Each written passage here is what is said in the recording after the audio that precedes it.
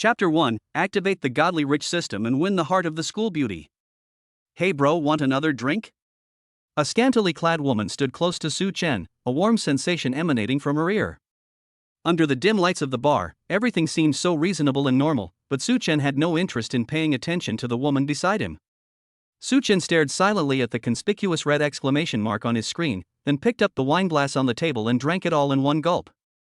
As he put the glass down, he glanced at a booth not far away and saw a very familiar figure being pulled along by several thugs to drink. The extravagant tycoon system is activating. Host, are you sure you want to bind? Countdown, 60 seconds. You will automatically forfeit if the time expires. Su Chen stared blankly at the confirm cancel 58 seconds message that appeared before him. What the hell is this? Su Chen's roommate was pouring him drinks. What the hell is this? This is XO. We're really taking advantage of you, guys. You're heartbroken, and Jingyi treated you to some expensive drinks. Just drink it. Having only drunk 2 cups, Su Chen was still relatively clear-headed. At this moment, he realized that the 2 options in front of him seemed to be visible only to him. With only 2 seconds left on the countdown, Su Chen silently confirmed. Ding! The extravagant tycoon system has been successfully bound. Please complete the tasks to activate the extravagant rebate program. Mission issued, steal the school beauty's first kiss. This is a system? A super rich system? Could it be that my impoverished college life is finally saved? After a moment of joy, Su Chen calmed himself down and carefully looked at the system's activation task, steal the school beauty Jiang Qingwan's first kiss? School beauty, first kiss. Su Chen couldn't help but look at Jiang Qingwan not far away. Jiang Qingwan was being pulled by a tattooed man who wanted to force her to drink, but Jiang Qingwan kept refusing. Holy crap! This is unacceptable. If this bastard gets there first, my system won't be able to activate. Su Chen suddenly stood up, flipped over the table, and rushed straight towards Jiang Qingwan. This scene left Su Chen's roommates dumbfounded. Holy crap! My buddy is Usain Bolt. Su Chen grabbed Jiang Qingwan from the thug's hand and, without saying a word, pulled her away and ran outside. The group of thugs exchanged glances, then looked around. What the hell's going on? Where's my girl? The tattooed man's lackey pointed towards the door and said, Boss, they got away. The tattooed man slammed his glass to the ground and yelled, Damn it! Chase him! By the time the thugs realized what was happening, Su Chen had already pulled Jiang Qingwan into a taxi. When they chased after them, the 2 had already disappeared. After the car started moving, Su Chen suddenly cupped Jiang Qingwan's cheeks and kissed her. With that kiss, a soft female voice echoed in Su Chen's mind. Congratulations, host, mission complete. The extravagant tycoon system has now been successfully bound. Any spending activity will earn you double the cashback or reward from the system. If your spending is deemed wasteful, you will receive 5 to 10 times the cashback reward. Ding! Mission complete, reward, 100,000 renminbi cash. New mission issued, gain Jiang Qingwan's favor completion rewards a perfect physique. Flirting with girls? Isn't that my forte? Smack! Jiang Qingwan, sitting in the car, forcefully shook off Su Chen's hand and slapped him across the face. Who are you? You suddenly dragged me out and even forcibly kissed me. Do you know? That was my first order. Do you know how much money that was? 10,000 yuan. A whole 10,000 yuan. I finally made up my mind. As she spoke, Jiang Qingwan began to sob. Jiang Qingwan's words were full of disappointment at losing the order, as if she had been prepared for the loss of her first kiss. Su Chen covered his face and looked at the beautiful eyes glistening with tears on her delicate face, and said, The most beautiful girl in the art department of Tianjin University is Jiang Qingwan, whose beauty is graceful and charming. Seeing that she had been recognized, Jiang Qingwan lowered her head and remained silent, like a kitten that had made a mistake. After the taxi drove through several streets, Su Chen signaled the driver to pull over. After paying the fare, Su Chen pulled Jiang Qingwan into a noodle shop and ordered 2 bowls of noodles. Jiang Qingwan whispered to Su Chen, classmate, could you please keep what happened today a secret? I don't want anyone to know. Huh? What happened? Did anything just happen? We just met, Jiang Qingwan. My name is Su Chen. Please take care of me. Hearing Su Chen's words, Jiang Qingwan finally felt relieved, and her sad expression softened. As 2 bowls of clear soup noodles were served, Su Chen said, "Eat something. You've drunk so much alcohol. Eating something warm will make your stomach feel better." Jiang Qingwan simply responded softly, then picked up a few strands of noodles. As the hot noodles entered her mouth, the tears welling up in Jiang Qingwan's eyes could no longer be held back, and they fell drop by drop into the noodle bowl. Looking at the beautiful girl in front of her who was adored by countless people, Jiang Qingwan seemed to be on the verge of breaking, not knowing what had happened to her. Su Chen stood up and expressionlessly used the hair tie on his wrist to tie up Jiang Qingwan's loose hair, then draped his coat over her shoulders. As Jiang Qingwan watched all this unfold, she looked at Su Chen and felt that he was radiating a warm glow. "Su Chen." Jiang Qingwan spoke softly, but Su Chen still heard her. Su Chen, who had just sat back down, turned to look at Jiang Qingwan with a puzzled expression. "Are you calling me?" Jiang Qingwan's face flushed red instantly, her mind a jumble of thoughts. Wiping away tears with one hand and holding chopsticks in the other, she mumbled, Why do you still carry a hair tie with you?" Su Chen looked at his wrist.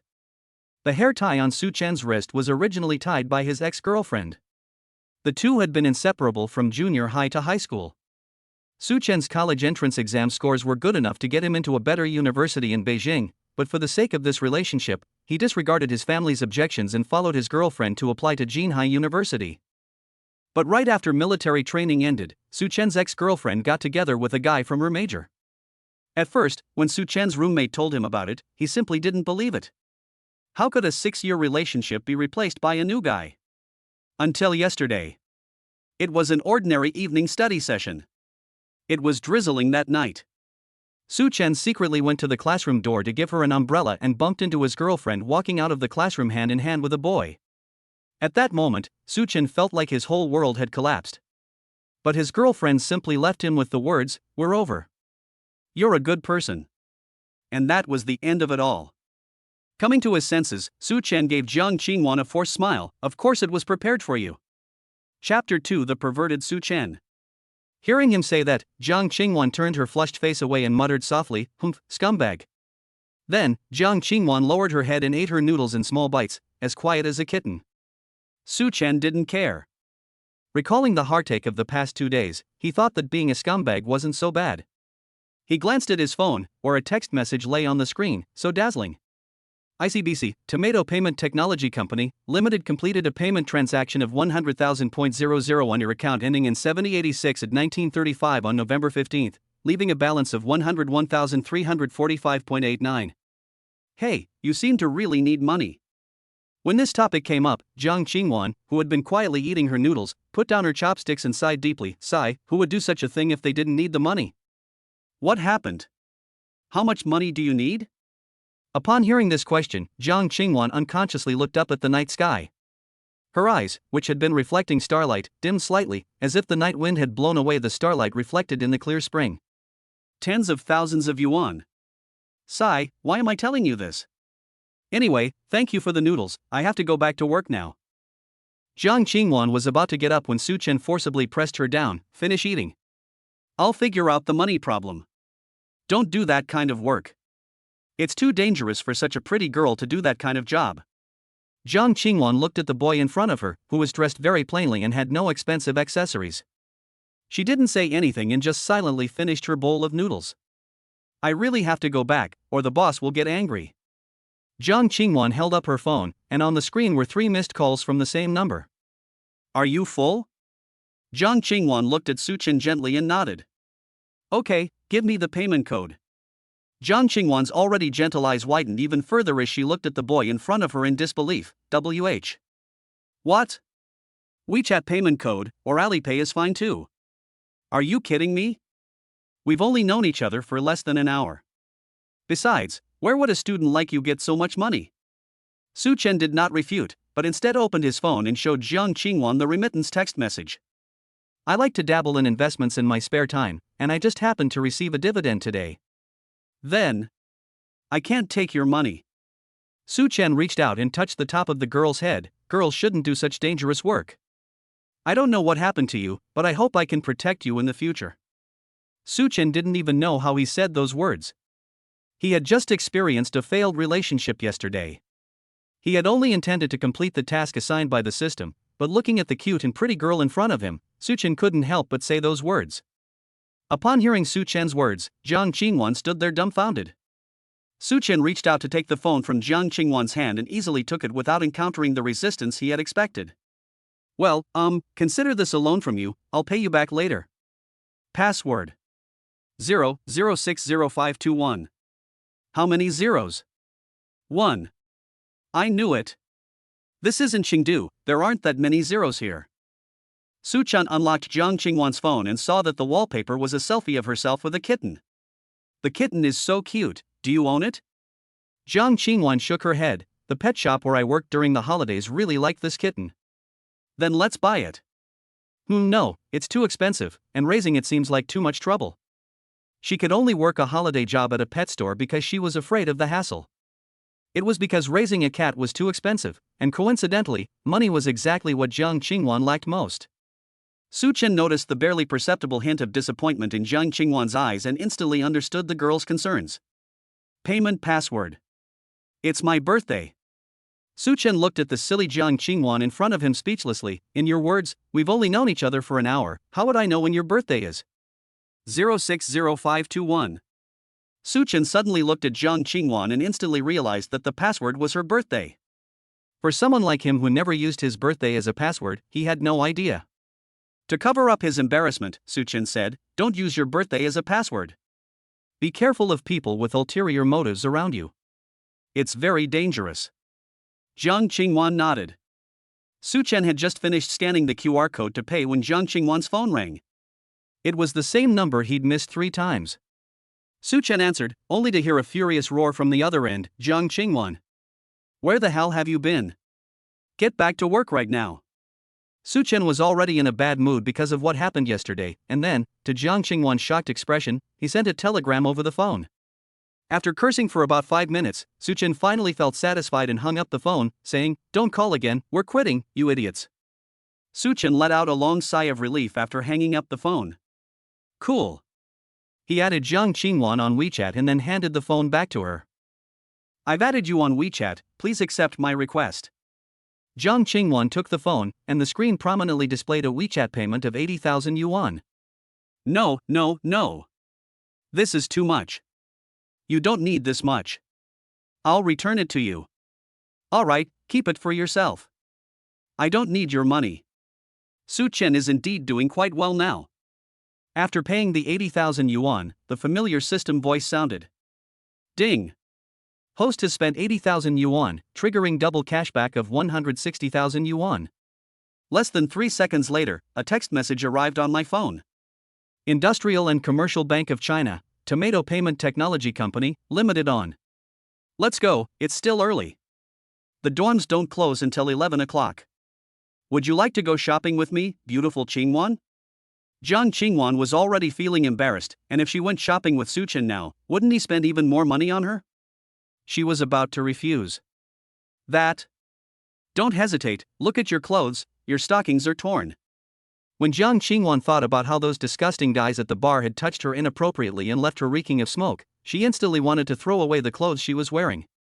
But your legs are so white, he. Jiang Qingwan's face flushed red instantly, pervert. Ding. Detected an increase in Jiang Qingwan's favorability. Current favorability is 40. Ding. Mission complete. You have received the system reward, Perfect Physique, which will be automatically used during your sleep at night. Favorability rating? Su Chen was full of questions. What was the use of this favorability rating? Ding. Analysis of the affection system. The system determines the affinity level as follows. 130 is for ordinary friends, 30-50 is for potential romantic partners, 50-70 is for romantic partners, 70-90 is for marriage partners, and 90 and above is for undying love. A hidden reward will be unlocked when the favorability rating reaches 100. Holy crap, there's even a favorability system. Classic. Jiang Qingwan blushed and sighed. Alright then, I'll take a taxi to the nearby shopping mall. It'll be convenient for getting back to school. Su Chen sternly stopped her, saying, how can you let the girl pay for a date? I'll pay. Su Chen quickly ordered a luxury ride-hailing car on his phone. A moment later, a Maybach slowly drove up in front of Su Chen, and the driver in a suit got out and opened the back door. Mr. Su, thank you for waiting. Please get in the car. Su Chen had taken countless ride-hailing services in his life, but this was the first time someone had opened the door for him. He had to admit, it felt amazing to be rich. However, Su Chen still politely gestured to Jiang Qingwan to let her get into the car first. As soon as they got in the car, Su Chen grabbed Jiang Qingwan's hand. Jiang Qingwan's hands were small and soft, as if they had no bones. When Su Chen thought of those soft little hands, some strange thoughts arose in his mind. He. Chapter 3. Do you believe in love at first sight? Jiang Qingwan looked at Su Chen in confusion, then remembered how Su Chen had forcibly kissed her in the taxi, and how she had even hit him. Does your face still hurt? What do you think? Small hands, but surprisingly strong, hitting people so hard.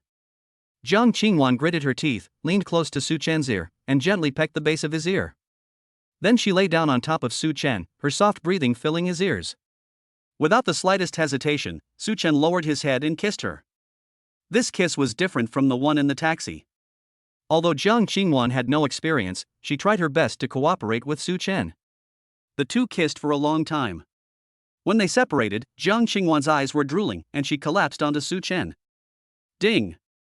Jiang Qingwan's favorability has increased, currently at 42. It must be said that the drivers of the luxury ride-hailing service were all highly professional. They drove attentively the whole time, and when they saw the two kissing, they immediately turned the rearview mirror up, making sure they didn't see anything they shouldn't. Upon arrival, the driver opened the car door, and Jiang Qingwan was helped out of the car by Su Chen. It was the first time Jiang Qingwan had experienced this feeling, and she felt completely weak. The two walked hand in hand into Mixi Mall. Su Chen pulled her straight to Dior, not for any other reason than that this thing was expensive. How many girls don't like luxury brands? But most are deterred by their high prices. Hello, welcome to Dior at Mixi Mall. Our store has the most complete stock in the entire Jinhai city. From bags to clothing, except for some limited editions, we have almost everything in stock. Could you please show us some clothes? I need to buy some for my girlfriend. Okay, this way please.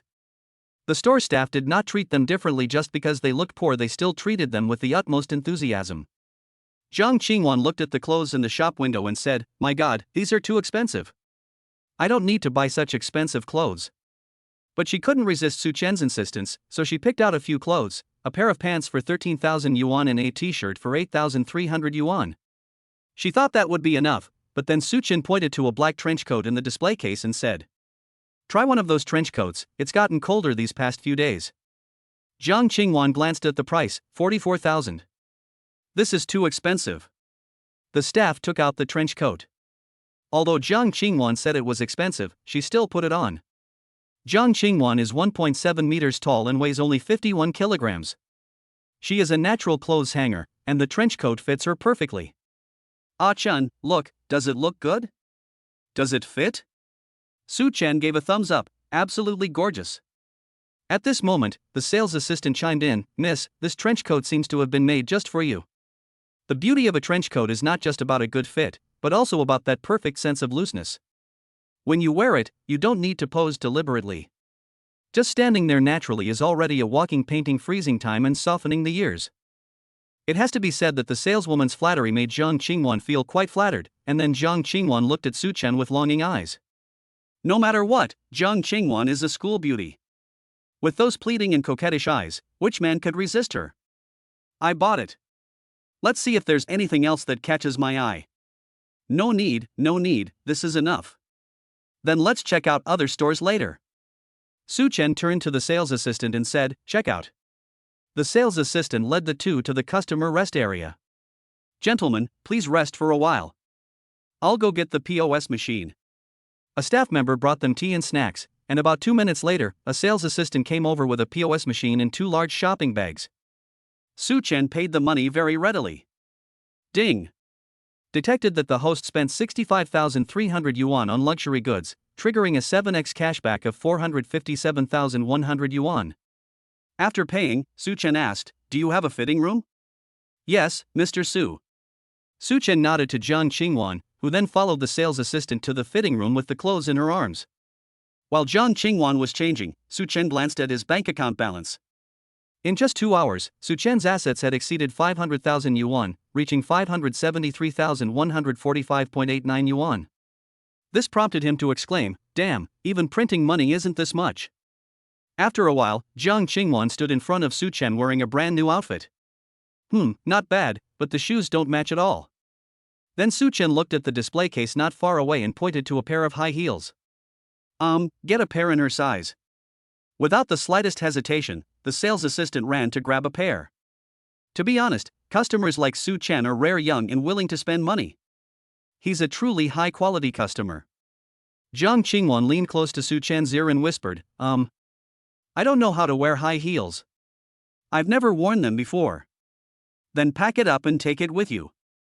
Go back and practice with these shoes. I'll take you to buy another pair." After the shoes were installed, Su Chen paid another 9,500 yuan, but this time he was unlucky and only got a five-fold cashback, which amounted to 47,500 yuan.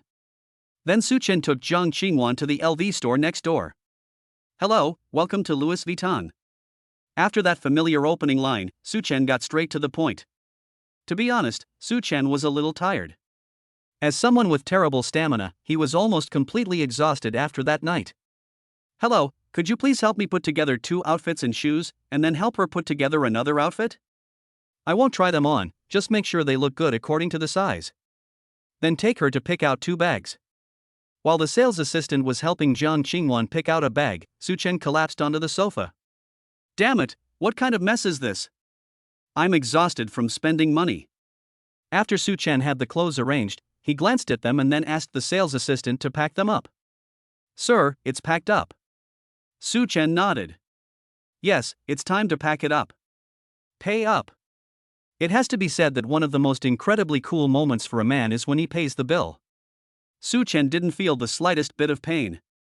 The clothes and the 2 bags that Jiang Qingwan chose together cost 370,000 yuan. When the money was transferred from Su Chen's account, Su Chen could hardly contain his joy. "Damn! I should have just come here to buy the bag, it would have saved me so much trouble." Ding! Detected that the host purchased luxury goods worth 370,000 yuan, triggering a 9x cashback bonus of 3,330,000 yuan. Ding! Detected an increase in Jiang Qingwan's favorability. Current favorability is 45. Su Chen appeared calm on the surface, but inside he was ecstatic. When Jiang Qingwan saw the bill, her mind went blank. She hadn't expected that the 2 bags she had randomly picked would cost 260,000 yuan. She hurriedly grabbed Su Chen, who was about to leave. "Chen, this bag is too expensive, let's return it, I didn't expect it to be so expensive." Su Chen thought to himself, "I can't just cancel it. If I do, I'll have to ask the system to take the money back." He had finally gotten lucky and won 9 times the amount. Su Chen snatched the receipt, tore it into pieces, and threw it in the trash can. "It's not much money, don't worry, I'll take care of you. Let's go, it's time to go back to school, otherwise the dorms will be locked down." As Su Chen pulled Jiang Qingwan's hand and walked out, the system's voice kept echoing in his mind. "Jiang Qingwan's favorability has increased. Current favorability is 46. Jiang Qingwan's favorability has increased. Current favorability is 47. It kept rising until it reached 53 points before stopping. Su Chen looked at Jiang Qingwan with great confusion. He hadn't done anything along the way, yet his favorability rating had inexplicably increased. Little did he know that just now, Jiang Qingwan had been frantically trying to win him over, and it all boiled down to one sentence. Jiang Qingwan looked up at Su Chen from the roadside. "Chen, do you believe in love at first sight?" Chapter 4, I'm not pretending anymore. I'm coming clean. I'm a millionaire. Su Chen stared into Jiang Qingwan's seemingly expressive eyes, smiled gently, pulled her into his arms, and lightly kissed the tip of her nose. "Of course I believe it. Then, Su Chen, are you willing to be my..." Before Jiang Qingwan could finish speaking, Su Chen extended a finger and pressed it against Jiang Qingwan's warm lips. "We've only just met. Can you say that after you get to know me better?" "Okay, the car is here, let's go back to school." Throughout the journey, Jiang Qingwan nestled quietly in Su Chen's arms. After this night, Jiang Qingwan felt as if her life had changed, but thinking about what had just happened, she still felt a little uncomfortable. Was he indirectly rejecting her? Or did he mean that she hadn't yet met his standards for a partner? Jiang Qingwan looked up at Su Chen, thinking, someone like him must have very high standards for choosing a partner. Su Chen noticed that Jiang Qingwan in his arms was looking up at him, so he smiled at her and said, "You must be tired. You've been traveling all night. We'll be at school soon. I'll take you to your dorm. You have a lot of stuff. Jiang Qingwan shook her head. I'm not tired. With you here, I'm not tired at all. Although she said that, Jiang Qingwan fell asleep in Su Chen's arms in less than 5 minutes. The drive took nearly half an hour. Jinhai University is located in a relatively remote area, quite a distance from the city center. When the car stopped at the school gate, it was already 10:15. There were still 45 minutes before the dormitories were to be closed. Su Chen gently patted Jiang Qingwan's shoulder, and the latter, still sleepy, climbed off Su Chen. Morning. She was greeted by Su Chen's signature gentle smile. Good morning. Lazy cat, we've arrived at school. Let's go, the dorms will be locked down soon. Su Chen draped the trench coat over Jiang Qingwan's shoulders before signaling to the driver that they could get out of the car. After taking a bunch of shopping bags out of the trunk, I saw Jiang Qingwan standing by the roadside, swaying, her eyes almost closed, sometimes closing them and sometimes opening them a crack. Let's go back to the dorm and sleep. We can't sleep on the street. In November, Jinshi was still a bit cold, with the temperature reaching a high of around 10 degrees Celsius at night. Suddenly, a gust of cold wind blew by, instantly waking Jiang Qingwan, who was in a daze, and she hurriedly wrapped her trench coat tighter around herself. Then she hugged Su Chen's arm. Oh. It's so cold. Then let's hurry up, it'll be warmer when we get to the dorm. No, I want to walk slowly. I want to stay with you a little longer. Are you stupid? I'll come find you tomorrow morning, and we'll go have breakfast together. Yay! What should have been a 15-minute walk took them almost half an hour. After delivering Jiang Qingwan's pile of shopping bags to the dormitory entrance, Su Chen turned to go back to his own dormitory. He had only taken 3 steps when Jiang Qingwan called out to him from behind. As soon as Su Chen turned around, Jiang Qingwan rushed up, cupped his cheeks, and kissed him. There were still quite a few people downstairs in the dormitory building before it was sealed off. Hey! Hey! Isn't that Jiang Qingwan, the school beauty from the art department? The school beauty took the initiative to give a kiss. Many people took out their phones to take pictures of this scene and uploaded them to the school's confession wall. 3 minutes later, Jiang Qingwan glanced at her watch before reluctantly letting go of Su Chen. 10 minutes until the dorms close, so annoying. Su Chen reached out and pinched Jiang Qingwan's cheek. It's cold outside, let's go inside. I'm going back too. Hug me. Su Chen gave her a helpless hug, and only then did she turn around and go back to her dorm, satisfied. Don't forget, 8 o'clock tomorrow morning. Okay. If this had happened before, Su Chen would never have imagined that Jiang, the school beauty who seemed so aloof to everyone, was actually such a clingy and adorable girl behind the scenes. Su Chen, carrying a bunch of luxury shopping bags, almost made it into the dormitory building just as the dorm was sealed off. As soon as he entered the room, he collapsed into a chair. Hey, isn't this our heartbroken, hesitant guy? Where have you been all this time? Xin Feng turned around and saw the luxury shopping bags on the ground. Holy crap. Man, did you hook up with a rich woman? He's hooked up with a rich woman, he's hooked up with the school beauty. With that, Lu Mingqi raised his phone. The confession wall was already flooded with messages from the two of them. Shocking. Tianjin University's freshman beauty queen took the initiative to kiss him, but who is the boy? Picture. Video. Lu Mingqi opened the picture and zoomed in to the maximum. Su Chen's other 2 roommates hurriedly leaned closer to take a closer look, then looked at Su Chen, who was slumped in a chair, and then at the shopping bags on the ground.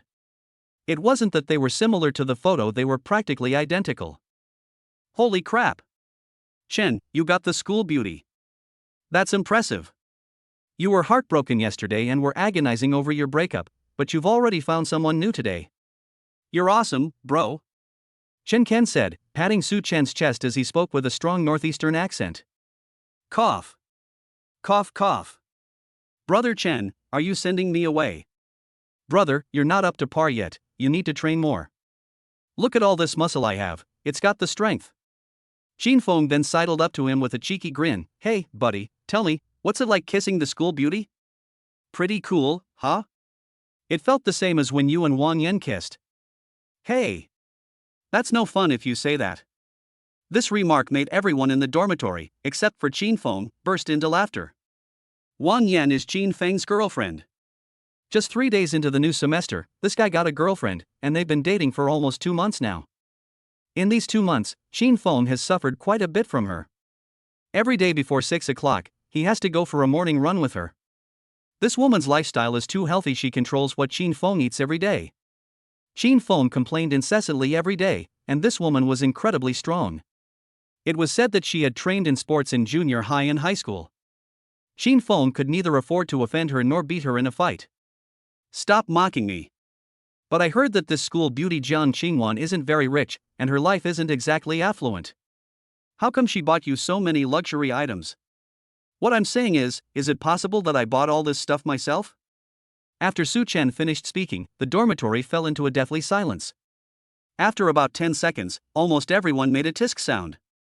Stop joking around, we know you too well. Look at that fork hanging on the balcony, it has 3 holes in it, and you still won't replace it. This pile must be worth tens of thousands of yuan, you can't possibly. As Shin Fong was talking, he prepared to climb the ladder to the bed.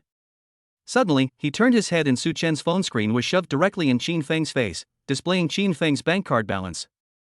Ones, tens, hundreds of thousands, millions, 3,570,000. No, buddy. You stole it. The other 2 roommates both stared at Su Chen, seemingly waiting for a bombshell explanation. Su Chen twisted his neck, leaned against the bed leg, and raised an eyebrow. I'm not pretending anymore, I'm coming clean. I'm a rich second generation, I'm a millionaire, I'm coming clean. The company I invested in before paid me a dividend today, 3.7 million. In a month. Su Chen's 3 roommates shouted in unison, holy shit. Shin Fong came over and hugged Su Chen tightly. Man. Damn it, you're all better now, and seeing you doing so well makes me feel really miserable. I'd rather be killed. Alright, man, stop talking. You treat us to dinner every night and take us guys out to have some fun. My days of treating are over. Compared to you, my monthly allowance of 100,000 is nothing. The dormitory was filled with the laughter of the 4 of them. This is what good brothers in the dormitory are like. You might envy them, but you won't be jealous. After all, they are father and son. Hey, by the way, Shinji, do you have any plans for tomorrow? Lu Mingqi poked his head out from the top bunk and looked at Su Chen. Tomorrow? Tomorrow afternoon should be fine. What's wrong? Come with me tomorrow, a beautiful woman said she misses you. Chapter 5, People Praise Each Other. A stunning beauty? Su Chen looked at Lu Mingqi above with a puzzled expression. He and Rumo, our club president asked me to recruit you as a model. Damn it. Again. Last time you drew me and I looked like a ghost. Lu Mingqi waved his hand helplessly and said, she said if you don't go, she'll wait for you at the dormitory entrance. Sick Su. Su Chen jumped onto Lu Mingqi's bed in a few quick movements and pressed Lu Mingqi down on the bed. It's all because of you.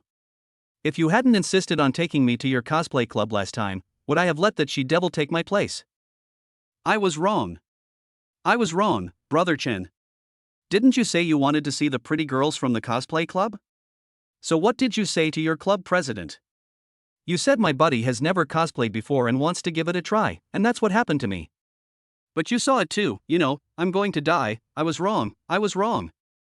Shen Ken, from the next bed, said, Teasy, let him go first. He's already been vomiting from all that. What if he really dies here? Our dorm will become a haunted house. Su Chen stood up and said, tell your club president that this is the last time. Don't look for me again. Also, when I went there last time, wasn't it Halloween? Everyone in your club was dressed up like ghosts. I didn't see a single pretty girl. I guarantee you'll see some beautiful women tomorrow, trust me. Okay, I'll trust you one last time. Sleep. Why are the roommates sleeping so early today? The 3 roommates are all completely drunk, and the only one who is sober is Su Chen, but he is so tired that he is almost dead. In the dorm, almost everyone fell asleep the moment they lay down. During his sleep, Su Chen's dreams were filled with running, weightlifting, and working out. The next morning, after waking up, Su Chen got up and rubbed his forehead. Damn, I slept so hard last night. Su Chen, shirtless, was about to go to the bathroom when Shin Fong, who had just finished his run, pushed the door open and came in.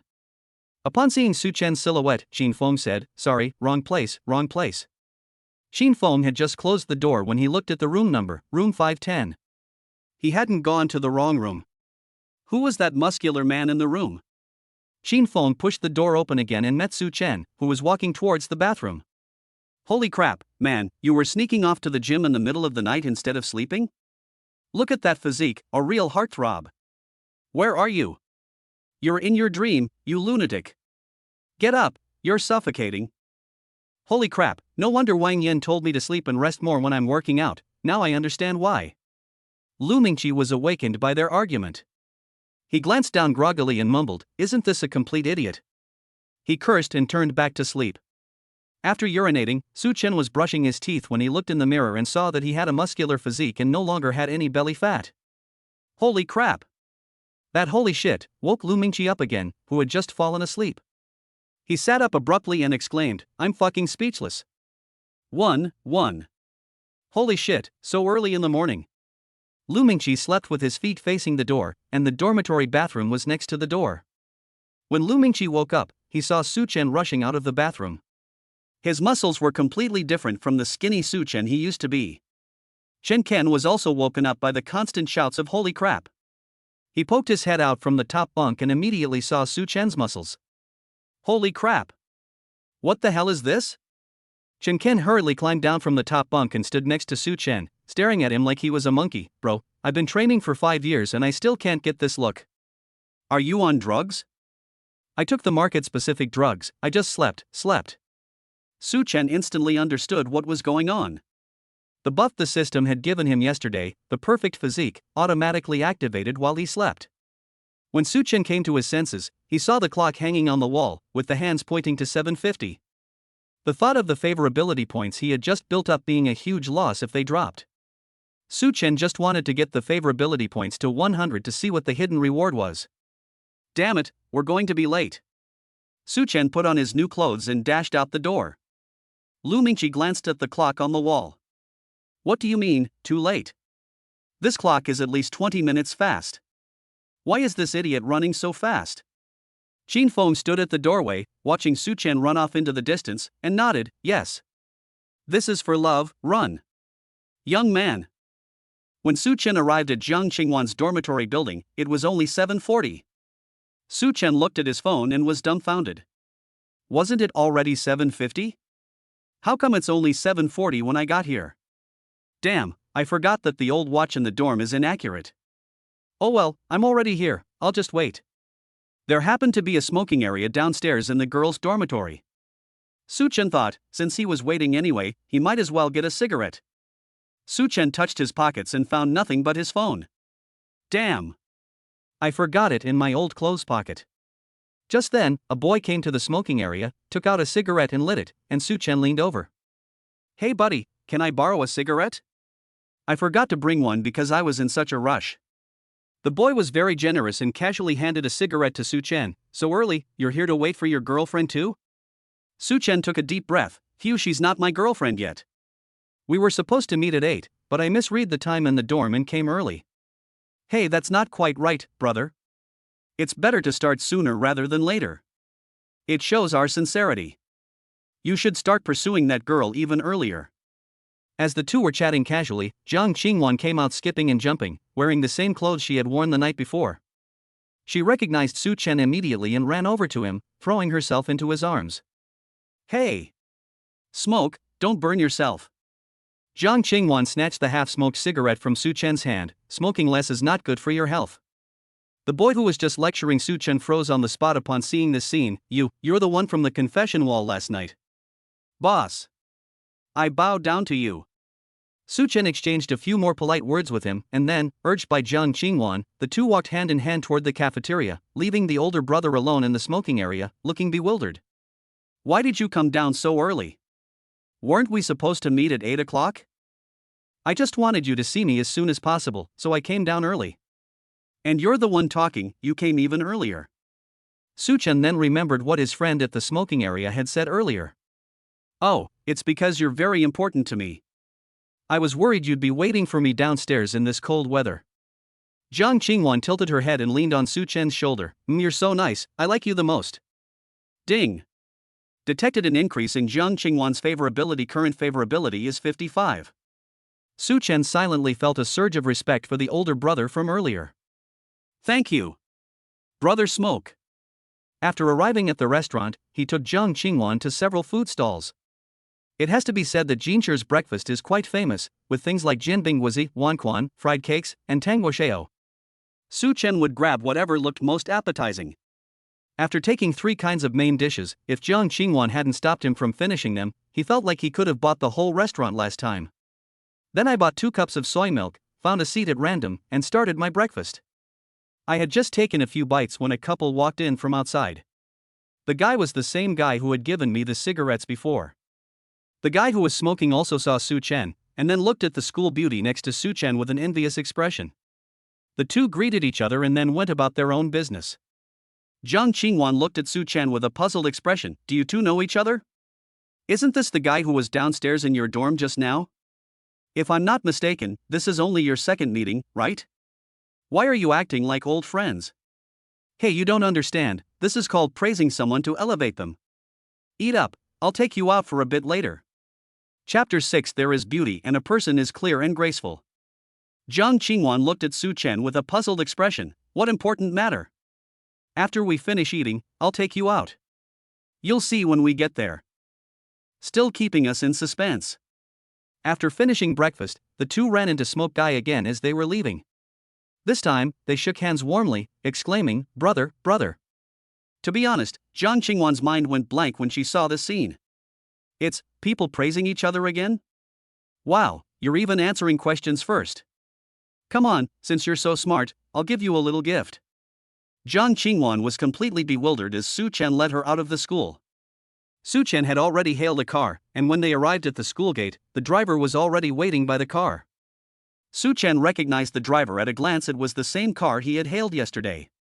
The driver also recognized Su Chen and Jiang Qingwan, since it was rare to see someone as young as them hailing a luxury ride-hailing car, and he remembered clearly that they had been affectionate in the car the whole way yesterday. Mr. Su, we've picked you up again. The driver opened the back door and gestured for him to enter. Yes, what a coincidence. It means we're destined to be together. Mr. Su, you are joking. There are not many luxury ride-hailing cars in Jinshi to begin with, and even fewer people have the ability to book them every day. There were still a lot of people in front of the school on the weekend morning, but most of them were young couples going out or students working part-time on the weekend. Many students looked at Su Chen with envy. He was driving a Maybach. They also saw Jiang Qingwan, the school beauty, next to Su Chen. Someone took a picture of this scene and posted it on the confession wall, which caused many people to speculate wildly about who this boy was. Some even guessed that Su Chen was the son of the richest man in Jinshi. On the bus, Jiang Qingwan, her head full of questions, asked, "Chen, where are we going?" Su Chen revealed a mischievous expression and smiled at Jiang Qingwan. What are you going to do? You're not going to sell me off, are you? You know what, with your beauty, you should fetch a good price. Jiang Qingwan looked surprised and said in a playful tone, "Tonic medicine, I'm worthless." Su Chen turned his head and met Jiang Qingwan's expectant expression.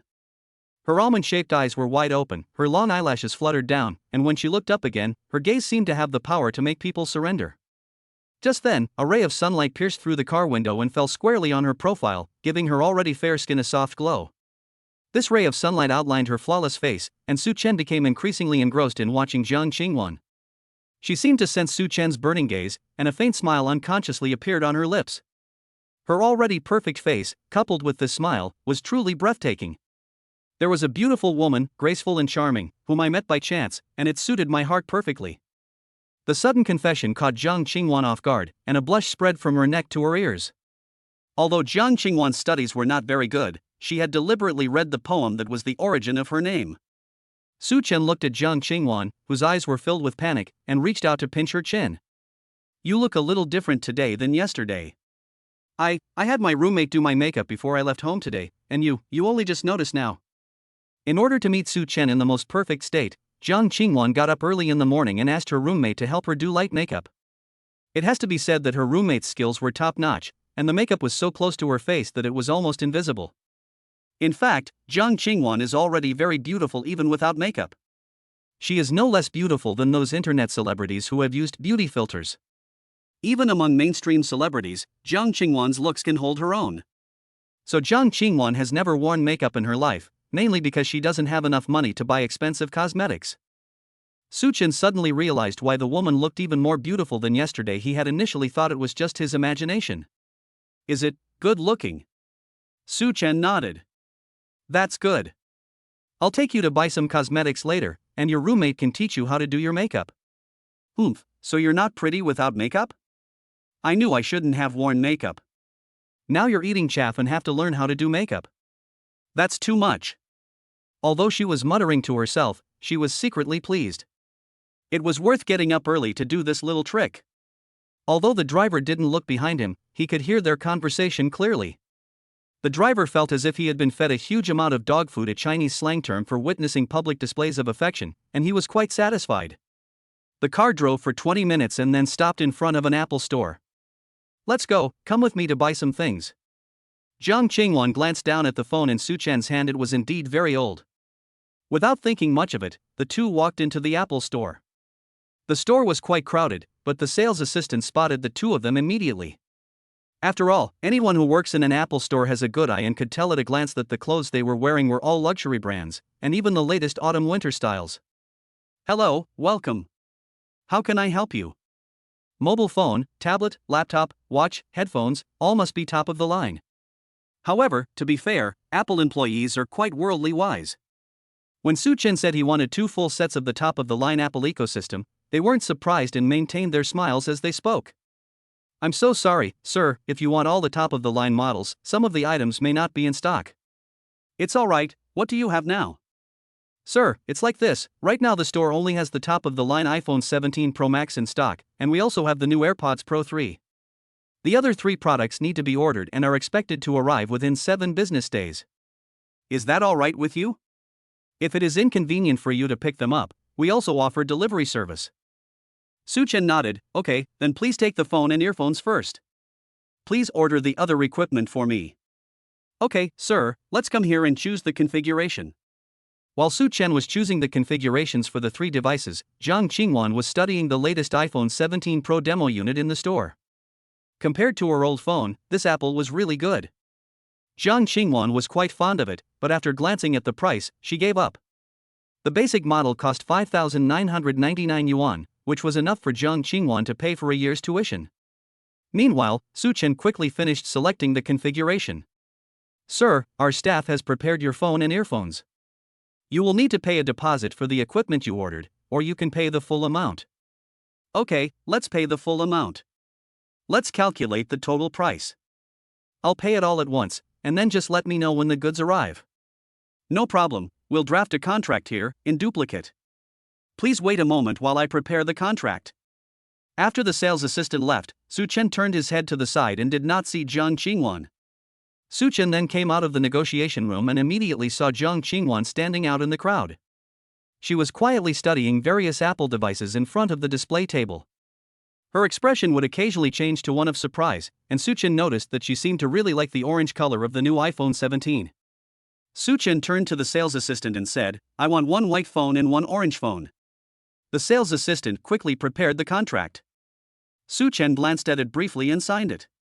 There was nothing to read about the official store's contract, it was all done perfectly. Sir, the total is 226,378 yuan. How should I pay? Suchin glanced at Jiang Qingwan, who was still playing on her phone in the lobby, and took out a bank card from his pocket, swiped the card. Ding! Detected hosts extravagant spending of 226,378 yuan on non-essential items, triggering a 6x cashback of 1,358,268 yuan. Chapter 7 Hello, new girlfriend. Suchin, carrying the paper bag of apples, quietly walked up behind Jiang Qingwan and whispered in her ear, What are you doing? Ah! Jiang Qingwan, who was originally focused, was startled and almost dropped the iPhone 17 Pro Max demo unit in her hand. Oh dear! You scared me. If you had fallen, it would have cost over 10,000 yuan. Don't suddenly appear and scare people, you might scare them to death. Jiang Qingwan chattered on and on with Suchin like a frightened kitten with its fur standing on end. Suchin reached out and grabbed Jiang Qingwan's hand. Jiang Qingwan, who had been pouting, instantly quieted down, staring at Suchin with her big eyes and letting out a soft humph. Let's go get something to drink. Jiang Qingwan snorted again, pouting as Suchin pulled her outside. Coincidentally, there was a Starbucks next to the Apple Store. Su Chen suddenly remembered something and turned to look at the pouting Jiang Qingwan. "Qingwan, this is fine. Every time I see Starbucks, it reminds me of a joke from before." Jiang Qingwan tilted her head and looked at Su Chen in confusion. "What?" Then Su Chen stood at the Starbucks entrance, speaking in a genuine Tianjin accent, and uttered that old Qing dynasty joke. "Starbucks coffee buy one get one free today only." Jiang Qingwan, who had been keeping a serious expression, couldn't hold back any longer. She laughed and patted Su Chen lightly, saying, "You're so annoying. Keep your voice down, we're still outside. These dead memories are suddenly attacking me." Jiang Qingwan quickly pulled Su Chen into Starbucks. Su Chen glanced at the menu and immediately spotted a coffee with an extremely long name. "Hello, I would like a Tahiti and vanilla almond latte." Jiang Qingwan, who was looking at the menu, paused when she heard the name. "What? How could a coffee have such a long name? It's so strange." Then Jiang Qingwan ordered a hazelnut latte. She then found a place to sit down and wait for her coffee. The coffee was ready in no time. After taking a sip of the warm latte, Jiang Qingwan felt completely revitalized. Su Chen opened the paper bag containing the apples, took out 2 mobile phones and 2 earphones, and placed the orange phone in front of Jiang Qingwan.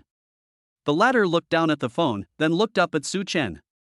Su Chen flashed his signature gentle smile again. Jiang Qingwan now understood that whenever he smiled like that, it meant he was about to forcefully give her a gift. She couldn't help but sigh in her heart. This guy must have money to burn. He must have spent almost 500,000 yuan in the last 2 days. Jiang Qingwan had no idea that he had just spent over 200,000 yuan at the Apple Store. "Open it. I saw that the screen was cracked when I used your phone yesterday. It would be bad if someone cut their hand." She knew very well that she couldn't refuse Su Chen, and since she had already bought it, Jiang Qingwan opened the phone packaging, and Su Chen also opened his. Jiang Qingwan's phone was orange, while Su Chen's was classic silver white. Then Su Chen gave her one of the earphones.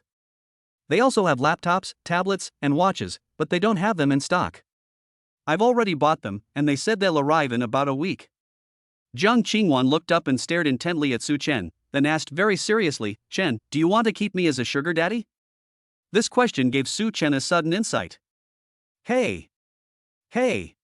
You know what? Su Chen had always been struggling with how the two of them should interact, and Jiang Qingwan's words were a revelation to him. Su Chen grabbed Jiang Qingwan's hands. "Is it okay?" "Huh, what?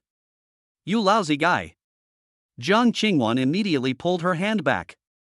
"If you want to be a sugar daddy, go be a sugar daddy. I want to be your real girlfriend."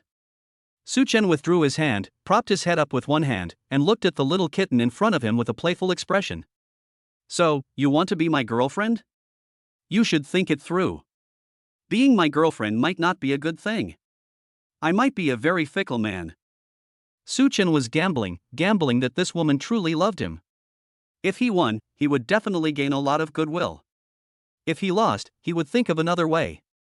Jiang Qingwan sighed and looked up at Su Chen. "Then let me ask you, is our current relationship any different from that of a boyfriend and girlfriend? Although I don't have much money, I know that few rich people like you are not fickle. I spent the whole night preparing myself mentally. I don't care how fickle you are, as long as you always love me and are there for me when I need you, I will be satisfied."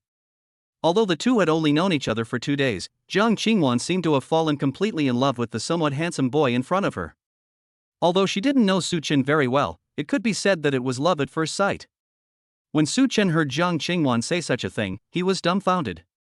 It was as if he had met a very rare and exceptional girlfriend who actually condoned his philandering. Su Chen secretly made up his mind to cherish and protect the girl in front of him. Su Chen pinched the bridge of his nose, then looked up and extended a hand, solemnly saying, "So, my new girlfriend, would you do me the honor of having lunch with me later?" Upon hearing this, Jiang Qingwan's eyes, which had been brimming with tears, finally gave way and she placed her trembling hand in Su Chen's. Ding! Detected that Jiang Qingwan's favorability has increased, currently at 70%. "You bastard! I want a good lunch, don't try to fool me." Su Chen got up and sat next to Jiang Qingwan, taking a tissue to wipe away her tears. "Alright, little glutton, stop crying. If you cry and ruin your makeup, you won't be the prettiest little cat anymore." Jiang Qingwan leaned gently against Su Chen's chest and sniffled. Su Chen looked at the adorable Jiang Qingwan in his arms and smiled from the bottom of his heart. Su Chen thought for a moment. It seemed like it had been a long time since he had felt this happy with a girl. Starting in his senior year of high school, due to the pressure of studying, his ex-girlfriend argued with him almost every day, and they often had cold wars.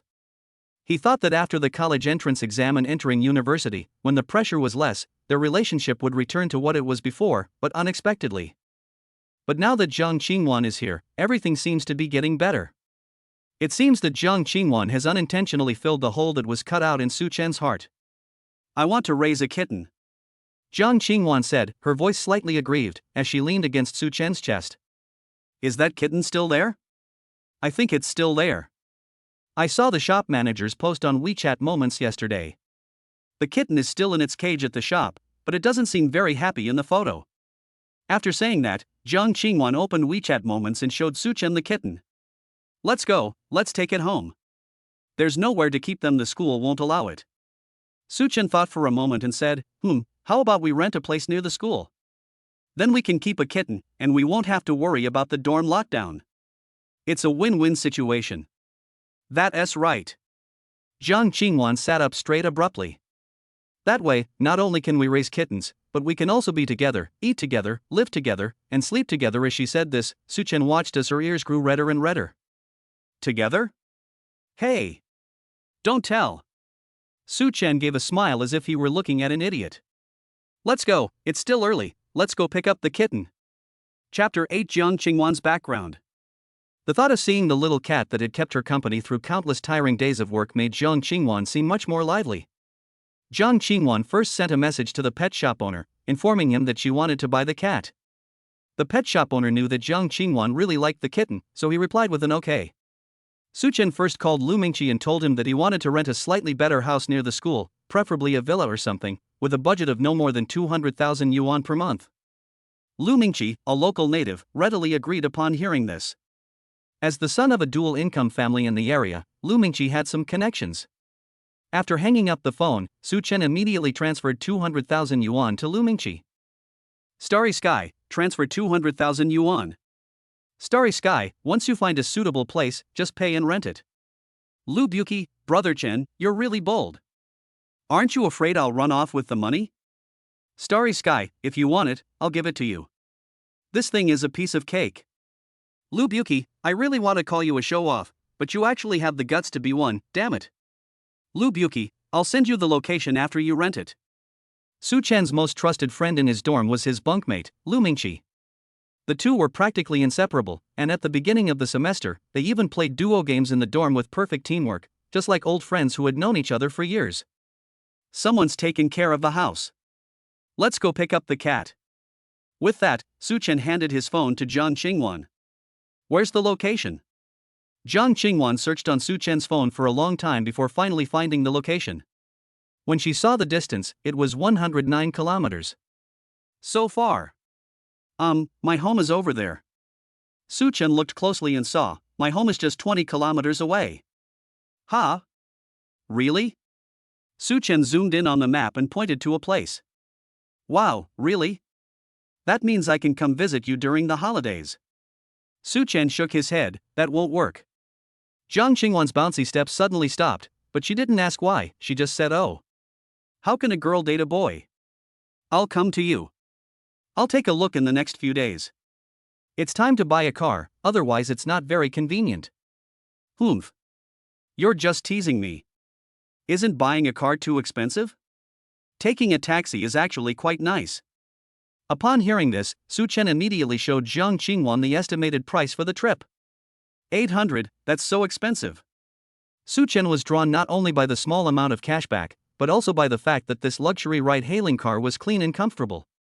As luck would have it, the taxi driver was the same one from this morning. As soon as he picked them up, his first words were, Mr. Su, it's you again. What a coincidence. Yes, this is the third time I've ridden in your car. When we get there, let's not settle the bill. We're going to buy a cat and we'll have to come back. I'll change the destination later. Okay, Mr. Su. It has to be said that the quality of the Maybach is incomparable to that of ordinary cars.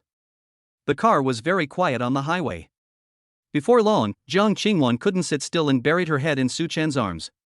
Chen, I'm sleepy. I'm going to take a nap. Wake me up when we get there. Jiang Qingwan nestled in Su Chen's arms like a kitten, enjoying the warmth of his embrace. Su Chen remained almost completely still the entire way. Fortunately, his body had been enhanced. An ordinary person would have been stiff long ago after an hour and a half. After getting off the highway, Su Chen woke up Jiang Qingwan, who was in his arms. Jiang Qingwan looked at Su Chen with a blank expression. Have we arrived yet? Almost there, wake up. We just got off the highway, a few kilometers to go. Jiang Qingwan, still half asleep, leaned against Su Chen's lap again. Su Chen helplessly reached out and rubbed Jiang Qingwan's cheeks. Wake up, wake up, wake up.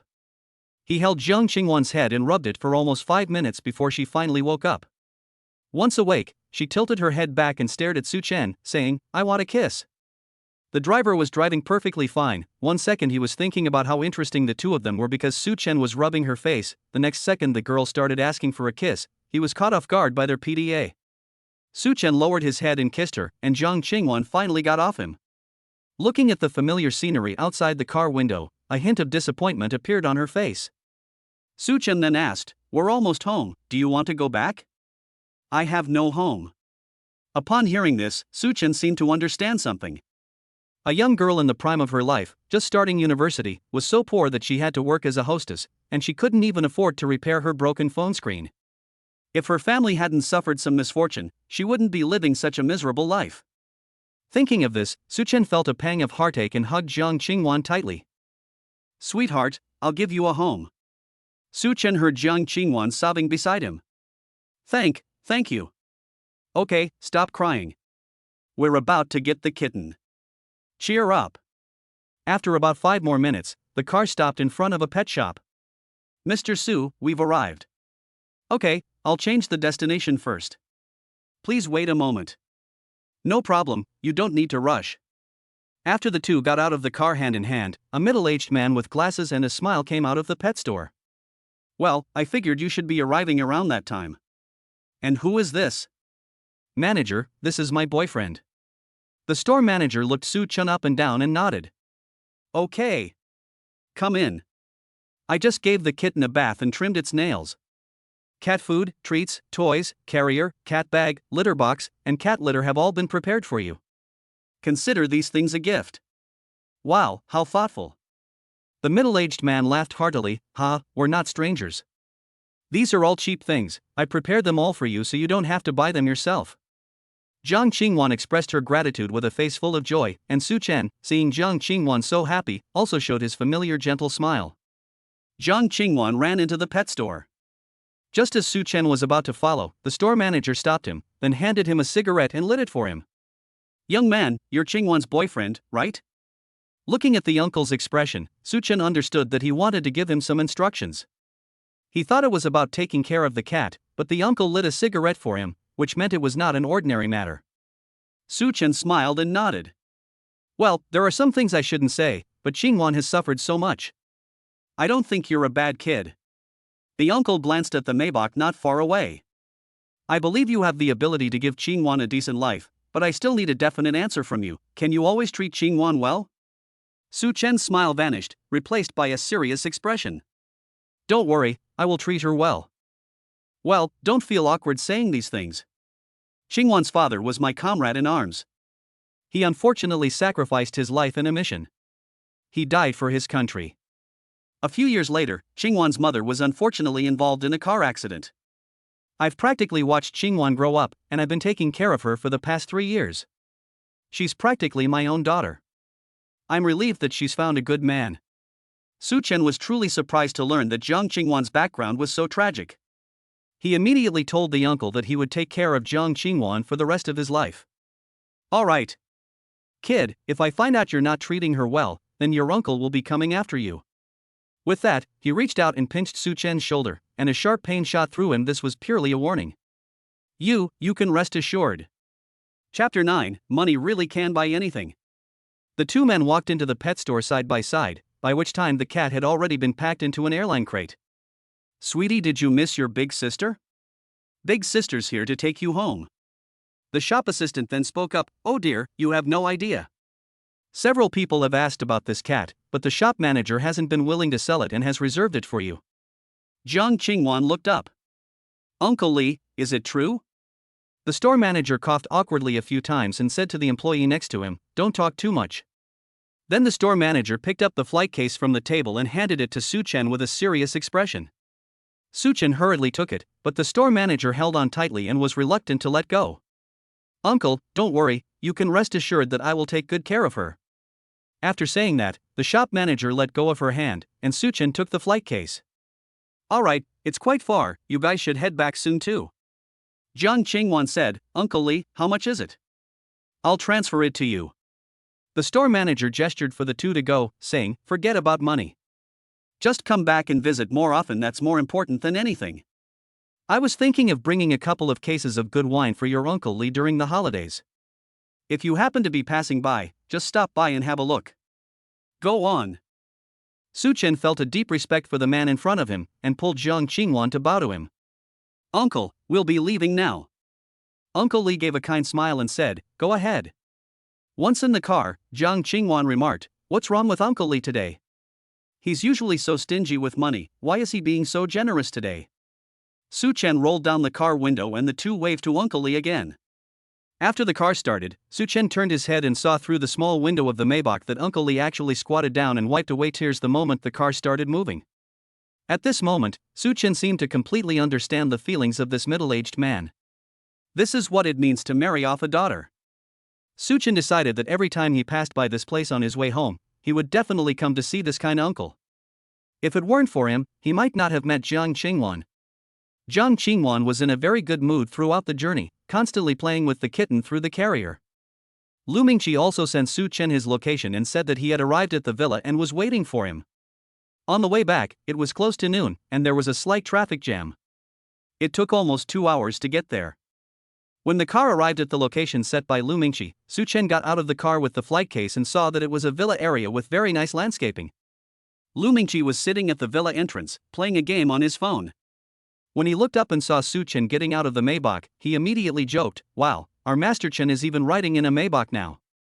Before she could finish speaking, Jiang Qingwan got out of the car. Lu Mingqi immediately changed his attitude and respectfully called her sister-in-law. Jiang Qingwan blushed when she heard the word sister-in-law. "Oh dear, don't call me that," she said, then looked at Su Chen. "Come on, let me introduce you. This is my best brother and my roommate, Lu Mingyuan. Look at your roommate, he seems reliable, unlike some people who just bully others all day long. Come on, stop teasing me, look at the new home I prepared for the kitten." Hearing this, Lu Mingqi was dumbfounded. Such a big house, rented just to be the home of a kitten? Aren't you a buddy? This apartment costs 180,000 a month in rent, and you're just renting it for your cat? No, that's not it either. We both live here too. Lu Mingqi slapped himself across the face. Damn it, serves you right for being so cheeky and asking questions. Did you get fed dog food? The three of them carried a large pile of pet supplies into the villa's yard, which even had a swimming pool and a garden. Jiang Qingwan looked around like a little elf, curious about everything. Lu Mingqi whispered to Su Chen, "Is this the legendary campus belle of Jian University? Wasn't she supposed to be extremely aloof?" Su Chen just smiled and said, "Let's go, let's put the cat and this stuff inside first." Perfect timing. This villa has a dedicated pet room on the first floor, which was just cleaned and disinfected a couple of days ago. Let our cat master move in with just his bags. After settling the cat in, it was already 12:30. Let's go, don't just watch cat eat, the three of us should have a bite too. However, Jiang Qingwan just wanted to stay with the kitten and didn't want to leave this place at all. "Chen, I want to move here today. I'm afraid the kitten will be scared at home by itself, after all, this house is so big." "Sure, but I don't have time this afternoon. Lu Mingqi and I have things to do." Jiang Qingwan revealed a very confident expression, "It's okay. I can do it myself. Do you need to move anything? Why don't you just buy new things? You still need to go back to the dorm occasionally, you can't just never go back to the dorm." Jiang Qingwan suddenly realized, "What you said makes sense. You guys go ahead and do what you need to do, I'll just order some takeout later." Su Chen and Lu Mingqi exchanged a glance and tilted their heads. After leaving Jiang Qingwan a key, the two set off to have dinner. Because it wasn't far from the school, and there were shared electric bikes available on the roadside outside the villa area, Su-chen didn't even need to hail a taxi, the two of them strolled out together. However, the location of the entrance to this villa area is quite interesting. It faces a commercial street with various shops along the way. The two found a restaurant serving boiled fish and simply ordered a 4-pound Xinjiang fish for a meal. After eating and drinking to their heart's content, Su-chen rode his electric scooter back to school. As soon as he got off, he said, "This thing isn't as comfortable as a Maybach. Brother Chen, sometimes I really want to fucking kill you. By the way, I still have 20,000 yuan left for rent, I'll transfer it to you." Su-chen waved his hand and said, "No need. You've been working so hard, I can't let you do all this for nothing. Besides, we're brothers, I won't forget you now that I'm rich." "Oh, Brother Chen, look, I feel so bad. I can't accept this reward without having done anything right. How is it a no-go? Didn't it help me rent a really awesome house? That's a great achievement. Alright then, I'll take it. Thanks, Brother Chen." Su-chen turned to Lu Mingqi and made an international friendship gesture. "Are you fucking done yet? Stop being so polite with me. By the way, come with me tomorrow afternoon when you don't have class, let's go look at cars. I'm so tired of taking taxis every day, it's really impossible to go out without a car." "Okay, what are you planning to do, Brother Chen?" "I've been taking ride-hailing services these past few days, and I've gotten Maybachs the whole time. I think they're pretty good and comfortable. Maybach is nice, but, Brother Chen, at our age, driving a Maybach makes us look like chauffeurs. If you like Mercedes, hey. How about a sports car?" "Sure, why not?" Su-chen said casually. After all, buying a sports car is definitely considered extravagant spending. Not only would he not spend money, but he would also make money. It's a win-win situation. "Okay, I'll tell my friend. His family owns a Mercedes-Benz 4S store. Yesterday, he posted a picture of a newly arrived SL63 in the group chat. It's silver on the outside and white on the inside." Lu Mingqi showed the picture to Su-chen. "Okay, this is the one. We'll pick it up tomorrow." "No way. Bro, you didn't even hesitate? Damn it. It's so good to be rich."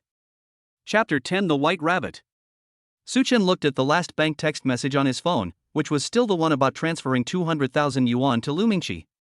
There was no cashback information, which proved that private transfers would not trigger the system's cashback mechanism. Only genuine consumption payments could earn cashback. But then I remembered that I had transferred money to Jiang Qingyuan before, but the money was clearly returned. That's too strange. Is there a bug in the system? But the balance has already reached 4.5 million. Su-chen originally wanted to hire someone to help him spend money, but now it seems that he can't just sit back and enjoy the benefits, he still has to do it himself. As Su-chen and Lu Mingqi entered the school gate, a tall girl with excellent proportions jogged towards them. If Jiang Qingyuan's face was the most beautiful, then the girl in front of them had a figure that was a gift from God. Holy crap, this must be a D-cup. The girl ran straight toward Su-chen and his companion, her steps carrying a youthful rhythm. Her perfect silhouette was sculpted by the soft autumn light, giving her an unreal appearance. Her beige knitted cardigan swayed slightly with each step, and the large breasts on her chest bounced up and down with every step. "Hey!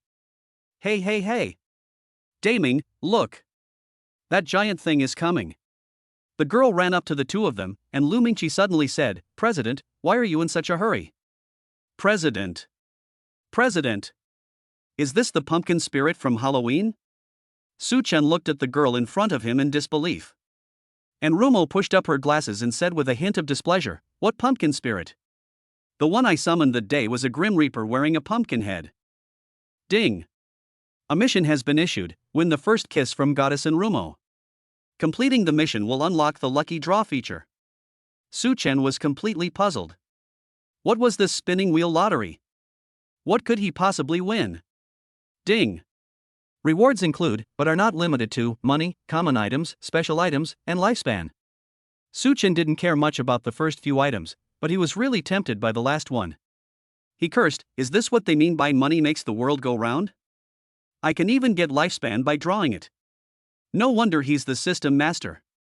While Su-chen was still in a daze, and Rumo put her hand on Su-chen's shoulder and said, "Little brother, come help out at the club later," she even gave Su-chen a flirtatious wink. If the system hadn't told Su-chen that this charming woman in front of him still had her first kiss, Su-chen would never have believed it even if you beat him to death. Alright, I have something to do. Let's meet in the club room in half an hour.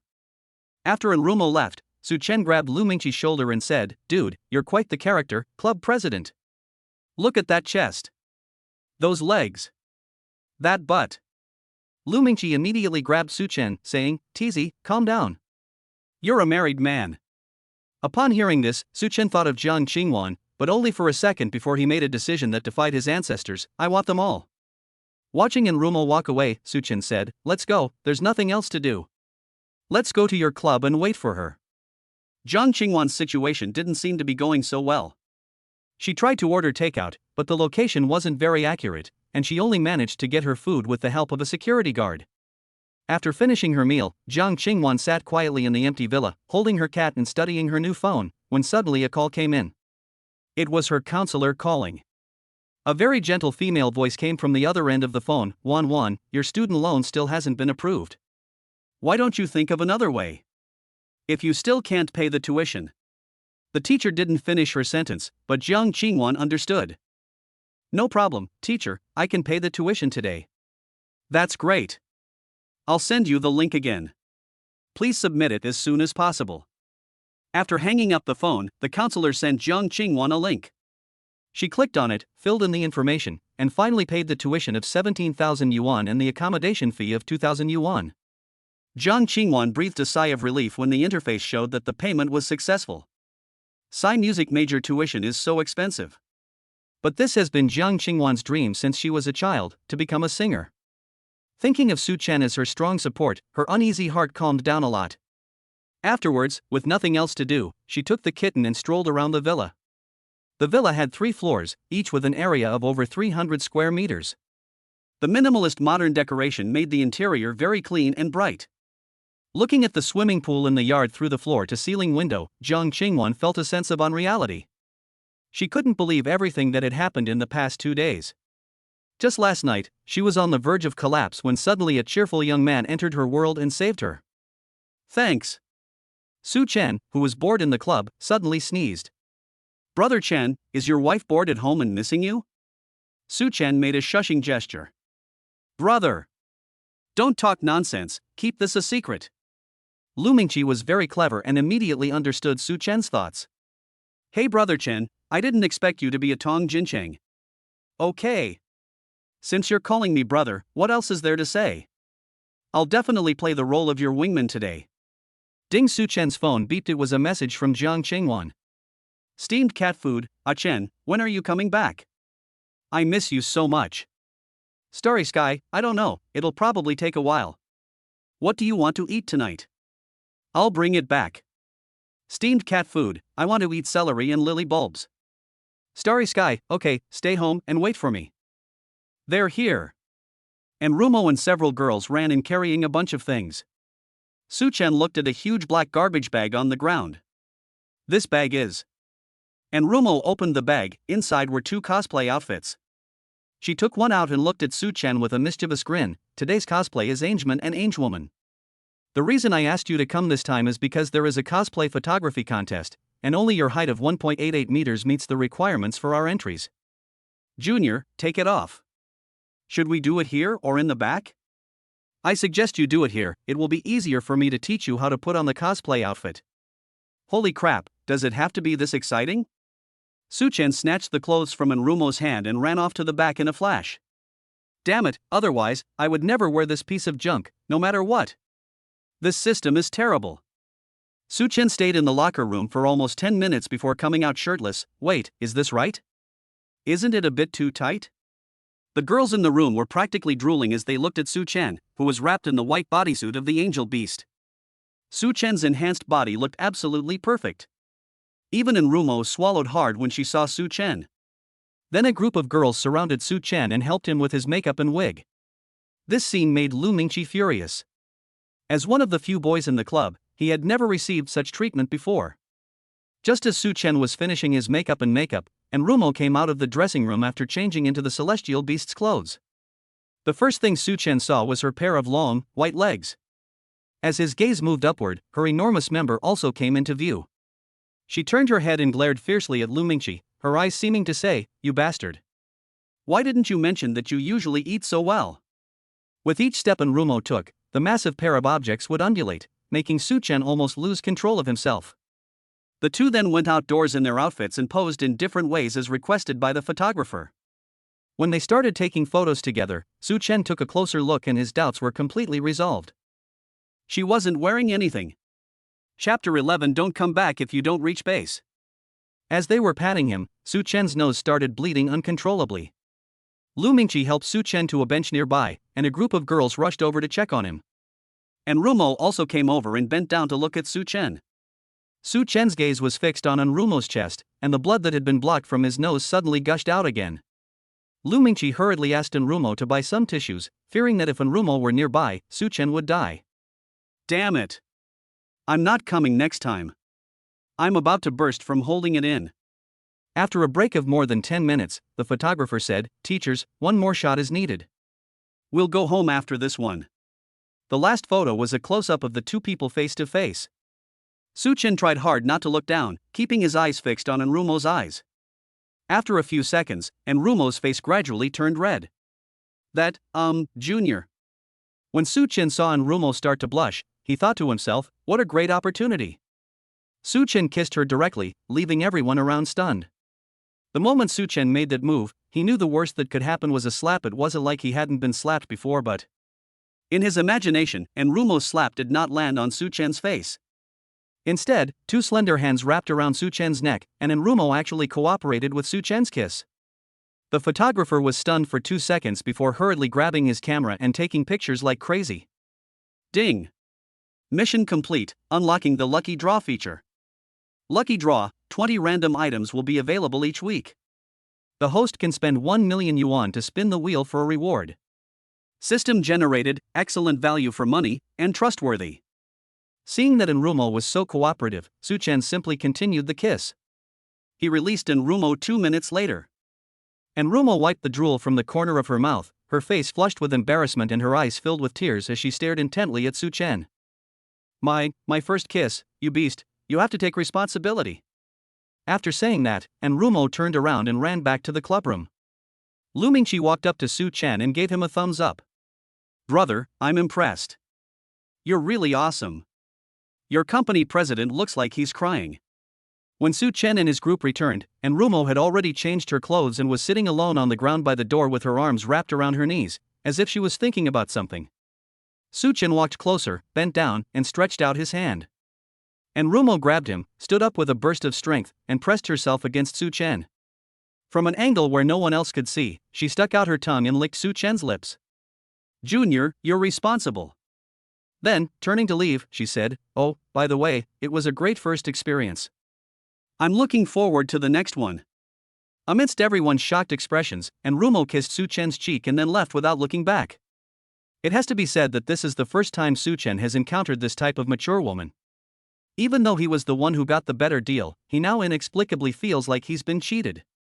Looking at this scene, Lu Mingqi exclaimed, "Damn, is this still Earth? Yeah, is this still the Earth I know?" Su-chen's world seemed to have been completely changed by the arrival of the system. Enrumo hummed a song all the way back to her dorm.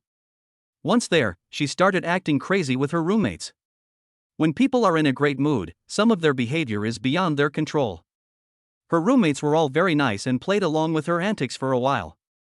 After calming down, Enrumo looked at a bed and asked, "Hey? Where's that freshman? Xingwan hasn't come back yet. She went out early this morning, why isn't she back? Didn't she say she went on a date with her boyfriend? She probably won't be back tonight." "Oh, I see. But that's normal, after all, she's a school beauty." Seeing Enrumo's radiant face, her roommate asked, "What's wrong with you today? You seem so happy." "Hee, it's a secret."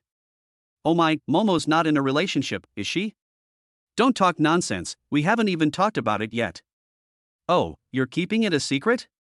Girls' dorms are always like this, everyone is extremely gossipy. Su-chen went back to his dorm and tidied up a bit. There wasn't much to tidy up, except to throw away his unwashed, smelly socks and underwear. He played 2 games with his roommates and then left with a clean pair of underwear. Before he left, Xin Feng tossed him a box of Okamoto 001 cigarettes. "Don't come back if you don't reach base. We don't live in a dorm for softies." Sexu. With his 3 roommates watching him leave with unwavering determination, Su Chen awkwardly walked out of the dormitory building. When Su Chen left the school, it was already dark. He rode his electric scooter straight to the villa area. When he arrived, he found a restaurant that looked expensive, packed a few dishes, and then leisurely rode back to his newly rented house. As soon as he entered, he saw Jiang Qingwan sitting in the entryway, dozing off while holding a cat. As soon as he heard the door open, Jiang Qingwan woke up immediately, threw the cat aside, and pounced into Su Chen's arms. Jiang Qingwan had just thrown herself into Su Chen's arms when she sniffed him suspiciously. Her gentle expression gradually turned into a frown. "You rascal! Have you been cheating on me? You smell like a girl's perfume. Why are you still wearing foundation? And you were even seen with someone else. It's only been a day. And you're already flirting with other people." Su Chen raised his hands in a gesture of surrender and said, "Oh dear, you really can't hide anything from me. I've got a bunch of pretty girls with me." Seeing that Jiang Qingwan's tears were about to flow again, Su Chen hurriedly added, "You have no idea, that guy Lu Mingqi took me to help out at that cosplay club he's in. I even did a cosplay and did my makeup. Quickly wipe my tears." Hearing Su Chen say this, Jiang Qingwan's uneasy heart was relieved. It turned out he had just gone to do a cosplay. She had thought he had cheated on her on the very first day. Jiang Qingwan told Su Chen to squat down, and she took a wet wipe from the side and wiped his forehead and neck thoroughly. "Oh dear, it's not clean. The makeup remover pads I ordered haven't arrived yet. Why don't you just bear with it for now?" "Okay." Su Chen, who was squatting down, grabbed Jiang Qingwan's buttocks and picked her up. Hey. It's too high. You started to doubt me the moment you walked in. This is your punishment." Jiang Qingwan reached out and stroked Su Chen's cheek, then lowered her head and kissed him. "This is compensation for you." Seeing Jiang Qingwan's surprised expression, Su Chen supported her with one hand and picked up the packed food with the other, saying, "Are you hungry? Let's eat." "My God, Ah-chun, how can you be so healthy? You're too strong." Su Chen gave Jiang Qingwan a mischievous look and said, "I'll show you something even stronger tonight." The naive Jiang Qingwan didn't immediately realize what those words meant. It wasn't until Su Chen carried her into the restaurant that she belatedly understood, and her originally fair face flushed red. Su Chen leaned down, pinched Jiang Qingwan's chin, kissed her ear, and whispered, "Looks like my little glutton understood." Chapter 12. You're responsible. Jiang Qingwan shuddered with fright and hurriedly opened and arranged all the takeout boxes. "Wow, celery and lily bulbs. Ah-chun, you're so kind. I'm so hungry." Jiang Qingwan immediately picked up her bowl and began to eat seriously. Su Chen couldn't help but laugh out loud at Jiang Qingwan's clumsy acting. Jiang Qingwan looked up and met Su Chen's gaze, and immediately her face was filled with a fake smile. Jiang Qingwan ate her meal very cautiously and slowly, like a flustered little deer. After finishing her meal, Jiang Qingwan took the initiative to clean up the table and take out the trash. She wandered around outside for 10 minutes before cautiously returning home. Instead of coming in directly after opening the door, she poked her head in, only to find Su Chen waiting at the door, who then pulled Jiang Qingwan inside. "Why does it take so long to throw out the trash? I'm worried. After throwing away the trash, I thought the environment here was quite nice, so I took a stroll around. Oh, right, I noticed that every house here has a luxury car parked in front of it.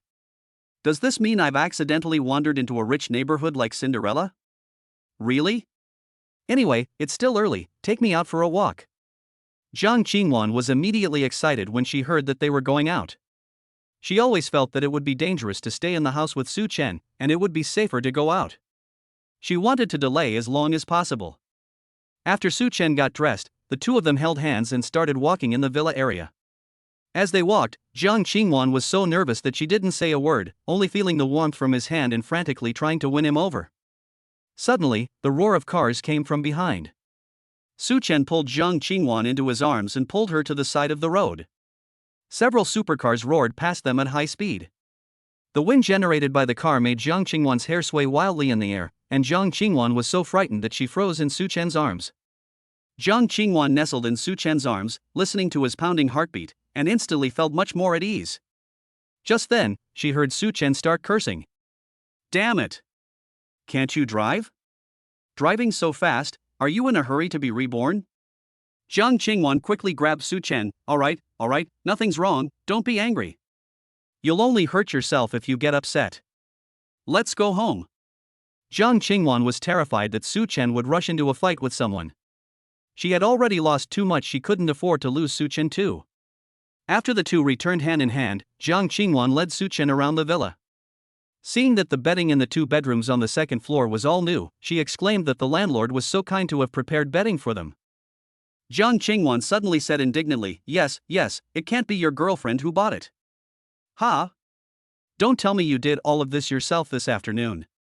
Of course, everything in this house, except for the furniture that you need, was bought by me. Of course, it was ordered online and delivered. Wow, my little glutton is amazing. Of course, reward me. Jiang Qingwan said, tilting her head back. Su Chen lowered his head and pecked her lips. Su Chen discovered that the villa had an indoor garage. After a quick look, he estimated that it could accommodate 3 cars if it didn't affect entry and exit. I went back up to the second floor and glanced at the courtyard. There were 4 parking spaces marked with pebbles. This house is really nice. Su Chen suddenly remembered something, turned to Jiang Qingwan and asked, do you have a driver's license? Jiang Qingwan was taken aback at first, then instantly understood. No, I don't want it. Why is it getting more and more expensive? Su Chen flashed his signature warm smile. You really know me inside and out. You know what I'm going to do even without me saying anything. It's settled then, I'll give you a gift tomorrow. No, I have class tomorrow, a full day of classes. You just need to sign for it. Aren't you being a little too nice to me? I don't have anything to repay you with, it makes me feel like I'm being kept.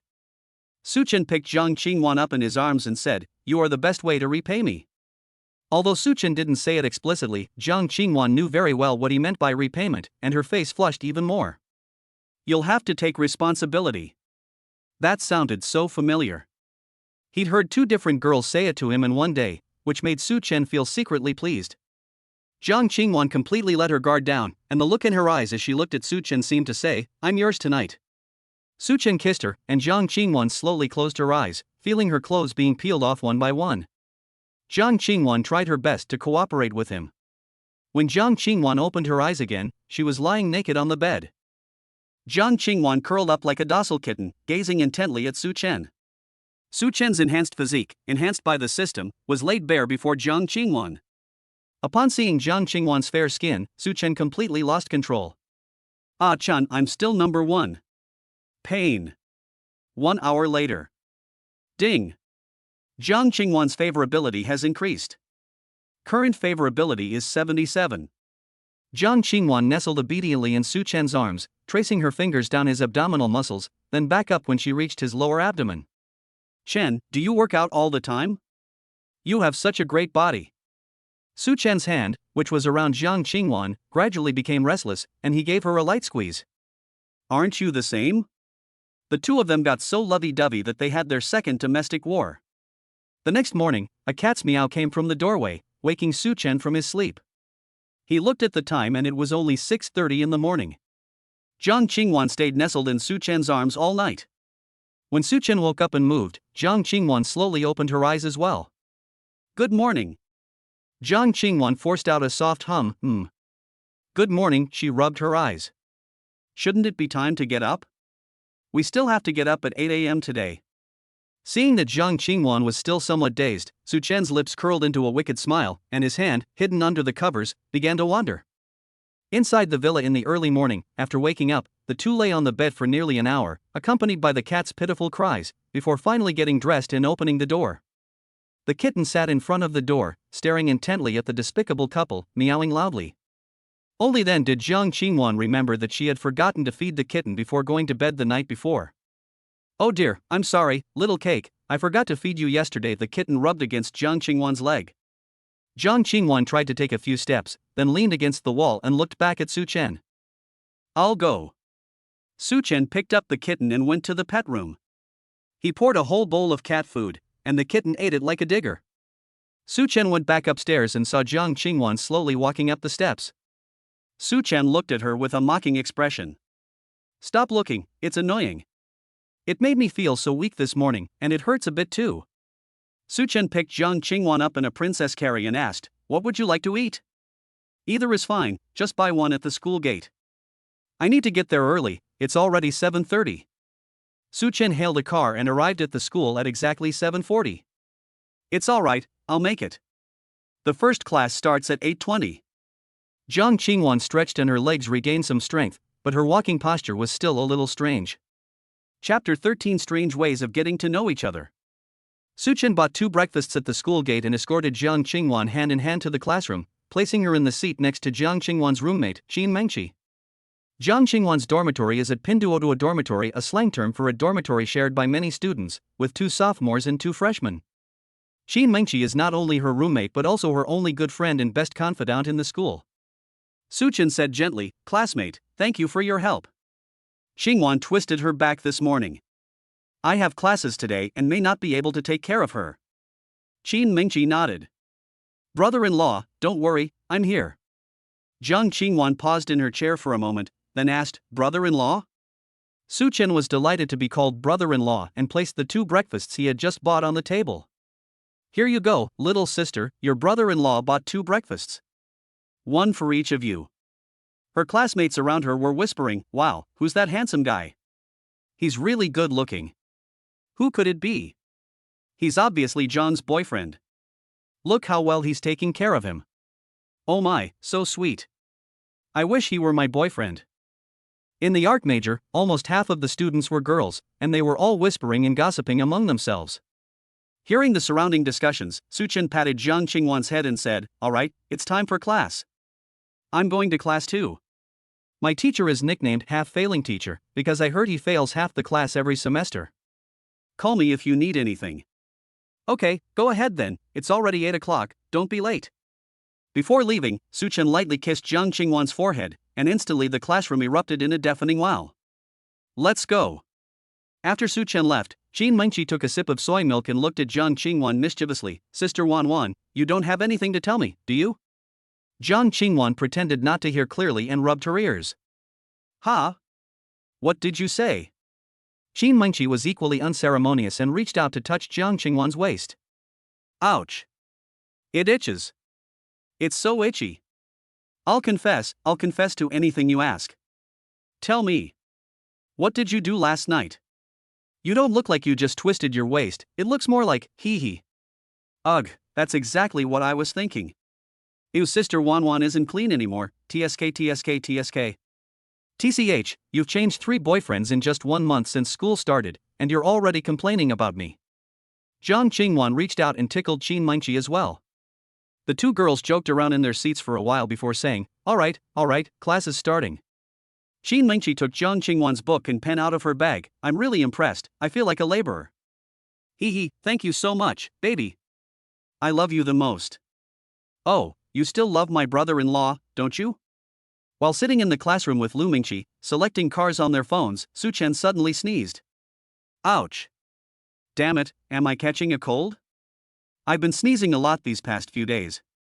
While scrolling through his phone, Lu Mingqi said, "I'm afraid another woman is talking about you." Su Chen asked Lu Mingqi to help him choose a car suitable for a girl to drive.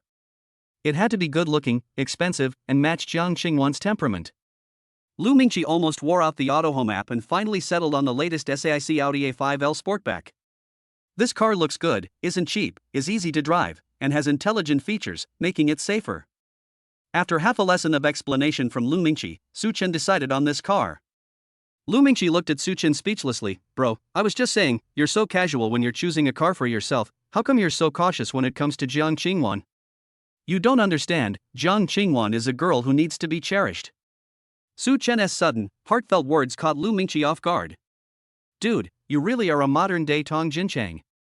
As the class ended and the bell rang, instead of rushing back to the dormitory, he dashed to the classroom where Jiang Qingwan was.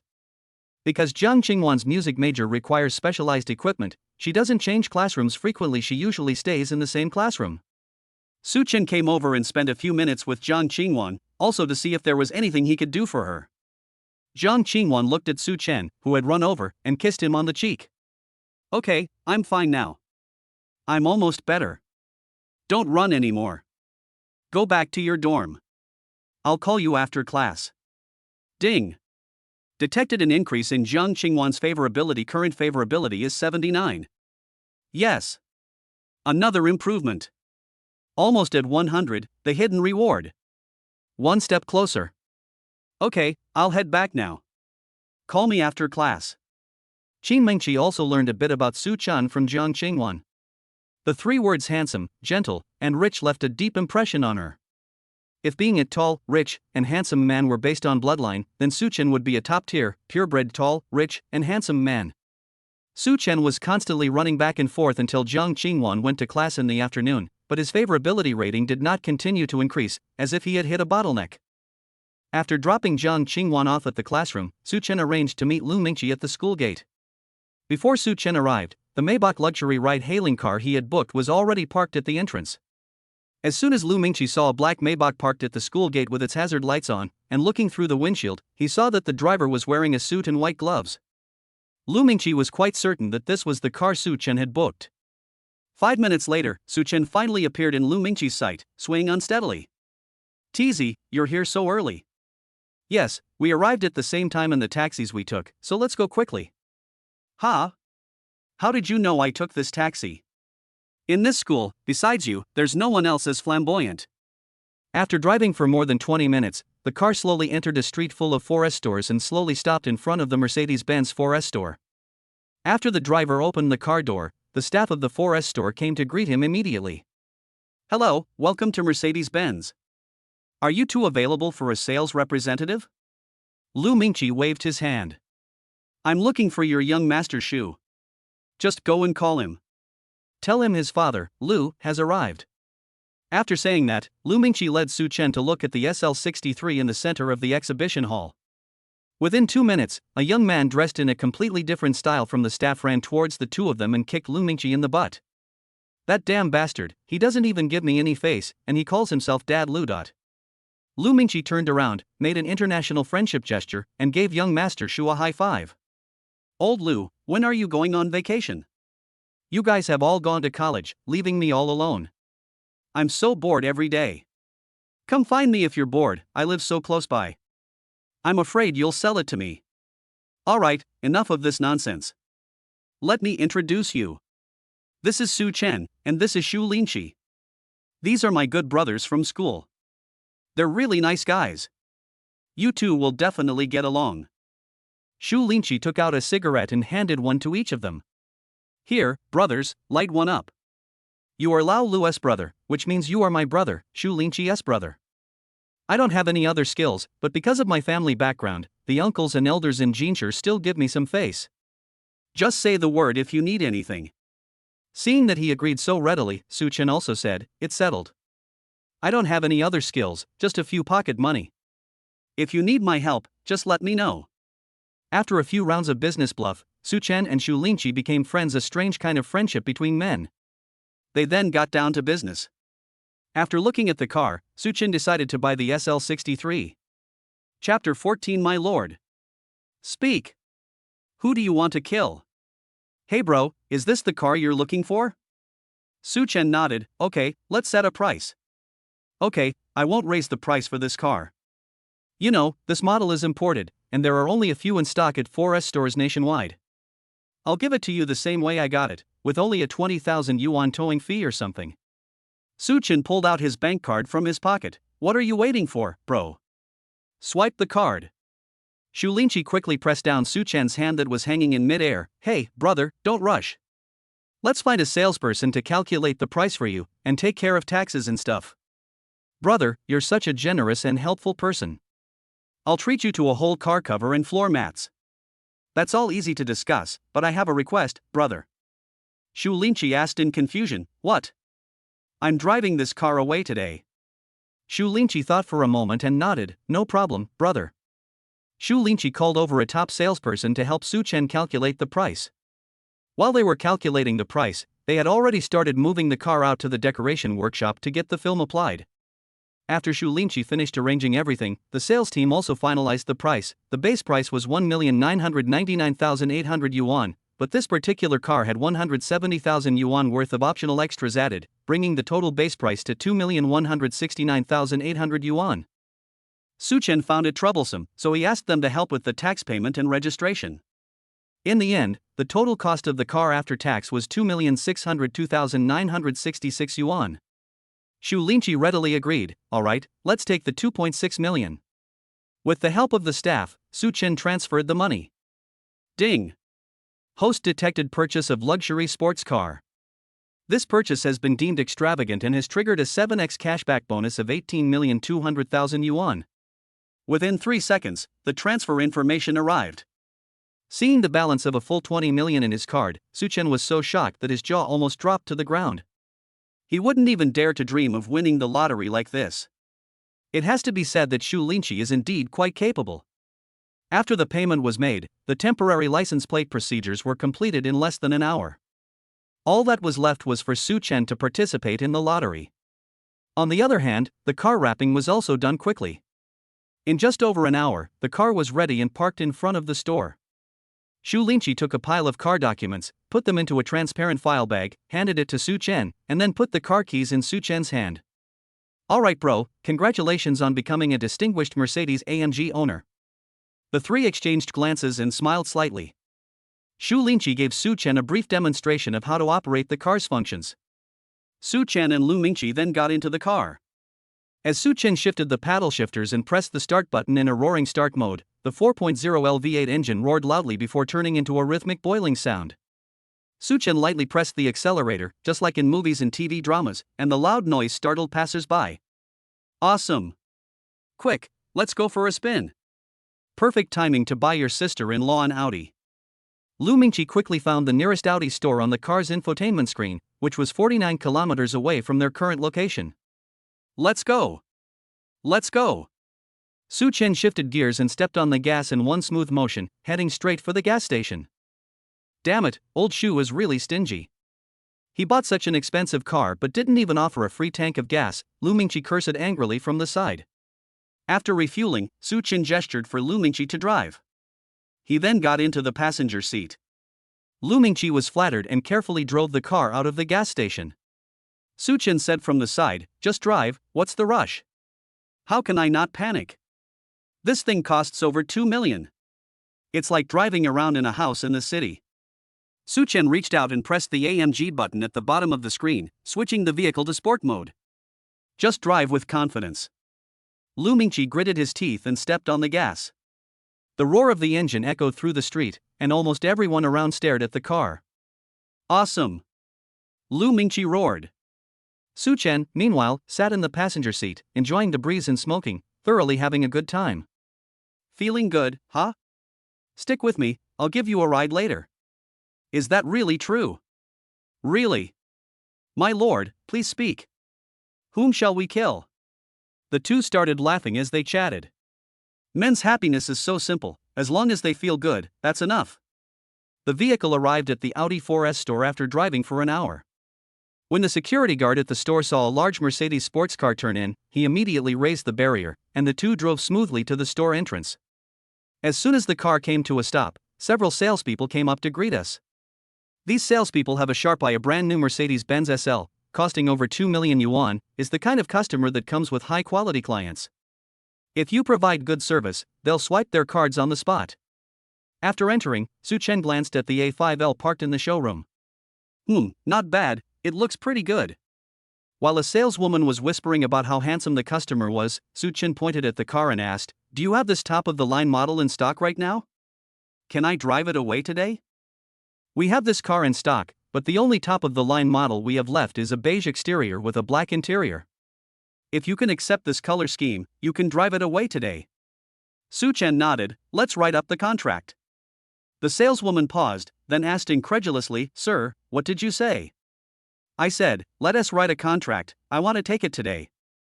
The salesperson wondered if he had misheard, as there was no familiar price negotiation step and they were going straight to writing the contract. He quickly stepped forward and said, "Okay, sir, please show me your identification. We'll start writing the contract right away." "Yes, I'm in a bit of a hurry. I need to leave before 4 o'clock. The salesperson glanced at the time. It was 2:50 p.m. With a serious expression, they said, "No problem, leave it to me." The salesperson glanced at the ID in their hand. It was from 2006. The salesperson immediately formed a mental image of Su Chen, a rich second-generation freshman in college. 5 minutes later, the salesperson returned with the contract and Su Chen's identification. Mr. Su, just to confirm, the vehicle you wish to purchase is the A5L Sportback Flagship Smart Edition, beige exterior and black interior, priced at 382,900 yuan. Please sign here if you are sure. Su Chen glanced at it briefly and then signed it. Lu Mingqi, who was standing to the side, said, I don't want to go out with rich people like you. You spend money like water without any concern. You buy things without even haggling. Su Chen smiled, looked up and said, oh well, it's not easy for anyone, I don't need this much. Lu Mingqi looked at the salesperson next to him, listen to this, is this even human language? If everyone treated me like a brother, your business would be so easy. The salesperson, beaming, said, yes, you two are clearly exceptional individuals. How many people can reach your level? The salespeople at the 4S store all spoke so eloquently that Lu Mingqi felt he could buy one himself. Su Chen paid the money readily, and with the help of the staff, he paid the taxes and insurance. After everything was completed, the total cost was 420,000. The system triggered a 5x spending cashback, rewarding him with 2.1 million. While the two were playing games in the lounge and waiting, a graceful figure walked in from the door.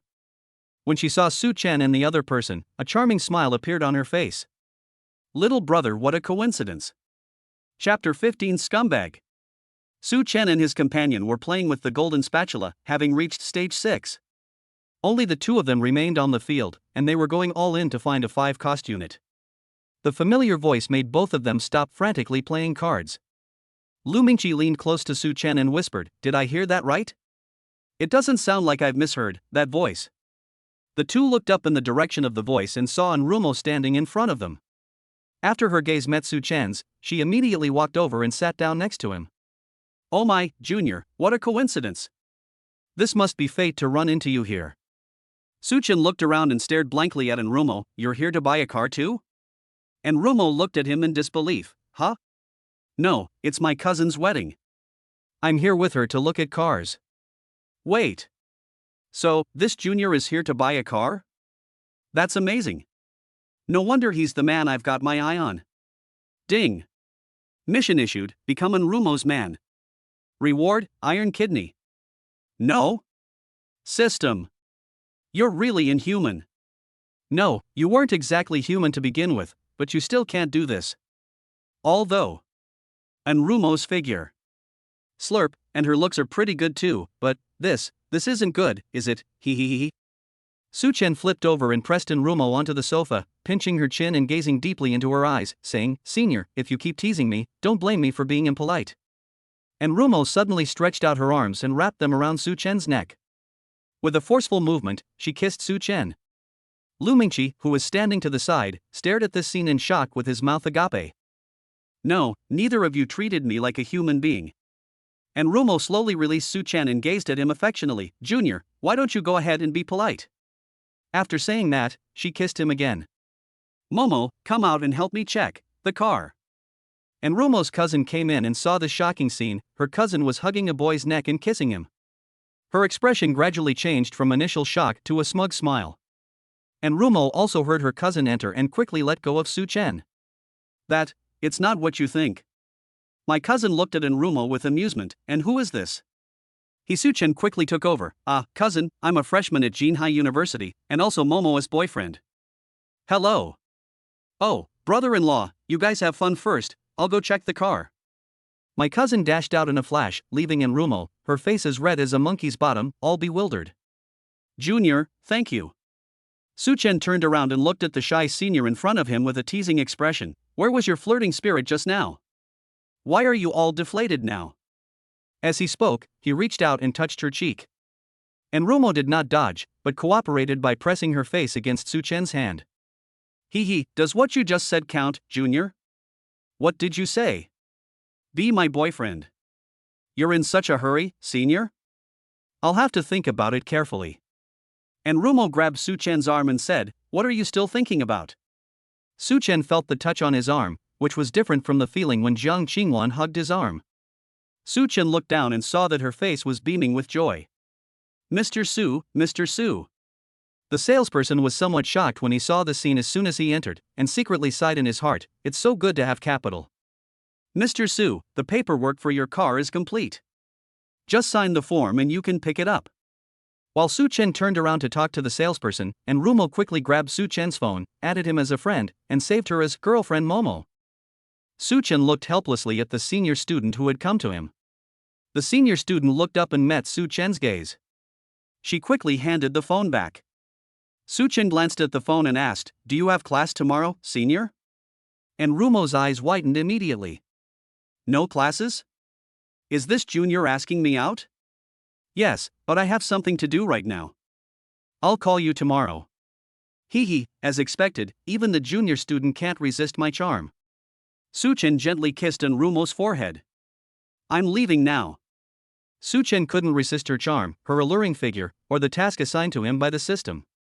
After signing the papers, Su Chen threw the car keys to Lu Mingqi, who looked incredulous. "You beast, you gave them to me? You should have said so earlier." "If you had said so earlier, I would have bought one for you too. This is Jiang Qingwan's. Could you drive it back to the villa for me?" "I can't drive it myself." "And who are you calling a beast?" "I'm just treating every girl equally."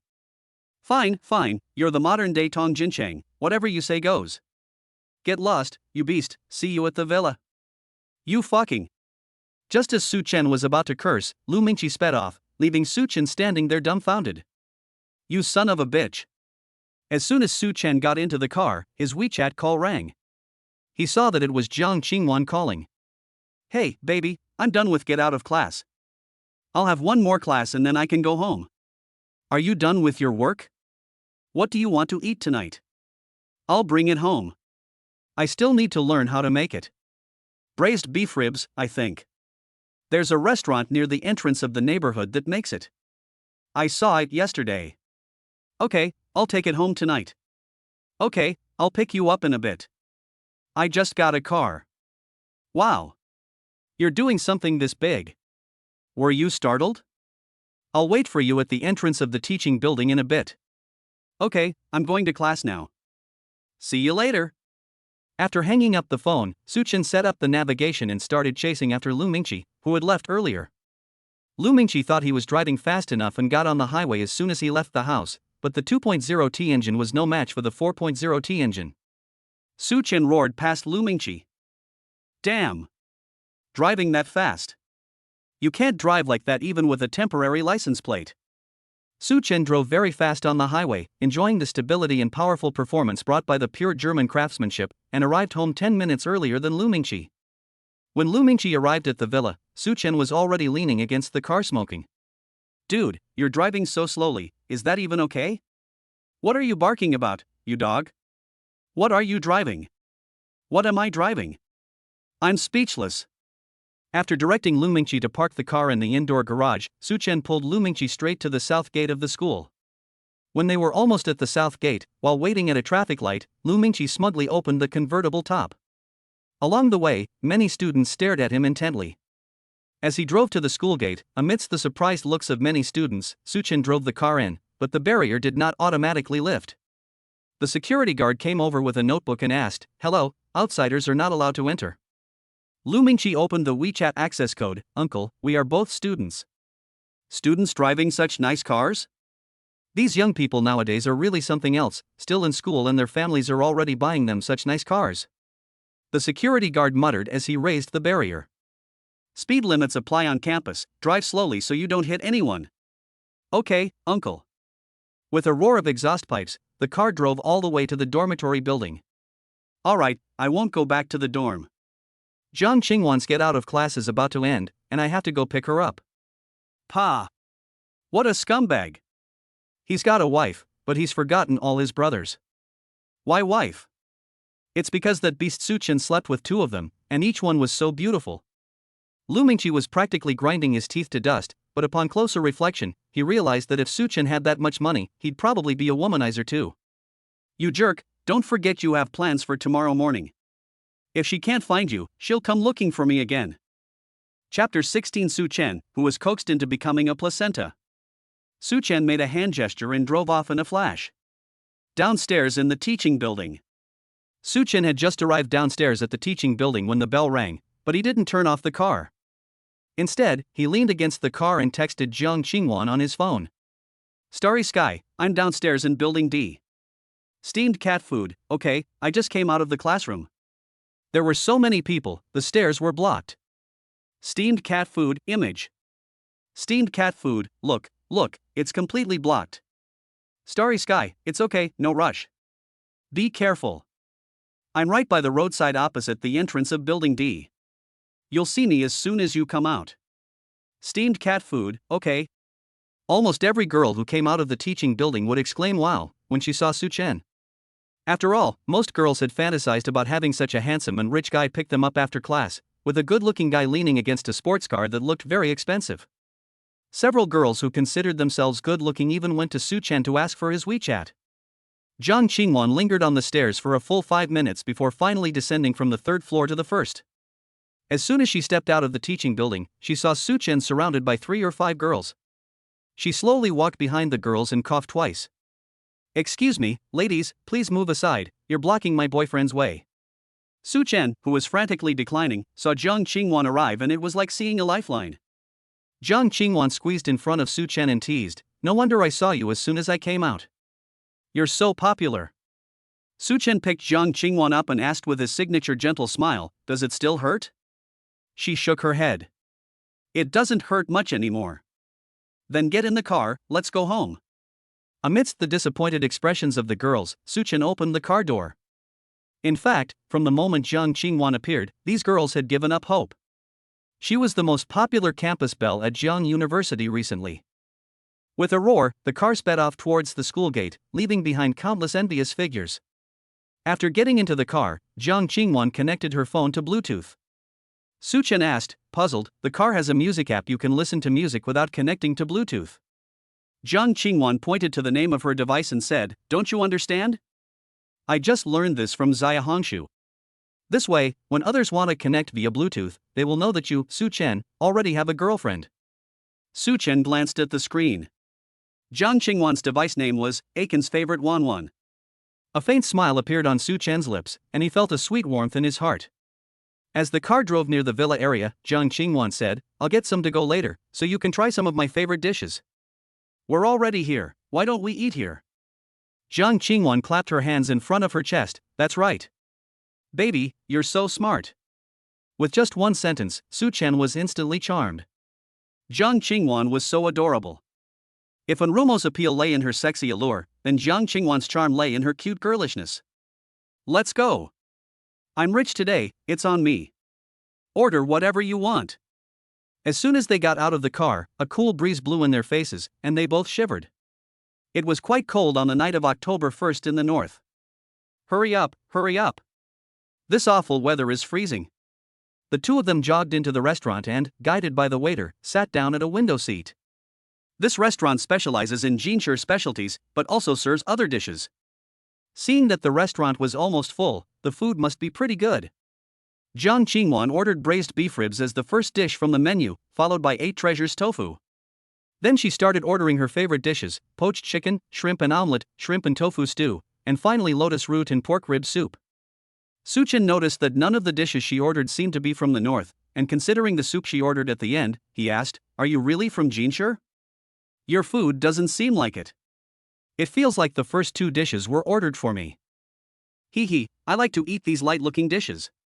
My mother is from Guangdong, and she grew up eating dishes like these, but we can't eat them anymore. When Jiang Qingwan said this, although there was a hint of disappointment on her face, she didn't cry as easily as before when she thought of her mother.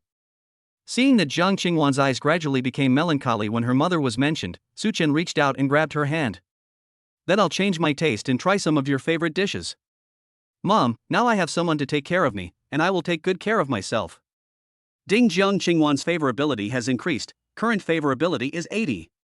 10 minutes later, the first dish was finally served, poached chicken. Jiang Qingwan picked up a slice, dipped it in the sauce, and held it to Su Chen's lips, here you go. Su Chen took a bite without hesitation, It's delicious, you should try it. Right? I told you it would be delicious. As each dish was served, Jiang Qingwan realized she had ordered too much. She had only eaten the third dish, braised beef ribs, when one piece was enough to fill her up. Then she looked longingly at Su Chen. I think my eyes are bigger than my belly, hee. It's okay, your brother has a good appetite. When the last dish was served, the waiter asked if he wanted to order any staple food. Su Chen, with a shrimp in his mouth, said, "No need, I can't finish this." Jiang Qingwan sat to the side, cheering Su Chen on enthusiastically. In the end, there was still a little bit left of each dish, and Su Chen really couldn't eat anymore. "No, if you eat anymore, you'll have to come out." After calling the waiter to pay the bill, Su Chen, supported by Jiang Qingwan, walked out of the restaurant step by step. Jiang Qingwan kept laughing the whole way. "Baby, you're so clever. If we can't finish it, we can just leave the leftovers." "No, we can't waste food." When they got to the car, Su Chen turned around and got into the passenger seat. "I'm full, you drive, I need to rest for a bit." "Huh? Me drive? I haven't touched a car since I got my driver's license." "Your car looks really expensive, it must cost hundreds of thousands." "It's okay, you can drive it. Just treat it as practice." After Jiang Qingwan tiptoed into the car and fastened her seatbelt, she kept fiddling around on the seat. "What are you looking for?" "Seat adjustment. On the door." Jiang Qingwan adjusted the seat with a look of delight. "This is so luxurious. Let's go, start the engine and go home." The sound of the car starting when she pressed the ignition button startled her. "Wow, is this car broken down?" Su Chen watched the scene, not knowing whether to laugh or cry. Jiang Qingwan turned her head to look at the cup holder again. Before she could ask, Su Chen said, "The handbrake is the lever on your right. Press it down when you step on the brake, and that's D gear. The handbrake is on your left knee." Su Chen patiently guided Jiang Qingwan, and it took 10 minutes for the car to finally move forward. The car was moving very slowly, and it took a full 5 minutes to travel a distance of less than 2 kilometers. When they arrived at their house, Su Chen pressed a button on his phone to remotely open the gate to one side, and Jiang Qingwan drove into the yard at a very slow speed. But after the car pulled into the yard and came to a stop, Su Chen still patted her head and praised her. "Great job. Let's go, there's a surprise waiting for you." "Huh? What other surprises are there? You're not really going to buy one for me too, are you?" "That's why I say you're smart." With a snap of his fingers, Su Chen slowly opened the garage door, pressed the key in his pocket to unlock the car, and the A5L's lights slowly turned on. "Wow! This is so beautiful. Do you like it?" Jiang Qingwan tiptoed and lightly kissed Su Chen on the cheek. "I like you, but I like you even more." Su Chen pinched her nose and pulled her into his arms. "Your legs aren't weak anymore, are they?" Chapter 17 Waves Raging. With a sudden burst of strength, Su Chen lifted Jiang Qingwan up in his arms, ignoring her resistance, and carried her straight upstairs. No, Ah Chin. Calm down. Take a shower first. Take a shower first." Jiang Qingwan broke free from Su Chen's embrace and rushed into the bathroom like a frightened kitten. After locking the door, she leaned against the wall and let out a deep breath. The shock Su Chen gave her this morning is still vivid in her mind. It was too strong. For the entire morning, she couldn't even walk straight, and her legs had no strength at all. As the sound of running water filled the bathroom, Su Chen sat on the edge of the bed, looking at the message Enrumo had sent on his phone. A smile involuntarily crept onto his lips, and he quickly changed the contact name back to the normal one. 1854. Mo Xioma, my boyfriend, do you miss me? I guessed right, you definitely miss me. Where are you planning to take me tomorrow? 1907. Mo Xioma, still busy? Have you eaten? Let me show you what I ate tonight, French food. Doesn't it look delicious? Mo Xioma, picture. Mo Xioma, my cousin-in-law treated us, and the baked snails were especially delicious. I'll bring you here to try them next time. Mo Xioma, remember to eat well after you're done with your work. 1945. Mo Xioma, I'm at the dorm. Just letting you know so you won't worry about me. Just. Mo Xioma, aren't you done yet? Starry Sky, I just got home after a long drive. How about you take me out for dinner tomorrow night? Starry Sky, I haven't decided yet for tomorrow. Is there anywhere you'd like to go? Mo Xioma, it's been so long. You should get some rest. I'll take care of everything for tomorrow. You just need to keep me company. Starry Sky, okay, I'm going to take a shower now, then I'll go straight to sleep. See you tomorrow morning. Mo Xioma, see you tomorrow. Su Chen put down his phone and cursed himself in his heart as a scumbag. But then he thought, he's already worth millions, so what if he's a little fickle? At worst, he'll treat every girl the same, which is better than being cheated on. The events that happened before were a huge blow to Su Chen. Now, Su Chen would rather be a loving man than be as foolish as before. "Ah Chen, could you get me my bathrobe? I forgot to bring it in." Jiang Qingwan's voice came from the bathroom. Su Chen responded first, then looked at the blurry outline on the privacy glass of the bathroom and suddenly became interested. He then stripped naked, walked to the bathroom door and knocked. The figure walked to the door, unlocked it, and reached out to grab a bathrobe, but was suddenly grabbed by Su Chen. With just a slight pull, Su Chen led her into the bathroom. Ah! This really startled Jiang Qingwan. She grabbed her clothes to cover herself. "You scared me to death, you pervert, what are you doing?" Su Chen smiled mischievously. "I'll take a shower too, otherwise what if you think I smell bad?" "Then, can't you wait a little while?" For every step Su Chen took forward, Jiang Qingwan took a step back. "You, don't come any closer." "Ah!" Jiang Qingwan slipped and suddenly leaned backward. Taking advantage of his enhanced body, Su Chen reacted quickly and caught Jiang Qingwan. The two looked at each other and Su Chen kissed her.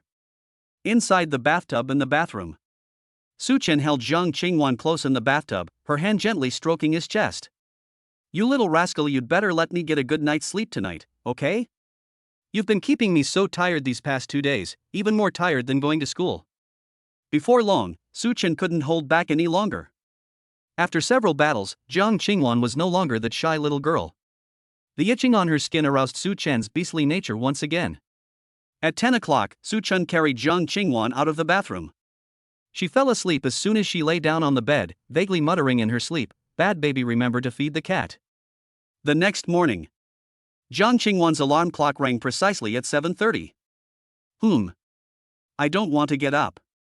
Su Chen put his hand on Jiang Qingwan's waist. "Do you want me to help you perk up?" Jiang Qingwan sat up abruptly, quickly dressed, and began urging Su Chen to come downstairs. "Why do you have to be up at 8 a.m. every day?" "I don't want this either, but the academic affairs office just scheduled the classes like this. Only Wednesdays don't have an 8 a.m. start time. I'm so tired every day, I feel like I'm going to die." After the two went downstairs, looking at the living room that the cat had messed up, Su Chen sighed. "It looks like we need to hire a housekeeper, otherwise it will be a lot of trouble to clean up such a big house." After feeding the cat, Jiang Qingwan approached Su Chen and looked at him expectantly. "Bad boy, let's go, it's time to go to school." Su Chen took out the Audi car keys from his pocket and placed them in Jiang Qingwan's hand. "You're a grown-up girlfriend now, you should learn to drive to school by yourself." "Huh? That far? Are you serious? Come on, I'll teach you how to drive an Audi." Su Chen pulled Jiang Qingwan straight to the garage, pushed her into the car, and sat in the passenger seat. This Audi was much simpler than Su Chen's. Jiang Qingwan understood how to drive it after listening to the instructions once. "Alright, you drive yourself then. I'll follow you in my car. Once we get to school, you go to class, and I'll go back to my dorm. I have some things to do today, so I'll probably be staying in my dorm." Okay. Jiang Qingwan seemed to want to say something, but in the end she swallowed her words. Su Chen leaned over and kissed her before getting out of the car. Jiang Qingwan glanced at the steering wheel, then at Su Chen outside. She casually played a song on the car's infotainment system to ease her tension, shifted gears, and released the handbrake in one smooth motion. The car slowly drove out of the yard. Seeing Su Chen following closely in the rearview mirror, her heart, which had been hanging in suspense, finally calmed down a bit. 10 minutes later, the car drove into the school. Jiang Qingwan slowly stopped by the roadside on the playground. Su Chen got out of the car and walked over. "Great, go ahead. There's a parking lot downstairs in your teaching building. I checked it out yesterday.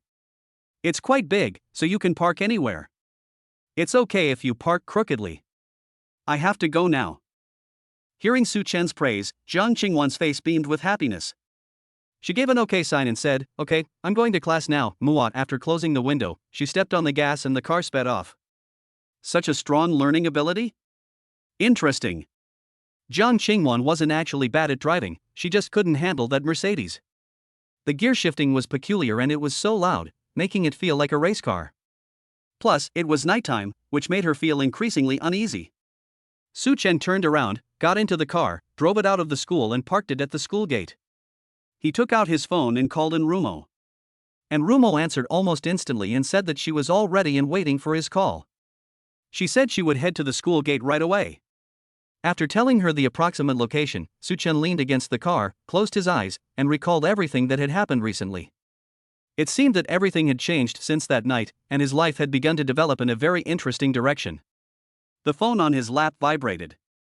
Suchen wiped his face and answered the call, glancing at Enrumo, who was looking around in the rearview mirror. Look to the right, there's a red Mercedes. As Enrumo turned and ran towards him, her enormous breasts bounced wildly up and down. Damn! Sis! Don't run away, you're about to lose control. Chapter 18, Let Me Be Your Sugar Daddy. As soon as Enrumo got into the car, she exclaimed, Wow! And SL. It must cost over 2 million to get here. Junior, I didn't know you were so rich. How about you take care of me? Taking care of me is fine too. Suchen suddenly became interested. You know about these things too? Of course, I know a lot. Let's go, let's get navigation and see what your day trip itinerary is.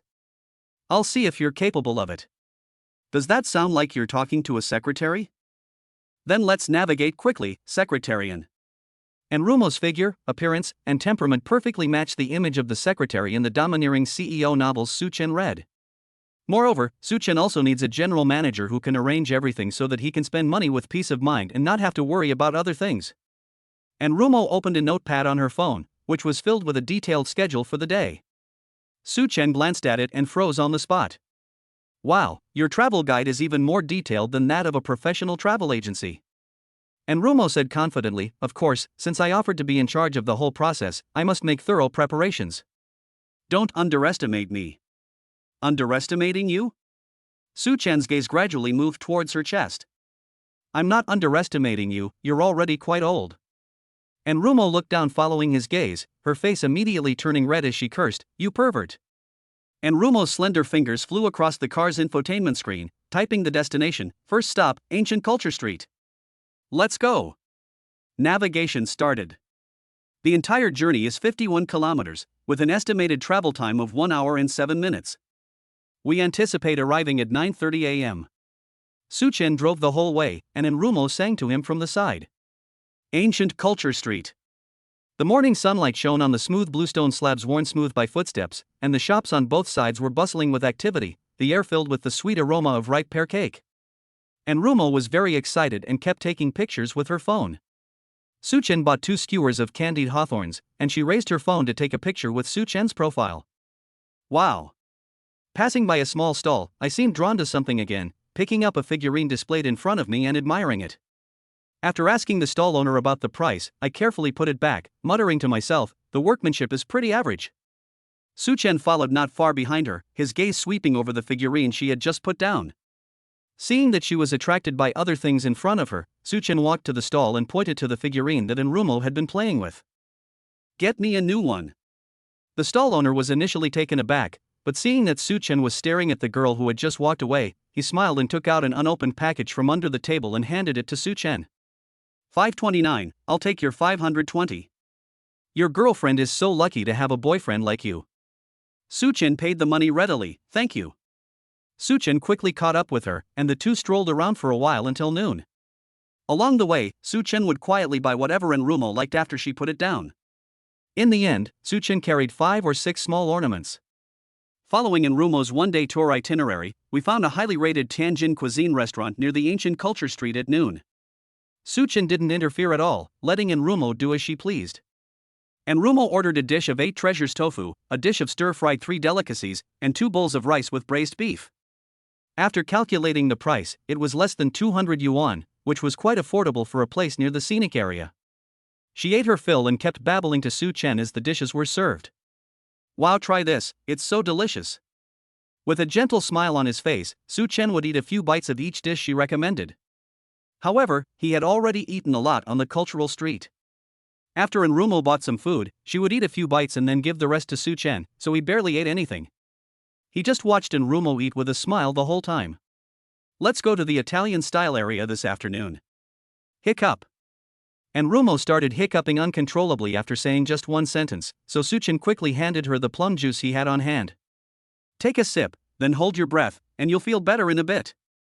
Enrumo stopped shortly after doing so, and then gave Suchen a thumbs up. Reliable. Where was I? Oh, right. We're going to the Italian style area this afternoon. It'll be a great place to take pictures. Let's take a sweet photo together and I'm going to use it as my phone wallpaper. After finishing their meal and resting for a while, Enrumo said energetically, let's go. Su-Chen also indulged her in every way. Fortunately, the distance was not far, only 2 kilometers, and they drove over in no time. When parking the car, Enrumo asked Su-Chen what he had bought. Why don't you open it and take a look? Because each one was packaged so exquisitely that it was almost impossible to tell them apart from the outside, Enrumo was pleasantly surprised to find that the first one she opened was the figurine she had seen before. Wow! You bought it? It's so expensive. Su-Chen reached out and patted Enrumo's head. If you like something, even if it's a star, I'll pluck it for you. Enrumo looked at Su-Chen with red eyes and said, thank you. Then she kissed him directly. The architecture in the Italian style area was indeed unique. Enrumo posed in various ways at different photo spots, and Su-Chen also pretended to be a photographer. In the end, Enrumo spent a hefty sum of 130 yuan to hire a photographer at the Italian-style clock tower to take a photo of the two of them together. Enrumo stood in front of a dessert shop and watched for a long time. You know what? Today is my good friend's birthday, but unfortunately she's afraid of gaining weight and doesn't dare to eat cake. Then you eat it for her. Hee, I'm also afraid of gaining weight, let's go. While the two were resting on the bench, Su-Chen used the excuse of needing to urinate to sneak back to the dessert shop they had just visited and bought their signature half-baked cheesecake.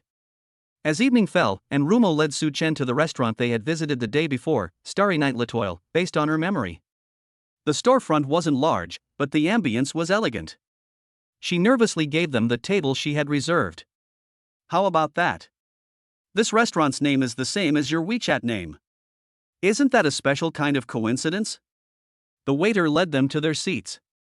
The restaurant was dimly lit and the silver cutlery on the tables looked so luxurious. But there were only 2 tables of guests in the restaurant, and elegant jazz music echoed in the room.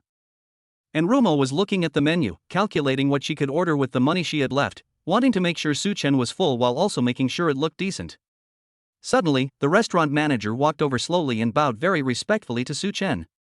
Mr. Su, everything has been prepared as you instructed. Enrumo looked up in astonishment at Su-Chen.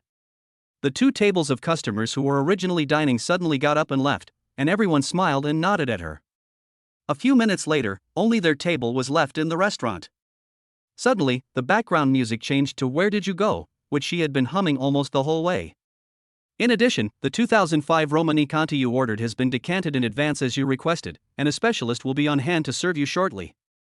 A waiter in a suit slowly pushed in a food cart, on which was placed the red wine to be served that evening.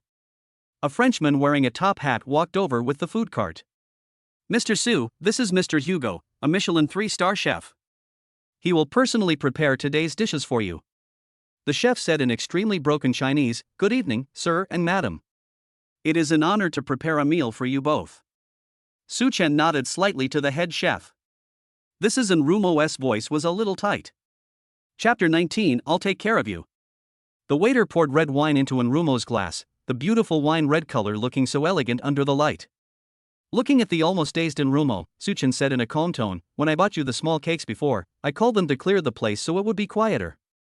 Yesterday you specifically praised the dishes at this restaurant, and the baked snails were an improvement made by this chef.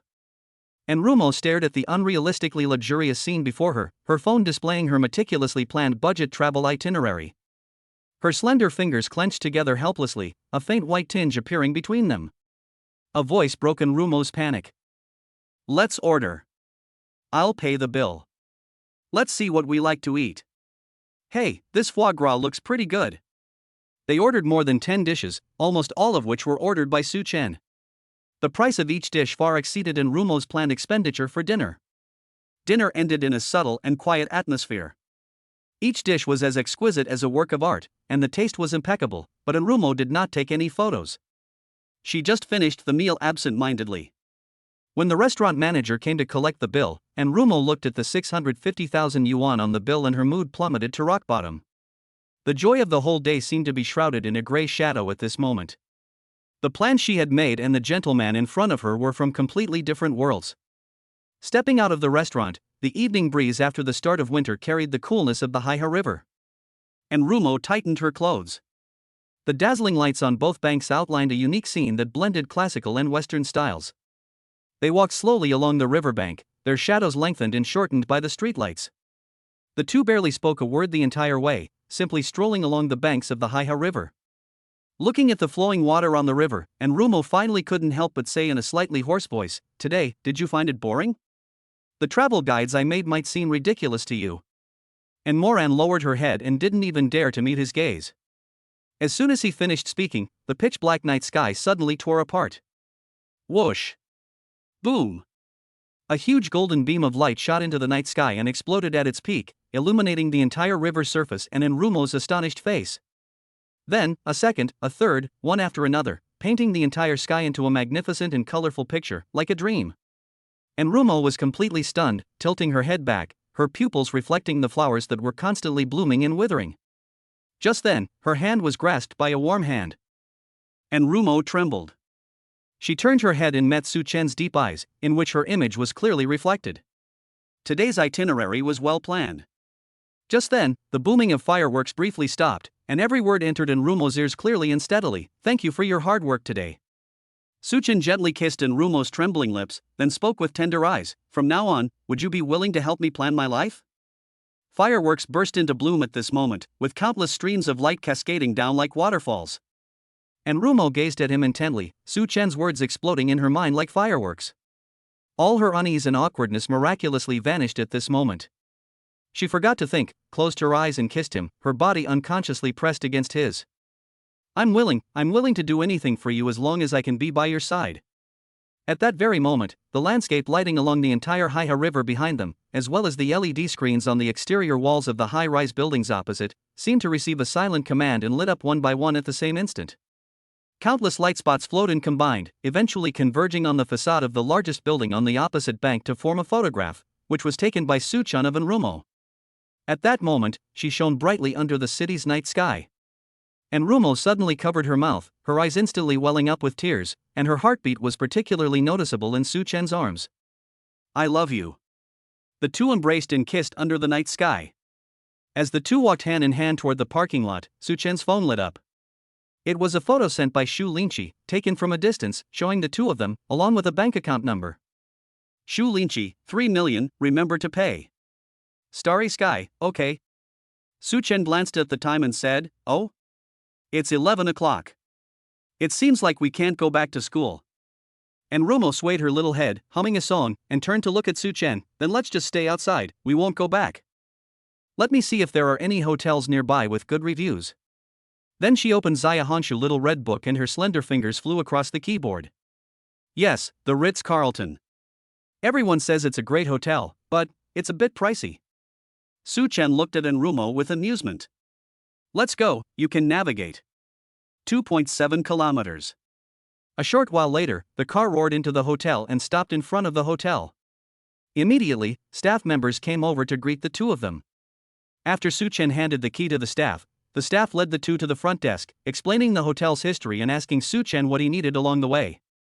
"Hello sir, do you have a reserved room?" "No, just book me the best one." "Yes, sir. The Carlton suite that meets your requirements is available at the moment, at 4,195 yuan per night." "Okay, let's go with him." After checking in, the two were led by staff to their private elevator, which took them directly to their floor. As the staff pushed open the door to the Carlton suite, and Rumo was immediately struck by the luxurious interior. The British-style decor made her feel as if she were in a castle. Su Chen waved his hand to signal the staff that they could leave. The staff, understanding the situation, remained silent, simply nodded, and turned to leave. This is the life of the rich. It's so extravagant. Just as Rumo was feeling sentimental, Su Chen gently hugged her from behind. "Are you envious? I'll take care of you. Being kept by a sugar daddy sugar baby." And Rumo knew from the beginning that, judging from Su Chen's series of reactions, Su Chen was probably only lusting after her body, but she had fallen in love with the man in front of her. Considering the difference in their social standing, and Rumo found it easier to accept being kept by him. "So, can I live like this every day from now on?" Su Chen said with a hint of mockery. "Of course, if you want, I can let you live here indefinitely, my secretarian." And Rumo remained silent, seemingly accepting the outcome. To her, it was actually a good result, allowing her to stay with Su Chen and satisfy her material needs. It would be difficult to ask a girlfriend for money, but with a lover, everything seemed perfectly reasonable. Su Chen buried his head in her neck, the girl's warm fragrance swirling in his mind, and Enrumo also cooperated by pulling her clothes down a little. May I? Su Chen picked her up and carried her straight to the bedroom. Chapter 20. This is really a great job. Enrumo was thrown onto the bed. She looked at Su Chen seductively, but when she saw his muscular physique, she was instantly overcome with lust.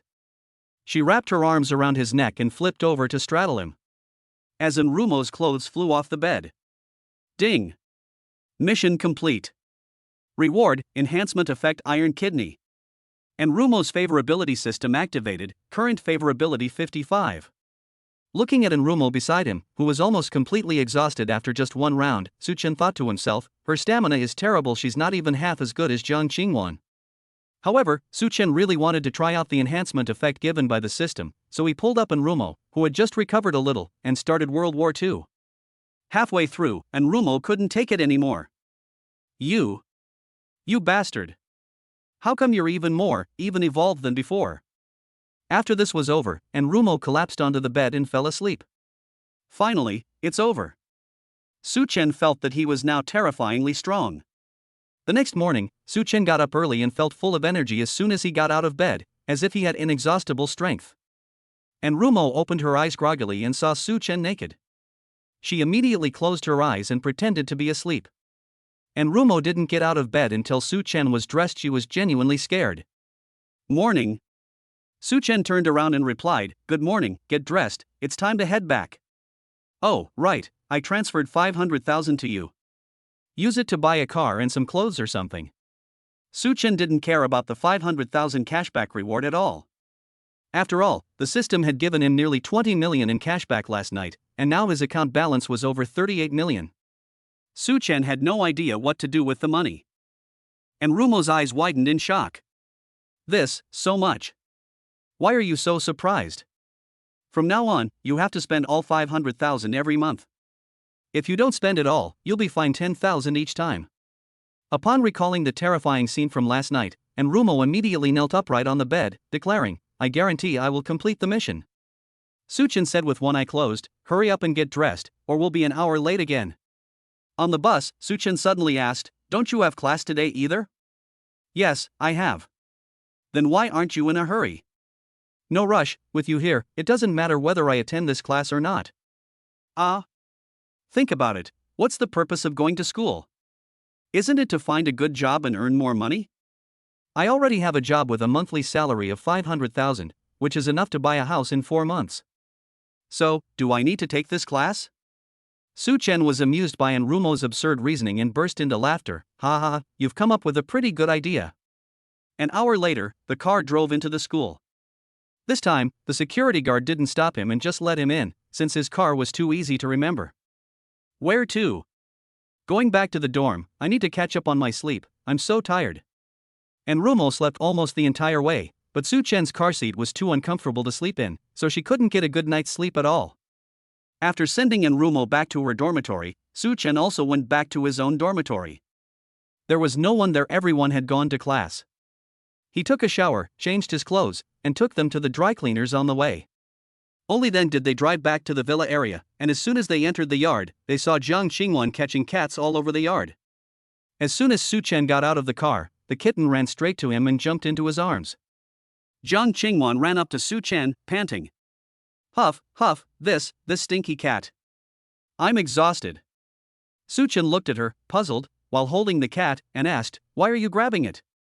"The path in the garden is uneven, you might fall." "I need to trim its nails, it just scratched the sofa." Su Chen looked at the kitten Cake in his arms. The Cake looked up and stared back at him. It immediately sensed something was wrong and was about to run away when Su Chen grabbed it tightly. "Cut it quickly." With the help of the two, the Cake lost its sharp claws.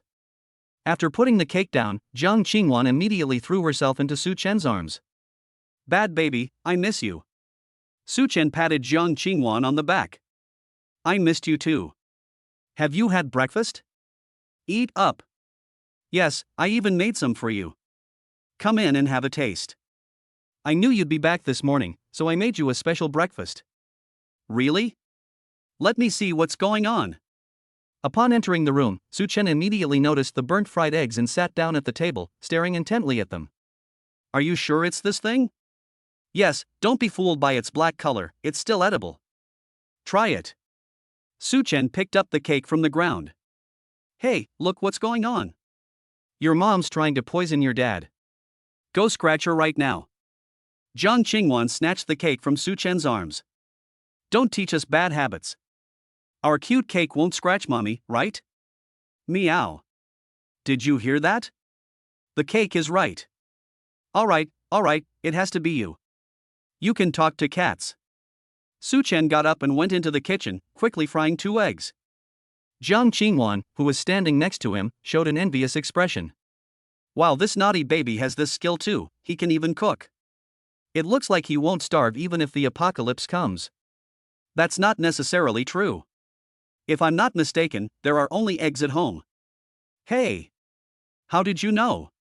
I drove to the supermarket to buy it this morning. Aren't you amazing? If the end of the world comes, we'll eat cake-flavored cat food. Oh right. Looks like we need to stock up on some supplies. Su Chen reached out and flicked Jiang Qingwan's forehead. I told you to read less of those post-apocalyptic novels by foreigners. Ouch, that hurts, it's going to make me stupid. Su Chen laughed and said, I'm not particularly smart to begin with. Humph. You're just bullying me. Okay, stop fooling around. Why is the room so clean? Did you clean it? I called a cleaning service. Aren't I smart? Su Chen patted Jiang Qingwan's head and said, Yes, little lazy cat is the smartest. Do you have enough money? That's enough, I don't spend much money anyway. Su Chen took out his phone and transferred another $1,000,000 to her, saying, Take it and spend it. What the hell? Can you tell me what you do every day? You're not robbing a bank, are you?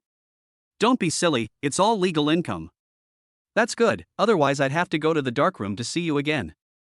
Su Chen sat down and pulled Jiang Qingwan into his arms. Jiang Qingwan straddled Su Chen's stomach and said, You little lazy cat, can't you wish me well for once? Hee, are you going out again today? I won't go out. I won't go out for the next few days. I'll stay home and keep you company so you won't want me to go to the darkroom again. Yay! Let's go to the supermarket later. We still need a lot of things at home to live on. Su Chen supported Jiang Qingwan's buttocks, and with a push of his legs, he stood up, startling Jiang Qingwan, who quickly grabbed Su Chen's neck.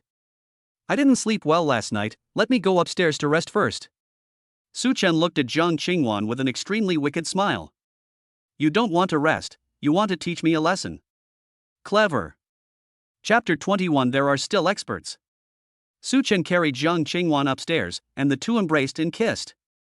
She was no longer shy and naturally snuggled up to Su Chen.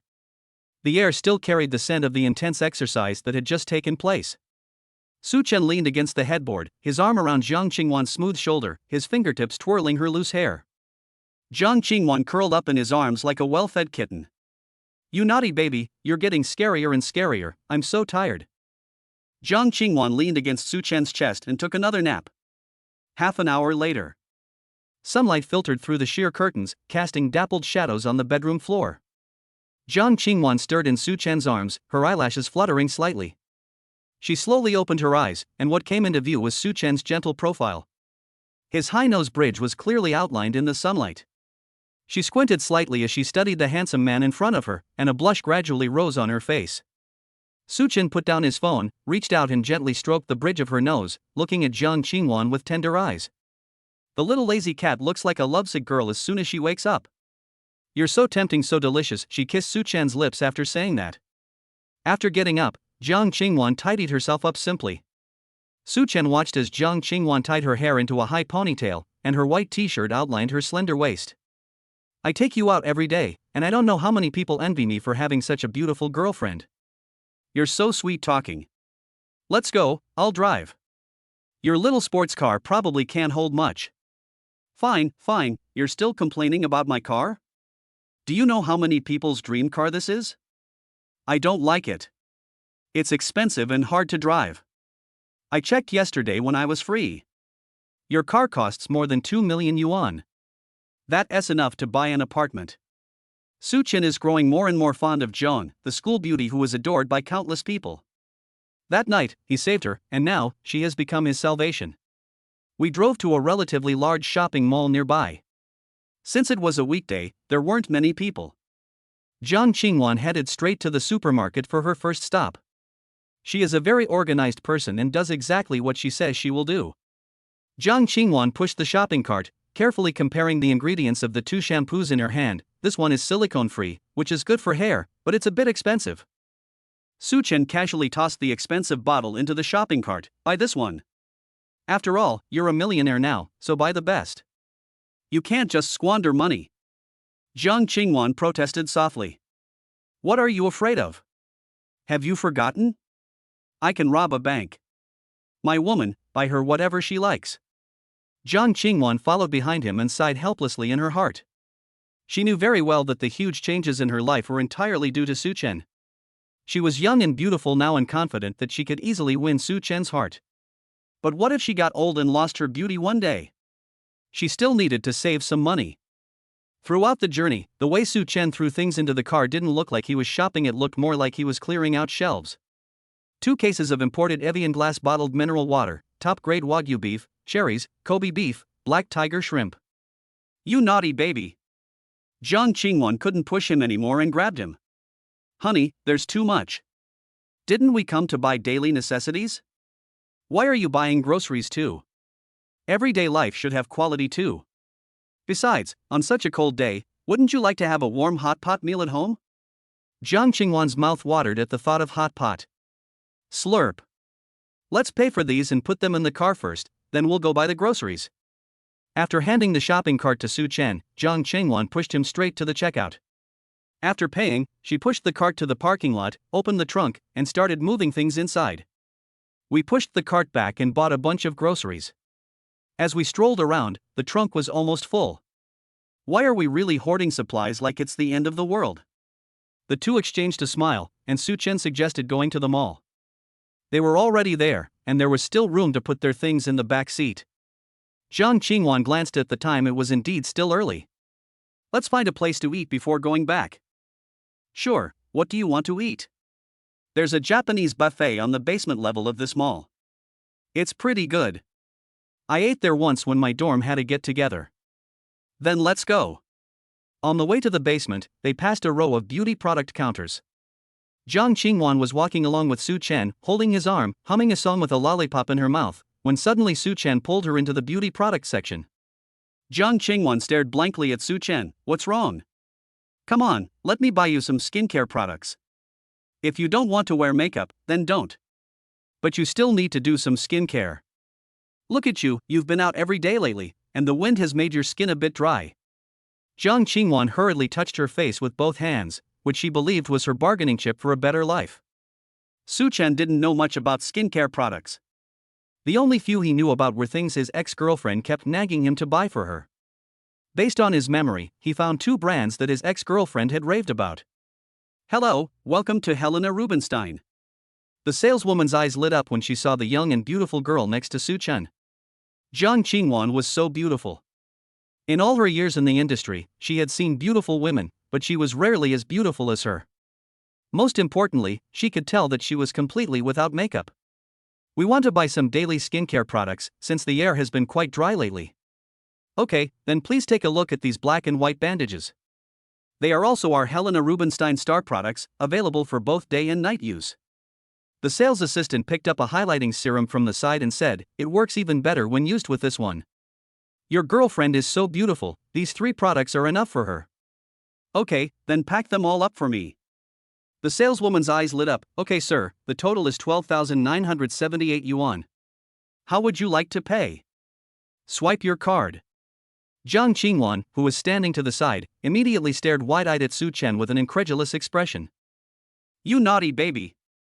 You're crazy. It's so expensive. My roommates use ones that cost a few hundred yuan and they're pretty good. This is too expensive. Give it a try, and if you don't like it, you can try something else, Su Chen said casually. Just then, a sneer came from the side. If you can't afford it, don't pretend to be rich here and waste the sales assistant's time. A middle-aged man wearing a mink coat, a gold chain around his neck, and a beer belly stood next to him with his arm around a young woman who was holding a similar skincare product and looking at it. Jillian Nan deliberately spoke loudly to the sales assistant, "These are all the ones my girlfriend likes. Wrap them up." Some people, they put on a show of wealth when they're not, and then they make excuses not to buy them. Jiang Qingwan's face turned red with anger upon hearing this.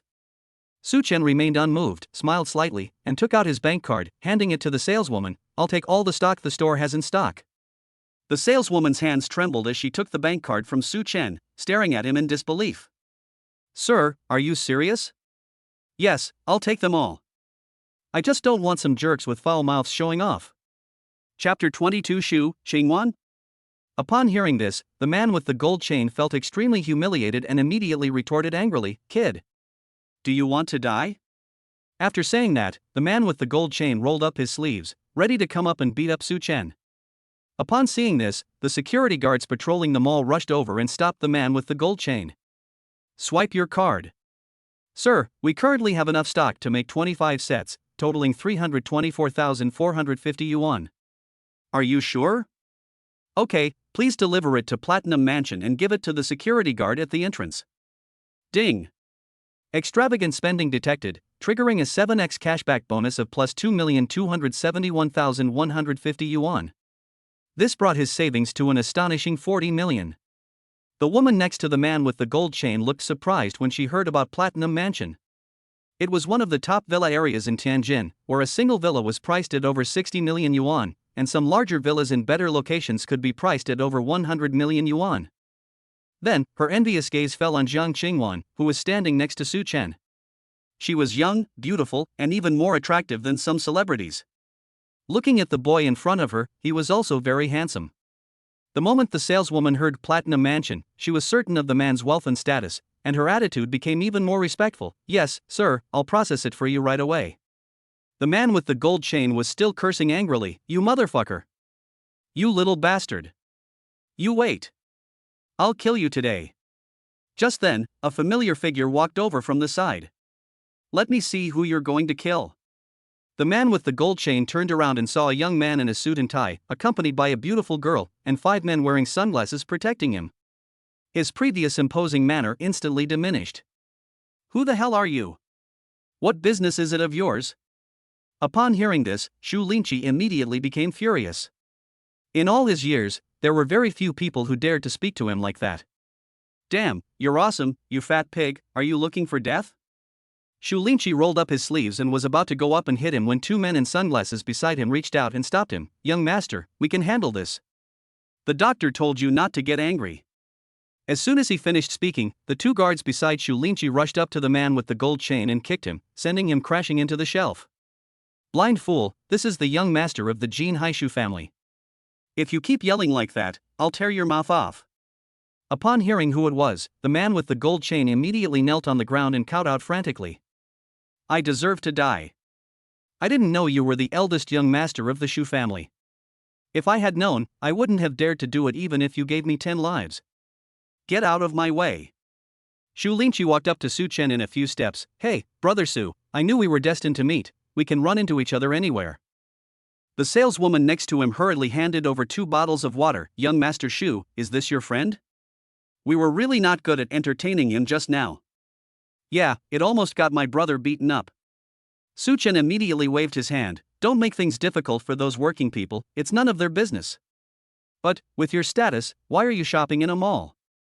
"Ugh, my dad won't let me hang out at the 4S store anymore. He said I was always flirting with the salesgirls and making it hard for them to do their jobs, so he sent me to the mall." "Your family is really big and powerful. What about you? Aren't you in class today? I saw Lao Lu's WeChat Moments post earlier he was playing games in the classroom again." Su Chen tilted his head slightly. "Then, accompany my girlfriend to buy some things."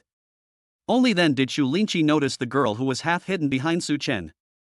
Jiang Qingwan peeked out and slowly said, "Hello, I'm Aiken's girlfriend, my name is Jiang Qingwan."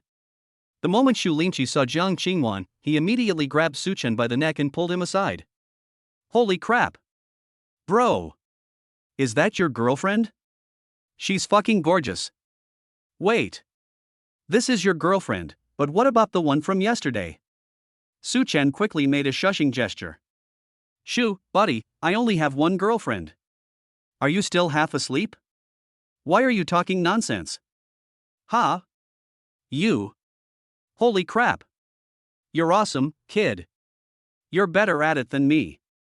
Shu Linqi quickly released Su Chen and then gave him a salute. Bro, that's awesome. Afterwards, Jiang Qingwan looked at the two of them with a face full of questions. Oh, sister-in-law, Su Chen and I are good brothers. This mall is owned by my family. Take whatever you like. Oh? No, I just bought it. Thank you, brother. Upon hearing the word brother, Shu Linqi paused for a moment, and tears slowly slid down his cheeks. The woman following beside him was also stunned. No way. Sis, today I, Shu Linqi, will acknowledge you as my sister. From now on, Su Chen and I will be even closer through marriage. He will be my brother-in-law. If he dares to bully you, just tell me, and I'll stew him.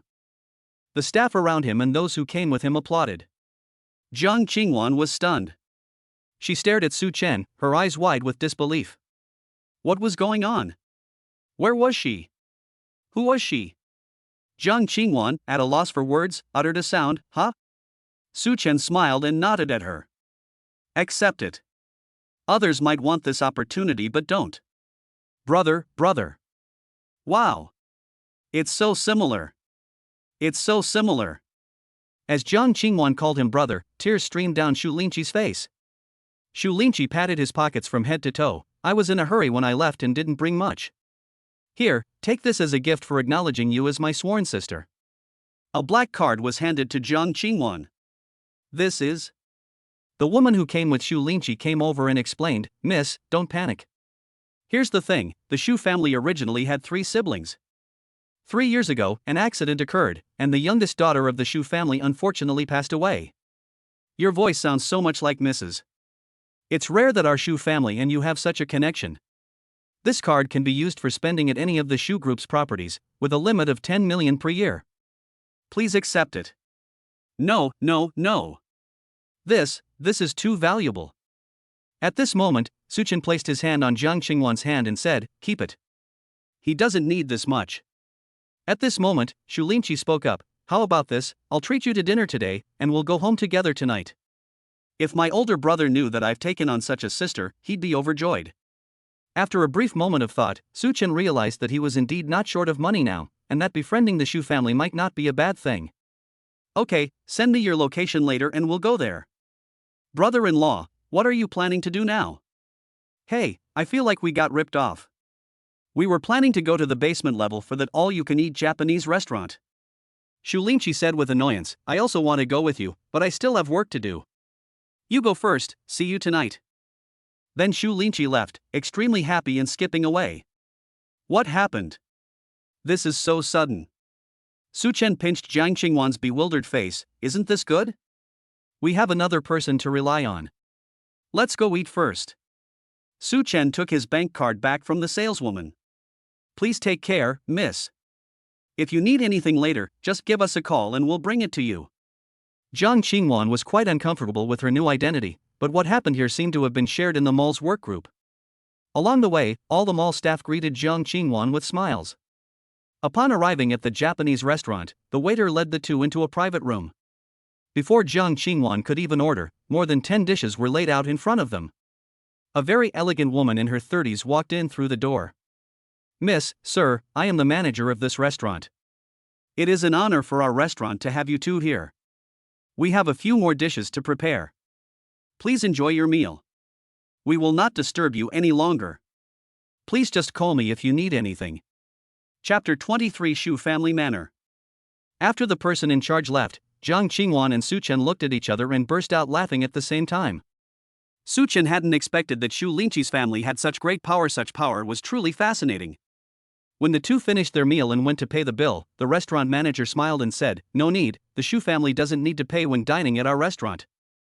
Jiang Qingwan insisted on paying the bill. After all, she didn't know if the Shu family could accept her. However, Shu Linqi was so stubborn that the person in charge couldn't persuade him in the end, so he charged the minimum amount of 576. After finishing their meal, Jiang Qingwan pulled Su Chen straight to the parking lot. This is absolutely outrageous. I feel like the world is completely incomprehensible right now.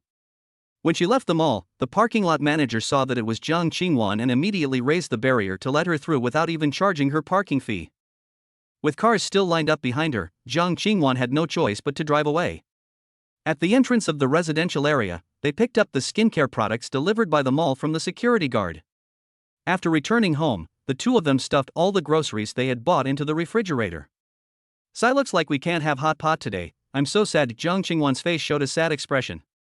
Su Chen found it amusing, took a picture of Jiang Qingwan squatting on the ground pouting, and sent it to Xu Linqi. Stars, image. Starry sky, Jojo, your new brother-in-law, your sister is very unhappy because she's coming to your house for dinner tonight and can't have the hot pot we were planning to eat. What should we do? Xu Linqi, what should I do? I'll send someone to buy some meat right now. Starry sky, that's settled then. After packing up her purchases, Jiang Qingwan hurriedly took a shower. In the late autumn afternoon, the sunlight streaming into the room brought a just right warmth. Jiang Qingwan stood in front of the mirror in the fitting room, holding several pieces of clothing in her hands, hesitant to make a decision. It's just a casual meal, no need to be so nervous. Su Chen's deep voice came from behind him. He leaned against the doorframe, looking at her with gentle eyes.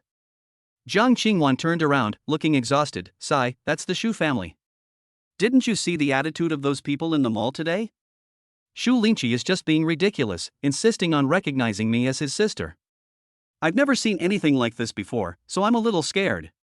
Su Chen stepped forward and pointed to an outfit he had bought from LV. "Take this outfit. It goes well with your new trench coat." "When did you buy your new trench coat? I've never seen it before."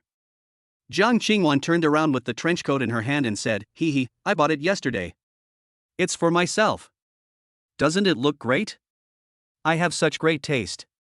Finally, Jiang Qingwan followed Su Chen's advice. She checked the time and it was almost 3 o'clock. Jiang Qingwan quickly applied some of her newly bought skincare products, as she didn't want to leave a bad impression on the Xu family. Su Chen took advantage of this time to doze off on the sofa. When Jiang Qingwan finished tidying up and came downstairs, she saw Su Chen snoring on the sofa while hugging the cat. Jiang Qingwan suddenly became interested, squatted down in front of Su Chen, rested her chin on her hand and looked at the man in front of her. She felt very happy and wanted time to stand still at this moment. At this moment, the cake stretched in Su Chen's arms, raised its head and licked Su Chen's chin. This scene made Jiang Qingwan jealous, and Su Chen opened his eyes under the cake's affection. "Good morning." Good morning. What time is it?" "It's 4:30, shouldn't we be setting off? Has my cheap brother sent you his location yet?" Su Chen picked up his phone in a daze and saw that Xu Linqi had sent him a location half an hour ago. After reading it, Su Chen smiled. "No rush." Jiang Qingwan looked at him with a puzzled expression. "Cancelled?" Su Chen held up his phone, and Jiang Qingwan smiled helplessly after seeing the address. "How are we going to get there? On foot or by car?" The address of the Xu family was actually the manor next to Platinum Mansion. According to the navigation, it would take about 15 minutes to walk there. "Let's drive, otherwise if I spend all that time getting ready and then sweat a little while we're out there, I'll smell terrible." Su Chen got up and stretched. "Let's go, let's drive my car." After the car left the villa area, it drove for less than 3 minutes before turning into the manor entrance. Because the convertible was open, the security guard immediately spotted Jiang Qingwan in the passenger seat and respectfully said, "Welcome home, Miss and son-in-law," before opening the manor gate. "Attention all units, Miss has entered the manor in a silver-gray Mercedes sports car." Repeat, Miss has already returned home in a silver-gray Mercedes sports car. Su Chen drove along the only road, and everyone who saw them smiled and said the same thing, "Welcome home, Miss and son-in-law." Looking at the enormous building not far away, Su Chen exclaimed, "Just how rich is the Xu Linqi family? It's so big." As the car drove up to the villa, a middle-aged man who looked like a butler immediately approached. "Miss, son-in-law, welcome home. Just give me the car keys, someone will park the car." Led by the butler, the two entered the Xu family home. Waiting at the door was Xu Linqi. His eyes lit up as soon as he saw Jiang Qingwan, and he reached out to hug her. "Sister Wan. You've finally come." An arm suddenly blocked the way, and an international friendly gesture appeared in front of Xu Linqi. "Second brother, have some self-respect." "Oh dear, brother-in-law, you're so jealous. You're such a protective husband." Although she said that, she was actually quite happy. At least it proved that Su Chen, this womanizer, really cared about Jiang Qingwan. She smiled and welcomed the two of them inside. The living room was spacious and bright, and tastefully decorated. On the sofa, Mr. Xu Huai, the patriarch of the Xu family, was reading a newspaper while wearing glasses, and Mrs. Qian Shuanghua was holding a cat beside him. When they saw them come in, they both put down what they were doing. Jiang Qingwan's heart jumped instantly, and her palms became a little sweaty. Su Chen gently tightened his grip on Jiang Qingwan's waist. "Dad, Mom, this is Jiang Qingwan, whom I told you about. And this guy next to me is my good brother, who is also Wanwan's boyfriend." Jiang Qingwan bowed slightly and quickly said, "Uncle Xu, Aunt Xu, good evening. I apologize for disturbing you." As soon as he finished speaking, Madame Xu, Qian Shuanghua, got up and walked over, took her hand affectionately, looked her up and down, and her eyes were filled with undisguised amazement and affection. "Good child, don't be so polite. Linchi has been talking about you too since he came back today, saying that you look somewhat like my deceased daughter. Now that I see you, it's as if I'm seeing my poor daughter again." As she spoke, tears welled up in Xu's mother's eyes, and Jiang Qingwan quickly wiped them away with her sleeve. "Good child, I lost my composure. Come, sit down." Xu's mother pulled Jiang Qingwan to sit down next to Xu's father. Xu's father nodded. Not bad, Linchi did something sensible this time. He then looked at Su Chen, who was standing next to Xu Linchi. "Xiao Su, come and sit down, please sit down." Su Chen and Xu Linchi sat side by side and began to flatter each other again. During the exchange of pleasantries, footsteps could be heard coming from the stairs.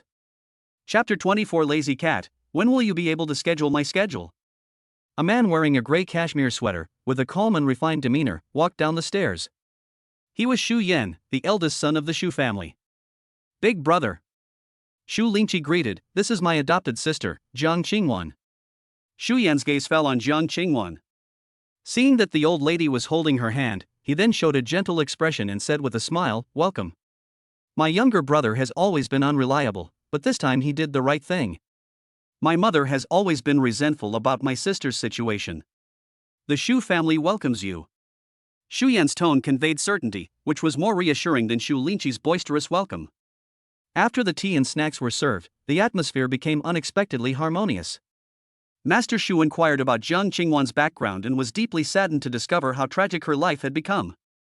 People who have experienced the loss of their children are more likely to feel sorry for these unfortunate children. However, after learning that her life had improved significantly after meeting Su Chen, he was somewhat relieved. "Wan, I think you're a really good girl. I'd like to adopt you as my goddaughter. I wonder if you'd be willing." Jiang Qingwan was already feeling sad after mentioning her background, and when Grandpa Xu asked her that question, tears instantly welled up in her eyes. "Uncle Xu, are you serious about my background?" "Good child, as long as you are willing, you are my only daughter, Xu Huai." "Uncle Xu." "Silly child, why are you still calling me uncle?" "Godfather." "Godmother." The elderly couple, their eyes filled with tears, grasped Jiang Qingwan's hands and said, Hey. Good daughter, are you hungry? Let's go eat. Good son-in-law, come along too." At the dining table, Jiang Qingwan naturally sat next to Xu's mother, while Su Chen sat next to Jiang Qingwan. The two young masters of the Xu family sat on Xu's father's side, and 3 copper pots were placed in front of them on the table. Wan, Linchi said you wanted to eat hot pot, so he specially sent someone to buy it. Try it, and the sesame sauce is top-notch too. As she spoke, Xu's mother put meat into the copper pot, and as soon as it was cooked, she put it on the delicate plate in front of Jiang Qingwan. "Godmother, I can do it myself, you eat too." Jiang Qingwan didn't have a big appetite to begin with, and she was almost full after a few bites. But her plate was already almost full from the enthusiastic Xu's mother. She forced herself to eat a few more bites, but she really couldn't eat anymore, so she turned her head to look at Su Chen next to her. Su Chen understood immediately, "Is this a good idea? I can't eat anymore. All of this love from your godmother is for you. As the saying goes, a son-in-law is like half a son. Eat up." Okay, I'll eat it." This scene made everyone laugh. This family hadn't been this happy in a long time since the accident 3 years ago. The meal ended in a joyful atmosphere. After the meal, the lady instructed the housekeeper to prepare a room. "Qingwan, why don't you two stay at home tonight and go back to school tomorrow?" Jiang Qingwan glanced at Su Chen, who nodded. Whatever you say. Hee hee, could you go back and feed the cat for me? The cake is still hungry at home. Suchin shook his head helplessly and grabbed Shu Linchi, who was drinking tea, to the side. Come on, you'll come with me. No, I want to chat with my sister a little longer. Let's go, the two of us are the most useless people in this family right now. Hey! What kind of talk is that? Shu Yan, who was standing to the side, said, Go on, second brother. You really are useless. Shu Linchi, looking disheveled, followed Suchen out. When they reached the door, a car was already waiting, a brand new Ghost. After the two got in, the driver slowly started the vehicle. In the car, Shu Linchi asked, By the way, I've always been curious. Your spending power is unlike that of a typical rich kid. Is your hometown a wealthy family? No, my family are just ordinary office workers. How can you be so rich? I earned it myself. Huh? What kind of business is it? Can I invest in it? Oh, that's a secret, I'm not telling you. Suchen thought to himself, I can't exactly tell you I have a system, and you can't believe me anyway. It seems like it's time to start some kind of business, otherwise people will inevitably become suspicious over time. Shu Linchi scoffed, still keeping it a secret from me. Suchen could tell that the Shu family was very powerful, but the center of power seemed to be concentrated on old Master Shu and his eldest brother Shu Yan. In addition, Shu Linchi's eagerness for quick success and instant benefits showed that he simply wanted to prove himself. The car quickly drove into the Platinum Club. Suchen directed the driver to stop in front of the villa. Shu Linchi followed Suchen out of the car and looked at the villa in front of him. Not bad, this place looks alright, the environment is quite nice too. As soon as Shu Linchi followed Suchen into the house, the cake was thrown into Suchen's arms. Wow, this kitten is so affectionate. My cat runs away as soon as it sees me. Shu Linchi reached out to touch the cake, but just as his hand got close, the cake let out a loud hop. The fur on its body stood on end. It seems that not only your cat doesn't like you, but my cat doesn't like you either. Do you know why? Shu Linchi asked with a dejected look, Why? Because cats don't like playing with dogs. With that, Suchen picked up the kitten and went into the pet room. Shu Linchi, belatedly realizing what was happening, exclaimed, Hey! Who did you call a dog? After feeding the cats, the two brothers stood in the yard, smoking and looking at the night sky. By the way, brother-in-law, do you know any cute girls? Introduce me to one, I'm still single. Hey! You know what, Qingwan has a best friend who seems to be single. She's pretty, but it depends on whether you have the ability to get her. Really? Then I'll go to school with you guys tomorrow. After extinguishing their cigarettes, the two got into the car and drove back to the Shu family manor shortly afterward. Upon entering, they saw the three members of the Shu family laughing uproariously at Jiang Qingwan. As soon as Shu Yan saw the two of them return, he immediately asked, Brother-in-law, where did you pick up such a lively character? He's hilarious. At school. Suchen almost blurted out at the bar. If he said that, Jiang Qingwan's image in their eyes would explode on the spot.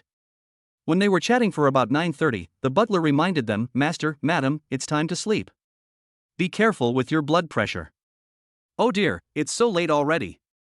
I was saying I'd chat with my daughter a little longer, but, this. Jiang Qingwan said, Godfather and Godmother, you really should rest. We've kept you up very late. Your health is important. We have to go to our 8 a.m. class tomorrow. We'll come back and have dinner with you after school tomorrow. Is that all right? Mr. Shu patted Jiang Qingwan's hand and said, Good. What a good girl, much more reliable than your eldest brother. The two of them only come back a few times a year. This time, he only came back because he heard from your second brother that he had brought back a younger sister.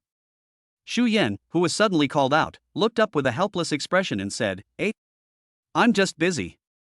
Go do your own thing. Your little sister is enough to keep us company. Jiang Qingwan quickly grabbed Shu's father. Oh, Godfather, my brother is just doing this for the family business.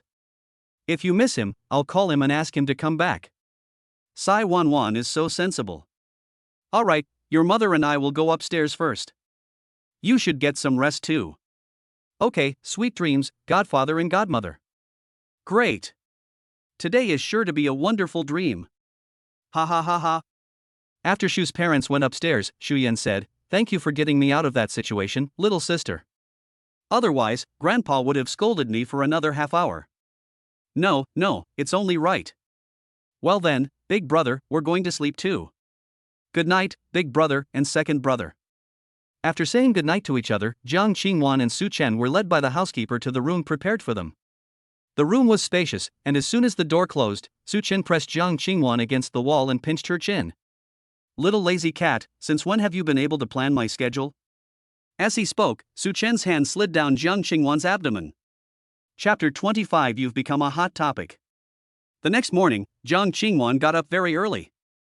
Perhaps because of the unfamiliar environment, she hadn't slept well that night. In contrast, Su Chen was still fast asleep. Jiang Qingwan looked at the class schedule on her phone, a full day of classes, and sighed helplessly. Jeannie is so beautiful, oh baby. A phone call came into Su Chen's phone. He answered it in a daze, and the voice of his counselor came from the other end of the line. Su Chen, wake up. Where are you? Who is it? Who is it? It's your advisor. You, right now, get back to school. Skipping classes and not coming home at night. I expect to see you in my office today. Su Chen immediately opened his sleepy eyes, quickly responded a few times, and hung up the phone. Oh ho, looks like someone's going to get a scolding. Although Su Chen is very rich now, he is still a student. If his counselor contacts his parents, he will definitely get a good scolding, and he might even get a beating when he goes home for vacation. Su Chen pinned Jiang Qingwan down and pinched her chin. Are you gloating now? You naughty baby, we're still at someone else's house. It won't be good if your godparents hear us. Then keep your voice down. The two took a shower before going downstairs. When they arrived, Mr. and Mrs. Shu had already finished breakfast and were having tea downstairs. Oh, these two are up. Let's go to the restaurant for breakfast. The chef is in the kitchen. Tell Aunt Wan what you'd like to eat. Jiang Qingwan first went over to greet the Shu family elders with a good morning. Godfather and godmother, have you had breakfast yet? You've eaten, now go on your way. Go to school after breakfast so you don't miss your classes. Upon arriving at the restaurant, the two were dumbfounded as they watched the chef take a bright red Australian lobster out of the steamer, which looked to weigh at least 3 pounds. Looking at the dining table, each breakfast item was placed on an insulated mat, and its nutritional composition was clearly labeled next to it, showing what carbohydrates and fats were. Do all rich people live such meticulous lives? Jiang Qingwan stared at the scene before her in disbelief. Good morning, miss and son-in-law. I am the Shu family's nutritionist. What would you two like for breakfast? I will help you plan your meals accordingly. Su Chen raised his hand and gave a thumbs-up sign. Awesome. The two exchanged a glance. Fried dough sticks, please. After the nutritionist prepared the meal plan, more than 10 kinds of food were placed in front of the two of them, but the portions were not large. Come on, eat up. After you finish eating, go back to school early. I still have to go back and get scolded. As the two were having breakfast, Shu Linqi rushed in from the living room, yelling, You two didn't even call me for breakfast. Didn't we agree to go to school together? Jiang Qingwan looked at Shu Linqi in confusion. Huh? Second brother? Why do you want to go back to school? Didn't you fail the college entrance exam? Huh? What are you saying? I'll go to your school for a visit and see what my sister's learning environment is like. Su Chen rolled his eyes at Shu Linqi and said, Don't believe your second brother's nonsense. He wants to see the schoolgirls and wants you to introduce your best friend to him. Wow, second brother, this is ridiculous. It's not even the season for everything to come back to life. You two are like well-fed men who don't know what it's like to be hungry, and you're even making fun of your second brother. Quickly, Aunt Wang, just give me something to eat so I can have a bite before school. After the three finished eating, Su Chen and the other got into the SL and prepared to drive to school. Shu Linqi looked at the cramped back seat of the SL with a blank expression. What about me? How am I going to get there? You drive yourself, it's not like you don't have a car.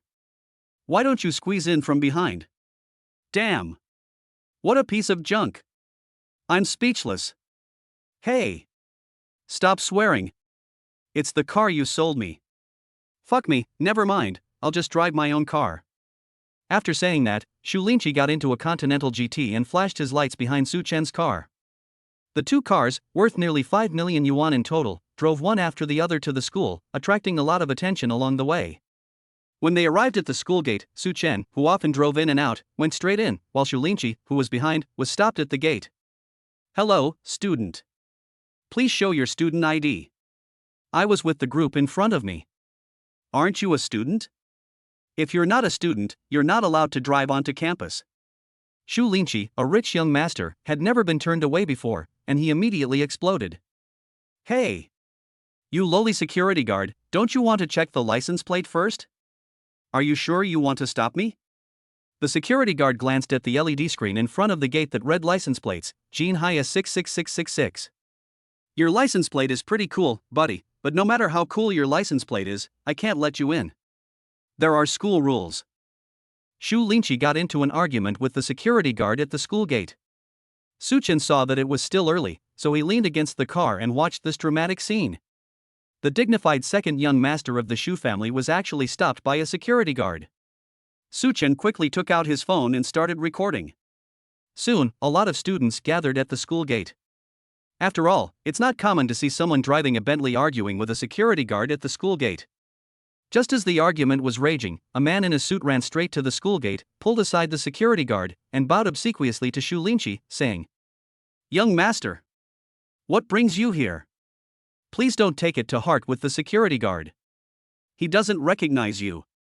You didn't even say you were coming. If you had, I would have come to greet you at the door. Please calm down. Who are you?" "Oh dear, second young master, you must have a bad memory. I am the logistics director of this school. We met when we were at a meeting in the city before, don't you remember?" Shu Linqi thought for a moment. "Oh. Brotherly, right. Oh, yes, you still remember me." Teacher Li turned to look at the security guard next to her. The security guard wanted to say something, but Teacher Li pushed him. "Do you know who this is? This is the second young master of the Jinhai Shu family. If you offend him, who can protect you? Quickly apologize to the second young master." Shu Linqi waved his hand. "No need for apologies. Let me in first. My sister and brother-in-law are waiting for me up ahead." Teacher Li followed Shu Linqi's gaze and saw a silver Mercedes sports car not far away. "No problem, thank you for your understanding, second young master." Under Teacher Li's guidance, the security guard finally managed to lift the railing. After the car entered the campus, Teacher Li kicked the security guard in the buttocks. "You scared me to death. That's the second young master of the Shu family. If you upset him, he could level the school gate like it's nothing. He's a notorious scoundrel in Jinhai.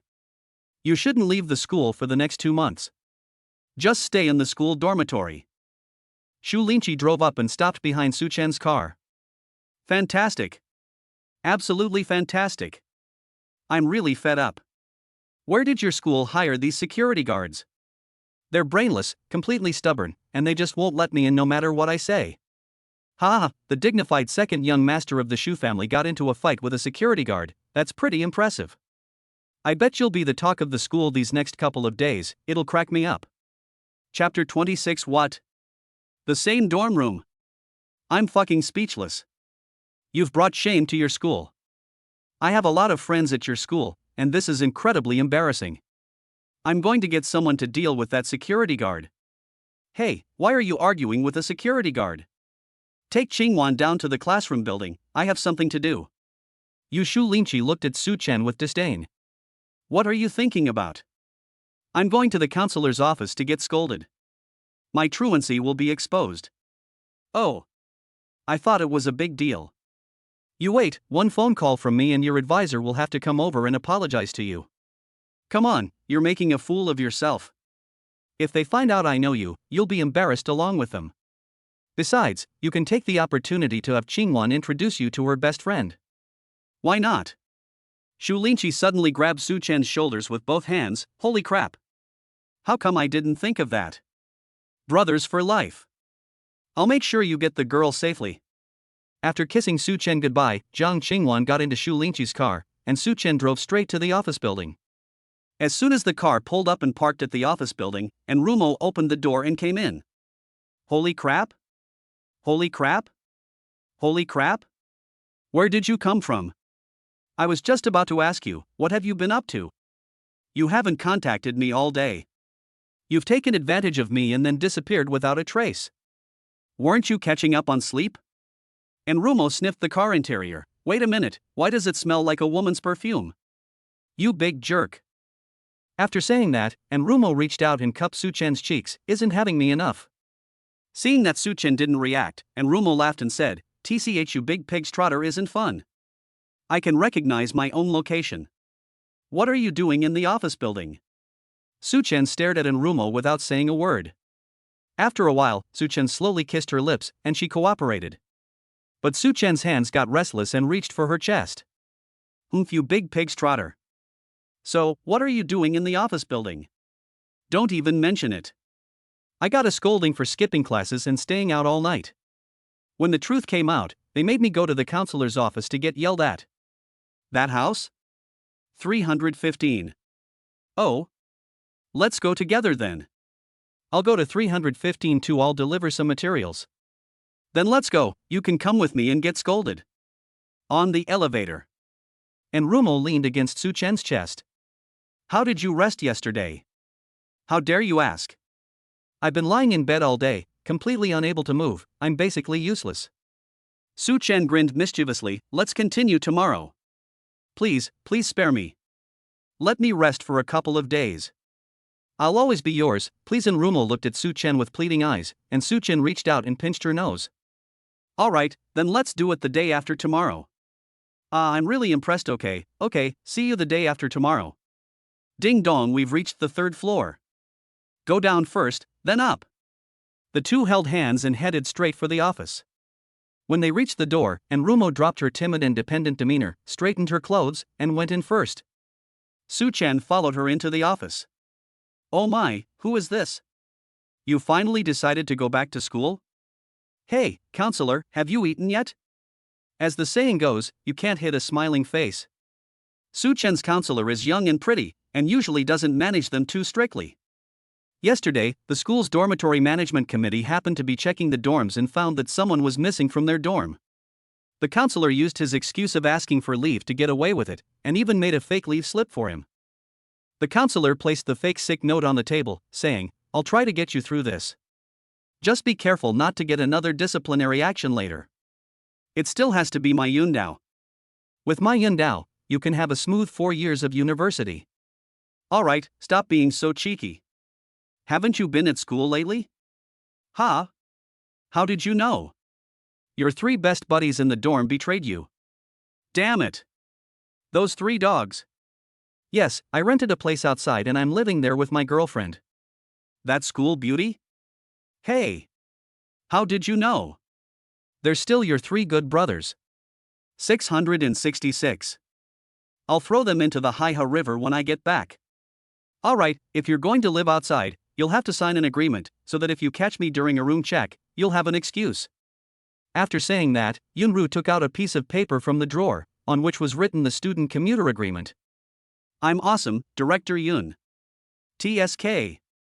Watch your mouth, sign it, and then go to class properly. Don't skip classes, at least don't skip your major classes. Your major professors have already called me in. After signing the document, Suchen exchanged a few more pleasantries with his counselor. But Enrumo wasn't so relaxed. From the conversation, she could tell that Suchen's girlfriend was a campus beauty, and coincidentally, there was a campus beauty in her dorm who hadn't been back for a long time. It was obvious to her that Suchen's girlfriend was Jiang Qingwan. After the two left the office, Enrumo was absent-minded and leaned on Suchen in the elevator, looking lost. What? Are you shocked to find out I actually have a girlfriend? Enrumo shook her head. No, do you believe in metaphysics? How so? Can I confirm something with you first?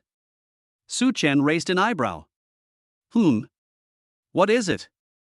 Enrumo stopped in her tracks. What's your girlfriend's name? Is that all? Jiang Qingwan, what, you know her? Enrumo looked relieved. It matches up. It all matches up. Sai, we're more than just acquaintances, we're so close, we even sleep in the same bed. Ha? Suchen's brows furrowed. We share a dorm room, she's my roommate. Wow, that's too much of a coincidence. Even novels wouldn't dare to write something like that.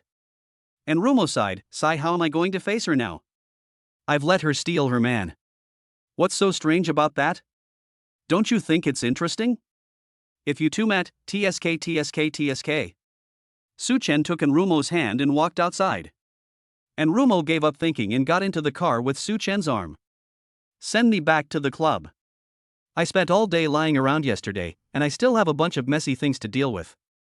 If you ask me, why not just expel him from that lousy gang and be a happy little rich woman? And then you want me to hang around you all day? No way, I can't catch you anyway. As soon as the car started, Su-chen was chatting and didn't pay much attention to the road. Just as he turned out of the intersection, a girl ran out and had a close encounter with the front of the car. Squeak! Su-chen slammed on the brakes and froze on the spot. Holy crap! Someone got hit by a car. The two quickly got out of the car to check on the man's injuries. Fortunately, the car was not going fast and had only hit the girl. Oh dear! Do you even know how to drive? Su-chen helped the girl up, and when their eyes met, the girl's angry expression gradually softened. How are you? Do you need to go to the hospital? So handsome. Chapter 27 Abstract Little Green Tea. Ding! A goddess who's willing to give away freebies has been detected. The mission, the abstract girl's precious item, has been issued. Completion reward, top-tier singing talent. Only then did Su-chen notice the girl's face. Although it was not as delicate as Jiang Qingwan's, it had a lively quality. Her clothes were also very energetic.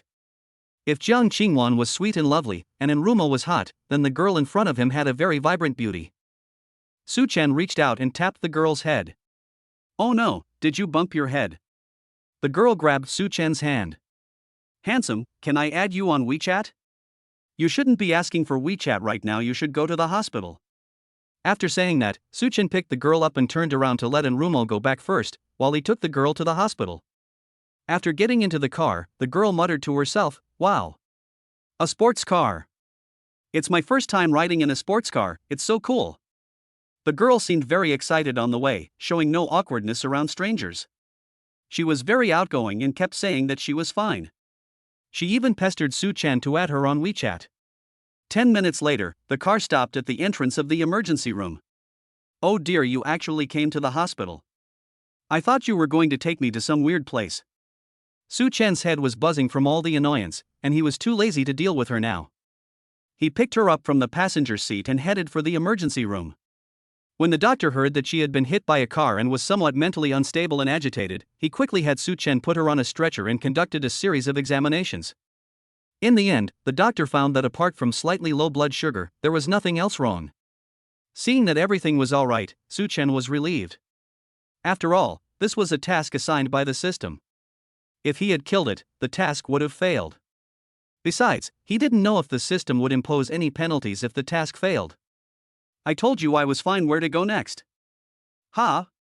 We just met, don't be so overly familiar. This really stumped Su-chen. After thinking for a moment, the girl said, It's rare for me to find a rich and handsome guy. Will you play with me for a while? I'm so bored at school every day. The girl extended her hand.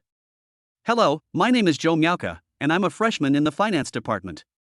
It's nice to meet you. Sigh, what a mess. Su-chen has become the object of girls' affections. Hello, Su-chen, majoring in business administration. Joe Miauka clapped her hands. Alright, now we're good friends. Let's go out and play. Alright, let's go, where to? Let's go see a movie, it's your treat. I'm broke, I've spent too much money this month. Okay, I'll pay for everything today as compensation. Yay! Joe Miauka ran to the car in a few steps. Come on, drive. Go. After starting the car, Joe Miauka wanted to play some music. She turned on the car's Bluetooth and saw a connection to the historical figure, Aiken's favorite Wan. Wow, I saw your girlfriend's phone name. Oh dear, my brother already has a girlfriend, and I'm still riding in his car. What if his girlfriend finds out? Won't she be angry? Joe Miauka raised an eyebrow at Su-chen with a smug look on her face. You little green tea BTCH, buckle up your seatbelt and let's get on navigation. Let's go, I want to see Now You See Me 3. Ha? Aren't you going to watch Zootopia? Are you silly? It doesn't even come out until the 26th. What, does your brother really enjoy watching movies with his sister? We can come see it on the 26th, okay? Su Chen was truly at a loss with this abstract little girl who seemed to be all T&T. The movie theater was on the top floor of a shopping mall. After parking the car and getting out, Zhou Miaoke actually straddled Su Chen's arm. You're not just naturally outgoing, are you? Oh, don't worry about the details. Look, they're all in pairs. You're so handsome, brother. I'll lend you myself as your date. How nice is that? Su Chen was truly at a loss with this abstract guy, so he simply accepted it. Since he was going to win over this guy anyway, more contact wouldn't hurt. It has to be said that their clothing styles are quite similar, both being casual with a touch of sportiness, so they look inexplicably out of place walking down the street. As soon as the two entered the mall, they saw a jewelry store having a promotion. To celebrate our first anniversary and thank our new and returning customers, couples who visit the store can receive 2 free couple bracelets. Zhou Miaoke's eyes lit up instantly, and she pulled Su Chen to go inside and get the bracelet. Didn't they say only couples could get it? What are you doing there? Zhou Miaoke shook Su Chen's arm. Brother, look, don't we look like a couple? Let's go take a look. If it's nice, we'll take it. If not, we'll just turn around and leave, okay? Su Chen couldn't refuse her any longer and had no choice but to let her drag him into the jewelry store. The promotional display case was placed right at the entrance of the store. The special lighting of the jewelry store shone on the ornaments, making everything look sparkly. Zhou Miaoke's eyes were completely drawn to the bracelets displayed on the case. Hello, gentlemen, how may I help you? Hello, miss, we'd like to claim the bracelets you're giving away during your event. Can I choose any one? I'm so sorry, miss, the bracelet you received is the standard style. The ones with gemstone embellishments cost extra. You can get our standard style bracelet, which is also very beautiful, but all the standard styles are the same. Zhou Miaoke's gaze followed the saleswoman's hand as she looked at the regular model, and her surprised look instantly dimmed.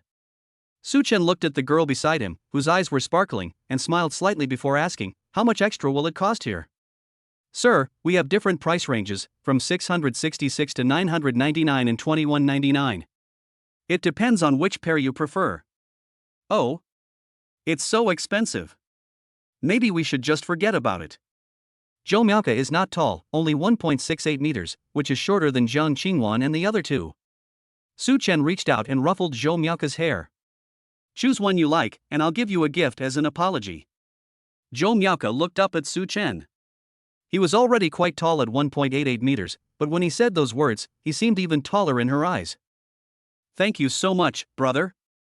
You little green TBTCH, hurry up and choose. Zhou Miaoke's eyes started to blur after only a short while of browsing, and she finally chose a pair of silver and white bracelets. This is it, I'm going blind. The sales assistant took the bracelet and looked at the price tag. Sir, this bracelet was originally priced at $39.99, but it's now on sale for $21.99. It's made of platinum, and here's the certificate. How would you like to pay? Su Chen opened the payment code on his phone. Scan the code. Zhou Miaoke, standing to the side, silently gave a thumbs up. As expected of a big spender, he looks so cool when he pays. You bastard, I bought you a gift and you call me a dog. Don't you dare run away later.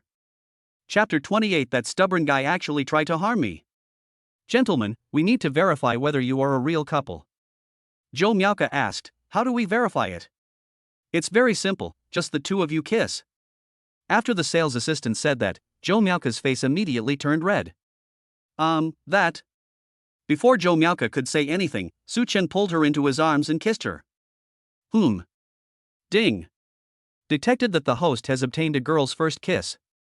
Reward, 100,000 yuan. Su Chen really didn't expect that this guy was still his first kiss. At first, Zhou Miaoke gently pushed Su Chen away in her arms, trying to resist. But when she heard the system's voice, she hugged him even tighter. When the two got close, Zhou Miaoke's hands gradually relaxed and she nestled against Su Chen's chest. When they let go of her, Zhou Miaoke's face was as red as an apple. After paying and receiving the bracelet, Su Chen gently lifted Zhou Miaoke's right hand and put the bracelet on her wrist. Throughout the entire process, she remained silent, her eyes fixed on Su Chen. Yes, it looks good. Give me your hand, I'll help you put it on. Zhou Miaoke quieted down after Su Chen kissed her, and clung to Su Chen's arm the whole way. When they arrived at a cultural and creative store, with a sign for Labubu blind boxes in front of the door, Jomyoka's eyes were drawn to the sign. What? You like Laba? It's just too expensive, forget it. Ever since Su-chen became rich, what he loves to hear most is girls saying that things are expensive. Whenever that happens, he can't help but want to spend money. Walk.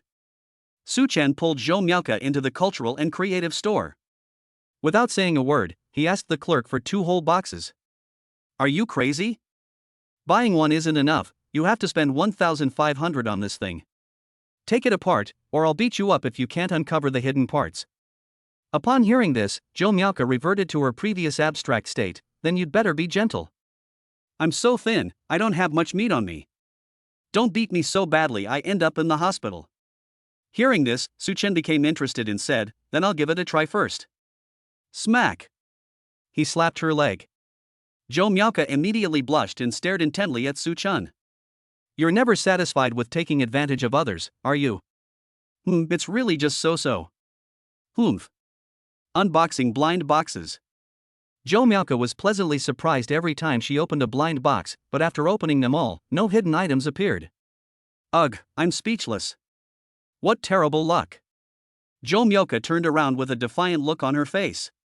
Go ahead and fight. You're just too unlucky. Su-chen quickly pulled her up. Why are you hitting me?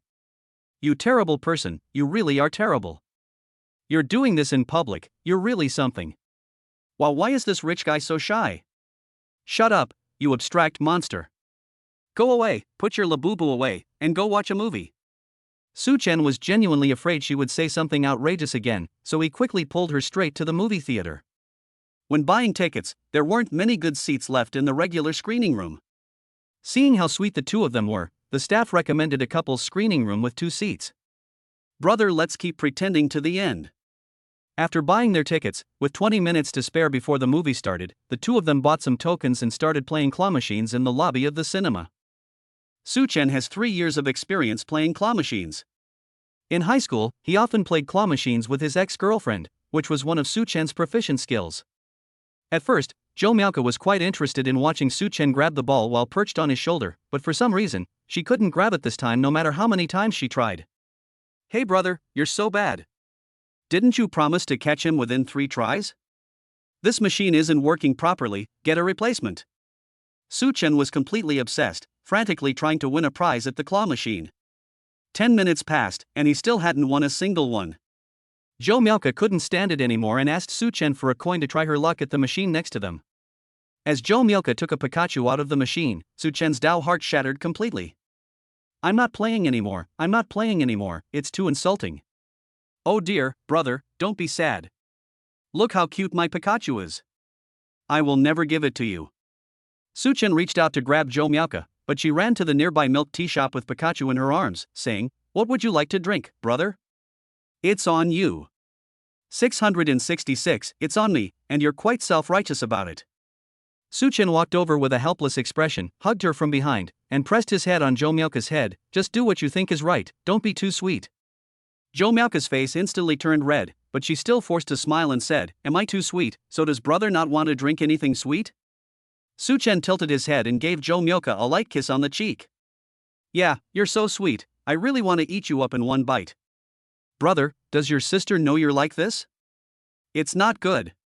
So you were enjoying it, weren't you? Su-chen pressed his lips against Jomyoka's burning cheek. 2 cups of fruit tea were ready in no time, both cold, but Jomyoka felt hot all over from Su-chen's actions. As soon as Jomyoka got her hands on the tea, she took a big gulp. The cool fruit tea cleared her head a bit, and she pulled Su-chen into the screening room. Inside the screening room, almost all the seats were full, and everyone was in pairs. The whole theater was filled with the atmosphere of romance. Jomyoka, with a bright red face, found her 2 seats. After sitting down, Su-chen pulled her into his arms. The reason he kept holding her was because Jomyoka was so easy to hug. At 1.68 meters tall, she looked small and thin to Su-chen, and she fit perfectly in his arms. The faint fragrance emanating from Jomyoka kept lingering in Su-chen's mind. Jomyoka seemed to have no ability to resist and little strength. She could only be held in Su-chen's arms and nervously drink the cold fruit tea sip by sip. In fact, Zhou Miao didn't really care whether the man next to her had a girlfriend. He was handsome and rich. For someone from a poor background like her, being a rich man's sidekick wasn't bad. Her only asset was her decent looks. Besides, she was deeply attracted to Su Chen at first sight. Seeing the bracelet on Su Chen's hand, she reached out and grabbed Su Chen's hand. His hands were warm, as if he were grasping the future, which made Zhou Miao feel very at ease. As the lights in the theater gradually dimmed, the movie began. Zhou Miao watched the movie very attentively the whole time. Halfway through, she noticed that Su Chen seemed to have fallen asleep. Looking at the man beside her with his chiseled face, Zhou Miao muttered softly, "You big pervert, do you know you stole my first kiss? I never imagined it would be taken like this. If you don't take responsibility, I'll... What will you do? You're not asleep. You were pretending to be asleep. You were in my arms the whole time, sometimes exclaiming in surprise, sometimes giggling. How could I possibly sleep? You haven't said yet, what will happen if I don't take responsibility? I'll chop off your thing." Chapter 29. Let's see who's going to beg for mercy. Holy crap? That's brutal. Humph. Now you know my methods, right? I'm ruthless. You'd better watch out. Oh, since you're going to take responsibility, then, he. As he spoke, Su Chen took off his coat and covered Zhou Miao with it. Hey. You're actually quite gentle, bad brother. Are you worried your little sister is cold? Before Zhou Miao could continue speaking, Su Chen covered himself with his clothes and then reached his hand inside. Zhou Miao immediately turned her head and glared at Su Chen. "Brother, you're so mean. Ha, didn't you ask me to take responsibility? If I'm going to take responsibility, then I'll take on more responsibility." Zhou Miao's breathing gradually became rapid, her eyes became increasingly unfocused, and she buried her entire body in Su Chen's embrace. Zhou Miao's gaze towards Su Chen grew increasingly tender, and she even took the initiative to kiss Su Chen's lips. Finally, as the movie was about to end, Su Chen released her, and Zhou Miao collapsed weakly onto Su Chen. "Brother, you bad guy." After a long pause, Zhou Miao finally got off him after the movie ended, staring intently at Su Chen. "Come with me to the bathroom, it's so annoying." Su Chen smiled slightly and understood what had happened. He waited outside the bathroom for 5 minutes before Zhou Miao came out with a flushed face. Come with me to buy underwear." Zhou Miao's voice was very soft, and Su Chen could barely hear it. He only heard that she wanted to buy something. Su Chen leaned closer and asked, "What do you want to buy?" "You bad guy, come with me to buy underwear." Su Chen smiled and said, "You're the fifth brother? Where's the old one? Annoying, hurry up and leave, throw away the old one." There happened to be a banana brand store in the mall, so Zhou Miao pulled Su Chen inside, grabbed a box, paid, and headed straight for the restroom. Su Chen was completely uninvolved except for paying. A moment later, Zhou Miao came out of the bathroom with a satisfied look on her face. "I'm hungry. I want to eat barbecue." "What's wrong? Did you expend too much energy?" "Humph. It's all your fault." Although she was complaining about Su Chen, she still instinctively hugged Su Chen's arm. During the meal, Zhou Miao displayed her superb culinary skills. She personally grilled every piece of meat, controlling the heat perfectly, and placed each piece into Su Chen's bowl, soon piling up into a small mountain. "Brother, eat quickly, it won't taste good if it gets cold." "You eat, I'm not that hungry yet," he said, pushing the plate in front of him toward Zhou Miao. This morning, Su Chen had the most lavish breakfast he'd had in a week, eating an Australian lobster first thing in the morning. Now, he's not even hungry, and he has no appetite for food at all. Su Chen watched as Zhou Miao finished the plate of meat in less than 3 minutes. She then picked up another plate, put the raw meat on it to grill, and started eating rice again.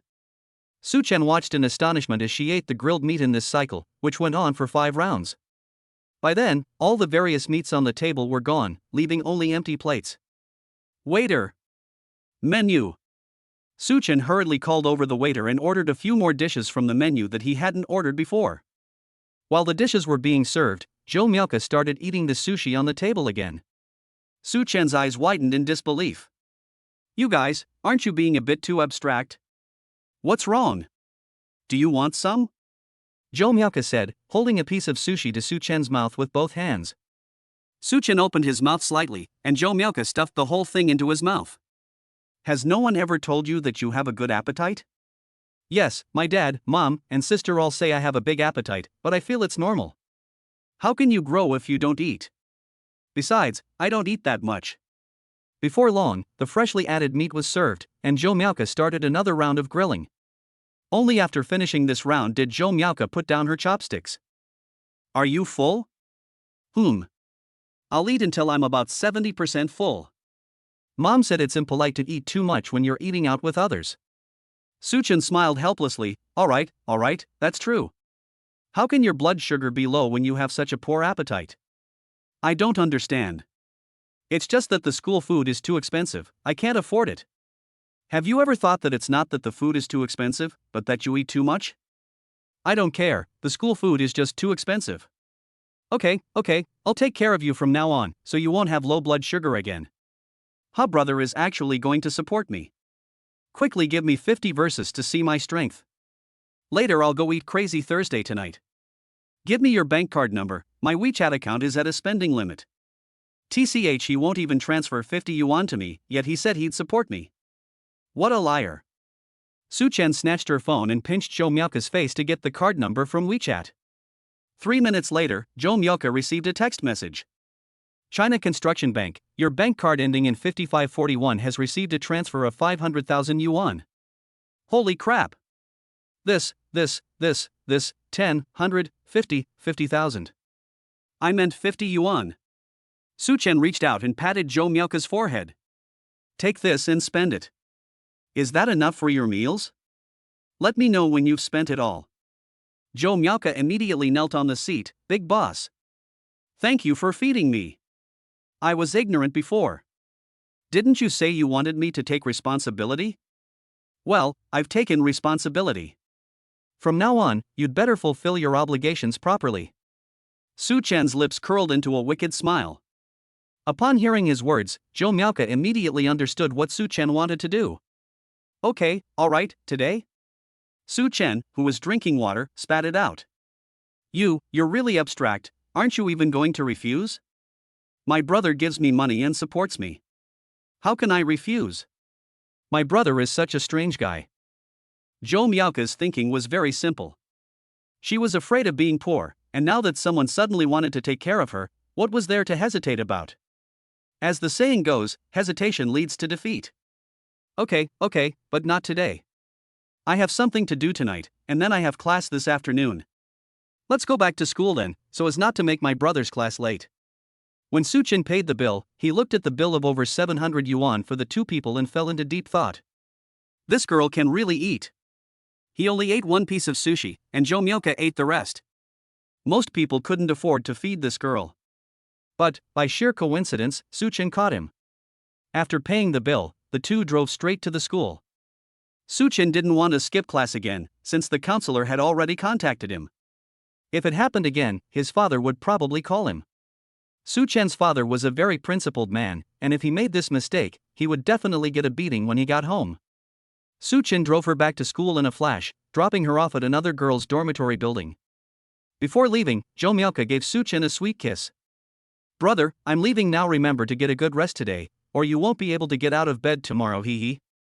We'll see who begs for mercy tomorrow. Chapter 30. It clearly missed me. Joe Miauka made a face and dashed into the dormitory building. When she got to the entrance, she turned around and made a big heart shape with her hands for Su Chen. Su Chen had a very happy morning. The lively Joe Miauka added a different kind of color to his life. Looking at his phone, Su Chen realized it was still early and decided to go back to his dorm to check on his three silly sons. As he drove up to the dorm entrance, his three roommates had just finished eating and were returning. After Su Chen parked his car, his three roommates came over, and Lu Mingqi reached out and gave Su Chen a high five. Chen Ken and Xin Feng went straight to Su Chen's car. Holy crap! What the hell is this? Not only are you making a fortune behind your buddy's back, but you're also buying such a cool car. Su Chen took out his keys and tossed them to Xin Feng, saying, "Bring them back to me during class, boss." Godfather.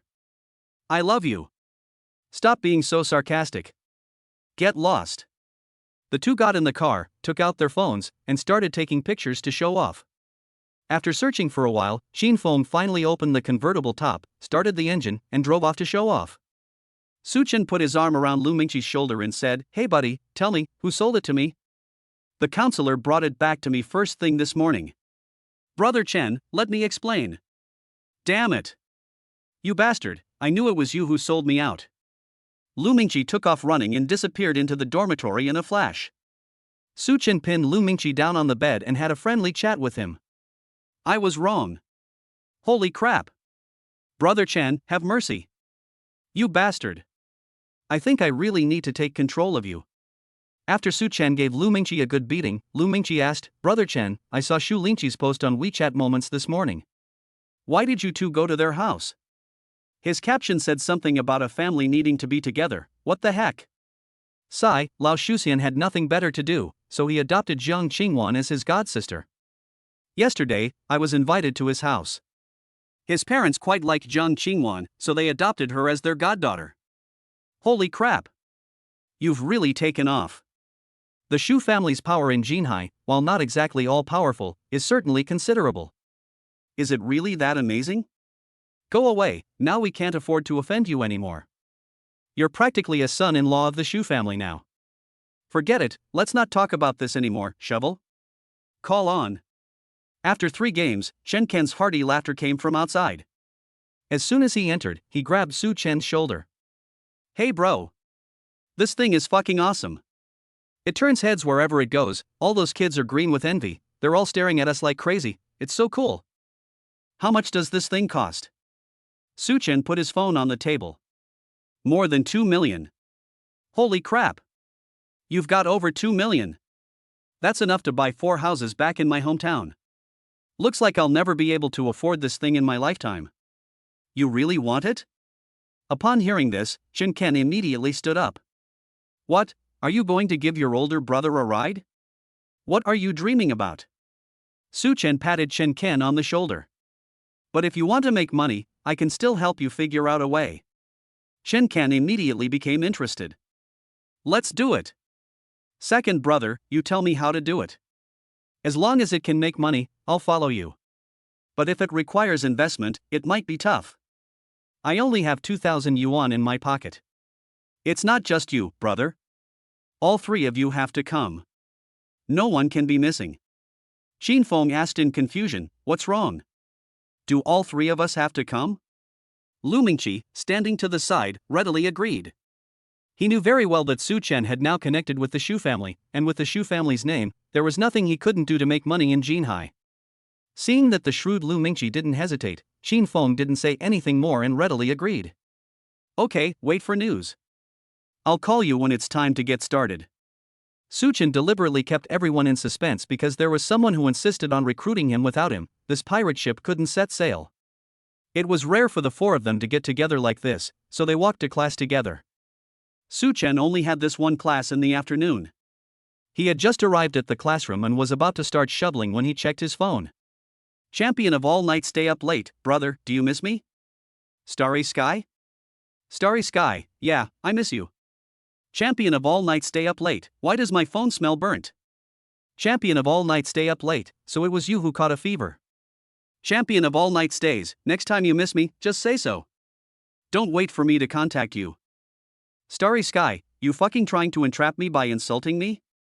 Starry Sky, you'll have to wait until tomorrow. Brother Chen, we're one short, hurry up and start. Urged by his roommates, Su Chen went to play a game with them first.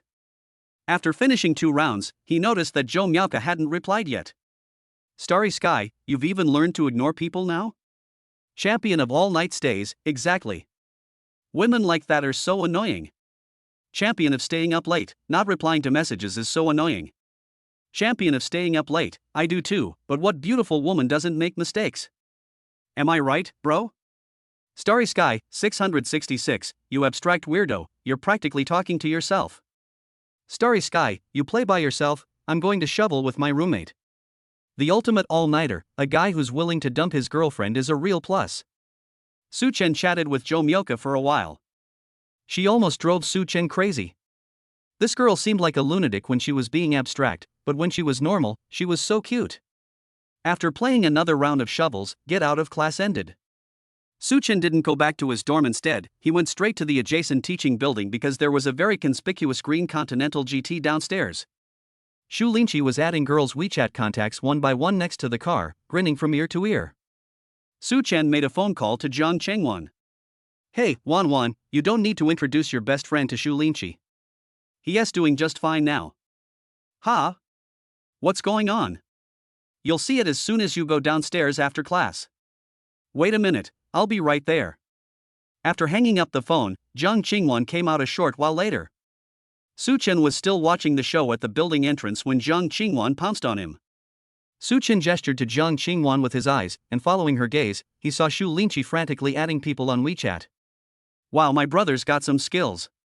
The two of them stood there watching for 20 minutes, but Shu Linqi showed no sign of stopping, and the girls around him could be heard laughing happily from time to time. Let's go home first, it's time to feed the cat. It looks like he might not be able to go back before the dorms are locked down. Let's feed the cats and go to the Shu family's house to wait for him.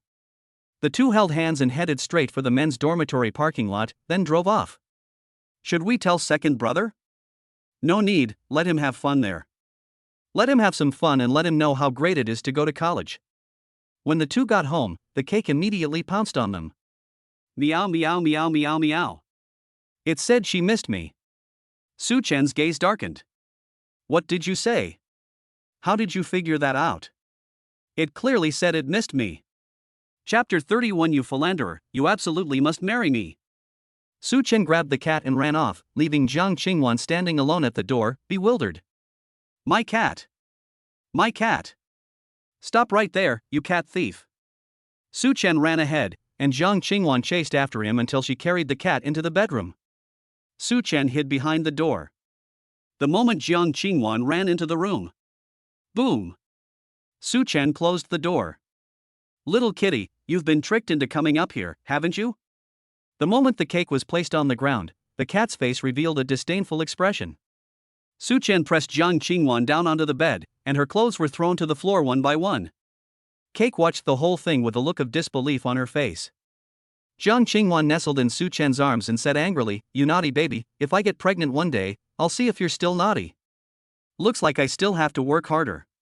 The two fed the cake cat food after getting up, and when they glanced at the time, it was already past 5 o'clock. They hurriedly drove straight to the Shu family's house. As expected, Shu Linqi had not returned yet. As soon as the two entered the house, they saw Shu Yan making tea. Big brother, Su Chen called out. Hey, you're back. Come quick, it's freshly brewed, top quality De Hong Pao tea, have a taste. Shu Yan glanced behind the two of them. Hey! Where's the second brother? Wasn't he supposed to have gone out with you? Su Chen took a sip of tea first. Don't even mention it, it seems like my second brother is going to get involved with one of the girls at our school. No sooner had he finished speaking than Su Chen's phone rang. It was Shu Linqi calling. She's quite prone to being talked about. Su Chen answered the call and put it on speakerphone. Hey! Old Su, you guys haven't finished class yet? It's already dark, what's going on? Get out of class is over, but you're still in get out of class, aren't you? Why would I skip class? I don't go to school. We saw you teaching the girls at our school, so we didn't want to bother you. We came back first. Seriously. I'm speechless. You two can just abandon me already. After Su Chen hung up the phone, the three of them burst out laughing at the same time. What's wrong? Why are you laughing so happily? Upon hearing the voice, the three of them stood up almost simultaneously. Jiang Qingwan ran over and greeted them. Good evening, godfather and godmother. Hey, good boy, you're coming home so late from get out of class. We went back to feed the kittens, that's why we came back late. Madam Shu said, why don't we take the kitten home? It'll keep Ping in company. As she spoke, Madam Shu stroked the kitten she was holding. I'm afraid the cake might be unfamiliar with it, so I'll bring it back and try it out later. About 10 minutes later, Shu Linqi's car stopped in front of the villa. As soon as he entered the house, he began to complain about Su Chen. Hey! Old Su, that's really unfair of you. You guys came back and then you just threw me away, okay? Stop talking nonsense, I've added a few people on WeChat. Shu Linqi held up his phone and showed off. How many? A total of 32. Awesome. Hey kid, you've added so many, when are you going to bring one back? Mr. Shu, who was standing to the side, hit Shu Yan on the head with the newspaper in his hand. How dare you talk about your brother? I asked you to meet Miss Jean the other day, but you didn't go. It can't be such a coincidence, was the first thought that popped into Su Chen's mind. Oh, Dad, I don't want to get married yet. I'm in my early 20s, the age when I should be making my own way in the world. Go ahead and run. Did I build this empire for you to run around in? Look at your brother, at least he knows to find a partner. And look at you, when will I ever be able to hold my grandson? Hey! Dad, stop hitting him. Godfather, can I ask you something? This Miss Qin you're talking about isn't the Qin family from Beijing, is she? Hey! Right, Xiaosu, do you know the Qin family? Wait a minute, let me check. Does that Qin family have a son named Qin Feng? Yes, how do you know so much? Su Chen couldn't help but clap his hands. What a coincidence! It's too much of a coincidence. Even novels wouldn't dare to write something like this. That Qin Feng was my college roommate. Oh my, Xiaosu, what a coincidence. Why don't you bring her home for a meal? Our two families have been friends for generations. At the dinner table, Su Chen deliberately sat next to Xu Yan, staring at Xu Yan with a sly look. Brother-in-law, you don't have any unusual fetishes, do you? Brother-in-law, don't misunderstand, I have something I'd like to ask you for a favor. Xu Yan breathed a sigh of relief. I thought you were up to something. Just say it. We're family, no need to be so polite. Here's the thing, I'd like to ask you to help me negotiate the acquisition of Max Bar. Xu Yan looked at Su Chen with a puzzled expression. Max? I haven't heard that they're selling? That's why I need your help, brother. I'll pay for it, and you can help me make the connection. That's not difficult, but why do you want to acquire him? There's a bit of personal grudge involved. Upon hearing the word bar, Xu Linqi quickly approached, saying, Bring me one. I know this place well. Okay, I'll have someone look into it tomorrow. Wait for my call. But I have one request, after the bar is acquired, let the second brother have a stake, so he won't be idle all day. No problem. Su Chen agreed, and the whole family went to eat. During dinner, Jiang Qingwan also drank some red wine with Grandpa Xu. After the meal, Madame Xu wanted the two of them to stay at her home. But Jiang Qingwan wanted to go back to their time together as a couple, so she said she had to go back to take care of the kitten and dragged Su Chen away. Although the Xu family home was luxurious and large, Jiang Qingwan still preferred her own little nest. Inside the car, Jiang Qingwan turned on Bluetooth and looked at a new connection history. Her eyes dimmed slightly, but she quickly regained her composure. Soft music filled the car, and outside the window were the bright lights of the manor. Jiang Qingwan leaned back in the passenger seat, the light shining through the window onto her face.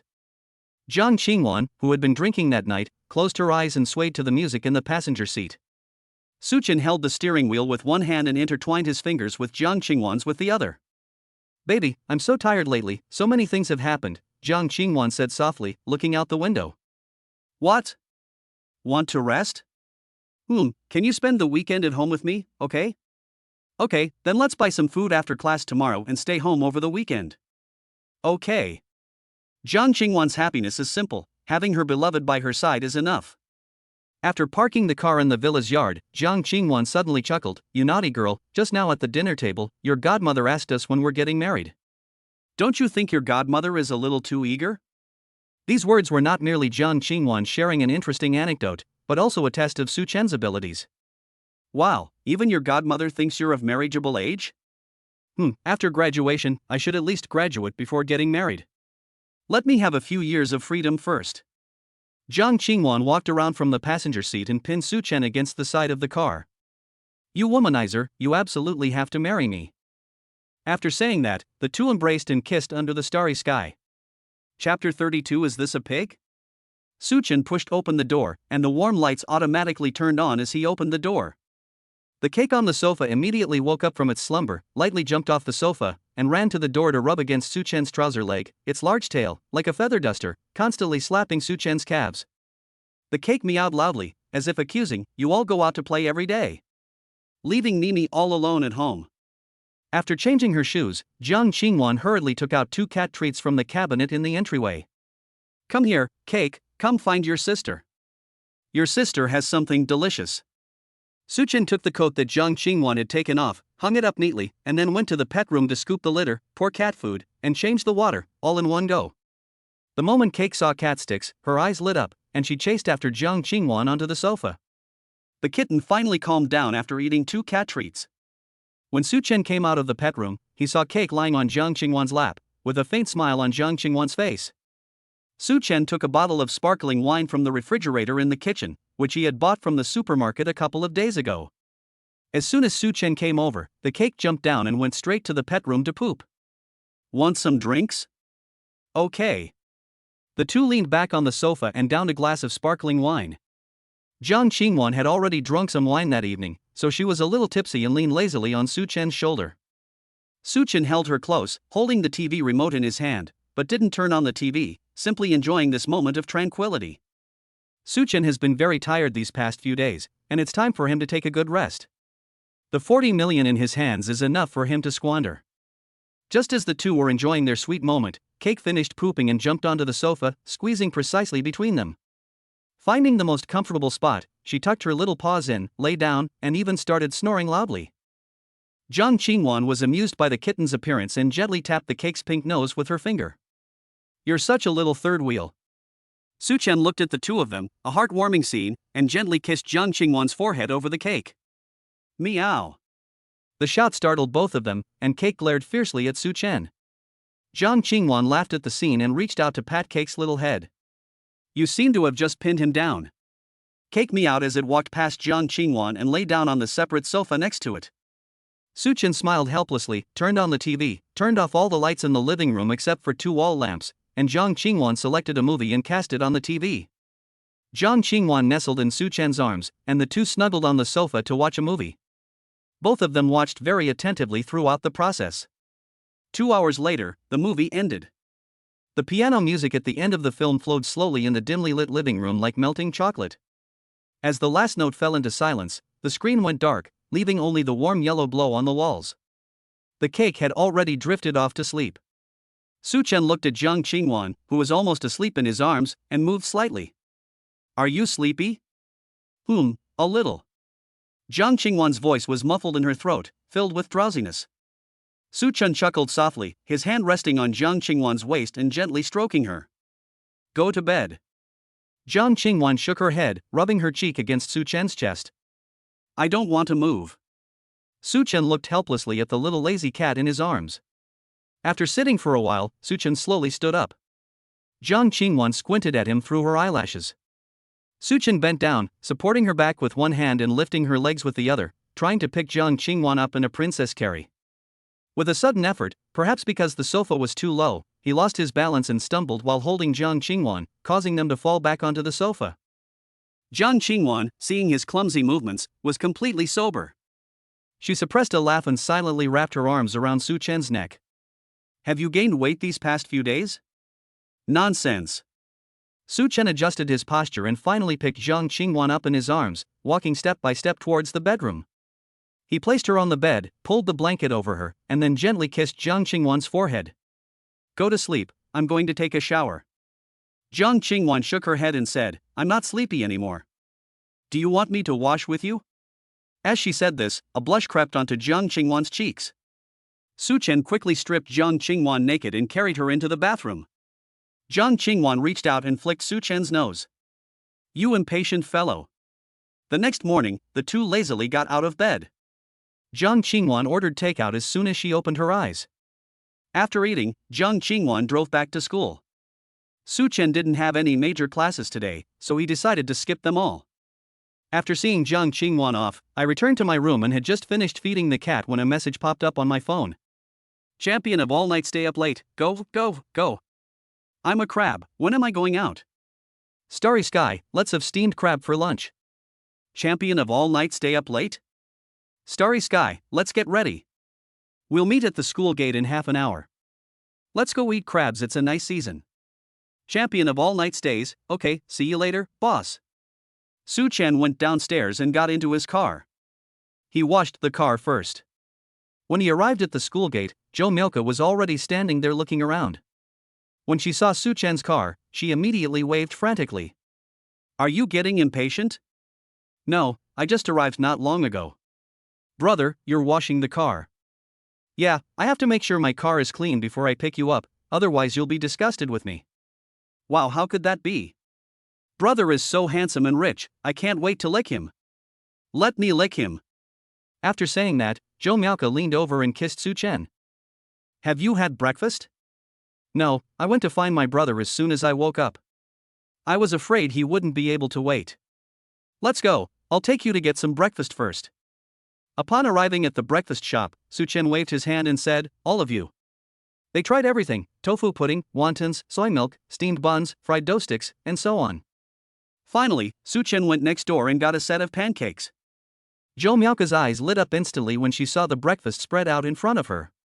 Su Chen, meanwhile, sat beside her with a cup of soy milk, resting his chin on his hand as he watched her eat. Su Chen increasingly found watching Joe Miauka eat to be a pleasure. He had never seen a girl with such a large appetite before. Even Chen Ken, the fitness guru in our dorm, has never eaten this much. Joe Miauka ate breakfast for a full half hour. After the last wonton went into her mouth, Su Chen gently smiled and took out a tissue to wipe her mouth. Are you full? I'm full, thank you, brother. The breakfast shop owner, who had witnessed the whole thing, came over. Young man, I'm a bit blunt, but you should take your girlfriend to the hospital to get checked out. She eats way too much. Su Chen laughed and said, it's nothing. I just had a full checkup at the hospital yesterday. Apart from a little low blood sugar, there's nothing else wrong. What the hell? This kind of food intake can cause low blood sugar? Chapter 33 No Need to Sleep. After the two came out of the breakfast shop, Su Chen looked at Joe Miauka, who was bouncing around after finishing her meal, with doting eyes and asked, where do you want to go and have some fun today? Based on my observation of the celestial phenomena last night and a quick calculation, today is auspicious for go-karting. Joe Miauka started spouting nonsense as she stood on the street. Su Chen raised an eyebrow, go-karts? Yeah. Joe Miauka then started gesturing excitedly, the kind you do when you're working out, like buzz buzz buzz whoosh. Drifting. And then crashing into the guardrail. Su Chen flicked her forehead. You little rascal, you're already thinking about crashing into the guardrail before you've even started driving? Hey, if I don't bump into it, wouldn't the guardrail seem useless? I'm afraid it'll lose its job. An hour later, accompanied by the roar of exhaust pipes, the car stopped in front of the most prestigious go-kart track in Tianjin. As soon as the car stopped, staff members rushed out to greet them. Su Chen's first words were, could you clear the area? The staff member was taken aback for a moment before saying, sir, it's like this, the venue rental fee is a bit high. On a normal workday, a temporary rental costs about 300,000 yuan per day. Okay, let's clear the area. Su Chen's answer was concise and to the point, clear and straightforward. The moment Su Chen handed over the bank card, the staff member immediately put on a smile. Okay, then you two come with me to complete the formalities. While guiding Su Chen and his companion, the staff used a walkie-talkie to signal for the area to be cleared. After the formalities were completed, the entire venue was cleaned up. The vast venue was empty and quiet, with only neatly dressed staff members smiling and waiting for the two. Joe Miauka stared at the scene in disbelief. Is this the world of the rich? This is too awesome. Inside the changing room. With the help of staff, the two awkwardly changed into their racing suits. Joe Miauka twisted her body in front of the mirror in the changing room, feeling like an astronaut. Then he looked at Su Chen beside him. His handsome face was outlined in a gray racing suit, giving him a tough and masculine look. Just as Joe Miauka was swooning over her crush, the coach walked over and said, Sir, madam, I am your sparring partner for today. Please follow me over here for some safety training. During the training, Joe Miauka listened attentively with a serious expression, nodding her head repeatedly and muttering, left foot brake, right foot accelerator, can't press at the same time, can't intentionally bump into people.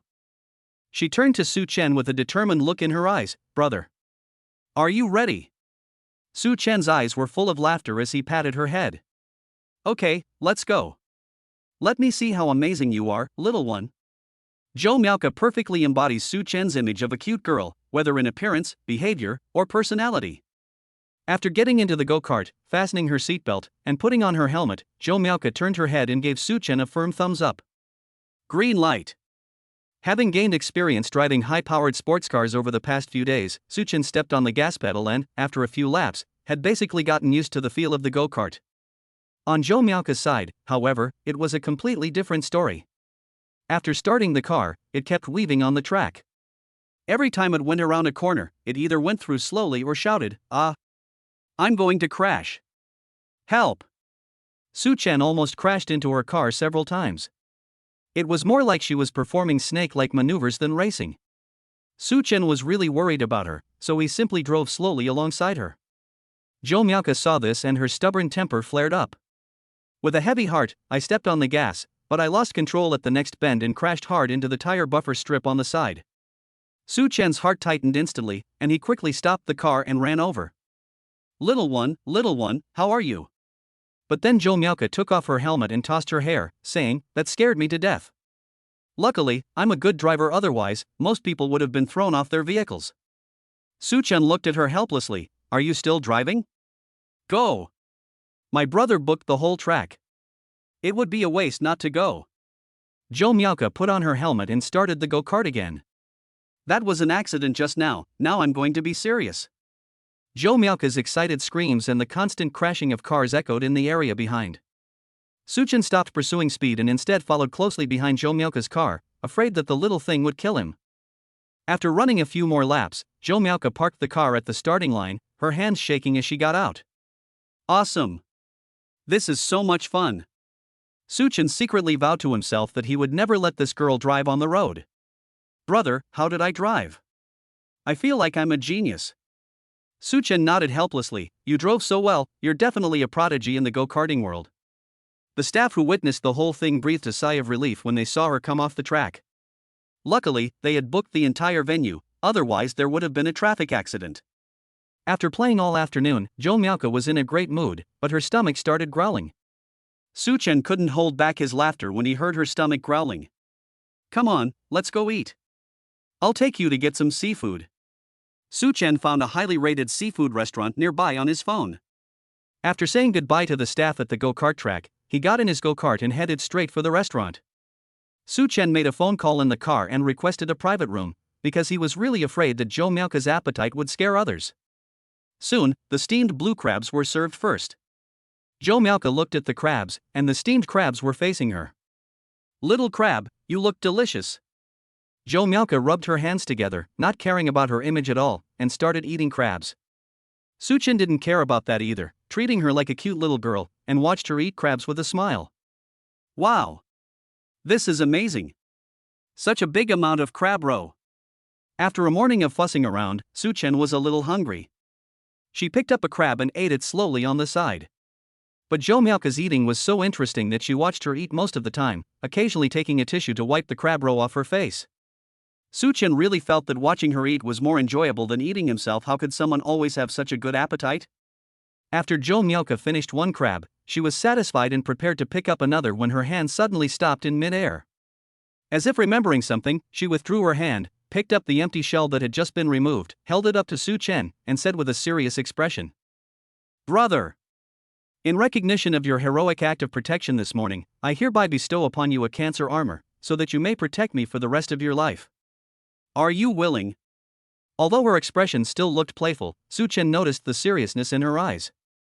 Although she understood her relationship with Su Chen, she was only 18 years old and longed for a sweet romance and her own knight in shining armor, even if it was just occasionally. Su Chen stretched out his hand, revealing the bracelet on his wrist. "Then, Your Highness, you must always keep our token of love close to you." Zhou Miaoke extended her wrist and bumped it with Su Chen's. "So, should we take them off when we sleep?" "You don't need to sleep with me." Chapter 34: The Guy Who Resisted Creation. Zhou Miaoke's eyes darted around as she stammered, "WH. What? I don't understand." "Let's eat." Su Chen rested his chin on his hand, watching the nervous Zhou Miaoke. As one seafood dish after another was served, Zhou Miaoke completely forgot what she had just said. This meal really filled Zhou Miaoke up. When Su Chen paid the bill, he glanced at the bill and found that it cost more than 2,000 yuan, most of which was eaten by Zhou Miaoke. Su Chen looked at Zhou Miaoke with a gentle smile in his eyes. "Little pig, where to next?" Zhou Miaoke stretched, a hint of fatigue on her face. "I don't want to move." After a morning of exercise, coupled with eating too much at lunch, Zhou Miaoke is now extremely tired. A mischievous smile crept across Su Chen's lips. "Then shouldn't you finish your mission?" "Okay." Su Chen really didn't expect her to agree so readily. Let me pick a hotel I like, okay? I'll find an expensive one, otherwise I'll feel like I'm ripping off. Jo Myoka kept scrolling through hotels on her phone. This one looks good. Jo Myoka held up her phone, which displayed information about a hotel. The price of over 2,000 yuan per night was indeed quite reasonable. After checking the distance, Su Chen nodded. It would take about half an hour to drive there. Get in the car. Throughout the journey, Jo Myoka hummed a song in the car, showing none of the tension that should have been present. Instead, she seemed quite happy. What a strange guy. Upon arriving at the hotel, Su Chen didn't hesitate to book the most expensive room. Firstly, he wasn't short of money, and secondly, he couldn't let the little thing suffer a loss. After entering the room, Jo Myoka looked at the hotel's luxurious decor and ran to the window to admire the scenery outside. The soft carpet on the floor left a row of her small footprints. Su Chen noticed that the shoes she was wearing were a bit old, but they were still wiped very white and clean. Wow, this is the first time I've stayed in such a big hotel in the city center. It would be great to stay in a place like this every day. Su Chen walked up behind her and hugged her. You like it? If you like it, I'll book a long-term room here. Jo Myoka shook her head. Let's forget it. If I stay in a place like this for too long, I'll get arrogant. Besides, it's so far from school, it'll be a hassle to go back to class. Su Chen smiled and gently kissed her neck. Bad brother, so eager. Yes, are you ready? The two kissed by the window. As Jo Myoka felt a sudden lift off the ground, she opened her eyes to find Su Chen carrying her to the bed. You naughty brother, why are you in such a hurry? Ding! Congratulations, host, on completing the mission The Abstract Girl's Precious Item. Reward, top-tier singing talent. Throughout the process, Jo Myoka gritted her teeth and didn't utter a single sound. Once, twice, 3 times, and finally Su Chen was a little hungry due to the continuous physical exertion. On the other hand, Jo Myoka lay on the bed looking at Su Chen with a charming expression. What's wrong, brother? Are you tired? Jo Myoka reached out and hugged Su Chen, pinning him down. Now it's my turn. After 3 battles, Jo Myoka had become accustomed to the feeling. Su Chen was almost shocked. Her endurance was incredible. Jiang Qingwan would only last 2 rounds before begging for mercy, but this girl in front of him. Let's go get something to eat. I want McDonald's. A fish burger, so delicious. Su Chen patted Jo Myoka's head. Let's go, you can use the navigation. After a whole afternoon of fussing around, Su Chen was really hungry. He ordered himself an Angus beef burger and several other burgers and snacks for Jo Myoka. After dinner, Su Chen drove Jo Myoka back to school. Before leaving, Jo Myoka asked Su Chen when he would come out to accompany her next time. Call me if you miss me. I should be free. I'm pretty free. Jo Myoka gave an okay sign with a serious expression, kissed Su Chen, and got out of the car. Su Chen went back to his dormitory first and prepared to take a shower as soon as he entered. Jiang Qingwan's nose was really too sensitive. Hey!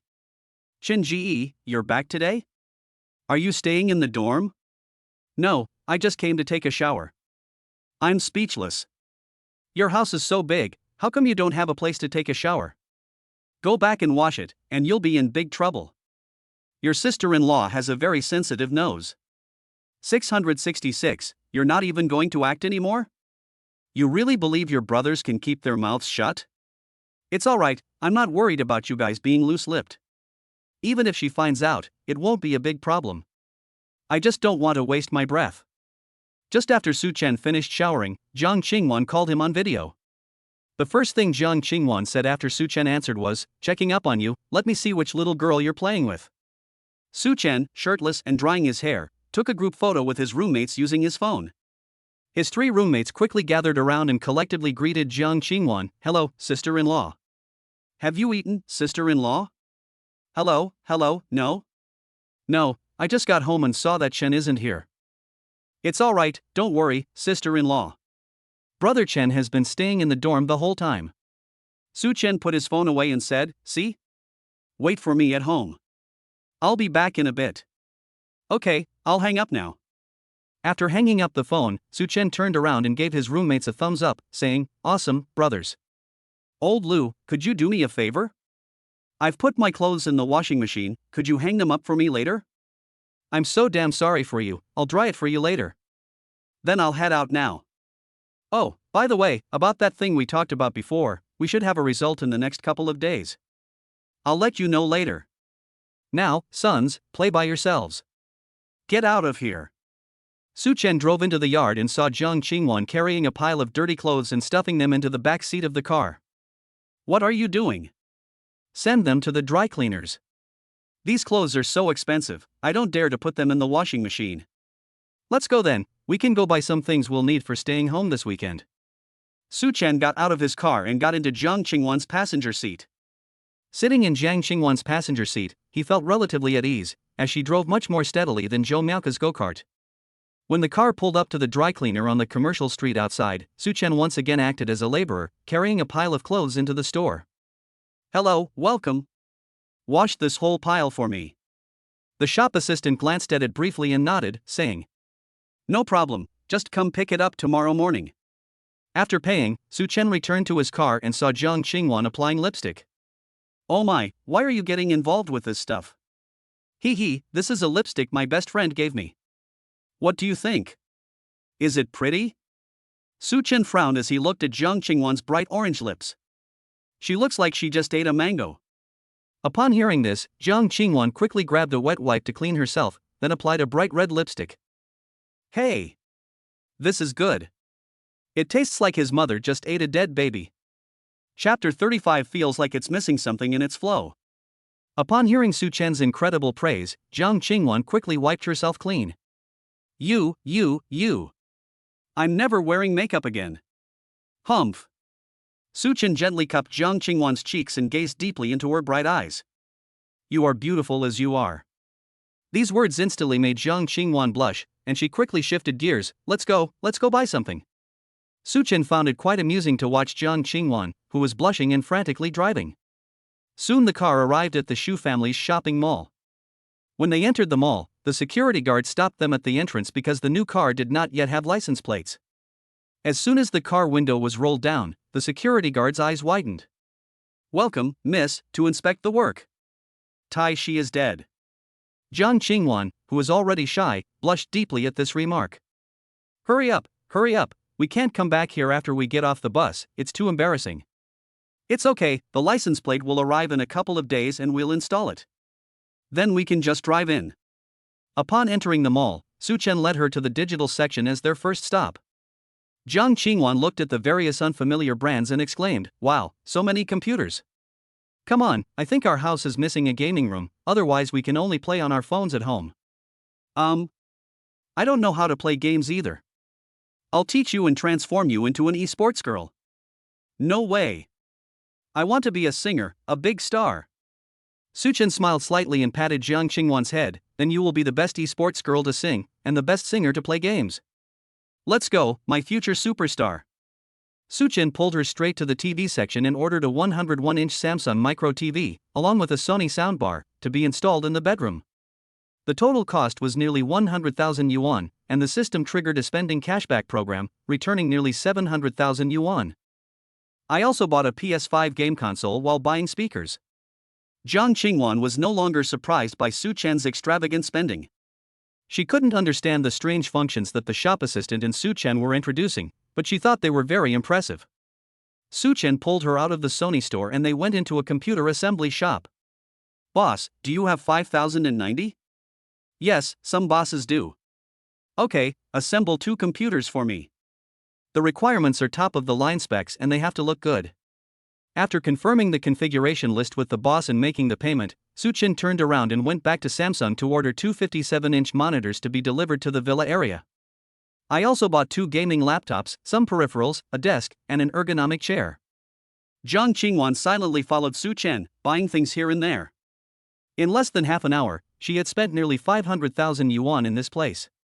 After paying, Jiang Qingwan put her hand in her pocket and suddenly felt a card. That's not right. Don't we have the card our second brother gave us? You've lost out, you naughty child. Su Chen patted Jiang Qingwan's head and laughed. Silly girl, it's okay, I'll keep the card to buy you snacks. That would make me burst from overeating. Then they went to the supermarket to buy food and drinks. Jiang Qingwan planned to cook all day tomorrow so that Su Chen could taste her cooking skills. Although Su Chen was unwilling, he didn't want to dampen her enthusiasm, so he simply let her have her way. After nearly 2 hours of travel, the two finally arrived home. As soon as they got home, Jiang Qingwan collapsed onto the sofa, while Su Chen tidied up an empty room on the second floor, preparing to use it as a gaming room. Jiang Qingwan quietly went upstairs, pushed a chair to the doorway, and watched Su Chen tidy up the room. Wow, I didn't expect the naughty baby to be able to do housework, that's amazing. I don't know how to do housework. All I know how to do is throw things out. Once I've thrown everything out, the room will be clean. After you've finished everything tomorrow, you can call a cleaning service to tidy it up. Okay. After tidying up quickly, Su Chen came out and pushed Jiang Qingwan, who was sitting in a swivel chair, into the elevator. This is great. I don't have to walk anymore. At this moment, Su Chen received a message from the Apple Store that all the devices he had previously purchased had arrived at the store and were ready to be delivered the next day. Su Chen sent back an address and then pushed Jiang Qingwan into the restaurant. You haven't eaten yet, have you? Not very hungry. Su Chen took out the small cake he had just bought from the refrigerator and placed it in front of Jiang Qingwan. How sinful to eat sweets so late at night. How about I order you some takeout? I'll eat the cake. Jiang Qingwan immediately shielded the cake box to her chest, exclaiming, Mine. This little glutton is possessive of his food, huh? As soon as she finished speaking, the cake walked to Su Chen's feet. Oh, there's another cake here, do you want some cake? Su Chen picked up the kitten and hugged it. Meow. It says it's going to eat it, so don't eat it, give it to the kitten. You've forgotten your girlfriend now that you have a kitten. Ha ha ha ha. Su Chen now feels that having Jiang Qingwan around every day to tease him is indeed quite interesting. Jiang Qingwan opened the cake box, took out a Swiss roll, and held it to Su Chen's lips. Ah. Su Chen took a bite. It's pretty good. Really? Then I'm relieved. Jiang Qingwan then began to eat the cake. So you're using me as a test subject? He. After eating and washing up, the two went to bed early. Jiang Qingwan turned off all the alarm clocks, and nothing happened that night. Once in bed, Su Chen held Jiang Qingwan and fell asleep. But even nestled in Su Chen's warm embrace, Jiang Qingwan couldn't fall asleep, feeling like something was missing. Jiang Qingwan's hands gradually became restless, trying to awaken the sleeping beast. The next day, around 9 o'clock, Su Chen was woken up by a phone ringing. Hello? Mr. Su, your package has arrived. It contains 2 sets of license plates. You need to bring your ID card to sign for it. It's right at the villa entrance. Su Chen hung up the phone, put on his pajamas, and went downstairs. After getting the license plate, he started installing it himself. Just as he was installing the Audi license plate, Jiang Qingwan came downstairs. While rubbing her eyes, she asked, What are you doing, you naughty baby? Want to try installing the license plate? You only have 1 screw left on your car.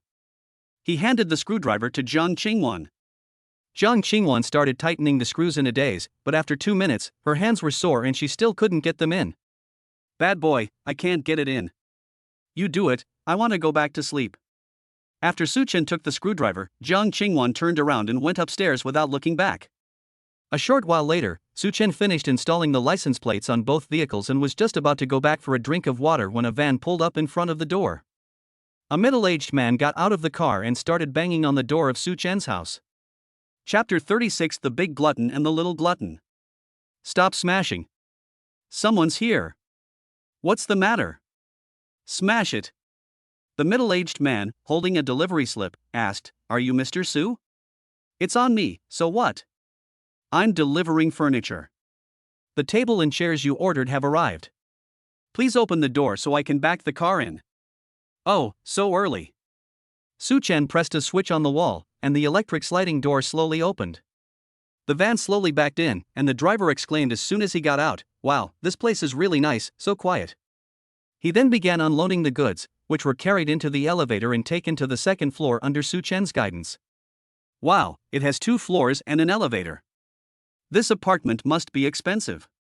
Rented. The installer chatted with Su Chen while assembling the table, and finished in no time. Su Chen said goodbye to the installer, and soon another car arrived. It belonged to the owner of the computer store. In no time, the e-sports room started to take shape. Su Chen spent almost the entire morning receiving various deliveries and packages. Jiang Qingwan, however, slept soundly, and even when things were moved and tables were set up, she was not woken up. Until an enormous television was pushed into the room. Jiang Qingwan stared in disbelief at the scene. "You naughty baby. You just don't want me to sleep. Ha, time to get up, it's almost 11 o'clock. Perfect timing, sit on the bed and keep an eye on things, don't turn around and hang it crooked. Leave it to me. I guarantee I'll get the mission done." After the TV was installed and all the tests were completed, it was already 11:30 p.m. We finally saw the installer off, and the originally clear sky suddenly became overcast. As a flash of lightning ripped through the sky, raindrops began to fall to the ground. Since most of the villa had floor-to-ceiling windows, the temperature inside the rooms began to drop slowly after the sun was out. Su Chen casually turned on the central air conditioning in the house. Turning around, Su Chen found Jiang Qingwan in the kitchen. As he approached, he saw that Jiang Qingwan was frying steak, with a mobile phone next to her instead of a spatula, playing a video on how to fry steak. "Or, shall I do it?" Jiang Qingwan said in a coquettish tone. "No way, I promised to cook today, so you go and wait at the dining table." 10 minutes later, Jiang Qingwan came over with 2 plates, on which were tot steaks. Su Chen cut into one with a knife. It was a bit overcooked, but he didn't say anything. His only requirement for Jiang Qingwan's cooking was that it wasn't burnt and was edible. "Want to play some games later?" Su Chen asked, taking a bite of his steak. Jiang Qingwan nodded. "Then you have to teach me properly and don't yell at me. You know I haven't played many games, and I've never even touched a controller before." Su Chen put down his knife and fork, reached out and ruffled her hair. "Relax, you're so smart, you'll learn it in no time." After finishing their meal, Jiang Qingwan cleaned up the dishes, while Su Chen went to the bedroom to set up the gaming equipment. After connecting the PS5 and checking that both controllers had power, I made some simple arrangements for the bed. When Jiang Qingwan went upstairs, Su Chen had already prepared everything, including some drinks and snacks. First, Su Chen picked up the controller and sat on the bed. "Let us get to know your weapon." He handed the handle in his hand to Jiang Qingwan, who took it carefully, afraid that it would break if dropped on the ground. "This is the left analog stick, used to control movement. This is the right analog stick, used to move the camera. These buttons are function keys.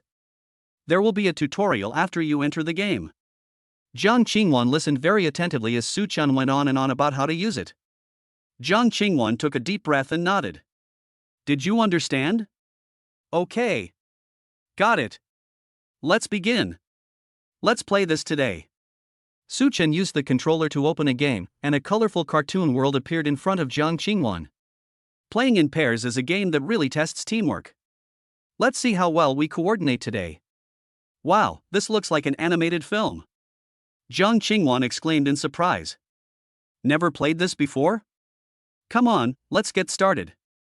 Once the game starts, the characters controlled by both players appear on the screen together.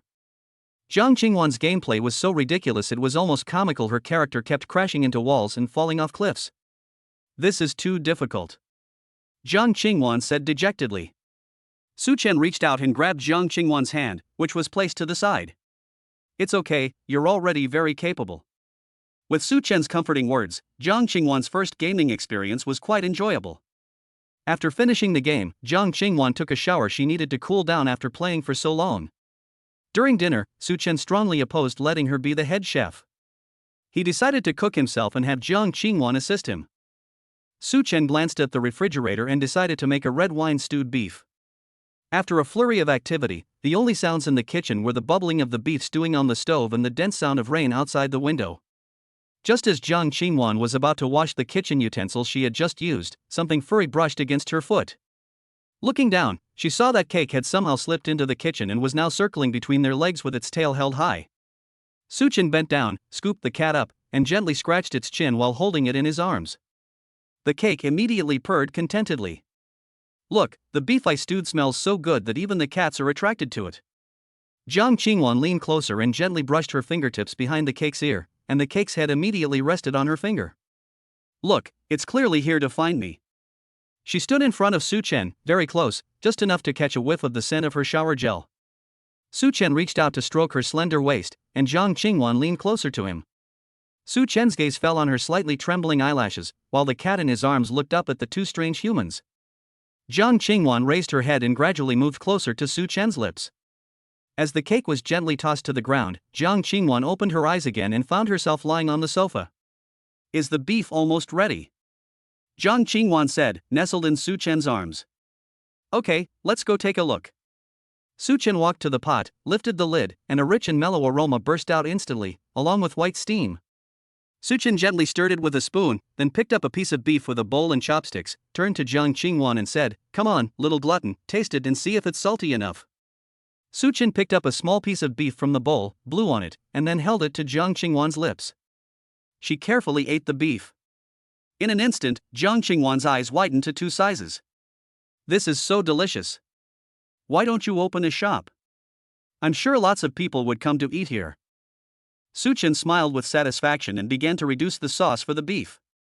Jiang Qingwan took out some exquisite tableware from the cupboard and placed it next to Su Chen. The window was covered in condensation from cooking, and Jiang Qingwan stretched out her slender finger and drew a heart on the glass.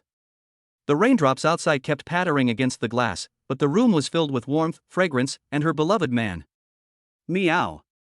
The cake seemed to have smelled the aroma of freshly baked cake and ran to Su Chen's feet to rub against him. Big glutton, take your little glutton to the dining table and wait there. Chapter 37. Long legs deserve stockings with letters on them. During dinner, Jiang Qingwan had a worried look on her face. What's wrong? You seem distracted? Su Chen asked her, squinting his eyes. It's nothing, it's just that there's a singing competition at school next week. Since I'm a singing major, our teacher requires all of us to participate, and I don't know what to sing. Ha? I haven't heard of that. You don't understand, do you? It was organized by our music academy, and it was only announced to the public on Monday. Jiang Qingwan looked at him smugly and said. Then just choose one you're good at. What's there to be upset about? Here's what you'll do, sing it for me after you finish eating, and I'll give it my opinion. We'll use the new stereo system in the bedroom to play the background music. Okay, let me think of something to sing. After finishing her meal and cleaning up, Jiang Qingwan was still thinking about what to sing. After connecting the speakers, Su Chen played a prank track. This is it. Don't worry about it. I heard you humming it in the car the other day, and it sounded pretty good. Jiang Qingwan stood nervously in front of the TV, slowly opening her mouth to the rhythm of the accompaniment. Her gentle voice filled the room, and Su Chen looked at her with a gratified expression, resting his chin on his hand. Perhaps this girl could really become a star. I'll throw some money at her and see. Su Chen really thought she sang quite well. Her breath control was steady, and her voice had good penetration. As the song ended, Su Chen stood up from the bedside, clapping as he walked. That was great. Really? I was worried I wouldn't sing well. Su Chen also became interested and played a decent instrumental track. Try this one. Don't just pile up nostalgia.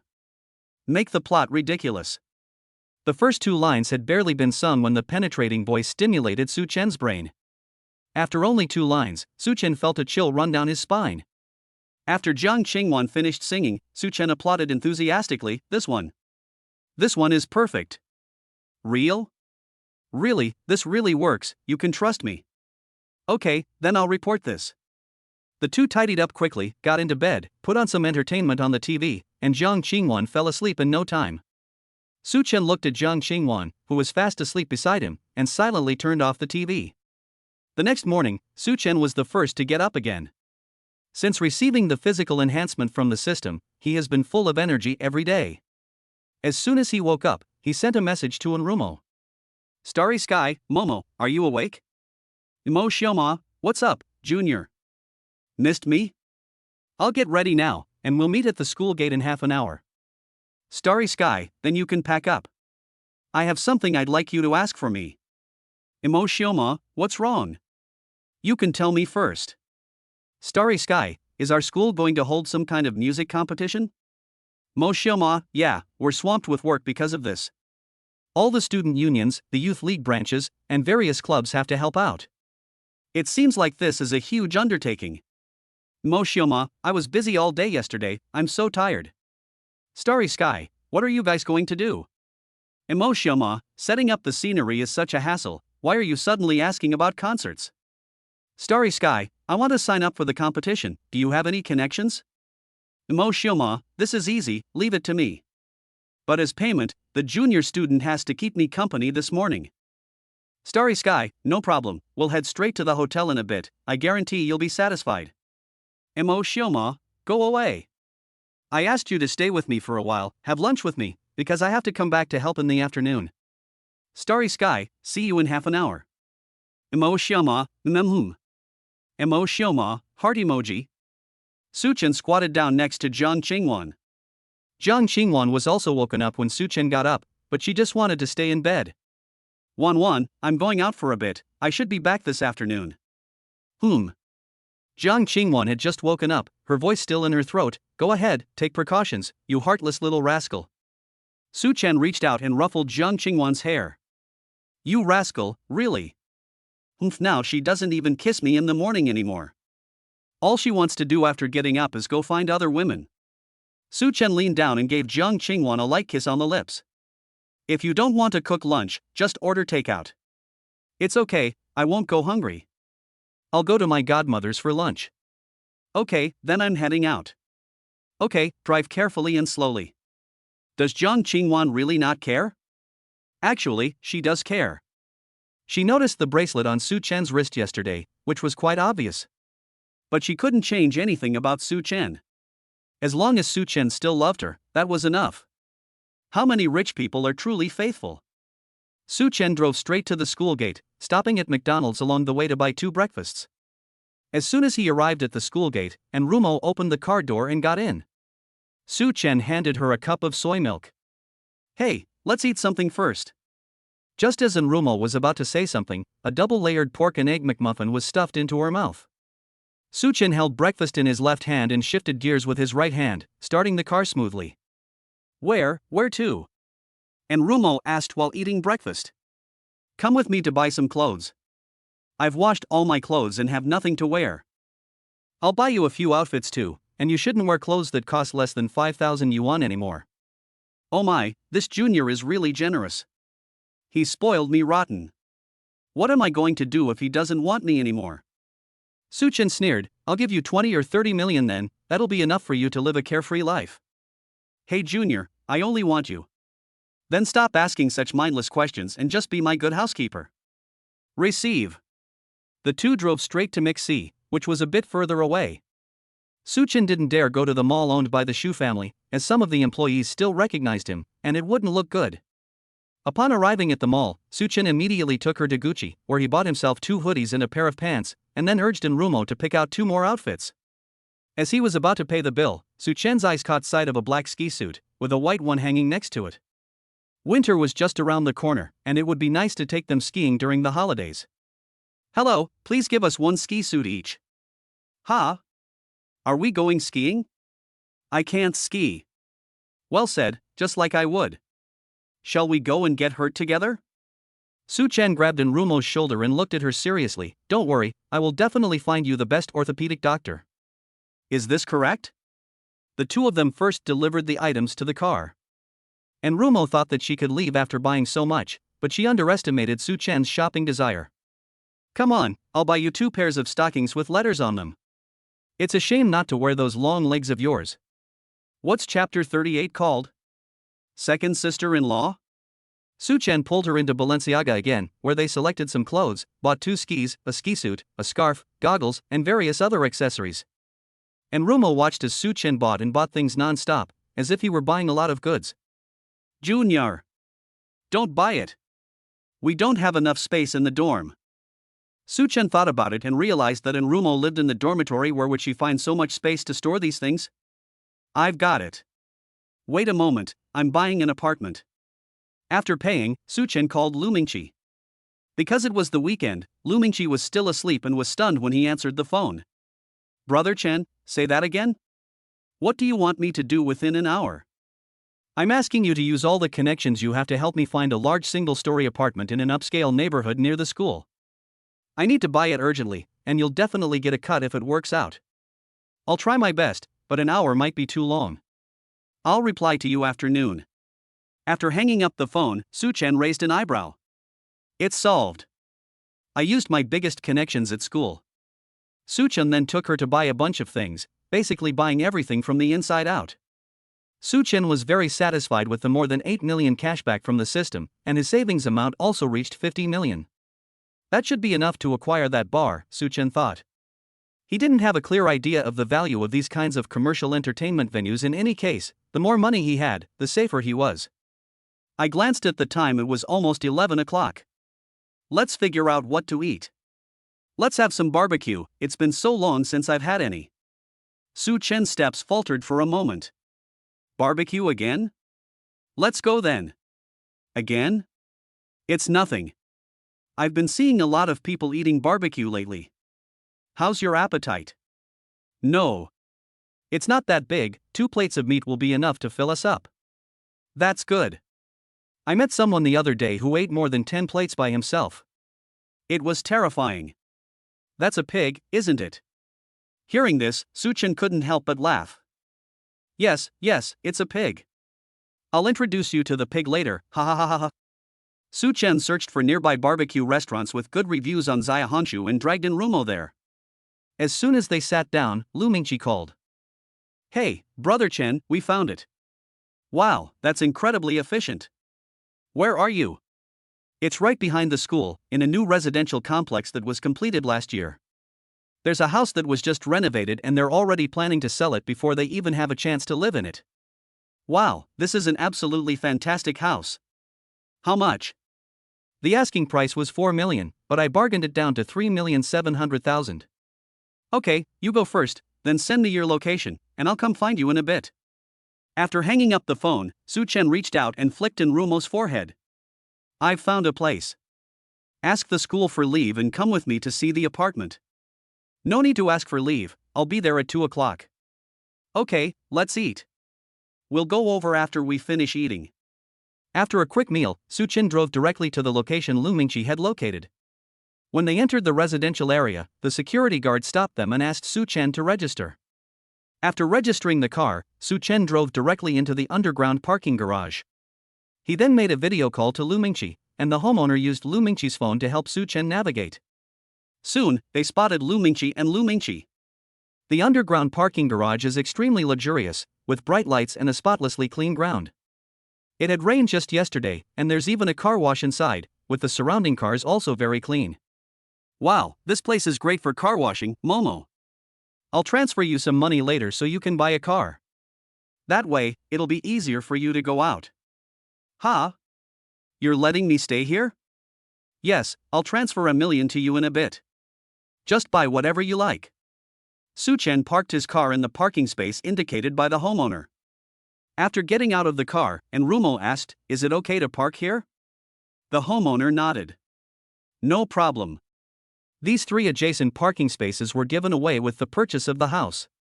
If you buy the house, they're yours for free. Lu Mingqi looked at Su Chen and the other person, and shook his head helplessly.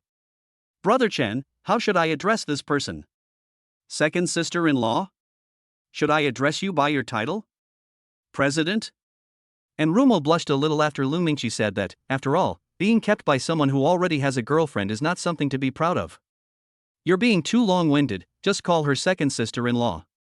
Lu Mingqi respectfully addressed her as second sister-in-law, and then Rumo breathed a sigh of relief. Sigh, all right, second sister-in-law it is then. At this point, the homeowner spoke up, "Sir, you all look quite young." Ah, we are students from the university up ahead.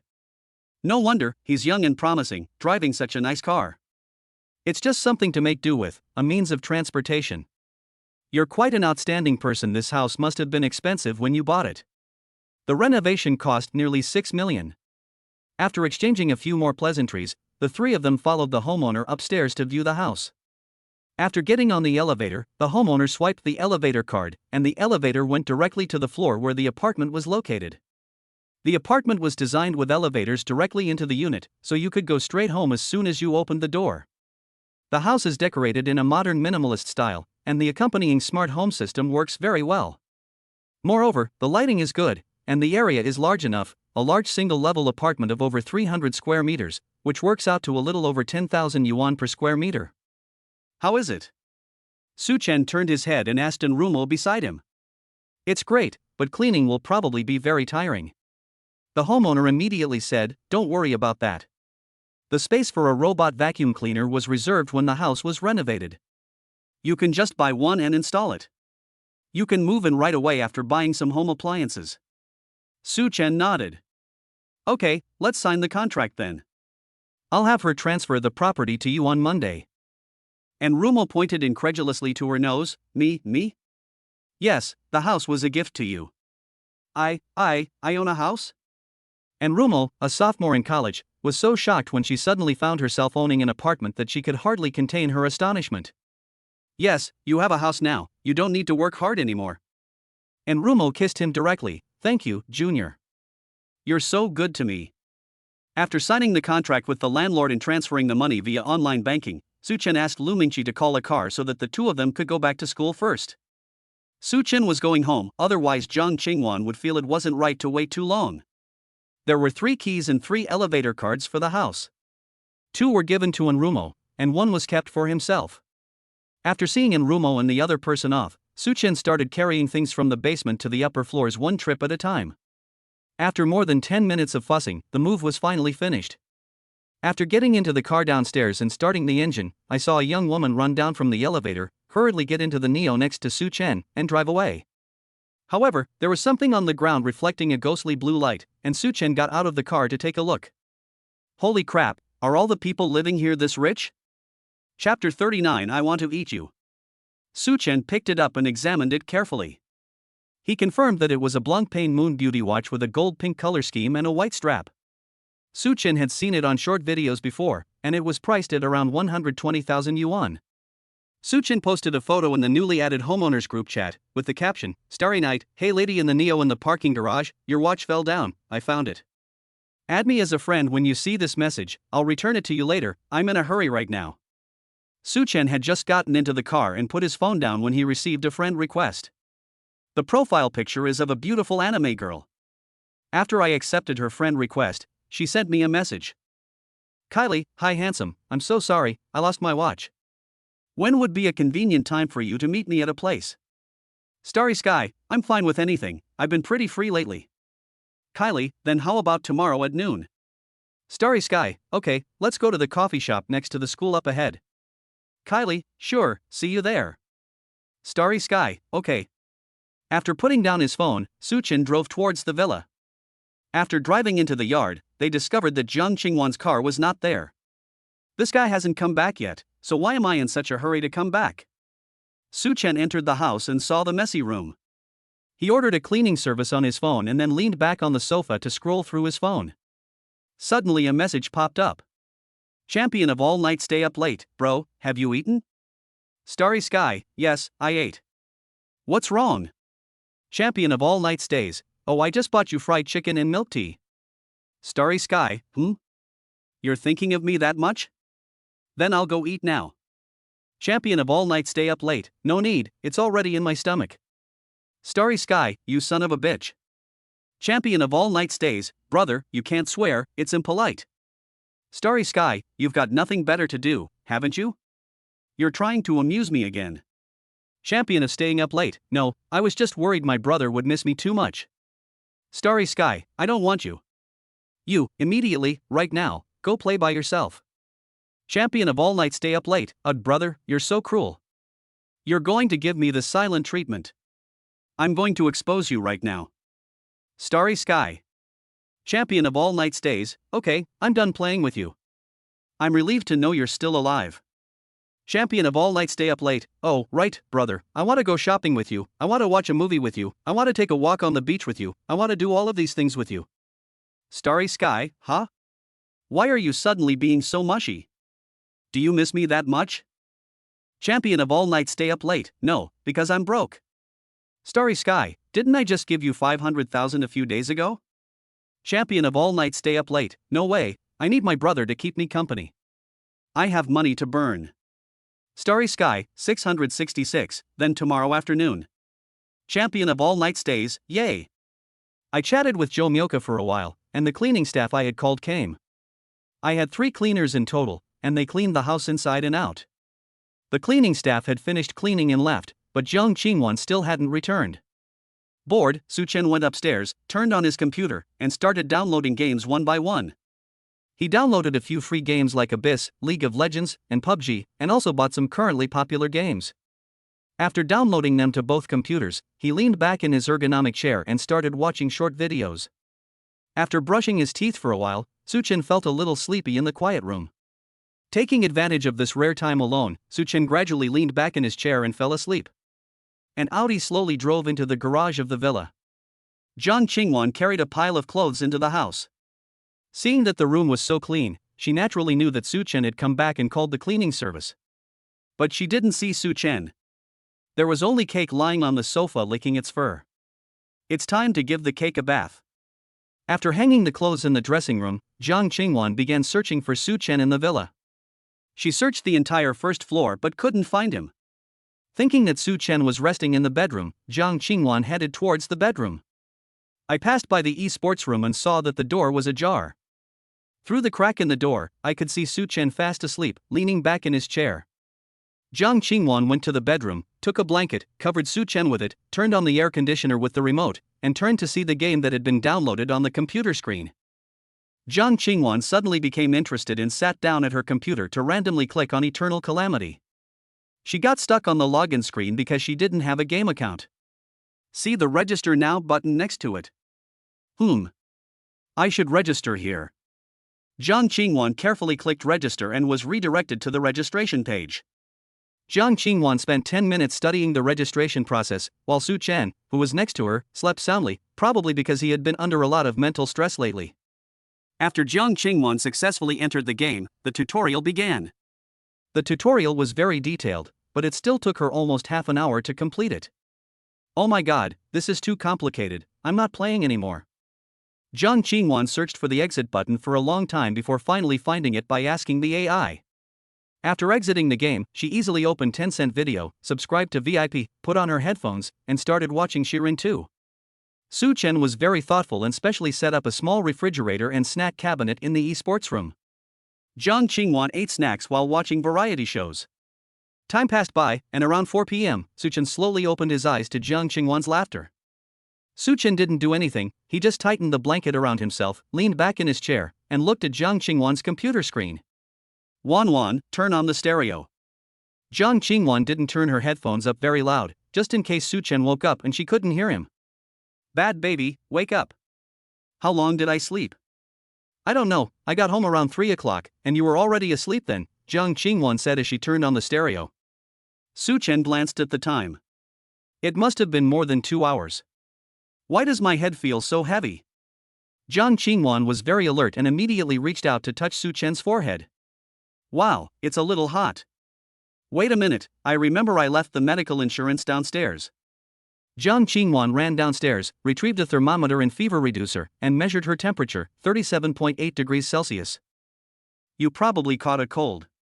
You were asleep like this when I came back, without even covering yourself with anything, and the air conditioner wasn't even running.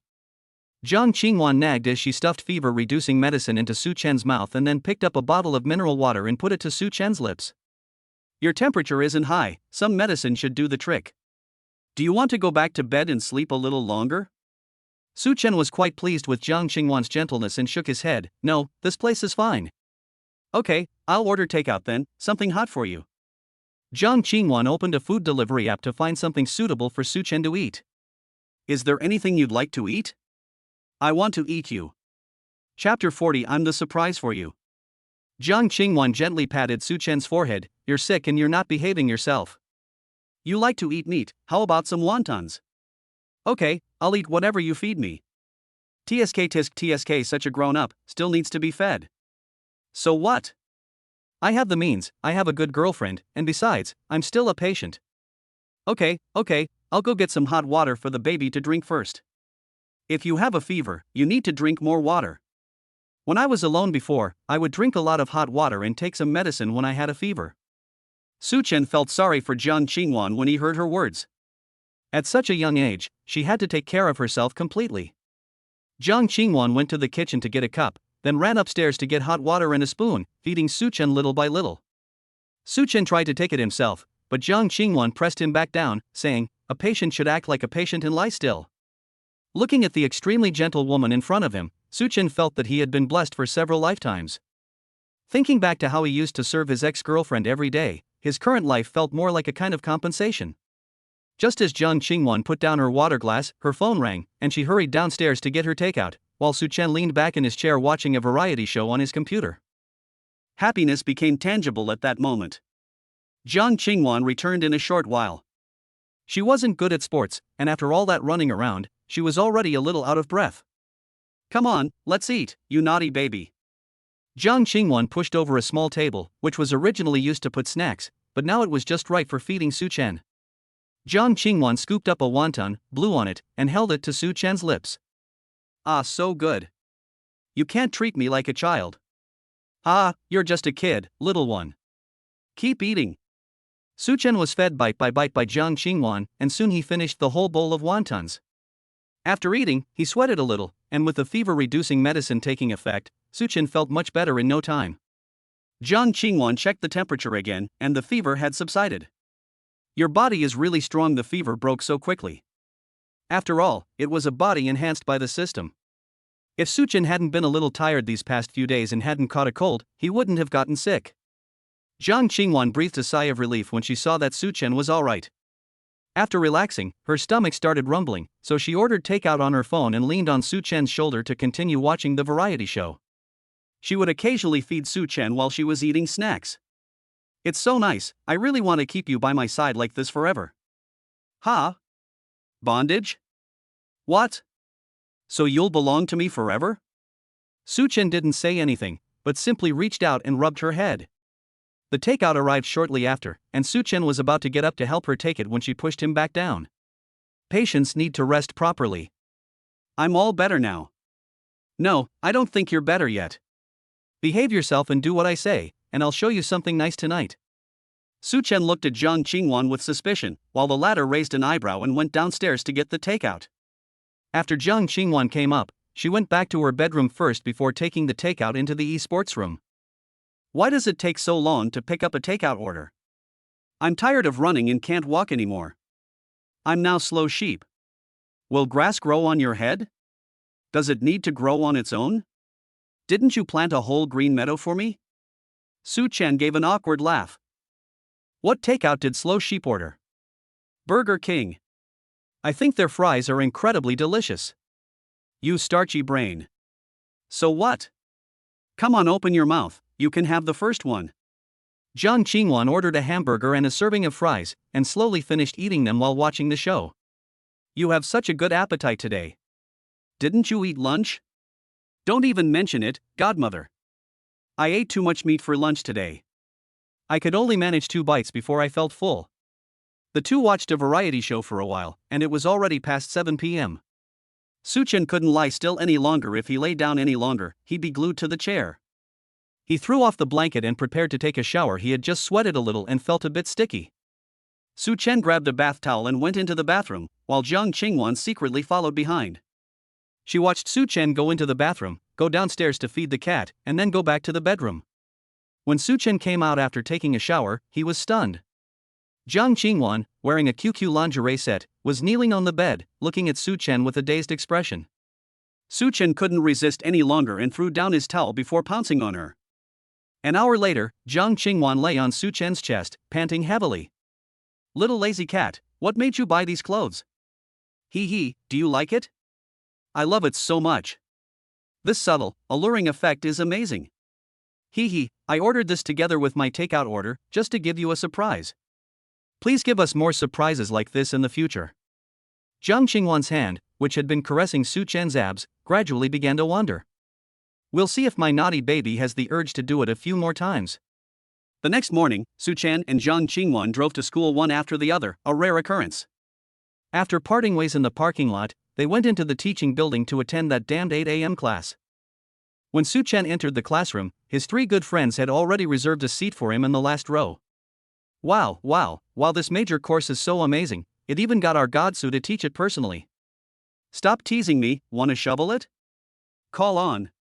As the saying goes, one shovel for one class. For shovels back to the dorm, the golden shovel is the standard class skill for men's college students.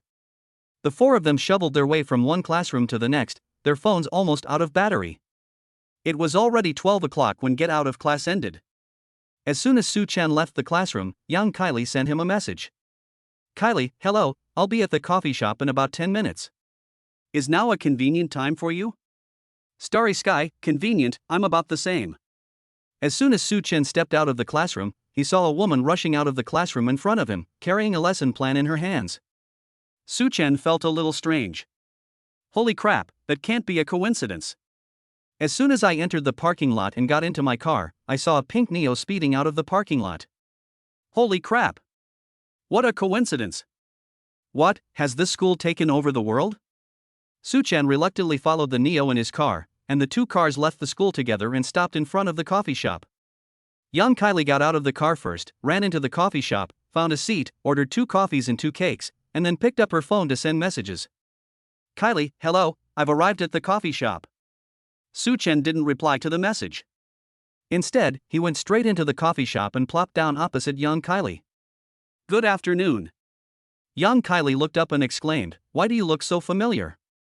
Chapter 41 The Sensible Zhou Miaoka. Is it possible that I took your class, Professor Yan? Upon hearing this, young Kylie rubbed her forehead. She never expected that her watch would be found by one of her students. It was truly outrageous. Su Chen took his watch out of his pocket and placed it on the table. Excuse me, what's your name? Su Chen. Oh. It's you. You weren't here during the last roll call. Su Chen immediately felt awkward. Well, I've been a bit busy lately. Don't be so nervous. I should thank you for finding my watch. Besides, my subject is insignificant. Don't just sit there, try some cake. Homemade cakes are pretty good. Young Kylie had just graduated with a bachelor's degree. Through some connections, she got a job as a deputy subject teacher at this school and lived in the residential area behind the school. Xiao Su, do you also live in the neighborhood behind here? Yes, I just bought the house yesterday. The transfer of ownership should be completed today. Wow, that's impressive. It was alright, I made a few measly coins. That's a bit arrogant, Xiao Su. How old are you? 18? What's wrong, sis? You're already this capable at 18? That's amazing. Su Chen rested his chin on his hand, looking at the exquisitely made-up teacher in front of him, and slowly said, "Teacher, you're quite something. To become a university teacher at such a young age, I bet you just graduated." Well, I used some tricks, hee hee. Su Chen took a bite of cake and smiled slightly. Then my sister is still more capable than me. Just then, young Kylie's phone rang. It was a surveillance alarm. Oh no! My cat stepped on the litter box and knocked it over. Su Chen was drinking coffee when he couldn't help but choke. Cough. Cough. Why don't you go home first? We can talk again another time. Okay, little brother, let's meet up again sometime. I'll treat you to a meal later to thank you properly. The two left the coffee shop together. Young Kylie was slightly shocked when she saw the sports car parked on the side, but then she thought that it was not surprising that someone who could afford a large apartment could drive such a car. Little brother, your car must be expensive, right? It's not expensive, just over 200 yuan. Wow! What have you done? You're so rich at such a young age. I sometimes dabble in investments, teacher, don't worry, it's all legal income. After a brief farewell, Su Chen called in Rumo. Hey, Momo, how is it? All done. I just came out of the Housing Management Bureau. I finished the process right before they were closing time. Shall I come pick you up? Great Junior, you don't have classes this afternoon? There aren't any serious classes, but I have something to do this afternoon. Aren't you going to come and work for free this afternoon? Go ahead, I'm exhausted. Has the registration for me been arranged yet? You've already registered. I'll have the event coordinator add you as a friend later. Okay, send me your location. After hanging up the phone, Su Chen followed the location and answered Rumo's call in less than 10 minutes. This place is quite close. You haven't had lunch yet, have you? I'll buy you an apartment. How about you treat me to a meal? Sure, what would you like to eat? There's a hot pot chicken restaurant near the school gate. It's close to school after you eat there. No problem. On the bus, Rumo explained the rules of the singing competition to Su Chen. The competition would begin on Wednesday morning and last for 3 days. It would be a PK system, with judges and audience members voting. So, if you wanted to win a prize, you would need some ability. Su Chen said casually, "Don't worry, I'm quite good at singing. Really? And Rumo's face was full of disbelief. She couldn't believe that there was such a perfect person, who was handsome, rich, and talented. Seeing that she didn't believe him, Su Chen, who happened to be singing "I'm Really in Love with You" in the car, decided to sing along. And Rumo was stunned as soon as he started singing. Holy crap! He instantly activated the immortal realm. Su Chen sang the whole way, and Rumo, like a little fangirl, kept leaning on the central armrest, blinking her eyes and watching him. How about it? Don't you have some strength? You're so talented, even better than those pop stars. I really can't understand you anymore, I like you so much. Senior, please go back to your initial rebellious image. I'm not used to it at all. Just before getting off the car, Rumo couldn't hold back any longer and kissed him. During the meal, Rumo kept blinking her big eyes at him, making Su Chen feel a little uncomfortable. Senior, let's eat. Stop staring at me, is there something on my face? Have. Ha? There really is something there? I admire you. Alright, my infatuated senior, hurry up and eat. I'll take you back to school after you finish eating. I have things to do. After the meal, I took her directly to the back of the playground and said, "Go on, you poor working class girl." I'm really impressed. Before getting off the car, Rumo stepped over the armrest and gave Su Chen a big bear hug. The familiar and soft touch was almost too much for Su Chen to handle, especially with Rumo's soft lips. Why don't you take a day off? Seeing that her plan was working, Rumo quickly got out of the car. Little Junior, you want to ask your big sister out? Well, not today, see you tomorrow. After saying that, Rumo ran away. Su Chen gritted his teeth in the car, you kill them but don't bury them. Su Chen made a call to Zhou Miaoke immediately. Go downstairs. Ha? Why are you so angry, brother? Did sister upset you? Stop talking nonsense, come downstairs, I'll take you to spend some money. Coming right now. Su Chen stepped on the gas and drove straight to Zhou Miaoke's dormitory building. When he arrived, Zhou Miaoke was already waiting by the roadside. What's wrong, brother? Who made you so angry? I'm not angry, I'm just a little furious. Upon hearing this, Zhou Miaoke's gaze involuntarily traveled down Su Chen's face. Oh. If that doesn't work, find a quiet place, I'll help you with this first aid. Upon hearing this, Su Chen drove out of the school without saying a word. The school was located in the suburbs, with many quiet little roads. Su Chen randomly chose a deserted little road. Zhou Miaoke is very sensible and knows exactly what she should do. Half an hour later. Let's go, brother. The more Su Chen looked at Zhou Miaoke, the more likable she seemed. Where do you want to go? I want to buy a bottle of perfume. It's my sister's birthday next week, and I want to buy her a gift and send it to her. So, you don't even have enough money to buy a bottle of perfume? And I have to pay for it? It's mainly to see my brother, I miss him. Really? Then don't go back to school tonight. Chapter 42, both will take off soon. Zhou Miaoke's expression gradually turned comical. Will my sister be angry? Su Chen reached out and pinched Zhou Miaoke's chin. It's okay, your sister is staying in the dormitory tonight. When Su Chen left home in the morning, Jiang Qingwan told him that her godmother wanted him to go home tonight, and Su Chen certainly couldn't waste this good opportunity. Su Chen is now enjoying being a scumbag. He shifted gears, stepped on the gas, and dragged Zhou Miaoke straight to Chanel. Su Chen has never been stingy with these things. When he arrived at the store, there was a new promotion, Winter Night Stars. Su Chen asked the clerk to bring out a few best-selling products. He was too lazy to look at them and just wanted them all. He also requested that there be 4 sets of these products, packaged in 4 gift boxes. The reason for taking 4 sets was that each of the 3 girls would receive 1 set, and Zhou Miaoke wanted to give her a birthday present, so Su Chen felt that giving only 1 bottle was a bit stingy. After Zhou Miaoke asked the store to send out the gift for her, Su Chen went to pay the bill. After paying the bill, Su Chen took Zhou Miaoke to buy some clothes, shoes, and jewelry. He was now quite familiar with the place, and even when he entered some stores he had been to before, the shop assistants would whisper among themselves, "This wasn't the one last time. It's so good to be rich." Hearing these comments, Su Chen found it quite amusing. After completing the cashback campaign, Su Chen's account balance reached 60 million. Su Chen no longer pays attention to his bank balance. He has no interest in money anymore, it's just a string of cold numbers to him. The two of them, their hands full of luxury shopping bags, walked toward the parking lot. After loading everything into the car, Jomyuka sat back in her seat without saying a word, and Suchin drove out of the parking lot. Are you tired? Suchin turned his head and asked her. Jomyuka didn't answer.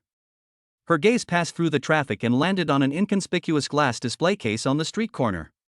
The display case was filled with all sorts of colorful candied hawthorns. Brother, I want that. Jomyuka suddenly pointed to the street corner. Suchin was taken aback for a moment, then looked in the direction she was pointing. Candied hawthorn? It looks delicious. Suchin reluctantly drove over and parked the car on the side of the road. After getting out of the car, Jomyuka took Suchin's arm. As I approached the stall, the unique aroma of candied hawthorn wafted towards me, and an elderly woman emerged from the shop behind the stall. Little girl, would you like a skewer? It's freshly dipped and still crunchy. Jomyuka's mouth was watering as she looked at the pile of candied hawthorns in front of her. Seeing this, Suchin quickly said, "Take 5 or 6 skewers if you like." Suchin didn't ask the price. The old woman packed the 5 skewers of candied hawthorn and handed them to him. Young man, 5 skewers of candied hawthorn, that'll be 100 yuan in total. Upon hearing the price, Suchin even thought he had misheard. How much? 100 yuan. Although Suchin was rich, he wasn't stupid. How could these 5 skewers of candied hawthorns be worth 100 yuan? But then he thought about the location, and guessed that 2/3 of the 100 yuan for the candied hawthorns was probably rent. Suchin reluctantly scanned the code and paid. Jomyuka, who was standing next to him, was also shocked when she heard the price. Brother, isn't this a bit expensive?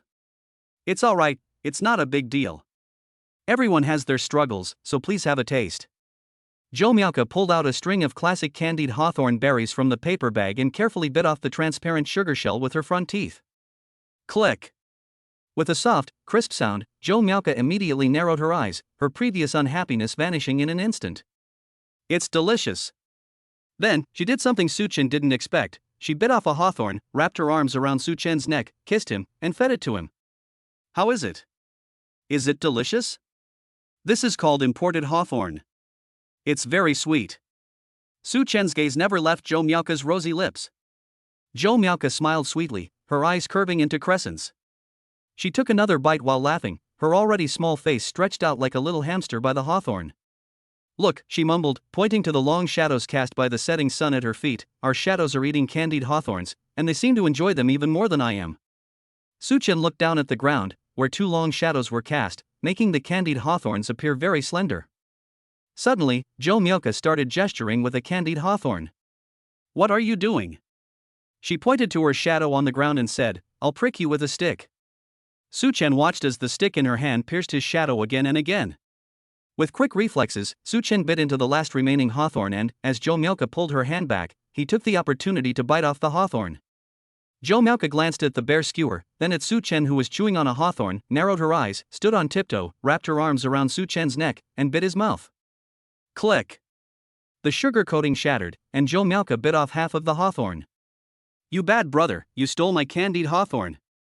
As she spoke, Jomyuka pulled out a string of candied hawthorn berries made with Shine Muscat grapes from the paper bag and started eating them by herself, muttering indistinctly as she ate, I'm not giving you any, humph. Suchin reached out and rubbed her little head. Let's go. You won't be full just from eating candied hawthorns. We should find something that can really fill your stomach. After saying that, Jomyuka took Suchin's arm again and leaned closer, taking bites of the candied hawthorn with her other hand. What would you like to eat? Suchin asked. I don't know, I just want something spicy. I'm getting a little tired of these 2 candied hawthorn skewers. Jomyuka's voice was somewhat languid. Suchin was too lazy to bother anymore, so he just walked along the street, trying to find a restaurant that looked decent. The setting sun stretched their shadows longer and longer until the sun was blocked by the house, and their shadows were swallowed up by an even longer shadow. As he walked, Suchin came across a Chongqing hot pot restaurant. Wow, this should meet your requirements. That's it. I'll give it another shot today. Chongqing hot pot. Let's see how it goes. Suchin frowned. Why did this sound so familiar? It seemed like he had heard it from a veteran in the internet industry. Once inside the hot pot restaurant, Su Chen completely handed over the ordering power to Zhou Miaoke. He knew her appetite too well. It was already a good thing she didn't order a single dish. Zhou Miaoke was ordering food, while Su Chen sent a message to Enrumo. Starry Sky, how late will you be working today? Imo Shioma, I don't know, it'll probably be very late. Starry Sky, I'm going to stay at the large apartment today, and I'll tidy it up while I'm there. Imo Shioma, Jr., are you taking a girl home with you? Starry Sky, you really can't hide anything from your senior. Imo Shioma, I bought several brand new sets of bedding. They're in the room near the entrance. I doubt you'll bring Qingwan there, so you can choose a room for my new friend. Starry Sky, is this senior really that reliable? Imo Shioma, you're not just mine, you must be the girl you hit with your car the other day, right? I think she's quite pretty. Starry Sky, Senior, you're incredibly insightful. Imo Shioma, stop joking, I have to go now. I'll bring you breakfast when I get back tomorrow morning. After putting down his phone, Su Chen looked up and said, little guy, I'll introduce you to a lady tomorrow. Wow, this means I'm going to be a non-resident parent. Chapter 43 The Art Student Who Failed the Exam. Su Chen reached out and tapped Zhou Miaoke on the head. What are you thinking about every day, little one? Zhou Miaoke covered her head and murmured, stop hitting me, or I'll make you stupid, and then I'll spit all over you. Just as the two were playfully bickering, the waiter brought over the hot pot. Excuse me, be careful, the pot's hot. When the pot was placed on the table, Su Chen was stunned. The soup was bright red and covered with chili peppers. This, won't it be too spicy to handle? On the other hand, Zhou Miao's mouth was practically watering. No wonder it's an extra spicy broth, this stuff looks really special. Su Chen's lips twitched. Let me see if there are any good proctology hospitals nearby. I'll need to make an appointment in advance. Oh, it's okay, brother. If your stomach hurts, I'll rub it for you later. Before long, the soup was boiling, and various dishes were arranged around the pot. The spicy aroma of the hot pot filled the air around the two of them. As Zhou Miaoke put 2 pig brains into the pot, the slightly pungent dinner began. Su Chen picked a slice of beef out of the pot and put it into his dipping sauce dish, his hand holding the chopsticks trembling slightly. Never mind. Let's get this done, brothers. As a slice of beef entered his mouth, the unique numbing and spicy flavor of Chongqing hot pot exploded in his mouth, and Su Chen's face instantly turned red. He didn't eat spicy food much to begin with, and suddenly eating such an extremely spicy food was really hard for him to handle. I picked up a bowl of iced jelly and gulped it down. Oh my god. 2 lifetimes. Zhou Miaoke, who was cooking duck intestines nearby, burst out laughing when she saw this. Brother, are you sure you can handle this? Upon hearing this, Su Chen's gaze immediately turned fierce. Can you do it or not? I'm a man. How can you say no? Waiter. A plate of fried rice with egg, please. Su Chen held the fried rice in one hand and picked up a piece of tripe with the other, putting it into the pan. A few seconds later, he placed the tripe on top of the fried rice and ate it in one bite. Seriously, bro? You eat hot pot with fried rice? That's so weak. What are you talking about? I just like to eat some carbs. Just eat your food. Looking at the stubborn man in front of her, Zhou Miaoke felt a surge of joy. Even though he couldn't eat spicy food, he still played along with her antics. What a thoughtful man. Su Chen ate almost nothing but fried rice with egg. The piece of meat was given to him by Zhou Miaoke. Since it was still early after the meal, the two took a walk on the street. Zhou Miaoke suddenly stopped, her gaze fixed on the wall illuminated by the streetlights. Beside the wall, a young man wearing a white t-shirt stained with paint was standing on a wobbly old stool, waving a paintbrush at the mottled wall. Whoosh, the sound of a brush scraping against the wall. A blue line was left on the wall, and Zhou Miaoke seemed to be nailed to the spot by something invisible. She unconsciously pulled Su Chen toward the wall. As they got closer, the paintings on the wall clearly entered their pupils. Large swaths of vibrant colors intertwined and collided on the wall. A few passers-by covered their noses and hurried past, muttering under their breath, scribbles, what kind of mess is this on a perfectly good wall? Zhou Miaoke seemed not to hear, she just stood there, looking up and gazing quietly. Even the dazzling gems in the jewelry store had never made her so lost in thought. But at this moment, his eyes were drawn to the pattern on the wall that resembled wildly growing roses. She looked at the painting, and Su Chen looked at her.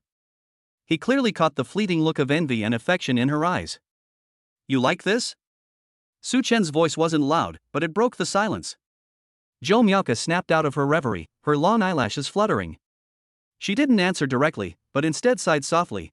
It seems to be speaking, that feeling of freedom. Su Chen looked up again, his gaze falling for the first time on the young painter who had just gotten off the stool. He was pale and thin, but his eyes showed no sign of appreciation for his own work. Brother, do you know, my childhood dream has been to become a painter and to paint chapters of freedom. Zhou Miaoka's sudden seriousness softened Su Chen's gaze. Then why not pursue your dreams? Zhou Miaoka shook her head. No, my family doesn't have enough savings to support me in fulfilling my dream. I only learned to draw a few times at the Children's Palace when I was a child. At this moment, the young man who had finished painting noticed the two people standing to the side, put down his paint can and walked over. Hey buddy, my girlfriend really likes your painting. Shall we just sit here and look at it for a bit without disturbing her? The young man took off his hat and his long hair slipped out from inside. It's okay, take a look if you like. This wall is going to be torn down soon. I just grew up here and have always used it as a canvas. Before it's torn down, I want to leave something behind. Hearing the gentle voice in front of him, Su Chen realized that it was a girl. Ah, I'm so sorry, I didn't realize you were a girl just now. It's okay, it's okay. I'm so dirty, no one can tell my gender. At this moment, Zhou Miaoka's big eyes sparkled. Sister, are you a painter? The girl shook her head. Just a sickly art student who failed the entrance exam. When Su Chen heard that the art student had failed the exam, he paused for a moment. It was a good thing it was a girl. If it had been a middle-aged man who liked to go to bars, TSK, I don't even want to think about it. I really like your paintings. I've wanted to be a painter since I was little. I have a favor to ask, Zhou Miaoka said with a troubled expression. The girl tilted her head slightly. Please tell me, is there anything I can help you with? Can you teach me to draw? Me? Yes. I think your painting is really beautiful. The girl frowned, looking troubled. It's possible, but I have to work, so I don't have much free time. It's alright, I have plenty of time. I can come and ask you for advice when you have time. After Zhou Miaoka pleaded repeatedly, the girl sighed and said, but I'm very busy with work, I don't have many holidays, and I have to go to the hospital often, so I may really not be able to help you. Su Chen sensed that the girl in front of him might be having some kind of trouble. Miss, how about this, would you mind changing jobs? Huh? A look of confusion appeared on the girl's face. I am now hiring you as her art teacher. Your job is to guide her in painting. In return, we will work together to open an art studio. In the early stages when the studio has no income, I can provide you with a monthly salary of 20,000. Is that acceptable to you? This string of questions left the girl in front of her completely bewildered. She had only drawn a picture on the wall, yet such good fortune had come her way. Looking at the two young but luxuriously dressed people in front of her, she decided to take a gamble. My name is Gun Yen. Chapter 44. Should we fill the refrigerator first or? Su Chen extended his hand. Hello, Su Chen. Gun Yen hurriedly wiped her hands on her t-shirt to make sure they were clean before taking Su Chen's hand. Hello, Mr. Su. Gun Yen was very happy. A monthly salary of 20,000 yuan was 5 times what she earned working. With this money, her illness could be treated very well. Miss Gu, let's add each other on WeChat. I'll pay you this month's salary first, and you can discuss the art studio with Miaoka later. After adding the two people on WeChat, Gun Yen began to thank Su Chen repeatedly. She had never doubted her talent, but she had never had such an opportunity. Fortunately, she met Su Chen today. As the saying goes, a fine horse is easy to find, but a discerning eye for talent is rare. Alright, Miss Gu, it's getting late, we'll head back now. We can discuss the studio matter tomorrow. With that, Su Chen turned to leave. Gun Yen couldn't help but ask, Mr. Su, do you trust me that much? Su Chen patted Zhou Miaoka's head. She's very perceptive. The people or things she sets her sights on won't be a problem.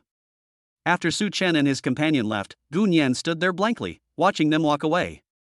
Her phone showed a notification of a money transfer from Su Chen. Wow, brother, you're so generous. You even gave me an art studio. But that lady from earlier looked so pitiful. She was so thin, and from what she said, she seemed to be sick. My brother is so kind, he's so easy to fool. Yeah, didn't you trick her into it? Even if I don't help her, you will, right? Joe Miauka pondered for a moment.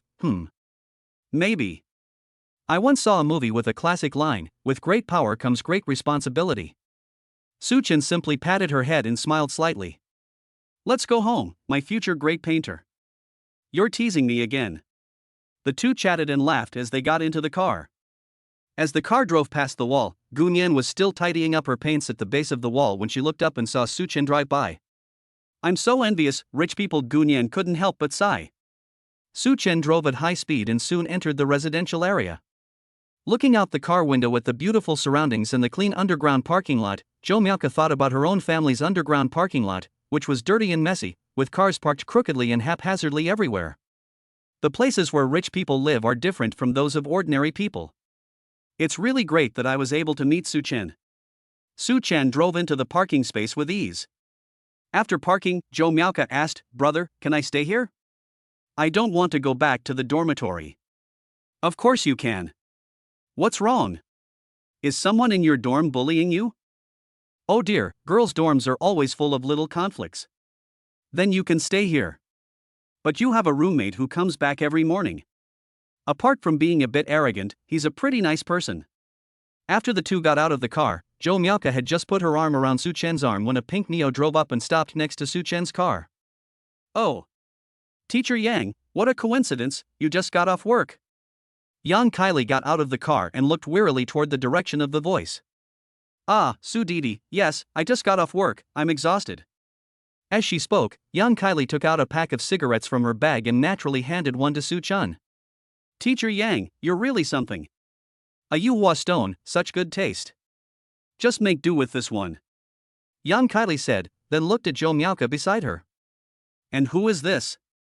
This is my little girlfriend. Suchin said, patting Joe Miauka beside him. This is Teacher Yang from our school. She'll probably be teaching you too. Get to know her first. Clatter. The two lit cigarettes almost simultaneously, and at that moment, it seemed as if the fatigue of the day had vanished with the smoke. After finishing their cigarettes, the two got on the elevator and each swiped their own floor card. Since it was a one-apartment per floor building, each floor required a separate elevator card. Yang Kylie lived on a lower floor than Suchin's apartment, and the elevator stopped at her floor first. Little brother, I'm home alone. Would you like to come in and have a seat? Suchin waved his hand. Next time. He thought to himself, it's only because Joe Miauka is with me. If it were me, I would definitely go in and sit down. Although Yang Kylie is a teacher, she is only 4 years older than Suchin. But whether it is her behavior or her tone of voice, she exudes the charm of a mature woman. How many men can resist the temptation of a mature woman? After a brief farewell, the elevator doors closed, and Joe Miauka, standing beside her, clicked her tongue and exclaimed, TSK TSK TSK, looks like I'll be getting another older sister soon. What nonsense are you talking about? She's a teacher. What's wrong with the teacher? My brother is such a womanizer, he'll definitely be able to get her. Ding dong, we've reached the 11th floor. Come on, let's go home and see how I deal with you. Suchin pushed Joe Miauka out of the elevator. The decoration of the elevator hall shocked Joe Miauka. It was simple yet luxurious. Upon entering the room, the sheer size of the house once again astonished her. Wow, this is huge. Let's go choose a bedroom. Suchin saw 3 brand new sets of bedding and pillows by the door and nodded in satisfaction. Joe Miauka was like a monkey in the house, jumping around and opening every room to take a look. Finally, Joe Miauka stopped in a room closest to the kitchen. This is it. Suchin picked up a set of bedding and headed towards the direction of the sound. Seeing the location, Suchin chuckled, you're doing this so it'll be easier to sneak a bite, aren't you? He brother understands me well. I was afraid I would be hungry at night. Okay, then the refrigerator is yours.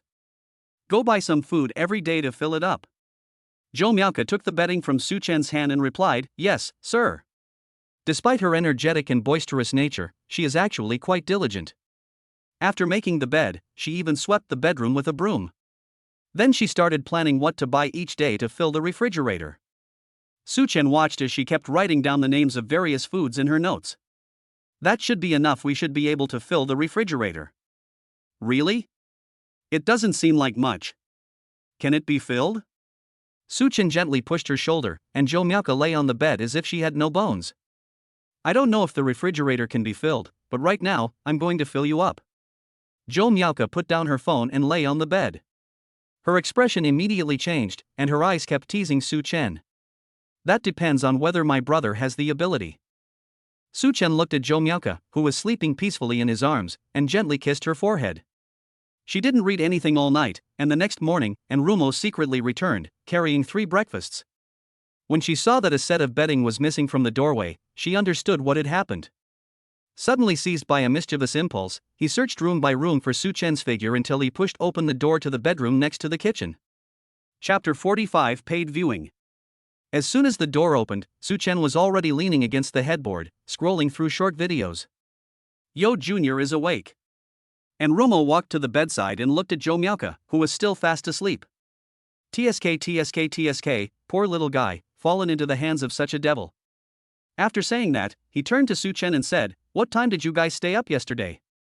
You can still sleep so soundly now. It's not even midnight yet." Rumo frowned. "Get up, young master. Have breakfast first, or it will get cold." Su Chen rolled out of bed and got dressed. Rumo watched him silently lick his lips. "What? You're craving something? You're skipping breakfast and want to eat me? Do you know what it means to be visually appealing?" Su Chen had just finished dressing when he heard a voice behind him. Big chicken leg. Don't run away." Su Chen and Rumo exchanged a smile. This little guy is even talking in his sleep. After breakfast, Rumo opened JD.com and started selecting various home appliances. She is the kind of person who doesn't like to buy things offline and always feels that there are more options available online. After browsing JD.com for a while, I opened Zaya Hongshu to look at reviews and recommendations for robot vacuums. Half an hour later, I had basically made my selections and showed them to Su Chen. The total price in the shopping cart was 124,000 yuan. Buy it if you like it. It's your house anyway. If you don't have enough money, just tell me. I love your rich and powerful demeanor. While the two were shopping at the restaurant, Zhou Miaoke opened the door and came out, rubbing her eyes. Morning. Good morning. Zhou Miaoke looked up and immediately saw Rumo next to Su Chen. Rumo was wearing a tight white sweater and leggings. Her curvaceous figure was a sight to behold for Zhou Miaoke. "Wow, brother, do you eat so well every day?" Rumo put down her phone, stood up, walked to Zhou Miaoke's side, and grabbed her hand. "Oh my, you're so cute. Your sister is so pretty, and she has such a great figure. I'm so envious. Hurry up and eat breakfast. I brought you porridge and steamed buns. I put them in an insulated bag since you hadn't gotten up yet, so they're still warm." Rumo pulled Zhou Miaoke to sit at the dining table and placed the dishes in front of her one by one. "Little darling, eat up." Zhou Miaoke's innocent appearance successfully captured Rumo's heart. Su Chen had been completely ignored and no one paid him any attention anymore. Seeing how well the two of them got along, I grabbed my coat and prepared to leave. "I'm going back to school. Don't forget to go shopping, you too." Rumo said in a teasing tone, "Hurry up and go, Qingwan is still waiting for you. Oh, by the way, the person in charge of the competition has added you as a friend. Remember to accept the request. The competition is tomorrow." "Okay." Zhou Miaoke obediently said goodbye to Su Chen. "Okay, I know, goodbye brother, love you. Look at other people." After Su Chen left, Zhou Miaoke asked, puzzled, "What competition?" "My junior wanted to participate in the school's singing competition, so I signed him up." "Can I go watch the game?" Zhou Miaoke asked excitedly. "Of course. I'll get you a front row seat later, so we can sit next to each other." "Wow, sister is so nice." Zhou Miaoke threw herself into Rumo's arms. As Su Chen was going downstairs, he ran into Yang Kylie again. As soon as the elevator doors opened, the two looked at each other. "Wow. What a coincidence. We're so destined to meet." Su Chen now even suspected that the system might have secretly stacked some strange buff on him. Once or twice could be a coincidence, but wasn't this happening a bit too frequently? "Good morning, Teacher Yang. Have you had breakfast yet?" I don't have time, I just need to get up, wash up, and put on makeup, and it'll be this late. I'll just grab something to eat near the school gate later. Why don't you eat at the school cafeteria? Young Kylie turned her head and met Su Chen's eyes. The two smiled at each other and said in unison, "Ugh, it tastes awful." Hey! Both of them were amused by this sudden moment of tacit understanding. After the elevator reached the underground parking garage, the two got into their respective cars and agreed to meet at the teaching building parking lot. Su Chen didn't know why he had to make this agreement with her, but since she brought it up, he agreed, since he had to go to class anyway. Having already finished breakfast, Su Chen stepped on the gas and drove into the parking lot, waiting by his car for young Kylie's little pink car. A short while later, young Kylie drove into the parking lot, holding a scallion pancake in her hand and putting it into her mouth. After getting out of the car, Su Chen walked to her side and asked, "Is it tasty?" "It's alright, would you like to try some?" Young Kylie said, offering the scallion pancake she had already bitten into Su Chen's mouth. He didn't stand on ceremony and took a bite. Young Kylie had only meant to tease him, but to her surprise, he actually took a bite. You want to eat more?" Young Kylie pouted as she looked at Su Chen. "I'm not eating anymore. I ate breakfast this morning. I just wanted to try it." "You can have it." Young Kylie lowered her head and silently ate her half-eaten scallion pancake as the two walked side by side toward the teaching building. Upon entering the teaching building, the two headed to different classrooms. Young Kylie kept her head down and did not greet or say goodbye to Su Chen. The first lesson was the same old routine of digging and shoveling with my 3 roommates' sons. I can honestly say I didn't remember a single thing from that lesson. However, in the second class, when Su Chen saw the teacher come in, he immediately put his phone face down on the table, rested his chin on his hand, and listened to the lesson, occasionally raising his eyebrows at young Kylie on the podium. Su Chen's 3 roommates were stunned. Chen Ken looked at Su Chen, then at teacher Yang on the podium, and nudged Lu Mingqi next to him. "Lu, what's wrong with the second brother? It's not even spring yet. Don't you understand? My second brother is invincible." Su Chen ignored the two of them and continued to look at young Kylie with his chin in his hand, making her feel a little uncomfortable. After class, he hurriedly ran out of the classroom. Su Chen was amused by her appearance. After saying goodbye to his roommate, he walked towards the parking lot and saw young Kylie standing in front of the little pink car with her arms crossed and puffed up in a huff from a distance. "Oh, is teacher Yang waiting for me to finish class?" "Yeah. I'm waiting for you after class." She then stepped forward and pinched Su Chen's cheek. "Little brat, why are you always staring at me during class?" "Dry." Young Kylie frowned, looking puzzled. "What? I'm asking you why you keep looking at me." "Hee, my sister is so pretty, why can't I look? Besides, I'm just paying attention in class." Young Kylie gently pinched Su Chen's cheek and said, "Really? Since you like looking at me so much, then let me give you a good look. Come on, treat me to dinner." "Huh? Didn't you say you were treating me? Since you've watched for so long, you should pay to watch it." Chapter 46 Whoever marries you will be truly blessed. Paying for the meal? Young Kylie tightened her grip a little more. "What, you don't want to? Come on, sis. I'll eat anything." Su Chen sighed inwardly. "I must be the most miserable rich person ever.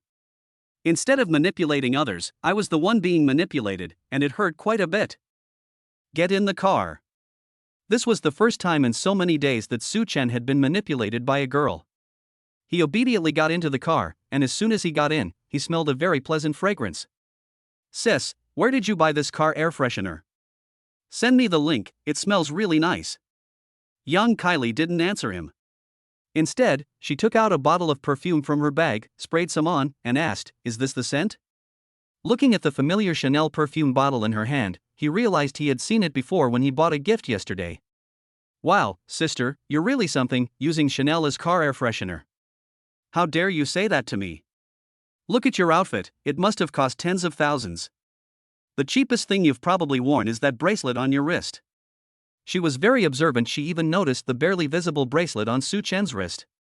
"Oh, this one is indeed not expensive." Young Kylie smiled and asked, "Was it given to you by your girlfriend yesterday?" "I guess so. The money I spent was a gift from her." Young Kylie reached out and gave Su Chen a thumbs up. "Here's something else, I just don't understand love among you young people. Bite." Holy crap! System, stop messing around. You haven't shown up for ages, and now you're going to blow me up the moment you do. Ding! It has been detected that the host has not participated in the lucky draw for an extended period of time.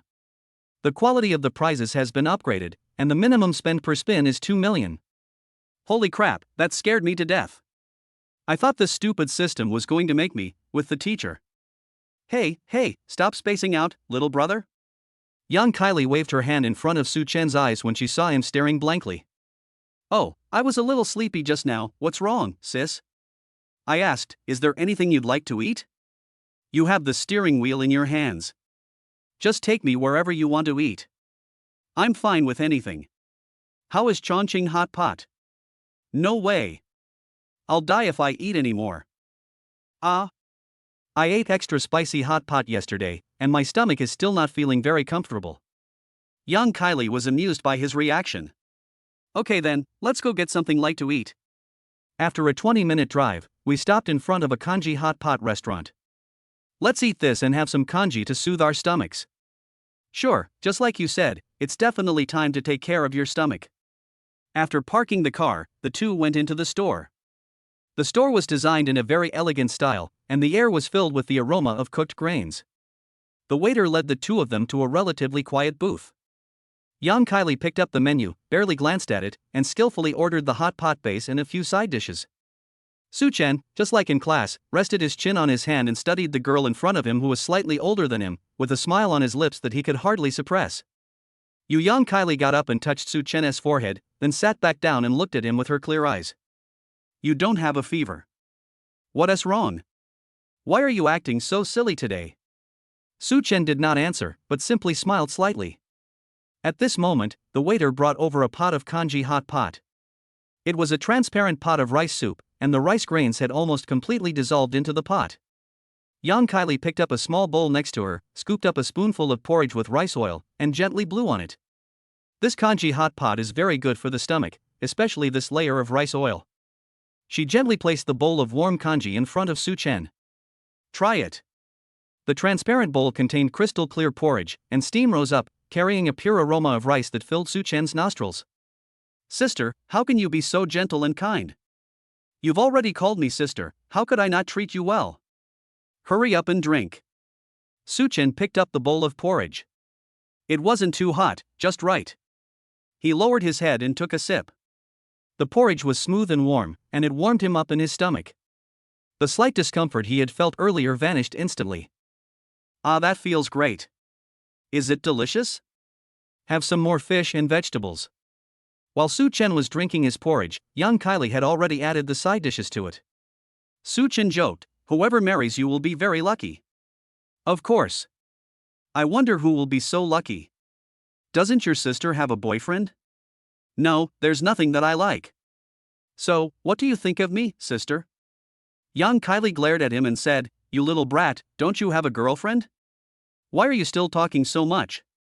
Be careful, next time I see her I'll tell her you're such a womanizer. Su Chen gave an awkward laugh, thinking to himself, of course she knows I'm a womanizer. If I weren't, I wouldn't have her. Try it, the ingredients they use are pretty good too. Lunch was quickly finished, and the two didn't talk much on the way back. After parking the car in the teaching building parking lot, young Kylie said, after you graduate, if you're clean in your life, come find your sister again. Su Chen didn't speak, but simply looked at young Kylie gently. Let's go. I need to go to work. Do you still have class? That's all. Su Chen held up his phone. I need to go to the playground. I participated in that music competition, and they need me to go there to confirm the pieces. Then you should go quickly, I should go to class too. After Su Chen got out of the car, young Kylie sat alone inside, clenching one fist tightly against her chest and chuckling softly, humph, little brat. A concert? I don't have any work scheduled tomorrow, I might as well go check it out. Su Chen was unaware of what young Kylie had said in the car. After getting out of the car, he got into his own and drove straight to the back of the playground. As soon as I got off the bus, I saw my good brother Lu Mingqi standing outside, guiding the contestants into the activity center. Lu, has he been forced into hard labor? You'd better keep an eye on your second sister-in-law, she'll kill you sooner or later. As soon as Su Chen entered, he saw Enrumo and Zhou Miaoke. Hey, what are you doing here? Sister Momo got a phone call and was called over to do some work. I didn't have anything else to do, so I came along. As she spoke, Zhou Miaoka naturally took Su Chen's arm. Brother, have you eaten? I ate and drank some porridge. You're just having porridge at midday? You have the nerve to say that? I had hot pot with you yesterday, and my stomach is a little upset. Quick! Let's go to the hospital right away, so we don't get sick. Su Chen reached out and pinched Zhou Miaoka's cheek. She's all right now. After filling in the song selection on the registration form, Su Chen prepared to leave. Surprisingly, Zhou Miaoka did not follow him, but instead said she wanted to play with Enrumo. Seeing how well the two sisters were doing, Su Chen decided not to disturb them. As soon as I came out of the activity center, I saw Jiang Qingwan drive up and park next to Su Chen's car. Hey! You naughty baby, what are you doing here? Chapter 47. You'll be roommates forever. Su Chen glanced at Lu Mingqi, who was directing from the side, and said, Isn't this my roommate working here for free? I came over to check on the monkeys. Jiang Qingwan followed Su Chen's gaze and saw Lu Mingqi looking dejected. What was his name again? Lu Mingchang? Put. Lu Mingqingsing, that's a pretty good name. Su Chen had been holding back his laughter. What is it called? Lu Mingqi, you can just call him Xiao Lu. Are you going to confirm the song title? Yeah, come early so there won't be too many people later. Oh, right, your brother wants you to go home every night. He said the bar acquisition is almost finalized and he wants you to go back and discuss the price. Okay, then go back tomorrow and go check the song. Su Chen led Jiang Qingwan to the entrance of the activity center. As soon as Lu Mingqi saw that it was Jiang Qingwan, he called her sister-in-law and immediately moved the posts blocking the crowd. Although there were already more than a dozen people in the queue, he still let her in directly. Su Chen stood at the door, took out a cigarette, and offered one to Lu Mingqi. Want one? You really like Furongwang cigarettes, huh? You're so rich, why are you still smoking them? Isn't this great? The two men exchanged a smile and simultaneously lit cigarettes. Hiss whoosh. By the way, tell those two guys in the dorm that the project should be approved in a few days. Get ready and put aside all the useless stuff for now. Lu Mingqi was taken aback. What kind of business is it? Never mind, I'll definitely give you a surprise. Brother Chen, why are you keeping this a secret from me? All I can say is, we've all been to this place, understand? As he said this, Su Chen kept looking inside from the doorway. With Lu Mingqi's intelligence, he immediately understood, Brother Chen, it wouldn't be that, would it? Yes, the fourth brother is the smartest. Holy crap, I guess I won't play around like that anymore. Yeah, but you're the main brains, so I'll leave the operations to you. If we lose money, I'll hold you responsible. Lu Mingqi immediately patted his chest and said, Don't you trust me? People call me Little Zhuge Liang, are you kidding me? You, Little Zhuge and Old Zhuge, aren't you also working for someone else for free here? I'm only coming because of you, Brother Chen. Otherwise, I wouldn't have come. You're a pretty damn filial son. Su Chen lightly kicked Lu Mingqi, just as Jiang Qingwan walked out of the activity center, humming a song with a happy expression. You naughty baby, why are you hitting people? I'm not hitting anyone, this is just a friendly exchange between father and son. As soon as he finished speaking, Lu Mingqi kicked Su Chen away. Holy crap! Fourth brother, you're a real scoundrel. You even resorted to sneak attacks. You little piece of trash. Su Chen raised his hand and made an international friendship gesture, then pulled Jiang Qingwan and turned to leave. Do you have classes this afternoon? Jiang Qingwan shook her head. No, I don't have to go to class these days. Our major is preparing for a singing competition, so they gave us the afternoon off. That sounds great. Since we have nothing else to do, let's take a stroll. I haven't really looked around the school since I enrolled. In the autumn school streets, the fallen leaves were layered on the road, making a rustling sound when stepped on. Jiang Qingwan suddenly pointed to a road sign not far away. Naughty baby, look, this street is called Wutong Avenue, is it because all the trees planted along the roadside are sycamore trees? Su Chen picked up a yellowed sycamore leaf from the ground. The leaf was intact and had a large 5-pointed star on it. Su Chen casually tucked it into Jiang Qingwan's scarf. Alright, now you're a sycamore girl. Jiang Qingwan was in a good mood and immediately hugged Su Chen's arm. Why are you so happy today? You've been humming a song ever since we came out of the activity center. Hee hee, you can't imagine how coincidental it is. When I went to fill out the form, the person in charge of registration was actually my roommate. The school is so small. Su-chen really wanted to say that she would always be Jiang Qingwan's roommate, but she suppressed the urge. She was looking forward to seeing how surprised Jiang Qingwan would be when she found out. A gust of cold wind blew by, and Jiang Qingwan shrank her neck, burying half her face in her off-white cashmere scarf. The wind in the north in November was still quite chilly. Are you cold? Jiang Qingwan shook her head. It's all right, not too cold. She tightened her grip on Su-chen's hand and put her hands in her coat pockets. Why don't we go home? Su-chen said gently, looking at her. Jiang Qingwan shook her head. It wasn't that cold, it was just the wind that blew by just now. Let's go, let's buy a hot cup of milk tea to warm us up. Upon hearing the word milk tea, Jiang Qingwan's face, which had been tucked into her scarf, immediately popped out. I want the double taro milk green tea from the place across from the first restaurant. What a terrible name, so long and so hard to pronounce. Never mind that, let's go. You should drink this too, I love it. Jiang Qingwan took Su-chen's arm and they turned left and right on campus until they reached the opposite side of a restaurant. Hello, 2 cups of double taro milk green tea, hot, half sugar. She said to the clerk before turning to look at Su-chen. Can I have full sugar? No, too much sugar is bad. What if I lose the abs I love? Su-chen smiled helplessly. Soon, the milk tea was ready. Su-chen reached out and took the 2 cups of milk tea, inserted the straws, and handed them to her lips. Drink it quickly, it will warm you up. Jiang Qingwan was used to Su-chen's care. She reached out and took the milk tea, taking a small sip. The warm milk tea, with taro paste particles, slid down her throat, instantly dispelling the chill from her body. It's delicious, you should try it too. Su-chen lowered his head and took a sip of the milk tea Jiang Qingwan was holding. It's really good. Su-chen put the straw in his cup and handed it to her, then took the cup from her. The one you drank will be even sweeter.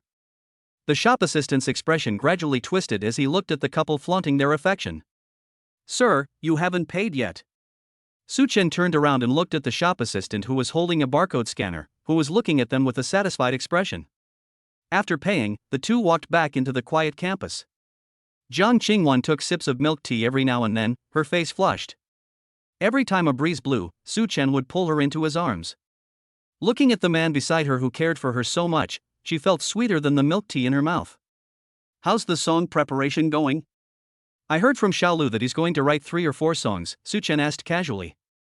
Yeah, I didn't expect to be asked to write so much. I just looked at my playlist and wrote down 3 songs. Then let's go home and you practice properly. The competition is tomorrow, don't let it be that you don't even make it to the next round.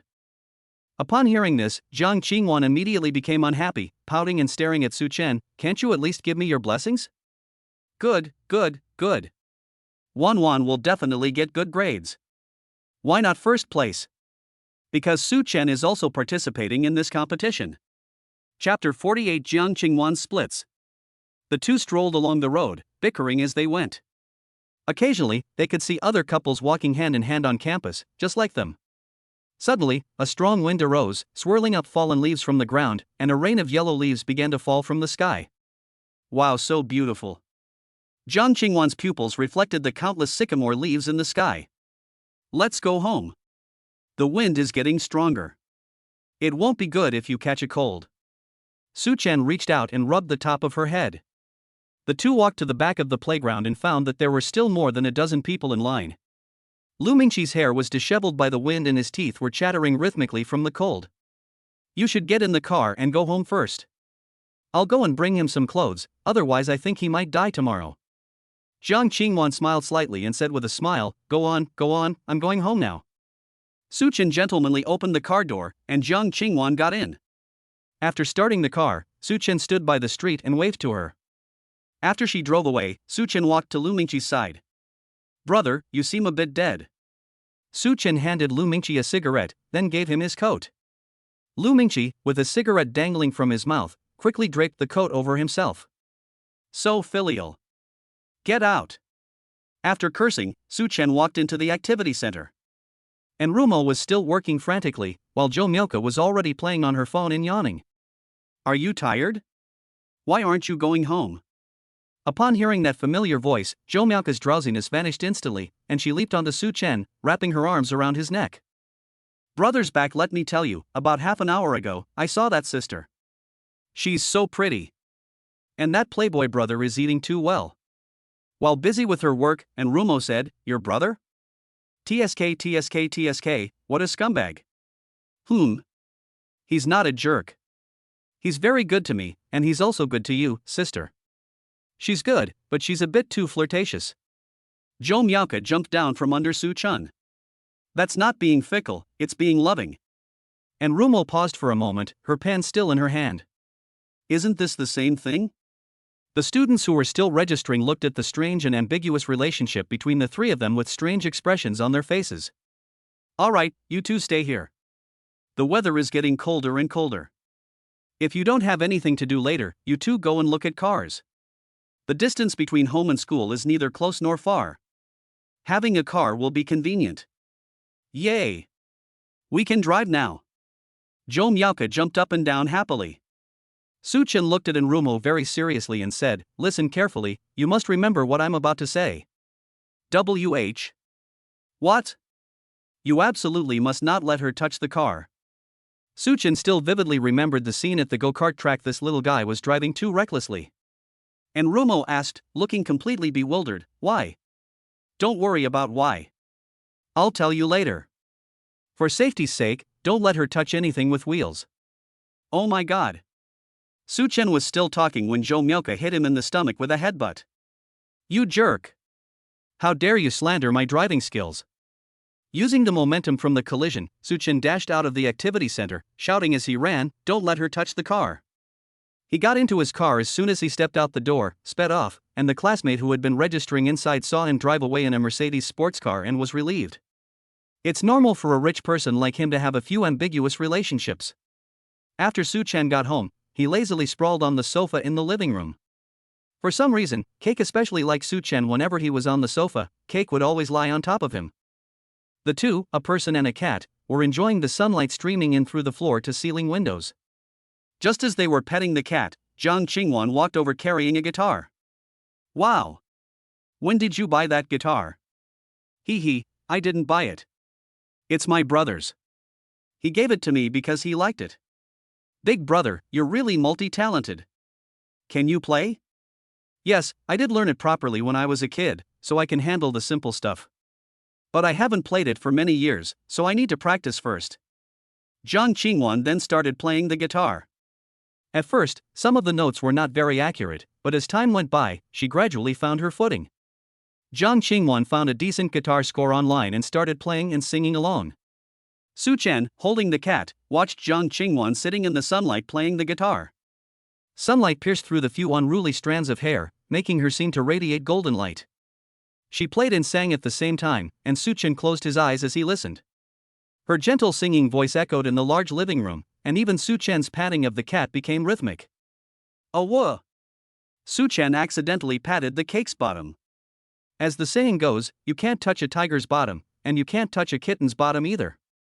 The cake turned around and scratched Su Chen's hand with its paw. When Jiang Qingwan saw that there was bleeding, she put down her guitar and quickly pulled Su Chen to the kitchen.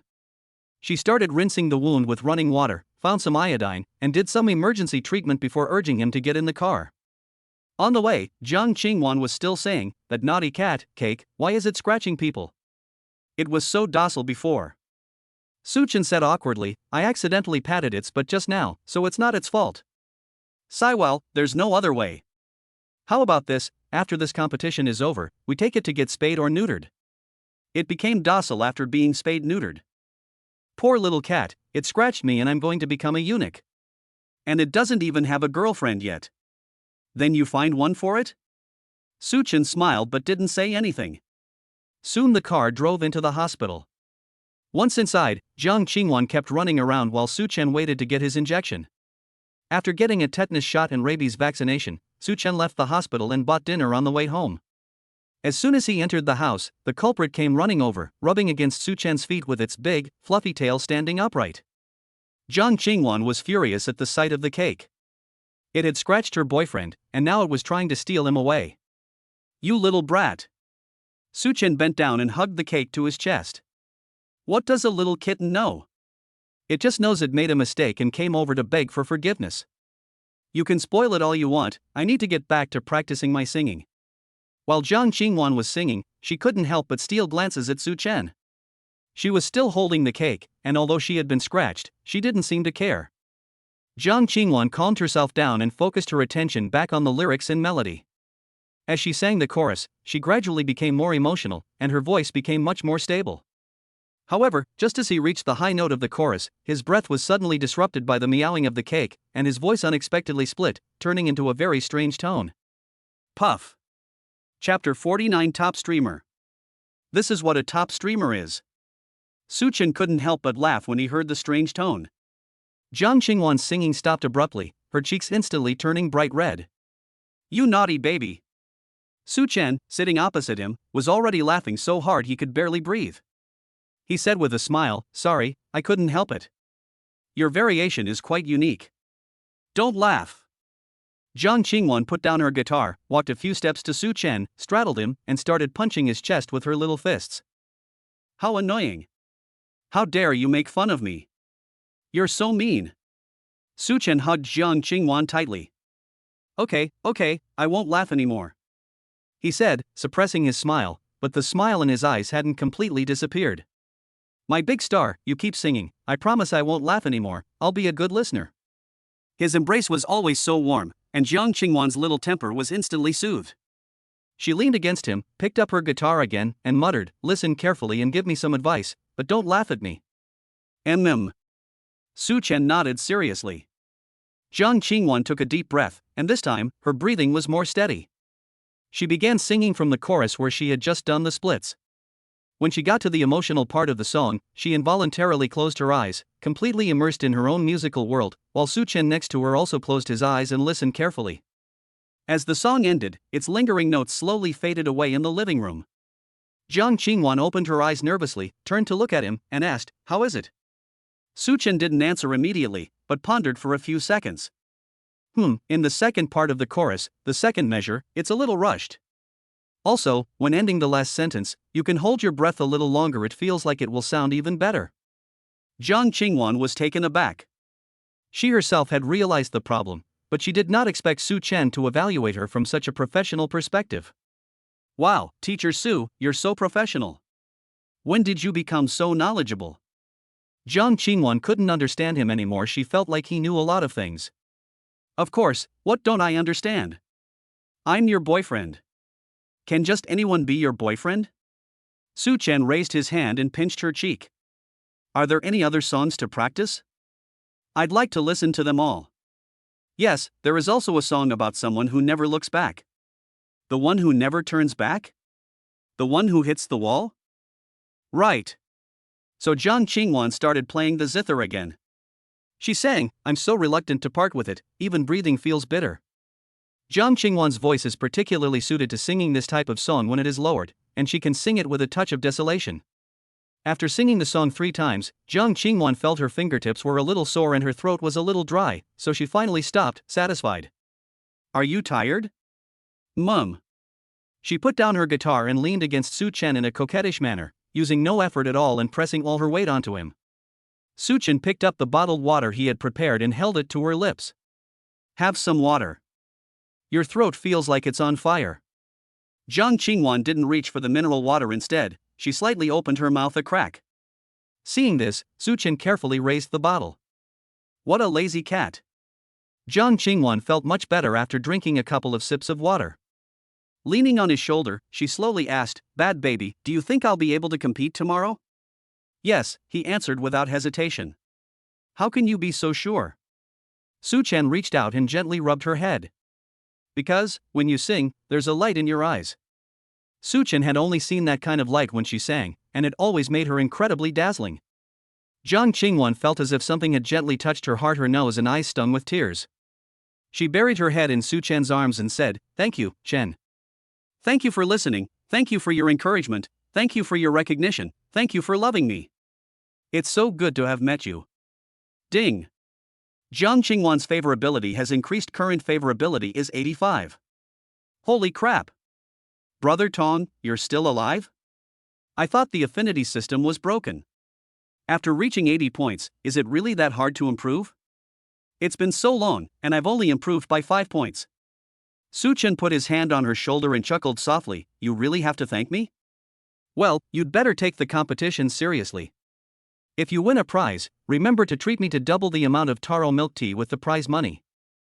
Outside the window, the early winter sky gradually darkened, but inside the villa, it was warm and cozy. Are you feeling better? Are you hungry? I'm a little hungry. He reached out and patted Jiang Qingwan's lower back. Get up, you little sleepyhead. Go eat, take a shower and get a good night's sleep. Tomorrow morning, we'll welcome your glorious moment. Su Chen put the takeout crab stew and rice into the microwave and microwaved them for a bit. After eating, Jiang Qingwan went to take a shower, while he began his pre-bedtime routine of feeding the cat and cleaning up its litter box. It seems like the cat is being raised by him. Recently, Jiang Qingwan hasn't bothered to take care of the kitten at all, leaving it entirely to Su Chen. After tidying up, Su Chen went into the bathroom. After the previous bathroom battles, Jiang Qingwan no longer locks the door when she takes a shower. After taking a shower, the two went back to bed and fell asleep without exchanging a word. Jiang Qingwan snuggled into Su Chen's arms. The next morning, Jiang Qingwan's alarm clock rang early. After getting ready, the two of them went straight to the playground after arriving at school.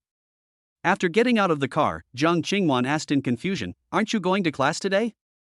"My Wanwan has a competition today, and I can't go to class because I want to witness your heroic performance in person." "You're such a chatterbox, I'm going to report for duty now." Jiang Qingwan walked in front, and Su Chen followed behind. When Jiang Qingwan reported for duty, Su Chen also reported for duty.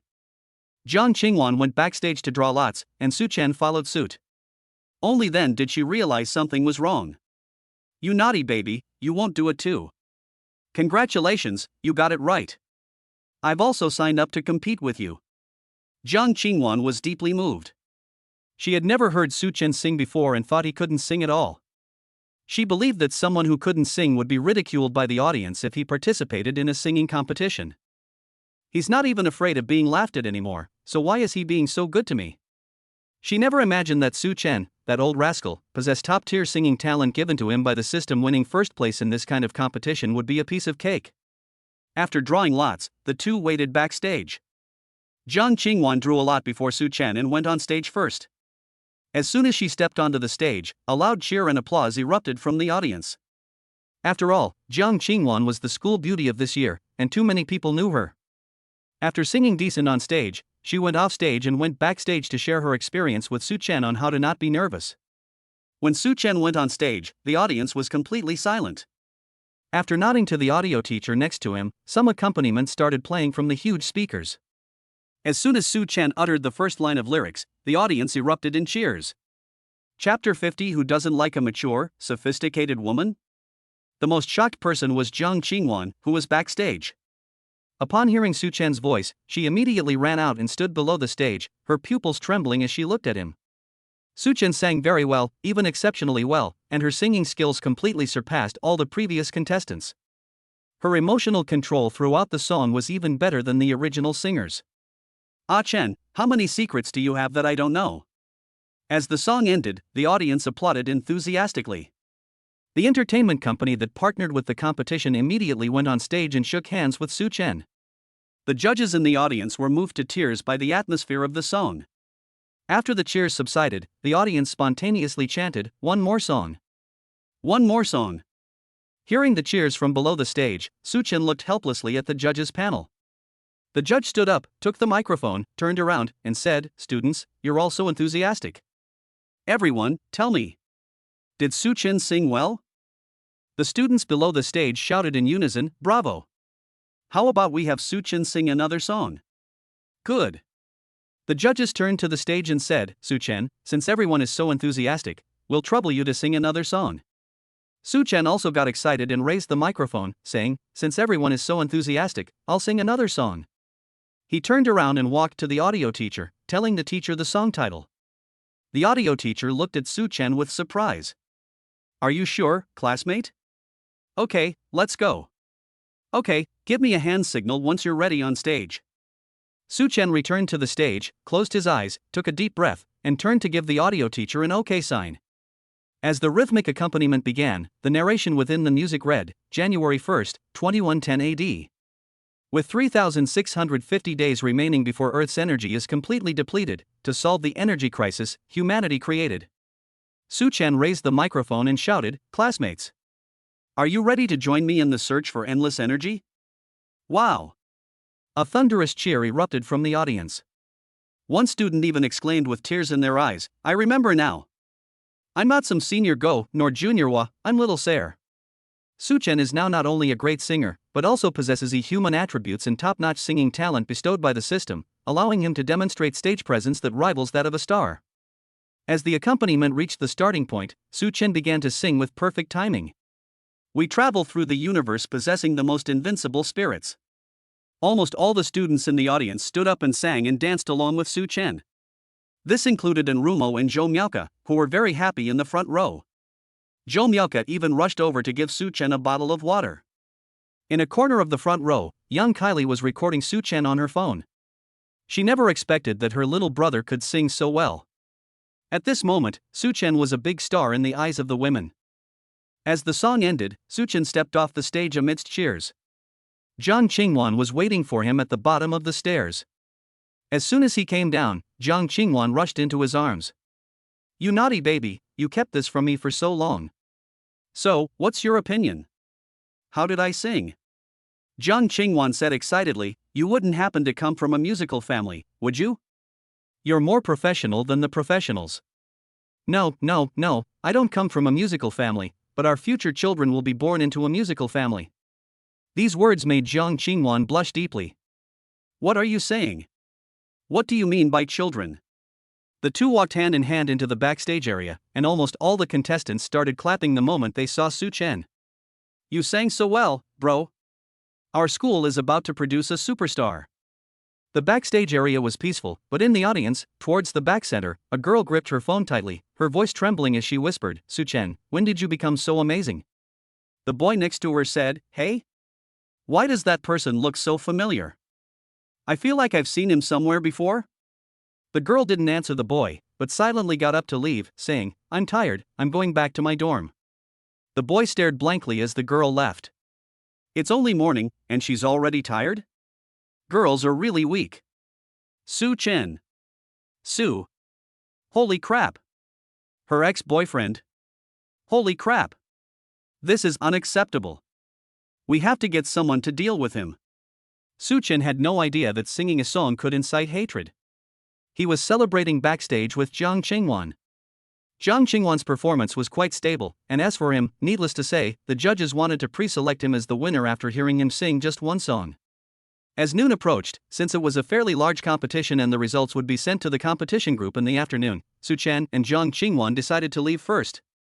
Jiang Qingwan didn't need to go to class, and Su Chen had also asked for leave from his instructor because of the competition, so he didn't need to go to class for the next few days. "I'm just taking a break. Wan, call your godmother and tell her to go to the Shu family's house at noon. There's nothing much going on there, and I just happen to need to see my older brother." When Madame Shu learned that the two of them were returning home at noon today, she was overjoyed. On the phone, she heard her instruct the housekeeper to prepare a big meal for lunch. After hanging up the phone, Su Chen had just gotten into his car when his phone rang. It was a message from young Kylie. "Kylie, you sang really well, little brother. Starry Sky, it's alright, just singing for fun. You came to watch?" Kylie, "Yeah, it's my little brother's competition, I have to come." Starry Sky, then, "Sister, please give your comments." Kylie, great, I really like listening to it. "Oh, by the way, are you going home today?" Starry Sky, "I don't know, what's wrong, Teacher Yang?" Kylie, "I just bought a new computer desk online, but I can't assemble it. Could you please help me assemble it?" Kylie, hee. Starry Sky, "It's uncertain when I'll be going back today. I have something to do tonight, so I probably won't be going back. How about tomorrow?" Kylie, "Okay. Starry Night, tomorrow, I'll help you make it tomorrow night. Remember to prepare some good food, I'm going to mooch a meal off my sister."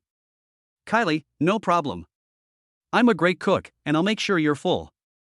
It's settled then. Ms. Yang, if you're going to act like this, then don't blame me. Who doesn't like a mature, sophisticated woman?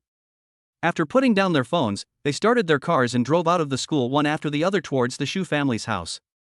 When the two cars arrived at the entrance of the Shu family manor, they saw the two of them and quickly lifted the railing. Miss. Young master. Welcome home. Su Chen felt a surge of satisfaction. The emotional value of this was off the charts. As soon as they parked the car and entered the house, they saw Shu Lingqi lying on the ground by the door. This startled Su Chen and his companion, who quickly ran over to help Shu Lingqi up. Holy crap! Second brother, is someone here seeking revenge? Are you still alive? Chapter 50. When you're no good, I have an iron waist. Shu Lingqi opened his eyes, which were like panda eyes, and looked weak. Old Su.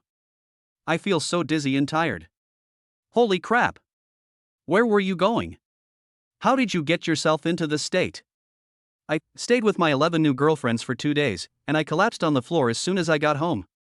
Su Chen stared wide-eyed in disbelief. Young master duo? 11? How come you didn't die at the hotel? Su Chen told Jiang Qingwan to go and stay with her godmother, then dragged Shu Lingqi to a guest room on the first floor like a dead dog and threw him onto the bed. Old Su, it's you again, thank you. I want to ask you something, you womanizer. It seems like you're always surrounded by women, how come you're always free? I'm an iron-willed man, you can just go to sleep. Su Chen then went outside and met the butler at the door. Hey, son-in-law. Perfect timing.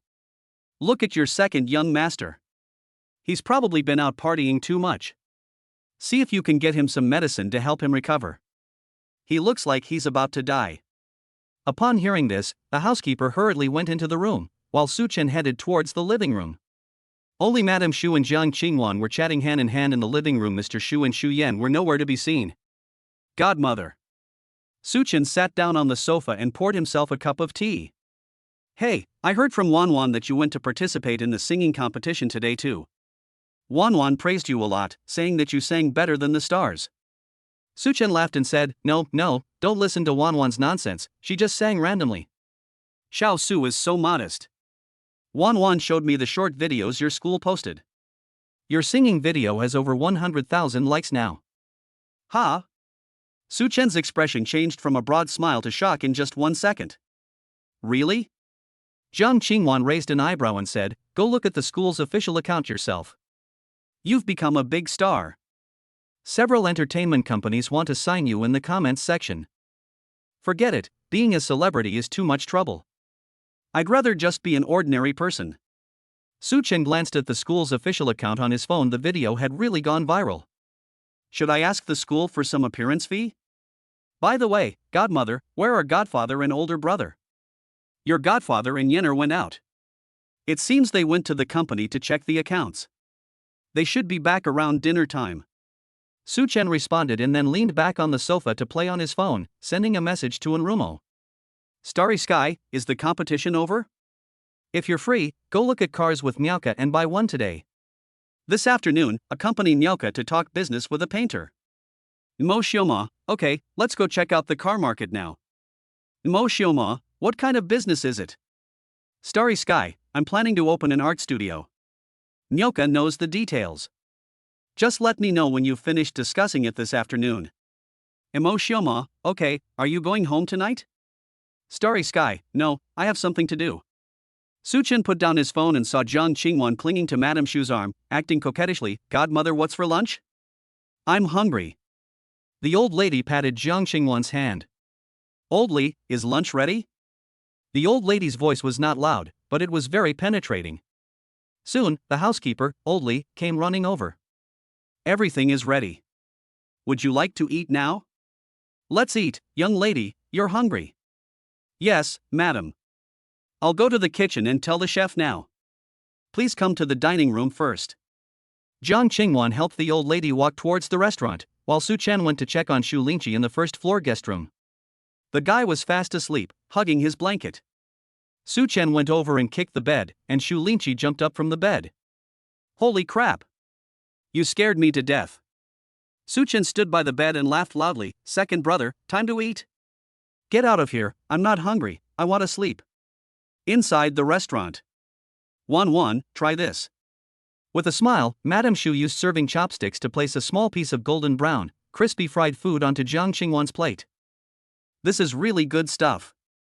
After you made that call, I specially asked the chef to buy fresh white asparagus. It's incredibly tender, and I only used sea cucumber and olive oil.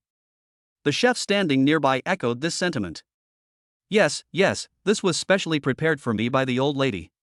Thank you, godmother. Godmother is so good to me. These words made old Madame Shu very happy.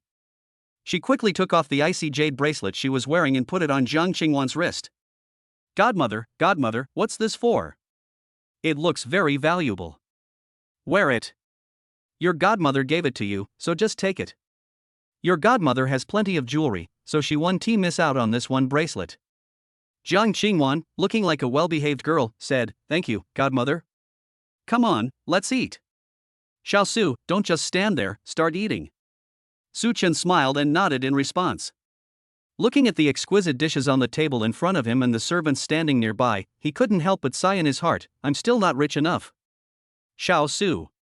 Old Madame Shu's gaze fell on him, her gentle eyes carrying a scrutinizing quality that came from someone who had long held a high position. Yesterday I heard from Yenner that you're planning to take over a bar? Yes, godmother, is there something wrong? Su Chen sat up straighter, since they were talking about a serious topic and he wanted to appear more proper. It's alright, there is nothing wrong with it. The Shu family is also involved in this industry. It's just that I heard Yenner say that he wants the second son to have a stake in it. That kid is unreliable. If he does anything wrong, just come home and tell me, and I'll deal with him. Although Shu Linqi has always been a playboy and doesn't have a good reputation outside, he is still the flesh and blood of old Madame Shu, and no matter how disappointing he is, she still cares about her son. Okay, second brother is pretty good too. He's been quite reliable when I've asked him for favors before. Madame Shu waved her hand and said, Oh, you have no idea what he did in the past 2 years. Not a single thing he did was reliable. What about opening an internet cafe with friends, or a barbecue restaurant? They just kept losing money. At this moment, Shu Linqi sauntered into the restaurant. Mom, what are you complaining about me about now? I'm great, I'm with you every day. The butler, being very perceptive, pulled out a stool for Shu Linqi, who sat down at the dining table and began to yawn. You know what, Xiao Su, that's the good thing about this kid. He just stays home with me all the time. At our age, we don't ask for much. Having our children around is better than anything else. Jiang Qingwan tugged at old Madame Shu's hand, You're only praising second brother. My eldest brother and I have been coming home a lot lately too. If you're so biased, I won't come anymore. Madame Shu chuckled and patted Jiang Qingwan's hand, Oh dear, you little rascal, you're jealous. While the family was enjoying a happy meal, Su Chen received a WeChat message on his phone. Chapter 52, Assets Exceeding 100 Million. The message on my phone was from Enrumo. Emotioma, Jr., are you busy right now? Starry night, eating? What's up? Emotioma, picture. Emotioma, Miaoko accidentally crashed the car into a tree during her test drive. Starry sky, are you two alright? Emotioma, it's okay, it's just that we need to pay compensation, and we don't have enough money on us. Could you come over? Starry sky, as long as everyone's alright, that's good. Send me your location, I'm coming over now. Su Chen put down his phone and said, Godmother, I have to go out for a bit. My friend was in a car accident, I'm going to go check on him. The old lady looked surprised. Is he alright? No one is hurt. It was a test drive car from the 4S store that was hit. I'll go take a look. As long as everyone is alright, then you should go quickly. After Su Chen came out, Enrumo also sent her location. Tianjin Aston Martin. You two are pretty good, you really don't hesitate to crash into anything cheap. Su Chen drove towards the location. On the way, he called Zhou Miaoka to comfort her, but Zhou Miaoka started crying as soon as she answered the phone, apologizing while crying. When Su Chen heard her crying, he quickly started to comfort her. He drove all the way and comforted her until they were almost at the 4S store. As soon as I drove up to the 4S store, I saw a dark green SUV mounted on a tree in front of the store. After Su Chen got out of the car, he started clapping, Beautiful, so beautiful, this is a pure work of art. Upon hearing Su Chen's voice, Enrumo turned around and looked at him with an embarrassed expression, like a kitten waiting to be scolded. Now I know why you wouldn't let Miaoka drive. Su Chen didn't complain about her, he just gave her a hug. It's alright, as long as she's okay. Just listen to me next time and don't let her touch the car. A staff member from the 4S store came over and respectfully handed over a business card. At first, he doubted whether the two young girls could afford to pay for it, but when he saw the car Su Chen was driving, he felt half relieved. And when he saw Su Chen's attitude towards the matter, he finally felt at ease. Sir, what is your surname? No need for formalities, my surname is Su, let's talk about compensation. Seeing that Su Chen was so agreeable, the salesperson also readily said, how about this, let's go inside and talk, it's cold outside.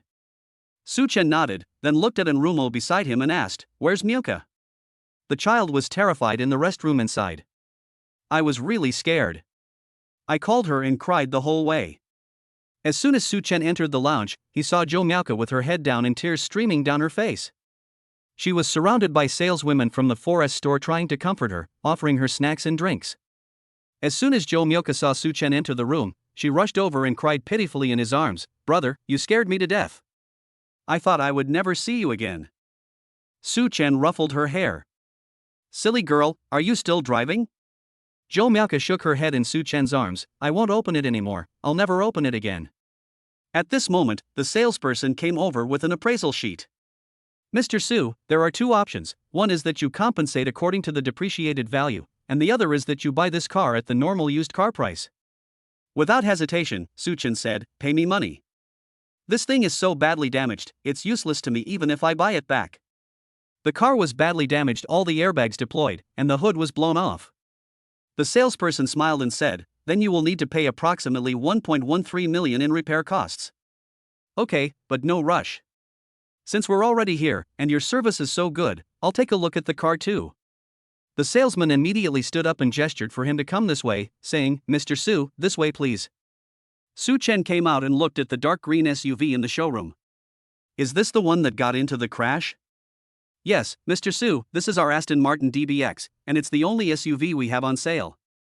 How much did this car cost on the road? Mr. Su, this car comes in 3 configurations, with base prices ranging from 1.96 million to 3.24 million. The one in the showroom is the top-of-the-line model. Please give me a price quote for the top-of-the-line model. It's probably around 3.8 million. Not bad. Su Chen turned to Enrumo and asked, do you like it?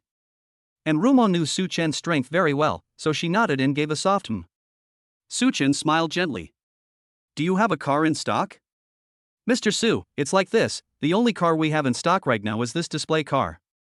It arrived 3 days ago and has been upgraded with accessories worth about 200,000 yuan. If you have any special configuration requests, you'll need to place an order, and it will take about 2 weeks to arrive. I want to pick it up today, this is the one, let's prepare the contract. Are you serious? Do I look like I'm joking?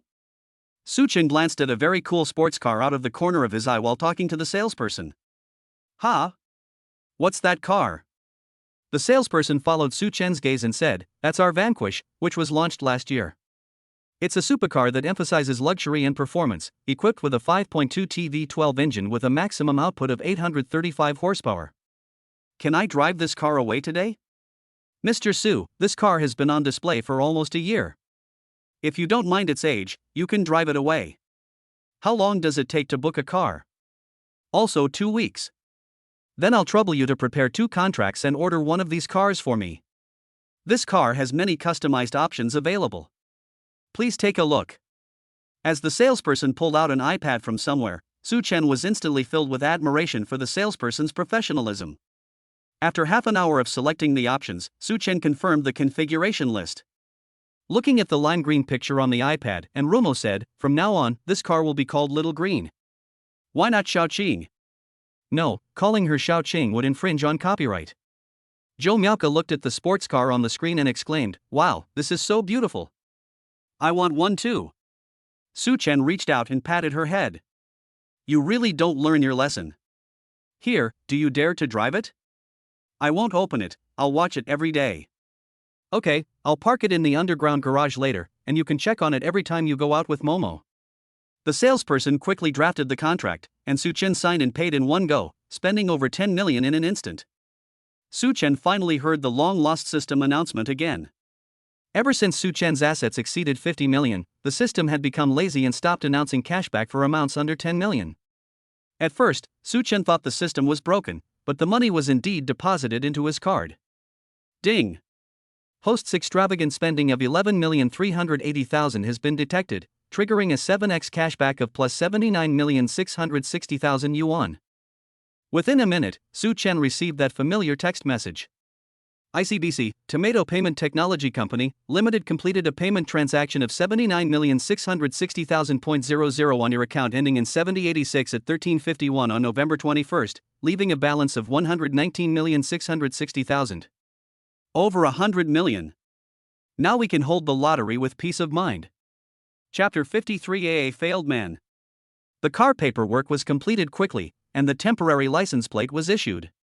Su Chen handed the car keys to Enrumo, saying, "Don't let Milka drive again, okay?"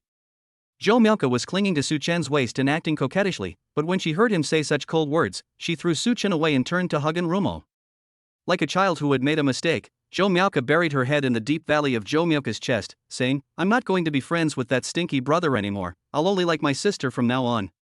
Su Chen's facial muscles twitched involuntarily. He knew Milka was abstract, but this was too abstract. "I want to enter the rift too." Glancing at the time, after all this trouble, it was already 3 o'clock. Su Chen looked at the little one in Enrumo's arms. "Car God, yesterday on WeChat you were talking to that Gu. Gu Nian. All right, what time did you arrange to meet Gu Nian?" Miaoka lazily lay on Enrumo and asked, "What time is it now?" 3:10. Holy crap. I'm late. We were supposed to meet at 3. Miaoka quickly called the young painter Gu Nian to say that something had delayed her and that she would be there soon. Gu Nian on the other end of the phone quickly responded that there was no rush. After all, in Gu Nian's view, although it was called a cooperation, she was receiving a salary from Su Chen, and to her, it was just a job with a very high salary. Su Chen sighed, "You unreliable guy, you stood someone up yesterday and you're late again today." "Fine, I'll go with you, we're already here." 20 minutes later. 2 cars stopped in front of a Luckin coffee shop. Miaoka got out of the car, pointed at the deer head logo, and said, "I'm not happy today. I'm going to buy a coconut latte at full price." And Rumo quickly covered her mouth, "You silly girl. Don't do anything stupid. Isn't 9 yuan and 90 cents better?" Su Chen walked over and patted Enrumo on the shoulder. "Why are you messing around with her too? Let's go, she's still waiting inside." This young painter is quite interesting when discussing investment projects with Luckin Coffee. Upon entering the store, Su Chen began looking around, trying to find the young painter, but after searching for a while, he couldn't spot her. Just as Su Chen was wondering, a girl walked over and said, "Hello, Mr. Su. You are Miss Gu?" "Yes, it's me." "Mr. Su, you're so forgetful. We just met yesterday." Su Chen stared at the girl in front of him in disbelief. He remembered seeing her yesterday covered in paint of various colors, with smears all over her face. But the girl standing in front of Su Chen at this moment was neat and tidy, wearing a simple beige sweater and dark gray trousers, and her clean hair was a light brown color that fell over her shoulders.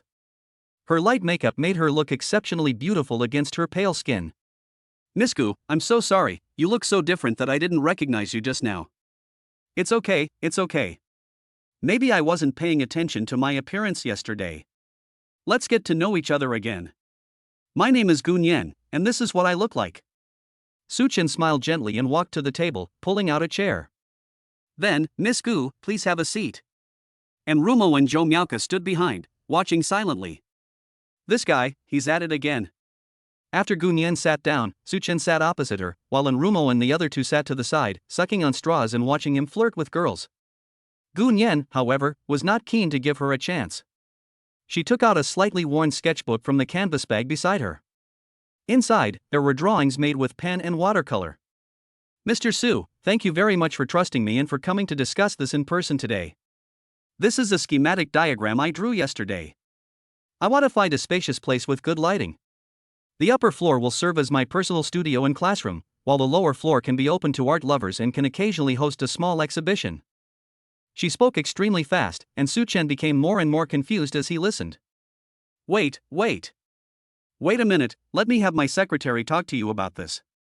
Su Chen got up and pressed Rumo, who was trying to suppress her laughter, back into a chair. You come here. Then Su Chen sat down next to Zhou Miaoke. This time, he became the one sucking on a straw. But as he sucked on it, he ended up hugging Zhou Miaoke. The two men were dumbfounded as they watched Rumo negotiate. Despite her usual charming and beautiful appearance, they never expected her to be such a negotiation prodigy. After a half-hour negotiation, the two finally agreed to go and look at houses together on the weekend. However, there is a very serious problem now, and that is the budget. Su Chen waved his hand and said, "No upper limit. Just watch out. See you this weekend." Gu Nian stood up and shook hands with Su Chen. Then she turned and left the coffee shop. And Rumo escorted Gu Nian to the door, leaving Su Chen alone and bewildered. Zhou Miaoke walked over to Su Chen and patted him on the shoulder. "Brother, it seems you failed. You're such a failure. You fucking." Just as Su Chen was about to reach out and grab Zhou Miaoke, he saw Zhou Miaoke run to the door in a few steps, make a face at him, and then get into the car. "Goodbye, brother." And Rumo put two fingers together, tapped her forehead, and waved gently at Su Chen. Accompanied by the distinctive boiling sound of a V8 engine, the dark green Martin DBX disappeared around the street corner. These two successfully made Su Chen laugh in exasperation. The originally well-behaved Rumo had become just as mischievous as Zhou Miaoke after only 3 days of hanging out with this little rascal. Su Chen reluctantly got into the car and drove towards the Shu family manor. As Su Chen approached the Shu family's residence, he was smoking a cigarette while waiting at a red light when a Rolls-Royce suddenly turned from the other side of the intersection. At this hour, the only Rolls-Royce that could be there besides the Shu family's was the one from the Shu family. When the green light came on, Su Chen stepped on the gas and caught up. At the next traffic light, the two cars stopped side by side. Su Chen looked to his right and met Xu Yan's gaze in the driver's seat of the Rolls-Royce. Mr. Xu was sitting in the passenger seat and had not moved to the back. Su Chen raised an eyebrow at Xu Yan and revved the engine twice. Upon seeing that it was Su Chen, Grandpa Xu said from inside the car, "I remember you learned to drive race cars, right? Don't lose to him." When Xu Yan heard that his father had tacitly allowed him to drive fast, a barely perceptible glint appeared in his eyes. As the red light turned green, the two simultaneously floored the accelerator. Although Xu Yan's Rolls-Royce was a V12, it was primarily focused on luxury and comfort, and its sportiness was nowhere near that of Su Chen's AMG SL. Xu Yan watched helplessly as Su Chen shot off like a silver arrow released from a bow. "Holy crap! You little brat! You finally made it home. I've taken your wheels off." Chapter 54 My Big Brother is a Gangster?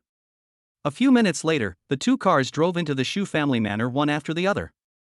As soon as Su Chen parked his car and got out, Xu Yan parked his car on the side of the road. "Hey! Bro, you're driving really slowly. You just wait, we'll race each other on the track another day." Xu Yan's childhood dream was to drive race cars. He originally didn't want to manage the family business, but Xu Linqi was really disappointing. As the eldest son of the family, Xu Yan had no choice but to give up his dream and take over the Shu family business. Ding! And Rumo's favorability quest has been activated. Favorability increased by 70 points. Reward: advanced racing license and Schumacher-style driving skills. And Rumo's current favorability rating is 68. Okay, system, you're not even going to act anymore, can't you just give it to me directly? You even added a mission, 2A. Ding! Host detected to be overly pretentious. Mission difficulty increased. Please raise Rumo's favorability to 75 points within 48 hours. Completing the mission will grant rewards. Failure will result in the host exploding and dying.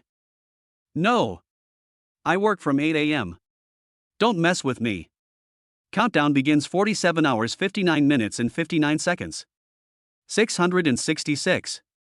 I'm truly impressed. Xu Yan grabbed Su Chen's neck and said, "Kid, next weekend, T1 track, are you in?" Su Chen smiled slightly. "I was afraid you wouldn't dare to come." Good. I like your personality. I never noticed it before. Okay, it suits my taste. Even if you beat Su Chen to death, he would never have imagined that his usually refined and gentle older brother would have such a different side behind the scenes. Ahem. You too, what kind of behavior is this? Go home. Mr. Xu pretended to be very serious as he reprimanded his son, as if he hadn't just encouraged him to speed. The two of them, suppressing their laughter, followed Grandpa Shu into the house. Upon entering, I witnessed an astonishing scene. Jiang Qingwan was chasing Shu Linqi while holding a cushion. Wan, stop right there. Just as Su Chen and the others were about to ask what was going on, a cushion flew onto Shu Linqi's face before they could even open their mouths. So you'll despise me? Shu Linqi got up from the ground and said, can't you be reasonable?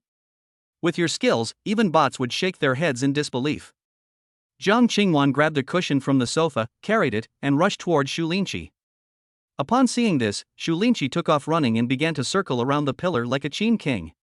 Su Chen and the other two watched this comical scene, unsure of what to say. You naughty baby. Jiang Qingwan finally spotted the three people who had been hiding outside the living room watching the commotion. The murderous intent on her face vanished instantly. She quickly hid the cushion behind her back and said with a grin, Godfather, big brother, you came back together. Shu Linqi seemed to have seen a savior. Old Su. You have to do something about Wan. She's trying to murder my sworn brother. Su Chen and the other two exchanged glances and nodded in unison. We didn't see anything. You guys continue. Old Li. What are we having for dinner? The butler, Old Li, had been hiding somewhere, but suddenly he popped out. Master is back. What will we eat tonight? And so, Grandpa Shu simply disappeared after the meal. Su Chen suddenly turned to Shu Yan and asked, Hey! Big brother, shouldn't we go discuss that bar acquisition? Shu Yan, a seasoned businessman, was very shrewd and quickly said, Yes, we need to discuss this matter properly today. As the old saying goes, even an upright official finds it hard to settle family disputes. It's not good to get involved when these siblings are fighting. Even old Madame Shu was sitting on the sidelines watching the show. The two were about to turn around and run away. Bad baby. Jiang Qingwan's slightly displeased voice came from behind. Su Chen understood that he had no choice but to take on the role of judge today, whether he wanted to or not. Hey, what's wrong? Did your second brother make you angry? Su Chen walked to Jiang Qingwan's side and naturally took the cushion from her hand. Jiang Qingwan pointed angrily at Shu Linqi not far away. He thinks I'm bad at video games. He was the one who insisted that I download an app to play with him, and he still complained about me. Su Chen reached out and ruffled Jiang Qingwan's hair. You're angry because of this? Jiang Qingwan pursed her lips and mumbled hesitantly. He also said that when I fired the gun I was like a protected animal. I asked him what that was, and he said I was a stupid bear. Su Chen couldn't help but laugh out loud. You're still laughing at me, you naughty baby. Su Chen reached out and pulled Jiang Qingwan into his arms. Okay, don't be angry anymore. Let's not play with him anymore. I'll settle the score with you when we get home. Su Chen was wronged. Shu Linqi upset her, but it was Su Chen who suffered the consequences. At this moment, the eldest brother, Shu Yan, walked up to the second brother and kicked him in the butt. There are so many people here. If you bully Wan again, I'll throw you into the Haiha River to feed the fish. Jiang Qingwan couldn't help but exclaim wow, upon hearing these novel words. Wow, my boss is a triad member.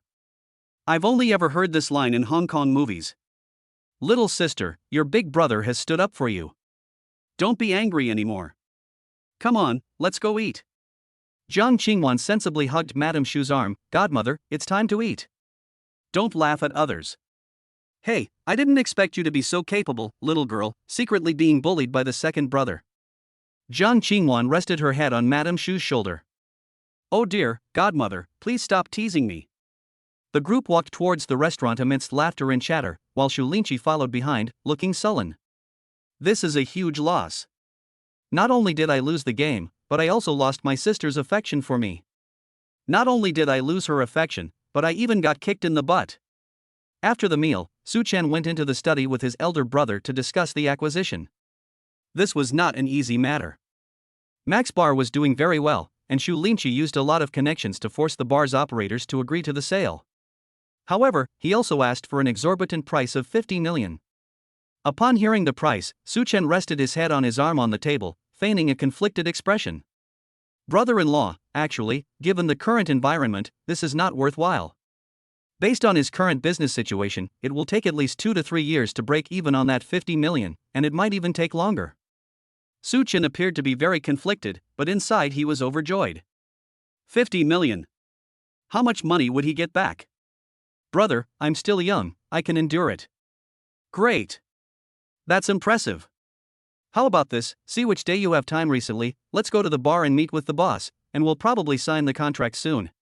Su Chen thought for a moment and realized that he probably wouldn't be able to do it for the next 40 hours. He had to complete the dog system's dog mission. Survival was the priority.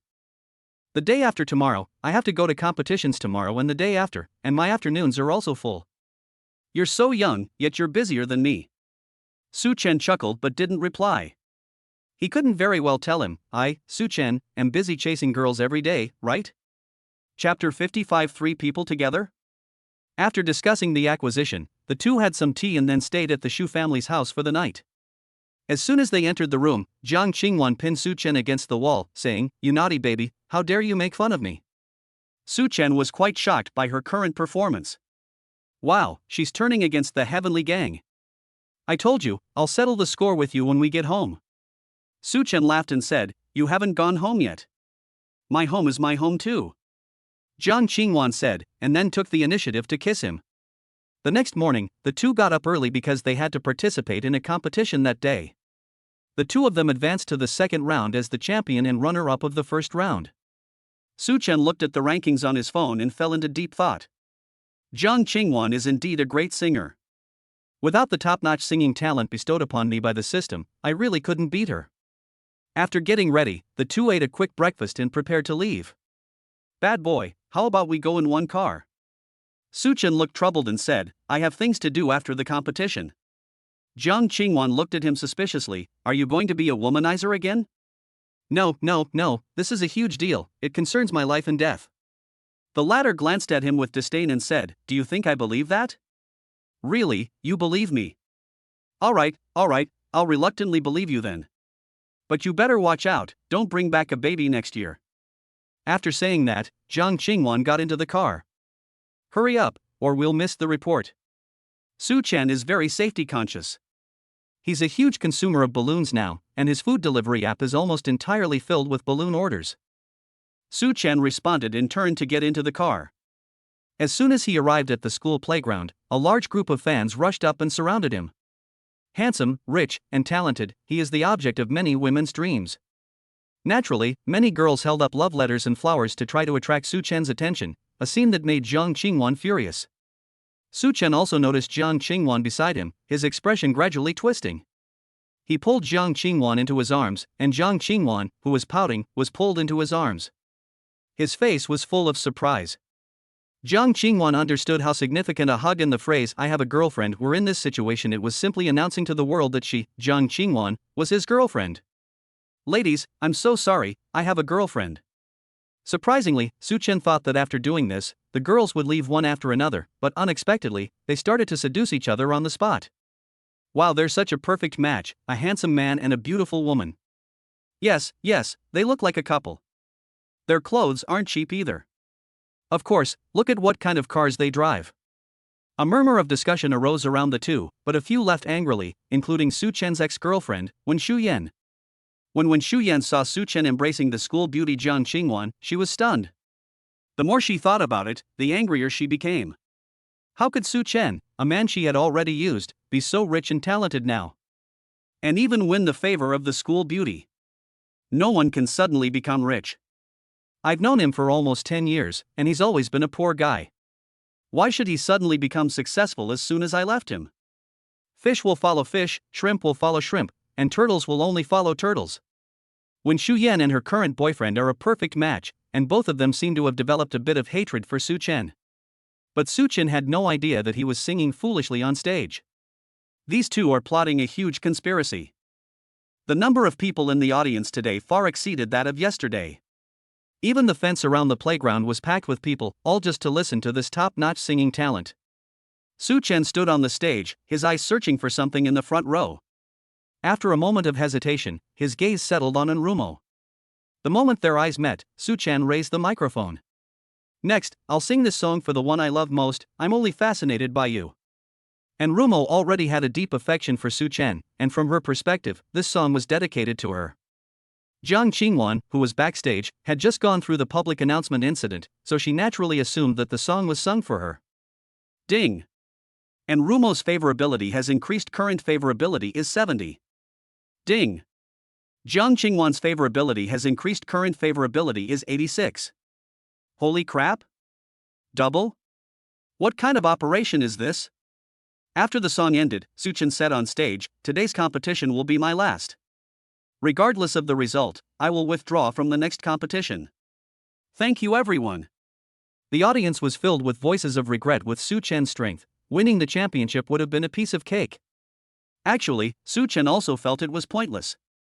Throughout the entire competition, there was no one who could fight.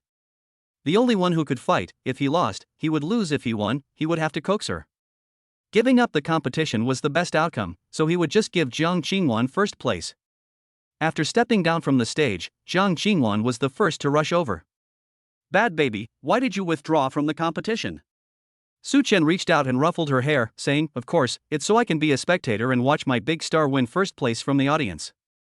I'm not some big star." "Alright, it's your turn. Good luck." Jiang Qingwan's performance remained consistently strong, without any mistakes, delivering a perfect rendition of the song. Backstage, Su Chen didn't hold back his praise, showering Jiang Qingwan with compliments until she blushed. Is it really that good? Of course. Wanwan's singing is so sweet. Look at all the boys in the audience, they all look like they have diabetes now. The number of strange descriptions has increased again. After the two left the playground, Jiang Qingwan prepared to go home to play with the kitten. The last time she fed the kitten was in the morning. Although she poured out a lot of cat food, the kitten wouldn't go hungry, but she estimated that there was already a small mountain of food in the litter box. After seeing Jiang Qingwan off, Su Chen hurriedly called in Rumo and asked her to meet up. Right now, for Su Chen, survival was the most important thing. This damn system. A moment later, and Rumo ran over and pounced on Su Chen. "Honey, you sing so beautifully." "Huh? What did you just call me?" And Rumo paused, then blurted out her true feelings, "And nothing, it's nothing." "Brother, are you hard of hearing? She calls you husband." Zhou Myoka walked over from behind unhurriedly. "So that's why my sister suddenly ran away. It was all because of Lang's temptation." "You little rascal, how come you appear and disappear like a ghost? You're everywhere. You guys can't leave me behind on your dates. You have to take me with you. I'm really curious about the three of you going together." Chapter 56. The junior student has such good stamina. Zhou Myoka bent down and squeezed between Su Chen and Enrumo, instantly turning their sweet embrace into a situation where a third party had interfered. Su Chen looked at Zhou Myoka with such hatred that his teeth itched. Su Chen wanted to improve his favorability towards her, but Zhou Myoka interfered. "There's no other way, let's use both of them together." "Car keys." Oh, Martin's keys? My car can't even fit 3 people. Oh. And Rumo didn't even realize what Su Chen wanted. For a moment she didn't quite remember that she now owned a car. After handing the car keys to Su Chen grabbed one of them with each hand and walked towards the Aston Martin parked by the roadside. As the singing competition continued, students passing by on the street watched this scene with nothing but envy on their faces. Even though Su Chen paid for the car, he had never actually driven it before. After getting in, he started looking for that damn start button. "How about I drive?" And Rumo said calmly. "No way, you're already calling me husband, how can I let you drive? You just sit in the passenger seat. Step on the brake." And Rumo pressed the start button with a flushed face. Boom! It must be said that the sound of an Aston Martin starting from cold is quite pleasant. "How's the furniture and appliance buying going? Is there anything you're missing?" "There is, the family is missing a man." Puff! Zhou Myoka was humming a song and thinking about where to go when Enrumo said that, and she really couldn't hold back anymore. "Sis, you've thought about it, haven't you?" What are you saying?" "Brother, let's leave the furniture behind and go home. My sister misses home." "Is your sister homesick?" "She's missing me." Su Chen first ordered 2 boxes of balloons from a food delivery app before putting the car in gear and driving home. The avid balloon user was now online. However, Su Chen drove too fast and arrived home before the food delivery. As soon as he entered the underground parking lot, he saw more than a dozen large cardboard boxes piled up at the elevator entrance. Each cardboard box was addressed to Mr. Su of the 11th layer. What are all these? It's all a big surprise for you. A big surprise? This is clearly furniture. And Rumo smiled mischievously and pretended to be stupid, saying, "Oh dear, I've been found out, hee hee." Suchin pointed angrily at a cardboard box with a picture of a gaming chair on it and said, "You're saying your family is lacking a man because you need a laborer? Oh dear, don't say that, please help me carry it upstairs, love you." Zhou Miaoke was dumbfounded. This scheme, this cunning, even if all three of her were tied together, they couldn't outwit Rumo. She secretly made up her mind that she would never be Rumo's enemy and would be her best friend for life. Suchin completely took over the elevator, frantically pushing cardboard boxes, coffee machines, computer desks, water purifiers, humidifiers, and so on into it. As Suchin was moving the food, his phone rang. The delivery guy called to say he had handed the food over to the housekeeper on the first floor. Suchin straightened up. "Momo, the takeout has arrived. I bought you some nice things. Go to the first floor and ask the housekeeper for them." And Rumo looked at him with a suspicious expression. "Good stuff? What good stuff? Don't ask, just go get it." "Then Miaoke, come help me out, help me lift this box. It's so heavy and so tall.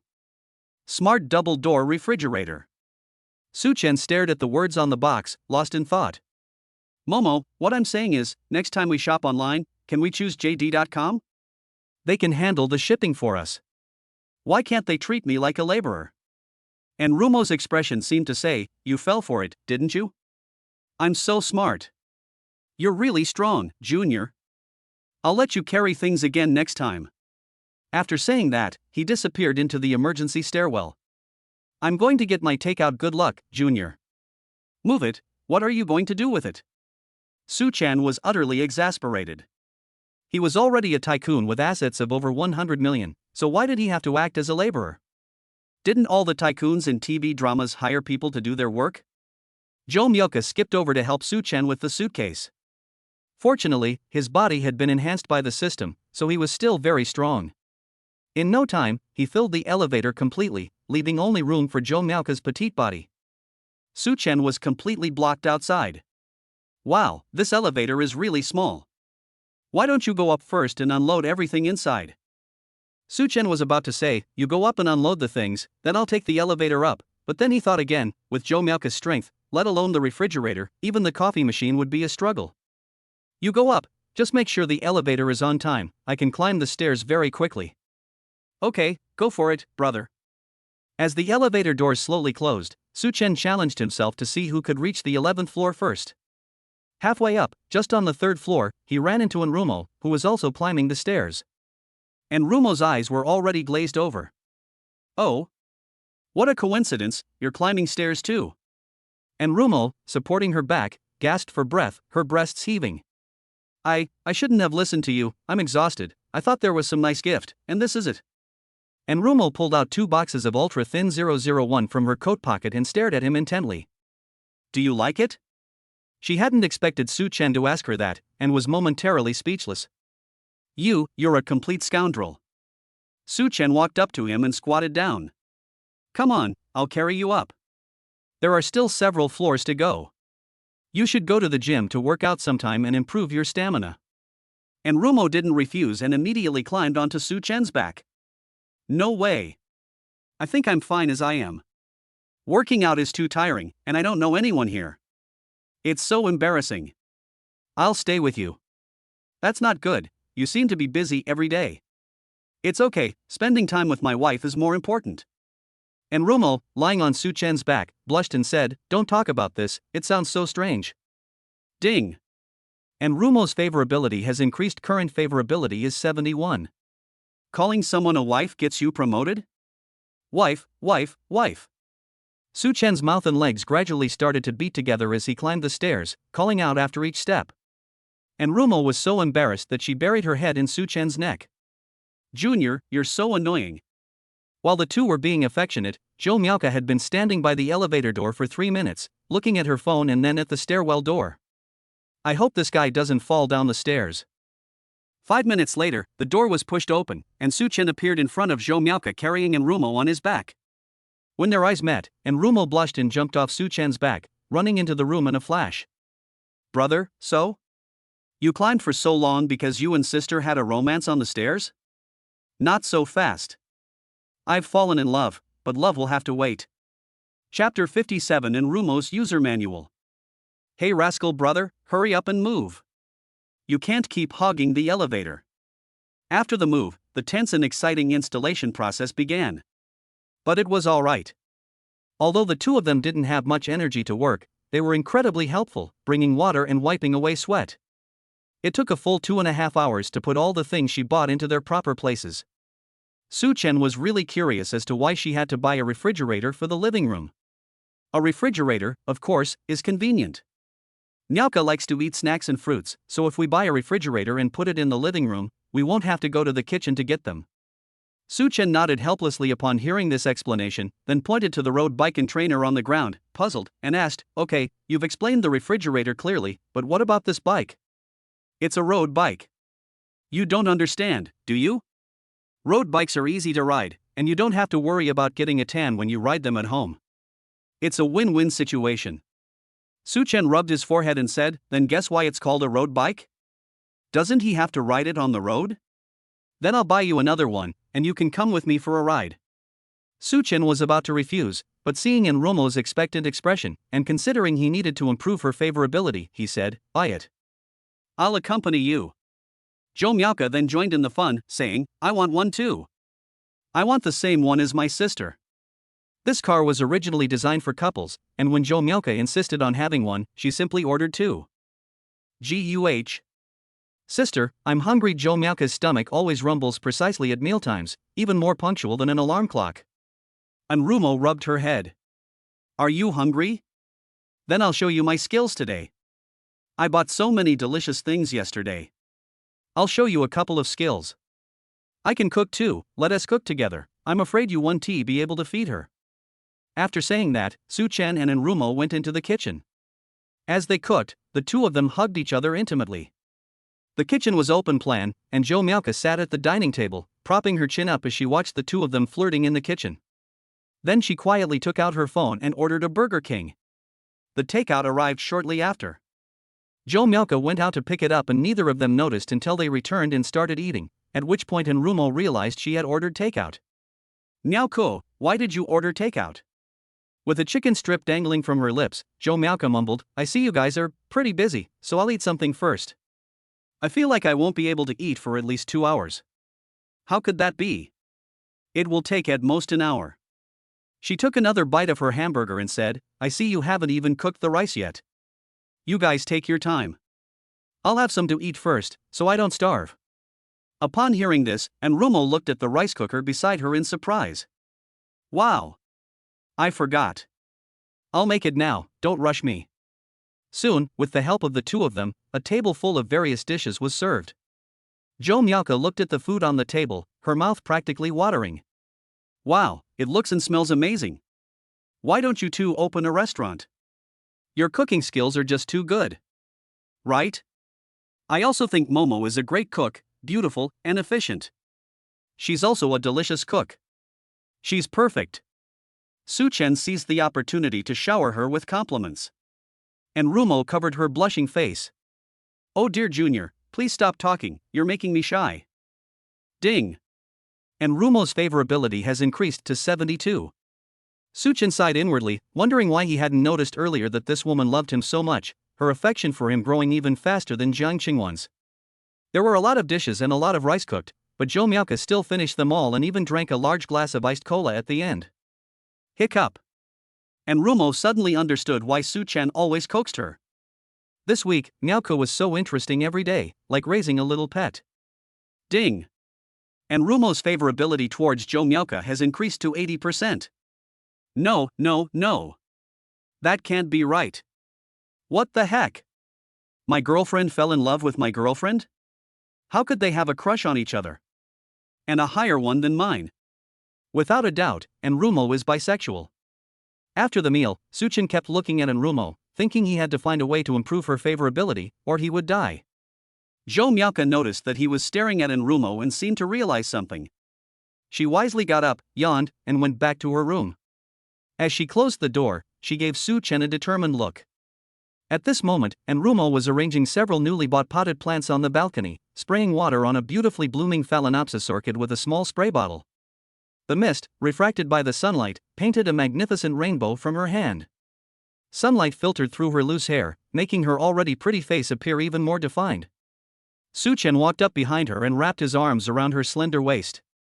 "Wife, let's use the gift we gave you. Isn't it a bit early?" It wouldn't feel good if Miaoka heard this. As soon as she finished speaking, Enrumo felt her legs lift off the ground and she was instantly in Su-chen's arms. "It's getting late, she's already taken a nap. I've been pretending to be a laborer all morning, now I'll be a real laborer," he said, walking towards Enrumo's bedroom. "You impatient fellow, let me see if the laborer still has any strength left." Unbeknownst to the two, Joe Myoka was currently watching them through a crack in the door. TSK is brother so quick to speak? Why does he only like sister? If he's really that eager, I can do it too. Joe Myoka watched helplessly as her beloved brother carried Enrumo into the house. Su-chen placed Enrumo on the bed, and she wisely took out the 2 gift boxes. Ding! Enrumo's favorability has increased. Current favorability is 72. Could it be that this can also increase her favorability? Let's try again. Relying on his strong back, he forcibly pulled the exhausted Enrumo over and did it again. Ding! Enrumo's favorability has increased. Current favorability is 73. Upon hearing the system's announcement, Su-chen instantly felt motivated. Ding! Enrumo's favorability has increased. Current favorability is 75. Congratulations, host. The Enrumo favorability task is complete. Rewards are now being distributed. Su-chen's body trembled again after he finished working, and a driving skill that did not belong to him surged into his mind. Congratulations, host, on obtaining the will of the Racing King. The system had just finished broadcasting when Su-chen's phone rang.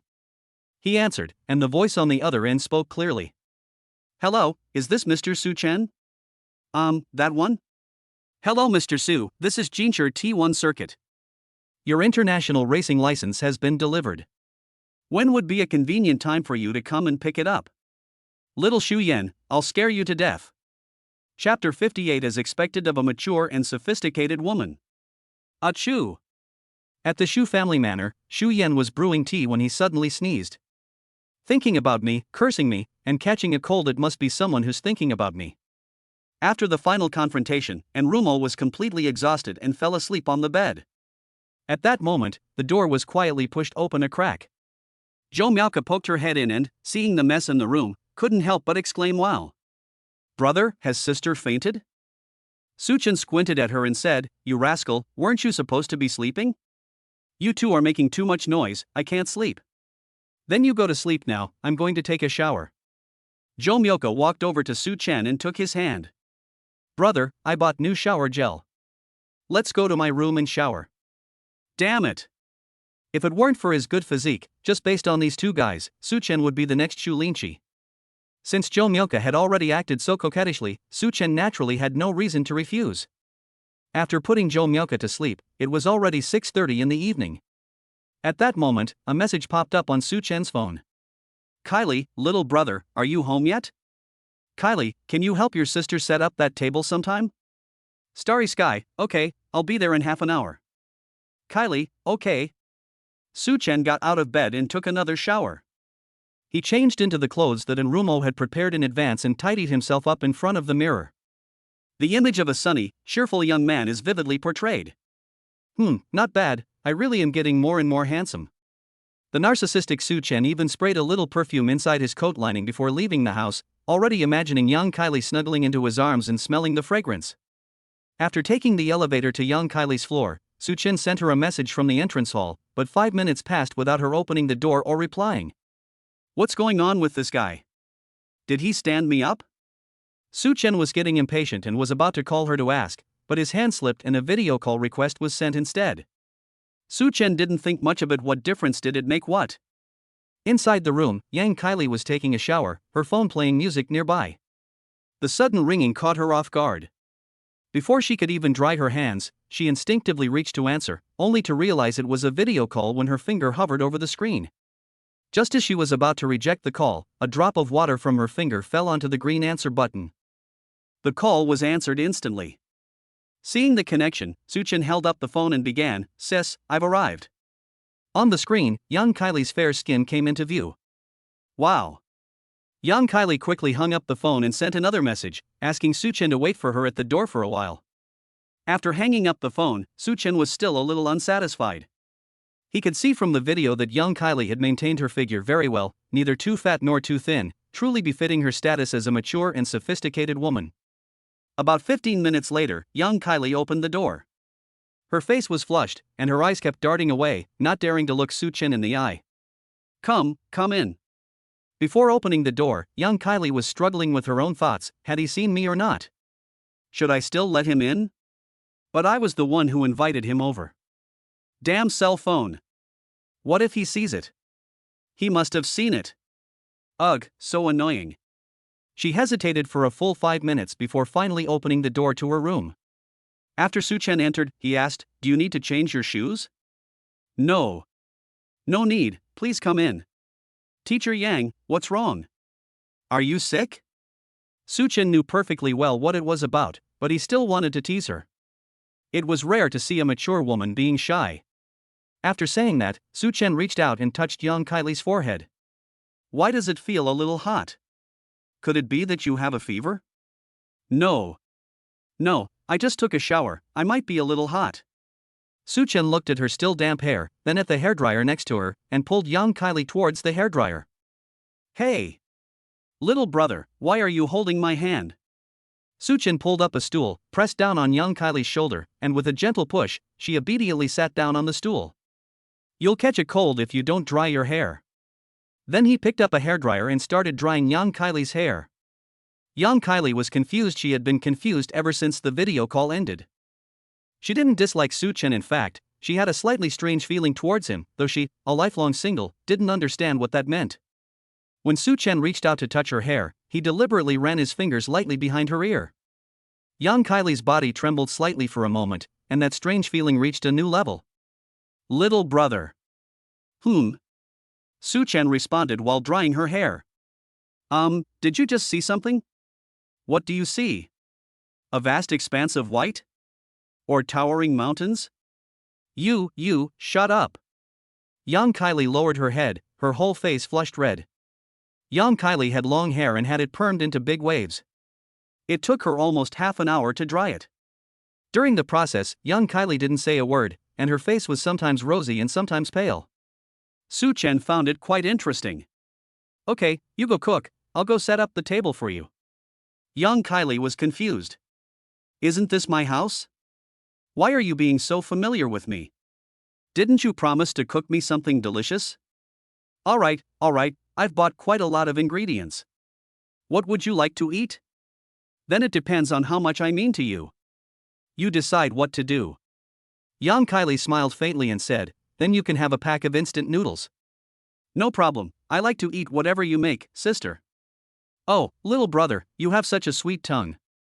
Just wait, I'm going to cook. She went to cook, and Suchin began his assembly project. Suchin's phone rang when he was only halfway through assembling the device. He glanced at it and saw that it was Jiang Qingwan calling. Jiang Qingwan's voice came through the phone after the call connected. Hey you naughty baby, are you coming back today? If you're not coming back, I'm taking a cake and staying at my godmother's for the night. I have some things to do, so I won't be going back today. Please give my regards to my godmother. Okay, remember to get some rest. I don't know what you're busy with every day, but remember to rest well. Okay. I love you. After hanging up the phone, Suchin looked up and saw young Kylie running out of the kitchen, jumping up and down, with a crab in her hand. Ouch. Ouch. Ouch. Ouch. Help. Suchin picked up the scissors he had just used to unpack the crab and quickly performed an amputation on it. Is it broken? Young Kylie removed the crab claw and looked at it. It doesn't seem like there's any blood. Suchin picked up the crab from the ground. One-armed crab, I request that it be stir-fried. Stir-fried young crab? Chapter 59. You can do this too? After a little farce, the two went about their respective tasks. One busied himself in the kitchen, while the other frantically tightened screws on a table leg. Since there was only one table, Suchin quickly set it up. He glanced towards the kitchen and saw that young Kylie seemed to have just finished washing and chopping the vegetables. Su Chen didn't go to the kitchen to cause trouble. Instead, he wandered around the room by himself. Although the floors were different, the apartment layouts were basically the same. If the apartment Su Chen bought was decorated in a minimalist modern style, then the apartment young Kylie bought was decorated in a very cozy style. While strolling around, Su Chen noticed a room that was slightly ajar, emitting bursts of light. Curious, he went forward and peeked through the crack in the door. Inside, he discovered a very professional-looking private cinema. Although there was only one sofa that could only accommodate 4 people, the soundproofing on the walls and the clarity of the screen revealed its high cost. Su Chen walked into the screening room, picked up a tablet, found a Fast and Furious movie, and leaned back on the sofa. This thing is great. I want to get one too. Time passed by, and because Su Chen had already watched this movie at least 5 times, he actually fell asleep leaning against the soft sofa. When young Kylie finished cooking and called Su Chen to eat, she searched the room but couldn't find him until she reached the entrance of the screening room and heard voices coming from inside. When the door was opened, Su Chen was fast asleep inside, with a movie playing. Young Kylie didn't wake Su Chen. Instead, she quietly went out and turned on the thermal mat on the dining table. Then, she tiptoed and sat down next to Su Chen. The sound of the leather sofa rubbing against his clothes as he sat down still woke Su Chen up. The moment Su Chen opened his eyes, he saw young Kylie's gentle smile in front of him. Good morning. Su Chen closed his eyes and shook his head. Am I asleep? I'm so sorry. Is dinner ready? I've been feeling a bit tired lately.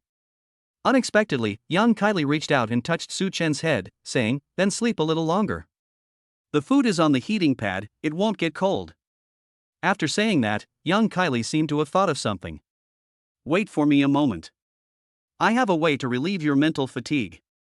A moment later, she came in carrying a suitcase. What is this? A bomb? Just blow me up and I won't be tired anymore. Young Kylie walked over and flicked Su Chen's forehead. Little brother, you're so abstract. This was the first time in days that Su Chen had been flicked on the forehead by a woman. He was usually the one flicking them. Today, he was the one who got flicked on the forehead and was even told it was abstract. Could it be that spending too much time with Zhou Miaoka has made them similar to each other? Young Kylie opened the suitcase. Inside was a complete set of ear cleaning tools. You can do this too? Why don't you give it a try and see? Young Kylie put the suitcase aside, sat on the sofa, and patted her fair thighs. Come on, try it on. Looking at her fair skin, which seemed almost translucent, Su Chen couldn't help but swallow hard. Then, with some skepticism, he lay down on her lap. Young Kylie first gave him an ear massage. No, you really know how? Yeah, what's so surprising? When I was in college, I went on a trip and had my ears cleaned once. Ever since then, I've thought it's amazing. It leaves you feeling so refreshed. Then, during my senior year internship, I found an ear cleaning shop and learned how to do it. I originally wanted to open an ear cleaning shop back home, but due to some uncontrollable factors, I had to put that idea on hold. As she spoke, young Kylie slowly placed the goose down stick into Su Chen's ear. The sudden tingling sensation made Su Chen shiver. What uncontrollable factors? You seem quite wealthy, and your family must be quite well off, right? While cleaning Su Chen's ears, young Kylie said leisurely, I'll tell you if you want to hear it. My family is pressuring me to get married, and they've made me run away from home. Pressuring you to get married? You just graduated. Yes, just as you said, my family is very well off, but a bit too well off. All sorts of people want to climb up the social ladder by marrying into my family. My parents are fine, but my grandfather's old friends always have my grandfather suggest blind dates to me. Blind dates? Judging from what you said, your family isn't just rich. If that's the case, then the people you go on blind dates with must be exceptional individuals, right?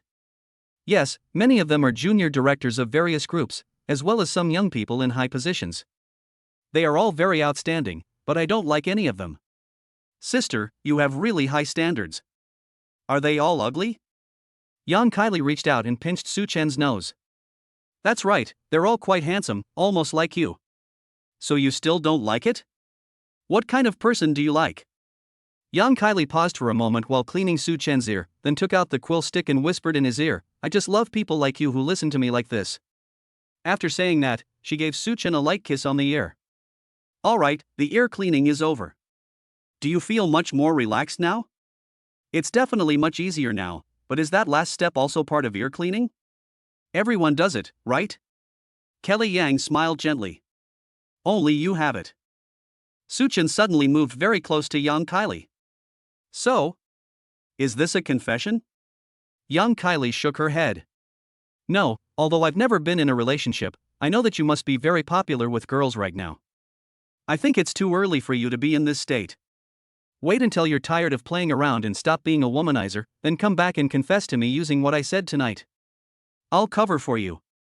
After hearing her words, Suchen not only didn't get up, but instead pressed down, their lips getting closer and closer. Young Kylie not only didn't dodge, but instead kissed him. After a 3-minute passionate kiss. Let's go eat.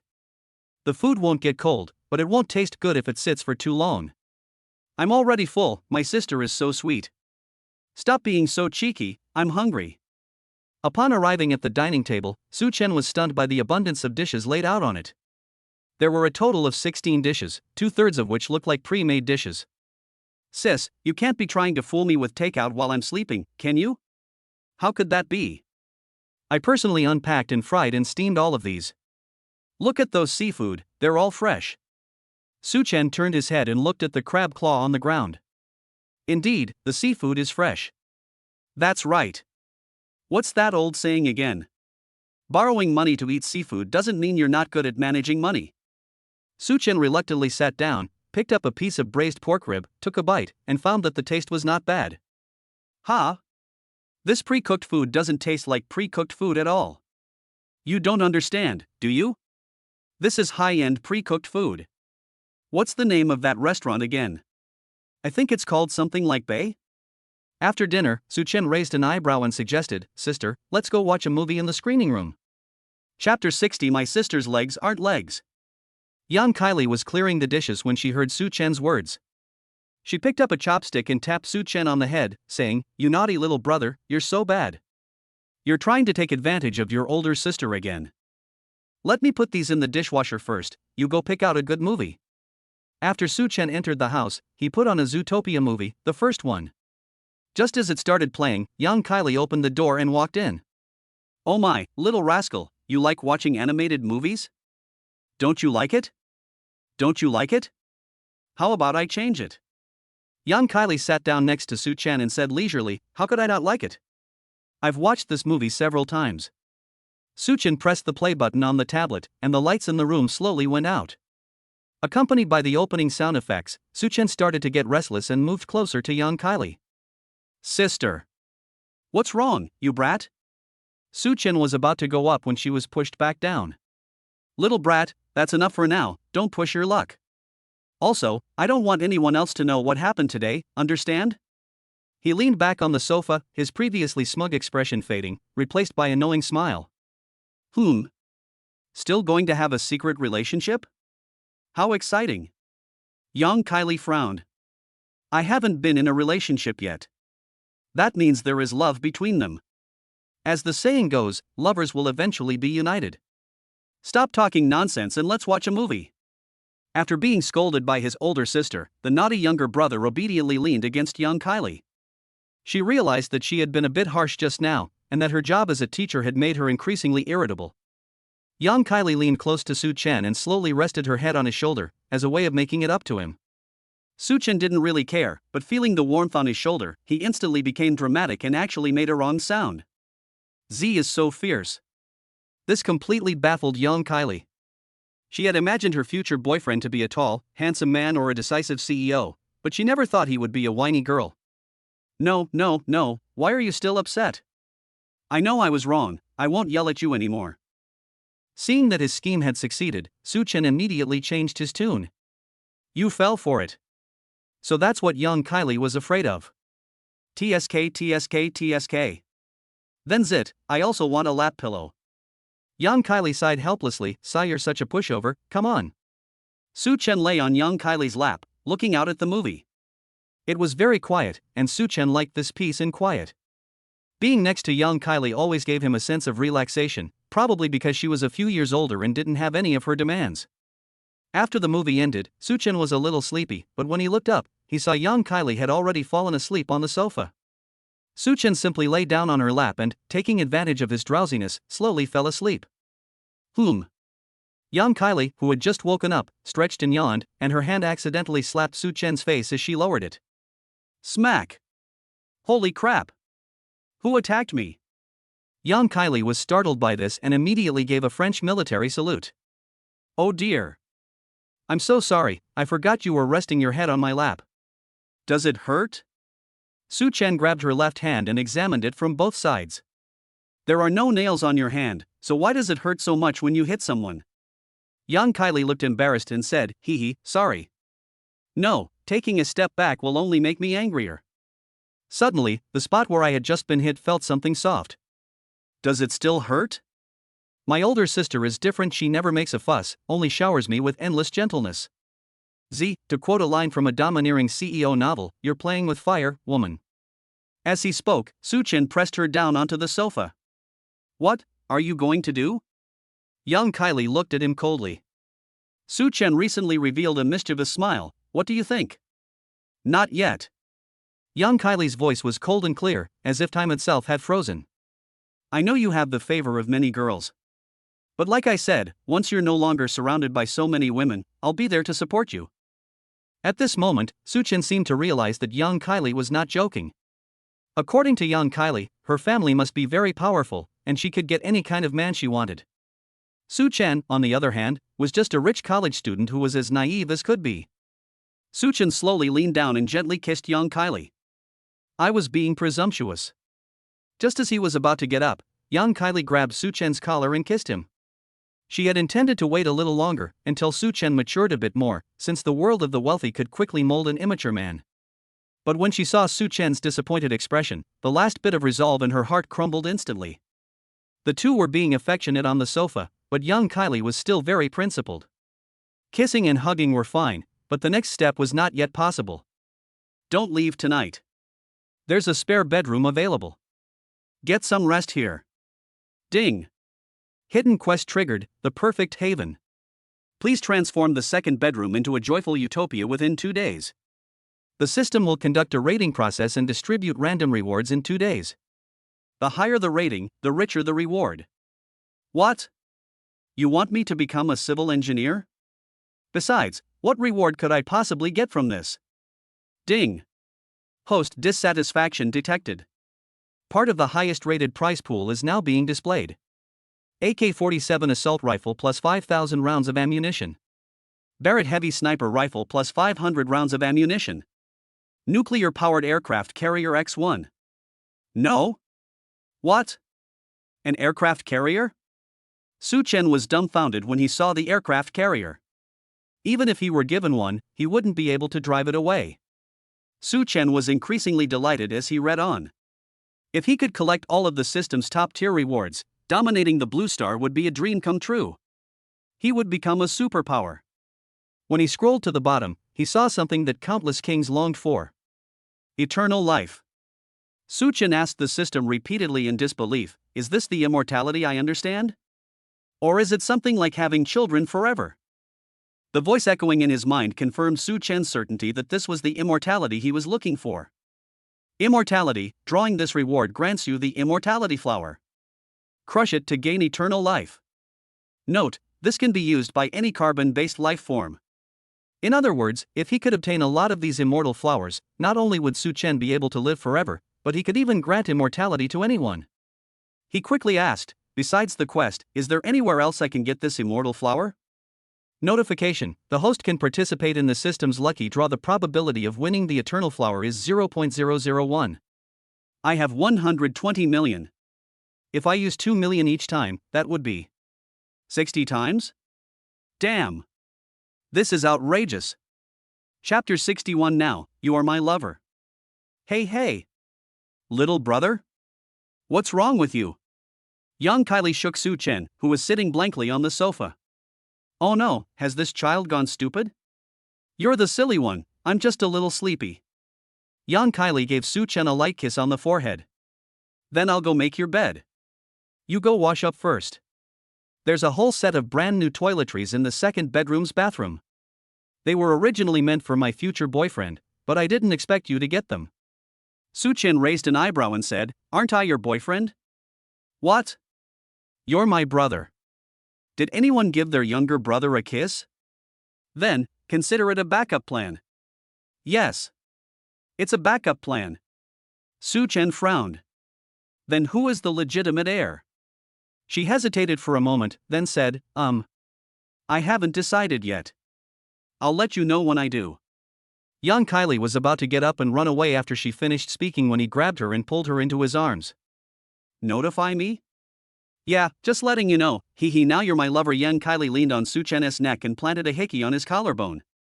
Young Kylie broke free from his embrace and dashed into the second bedroom to start making the bed.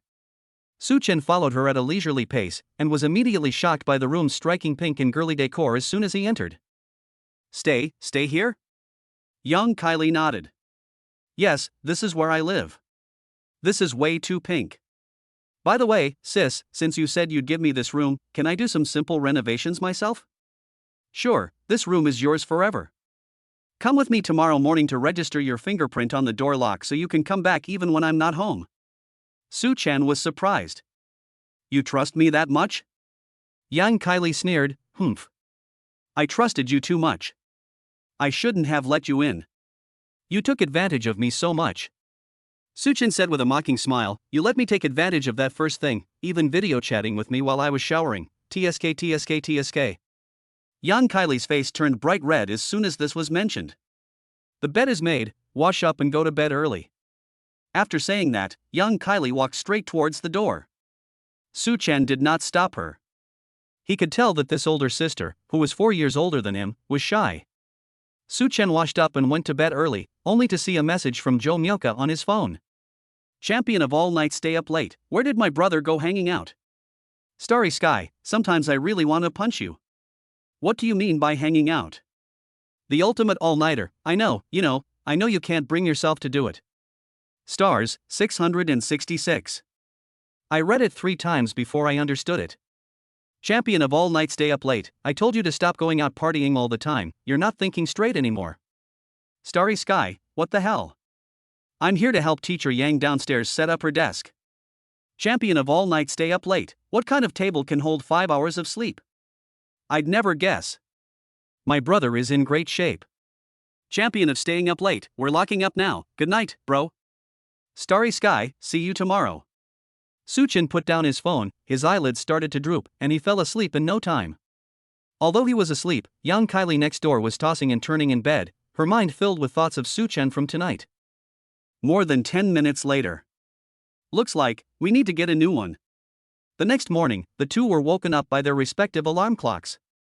Su Chen had taken leave to watch Jiang Qingwan's final match, while young Kylie had to go to work as a servant, as she had a class to attend that morning. Young Kylie has a strange habit, she doesn't like to wear pajamas and only wears underwear to bed. But when she woke up in a daze, she forgot that Su Chen was staying at her house. With a toothbrush in his mouth, he habitually walked to the kitchen and turned on the coffee machine. A glass of iced Americano in the morning is the perfect way to wake up and start the day right. "Make me one too, please." Hearing the voice behind her, young Kylie turned around abruptly and saw Su Chen sitting at the dining table, smiling. "Good morning." "Good morning." Young Kylie suddenly realized that she was still naked. Her eyes widened, and she covered her chest and ran into the dressing room in a few small steps. She came out after getting dressed. Su Chen remained seated at the dining table, smiling as he scrolled through his phone, as if nothing had just happened. Do you want sugar cubes in your Americano?" "No need, just a regular iced Americano is fine." Oh. After finishing, young Kylie handed the coffee to Su Chen. "What would you like to eat?" "Just like you is fine." As young Kylie fried the eggs, she felt strange.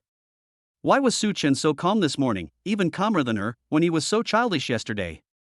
She tentatively asked, "What did you just see?" Su Chen put down his phone and smiled, saying, "Very fair, very perky, very slender, a great figure, I like it, slurp." "Alright, he's still him, that annoying guy." Young Kylie placed the breakfast next to him and said, "Eat up." Su Chen looked at the eggs she fried, and then thought of the eggs Jiang Qingwan fried. Were these two really the same food?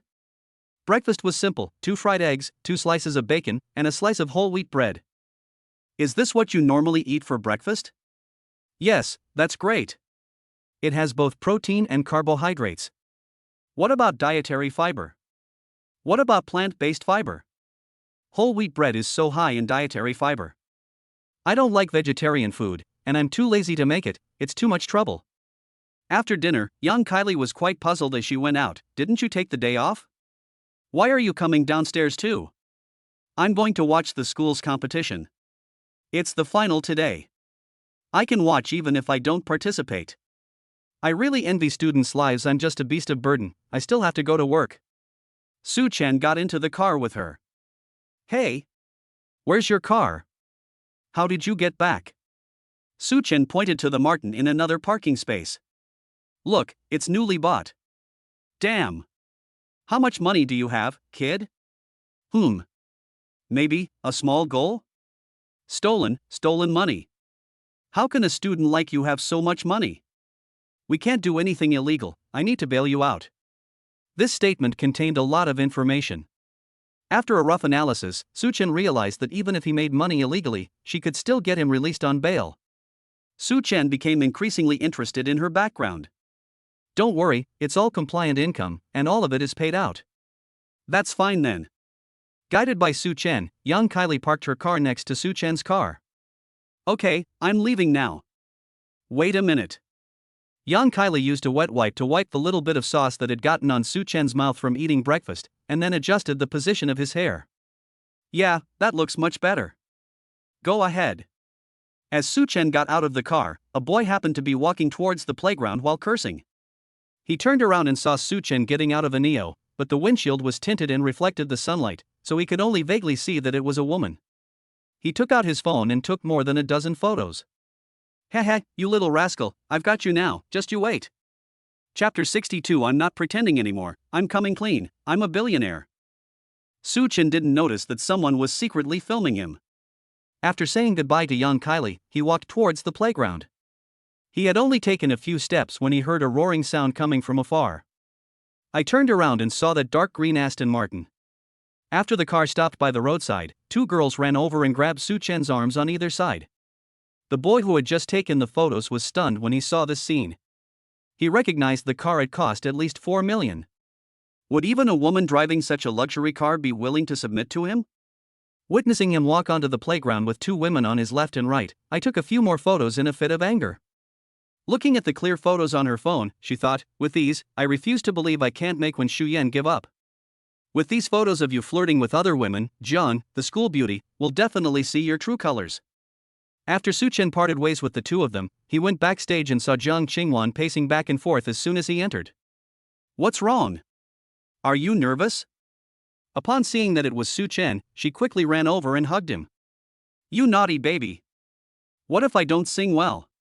It would be so nice if you could come on stage with me, then I wouldn't be scared. Can we compete as a pair? Upon hearing this, Jiang Qingwan suddenly looked up and exclaimed, It seems like it could work. She suddenly remembered that the competition rules seemed to include a clause allowing eliminated contestants to perform duets. Let's go. Let's change the song. When it came to choosing a song, Su Chen encountered a problem. There were very few songs that could be sung as a duet between a man and a woman. Suddenly, Su Chen thought of a song. Wan, do you speak Cantonese? Jiang Qingwan put her hands on her hips and gave Su Chen a questioning look, then said in slightly broken but standard Cantonese, Have you forgotten that my mother is from Guangdong? Okay, I've got it. Chun Jiao and Ji Ming, how about it? Jiang Qingwan's eyes widened instantly, and she stood on tiptoe to kiss Su Chen on the cheek. You're a genius. Jiang Qingwan pulled Su Chen to the competition's editor-in-chief, who was watching a variety show on his phone. Hello, I would like to change my competition piece. The editor-in-chief didn't even look up. What should I change it to? A duet, Chun Jiao and Ji Ming. A Cantonese song? If you don't sing it well, you'll probably be at the bottom. The editor-in-chief still didn't look up, and pushed a form over from the side. Just write down the song and the singers and give it to me. The editor-in-chief said while grinning foolishly at his phone. Jiang Qingwan finished writing in 2 minutes and handed it to the editor-in-chief. When she saw the paper, her phone fell to the table. She looked up at the two people in front of her, and after confirming that it was indeed them, she quickly stood up. Su Shin, you two, together? The editor-in-chief looked at the two of them with a face full of surprise. The editor-in-chief was sent by the organizer, Shanghai Entertainment. Yesterday, Su Chen withdrew from the competition, and the organizer held a special meeting to discuss how to sign someone with such top talent as Su Chen to the company. They still haven't come to a conclusion. They investigated and found that Su Chen seemed to be a bit different from normal college students. He seemed to be quite wealthy, driving a $3 million sports car as a freshman. Since money was not an option, they also considered using women, but when they learned that his girlfriend was a singing major and a campus beauty, they were at a loss for what to do. With Su Chen's singing skills and looks, she could quickly become a big star if she wanted to enter the entertainment industry. When the editor-in-chief saw that it was these two people, he was dumbfounded. When it was just Jiang Qingwan, there was still a chance for competition, but if it was Jiang Qingwan and Su Chen together, then it could be decided beforehand, and that would be the first place. Su Chen asked, "Is it not allowed?" "Of course."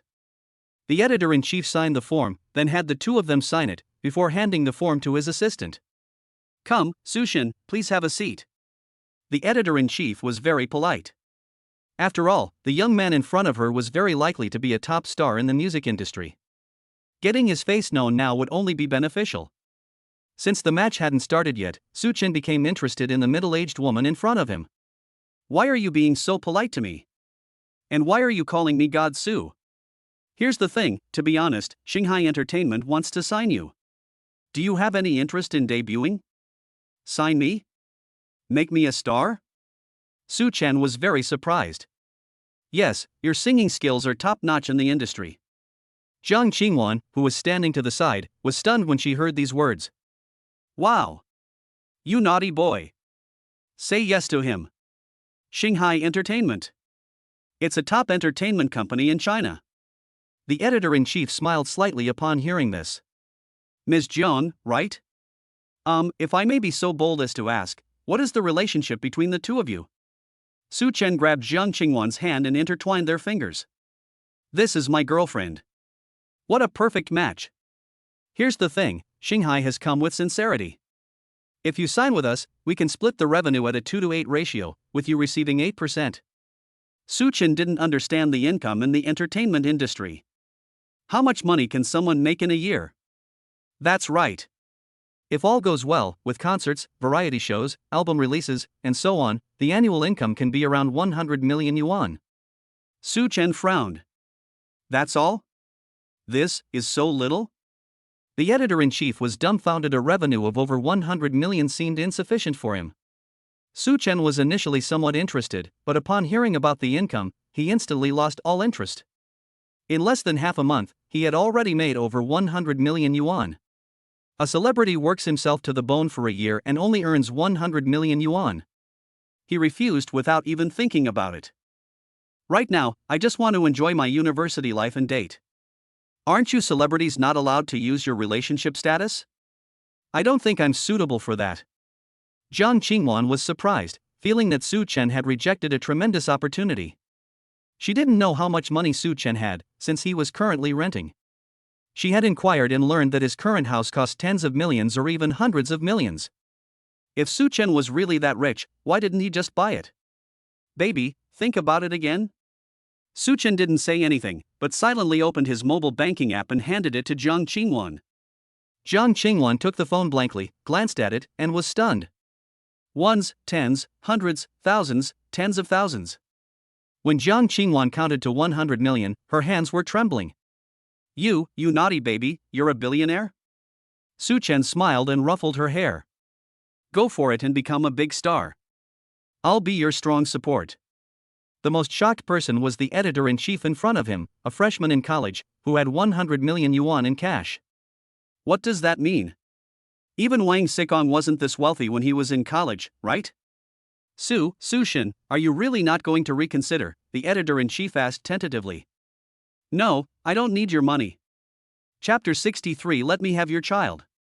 The editor-in-chief also gave up and turned to look at Jiang Qingwan beside him. "Ms. Jiang, are you interested? However, the profit-sharing arrangement needs to be renegotiated."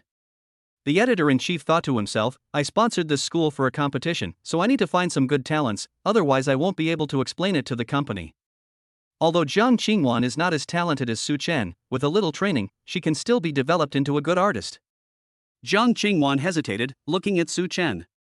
She understood that if she became an artist, she wouldn't have as much time to spend with her loved one as she did now. She might even have to separate from Su Chen because of some strange industry regulations or hype. Her initial motivation for becoming an artist was twofold. Firstly, she loved singing, but most importantly, the industry offered very lucrative income. However, after learning about Su Chen's financial resources, she wavered. Su Chen still had a very gentle smile on his face.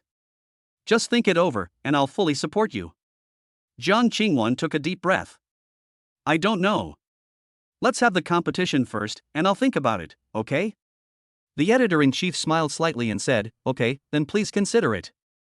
We'll discuss this further after the competition. Soon after, the match was about to begin, and the two arrived at the waiting area. After leaving the editor-in-chief, Jiang Qingwan remained sullen and didn't say a word the whole way. She didn't know whether she should stick to her dreams or firmly choose the person she loved. Su Chen broke the silence first. What? You're hesitating when the opportunity is right in front of you? I don't know, I really don't know, Jiang Qingwan's words suddenly caught in her throat. She really didn't want to leave Su Chen, but this opportunity was indeed very rare. Cheer up, let's start the game. Jiang Qingwan drew the second group, and the two of them went on stage very quickly. The two stepped onto the stage, and thunderous screams erupted from the audience. Qingwan! Qingwan! Ah! It's Su Chen! Wow! Is it a duet? A couple's duet? The screams, shouts, and discussions lasted for a full 3 minutes before gradually quieting down. After the interaction ended, the two signaled to the audio teacher to play the accompaniment. The two performed perfectly, as if they had rehearsed for a long time beforehand. After they finished singing, the audience went wild again. Jiang Qingwan enjoyed being liked and loved by everyone. She truly enjoyed being the center of attention. After I stepped down from the stage, the editor-in-chief waited for me at the bottom of the stairs. Wow, the effect is really amazing. You're already looking like a big star. So, Miss Jiang, have you made up your mind? I just spoke with the company. They watched the entire match live. They're offering a 6:4 revenue split, with you taking the lion's share. The editor-in-chief handed over a contract and said, Ms. Jiang, if you think it's okay, you can take a look at the contract. After you sign it, someone will come to pick you up in Beijing next week. We will take care of the arrangements at the school, so it won't affect your graduation. Jiang Qingwan glanced at the contract the editor-in-chief handed her, then looked up and glanced at Su Chen. Su Chen's face softened with tenderness as he smiled and said, Congratulations, you can finally fulfill your dream. But at that moment, tears welled up in Jiang Qingwan's eyes and fell drop by drop onto the contract. Do you know what signing this contract means? Su Chen knew very well that being an artist was tough. If Jiang Qingwan left this time, she might not come back for a very long time, and their relationship might even end. But she had fulfilled her dream, and Su Chen felt he had lived up to Uncle Li's expectations. Su Chen gently stroked her head. Isn't this your dream? Not everyone has this kind of opportunity. Jiang Qingwan handed the contract back to the editor-in-chief, saying I'm sorry, and then pulled Su Chen outside. The editor-in-chief was left alone backstage, bewildered. Are you really not going to reconsider? Jiang Qingwan pulled Su Chen to the car and said, Get in. This was the first time Su Chen had seen Jiang Qingwan so fierce. She looked like a kitten whose cat had been startled, with tear stains on her face. Su Chen got into the back seat of her car, and Jiang Qingwan also got in. You. Before Su Chen could finish speaking, Jiang Qingwan kissed him. Jiang Qingwan's tears fell onto Su Chen's lips. After they separated, Su Chen joked, Your tears are a little salty. Su Chen took out a tissue and wiped away Jiang Qingwan's tears. Jiang Qingwan asked, looking aggrieved, Do you know that if I sign that contract, I might not come back for a long time, and the company even requires me not to have a boyfriend? Su Chen pulled her into his arms. I know everything. Then why didn't you stop me? That's your dream, I can't be so selfish. But I can't bear to part with you. Su Chen tightened his grip on her, and Jiang Qingwan buried her face in his chest and burst into tears. Okay, stop crying, or my clothes will be soaked. Be good, stay by my side, I don't want to leave you either. If Su Chen liked Jiang Qingwan before, then this time, he seems to have fallen in love with this girl, a girl he has only known for a short time but who has brought him a lot of joy and sorrow. After crying for a while, Jiang Qingwan looked up at Su Chen and noticed that Su Chen's eyes had also begun to sparkle. Jiang Qingwan reached out to touch the corner of his eye, and a warm teardrop remained on her finger. Jiang Qingwan kissed him again, and the two kissed for a long, long time. Bad baby, do you know that because of you, I may have lost my only chance? Jiang Qingwan leaned against Su Chen's chest, looking at the sky through the sunroof from inside the car. Do you want to be a big star? Of course I want to. Who doesn't want to be the center of attention? Oh well, it's okay, I'm satisfied with you. How much does it cost to start an entertainment company? Su Chen asked calmly. Huh? Jiang Qingwan looked at Su Chen with a blank expression. Are you kidding me? Su Chen and Jiang Qingwan looked at each other with unwavering determination in their eyes. I can't let my superstar status go to waste.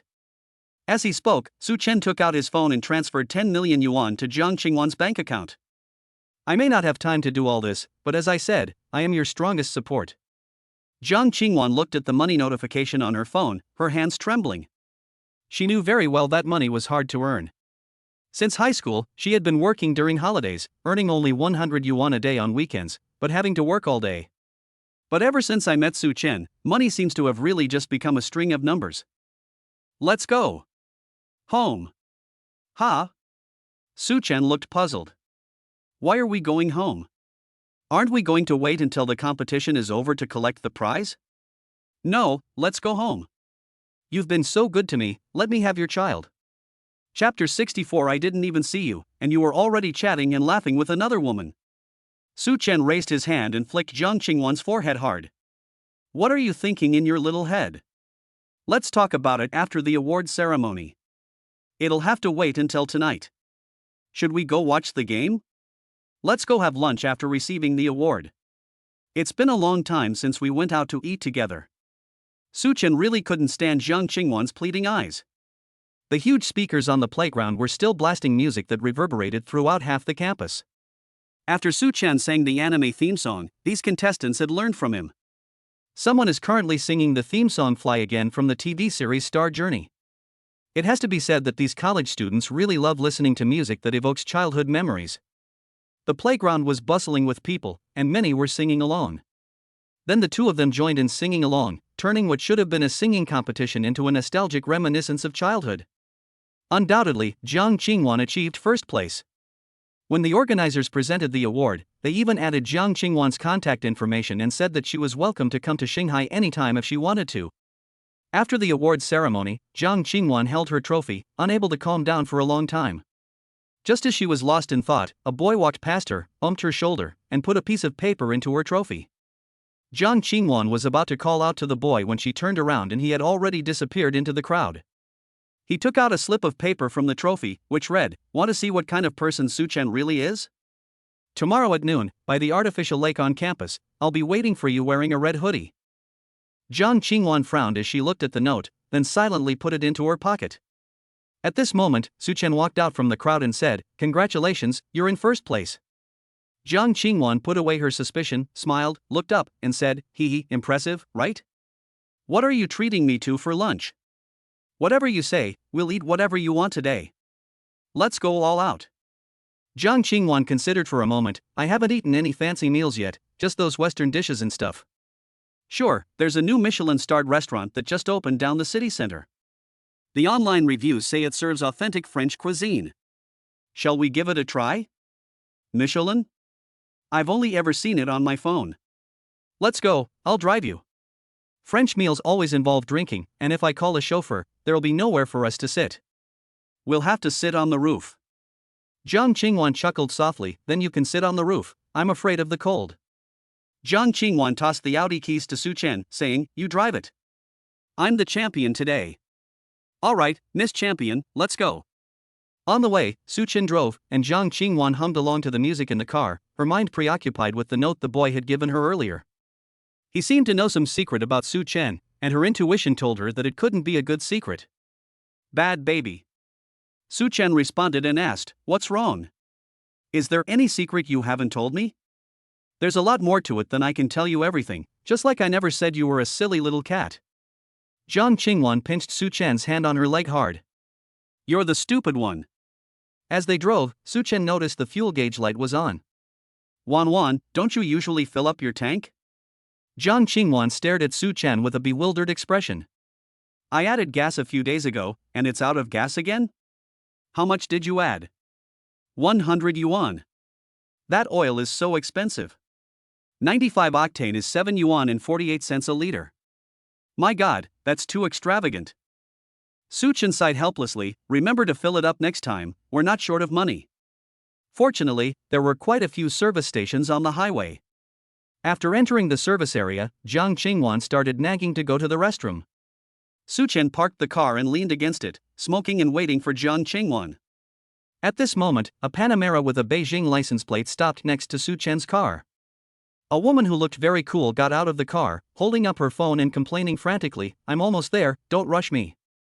I'm going to the school to see my brother first, and then I'll go see that Shu Yan you mentioned on the way. Upon hearing the name Shu Yan, Su Chen frowned slightly. It's probably just a coincidence of names, there's no way it's that coincidental. At this moment, the woman standing beside the car felt her pockets, pulled out a packet of thin lotus flowers, and then felt her pockets again. Damn! The fire's gone? Su Chen walked over and reached out to light the woman's cigarette. Oh, thank you. I've lost wire. You seem to be in a great hurry, where are you headed? Su Chen, being an E-type person, always felt the urge to chat with any attractive woman he encountered. The girl wasn't intimidated. She took a drag of her cigarette and said, well, my younger brother is studying at university in Tianjin. I came all the way from Beijing to visit him. Wow, which university is it? Jinhai University, the one right next to the sea. What a coincidence. I'm also a student at Jinhai University. What year is your brother in? What's his name? I might even know him. The woman was also surprised. What a coincidence. A freshman named Qin Feng. Su Chen looked puzzled when he heard the name. Do you know him? Su Chen's lips twitched as he said, it's more than just knowing each other. My roommate's name is Qin Feng, and he's from Beijing. Holy crap, really? You're my brother's roommate? Su Chen didn't explain anything, but simply opened the dormitory group chat, where the last message was a game link posted by Qin Feng. The woman took one look and knew without a doubt that the unfortunate profile picture belonged to her younger brother, the narcissistic guy who used a selfie as his profile picture. Hey, what a coincidence! What a small world! I didn't expect it to be such a coincidence. Well, we're not strangers now.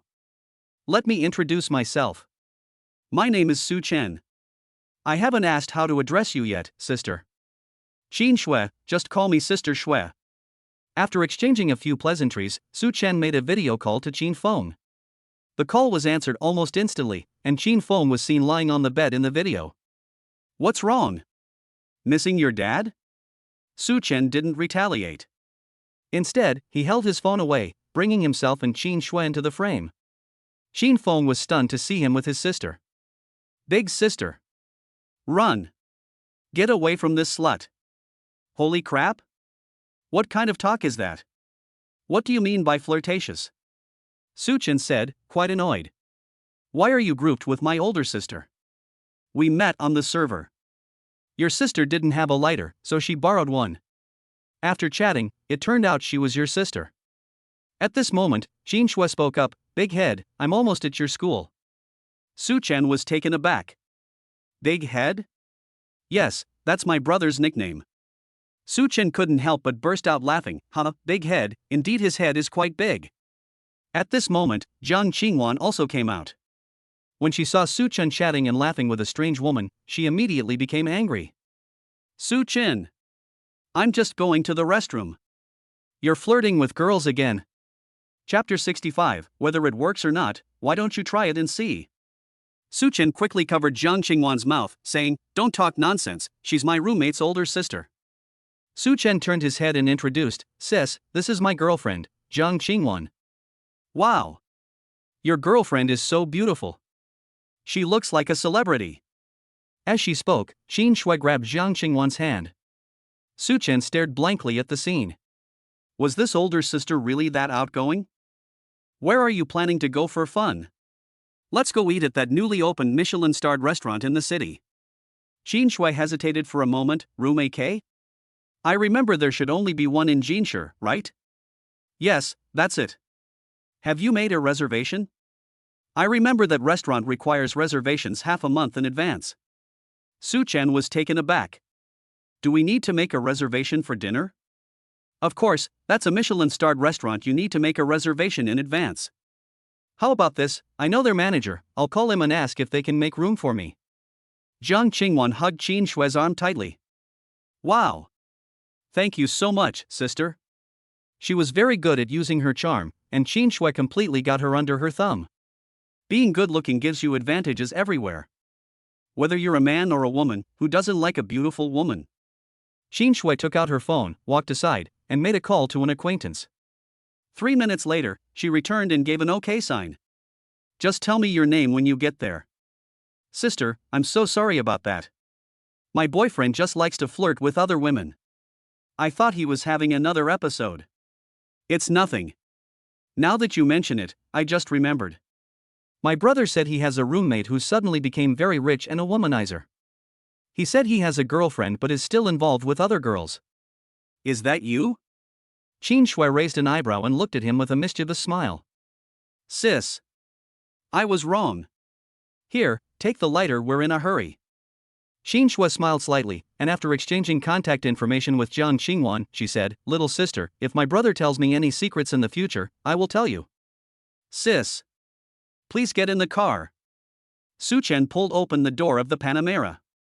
After seeing Qin Shui off, Su Chen wiped his sweat, only to turn around and meet Jiang Qingwan's furious gaze. If looks could kill, Su Chen would probably have been killed hundreds of times over. So, what my sister just said was all true. That. Jiang Qingwan shook her head, and when she looked up again, her gaze softened considerably. Forget it, I just need you to promise me that I will always be your favorite. How many of you rich people can be truly clean? Also, keep things confidential from now on. I don't want to hear about this kind of thing from other people again. After saying that, Jiang Qingwan opened the passenger door on her own. Get in, what are you standing there for? Wait for me to invite you. Su Chen knew very well that although Jiang Qingwan said that, and had always joked about it before, she had a different feeling after she personally confirmed it. After getting into the car, Su Chen didn't say anything. He silently drove into the gas station, filled up the tank, and continued driving. He was indeed in the wrong in this matter and wanted to say something, but he didn't know how to start. Just as Su Chen was having a headache, Jiang Qingwan hugged his arm, which was resting on the armrest box. Su Chen was about to speak when Jiang Qingwan interrupted him. I love you. Thanks. Why are you being so polite? I'm already in such a terrible state, and you still love me. Of course I have to thank you. If you really want to thank me, then take it easy. Don't end up with too many people at home. By the way, what's her personality like? Is she easy to get along with? Su Chen smiled and said, You two are very easy to get along with. You can definitely be very good friends. Really? Let us meet her sometime. I'm also quite curious about what kind of woman could bewitch you. Su Chen smiled and said nothing, even somewhat looking forward to their meeting. Soon the car arrived at the restaurant called Room AK. Upon entering, a staff member greeted us, Hello, do you two have a reservation? Yes, Miss Qin Shui called your store manager. Mr. Su, please come this way. Our manager specifically instructed us to reserve a private room for you. As for the dishes, we can only make our existing menu. Because you two came in a hurry, we can't make specific ingredients.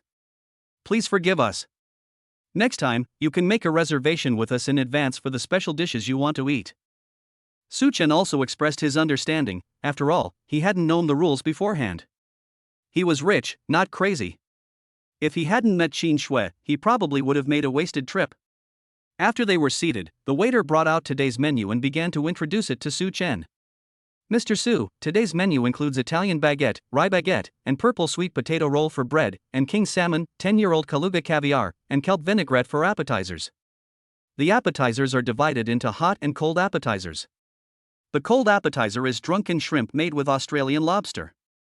The hot appetizer is French silky tofu. The waiter rattled off a long list of things, but Su Chen didn't remember anything except that the main dishes included steamed deep-sea black cod and king crab dumplings. Meanwhile, Jiang Qingwan across from him listened to the waiter read the menu with starry eyes. Finally, the waiter asked, "The set menu includes a glass of champagne and a glass of red wine. Would you like to order drinks separately?" Su Chen asked Jiang Qingwan across from him, "What would you like to drink? Red wine or champagne?" "Champagne, please." The waiter, being very perceptive, handed over the drinks menu.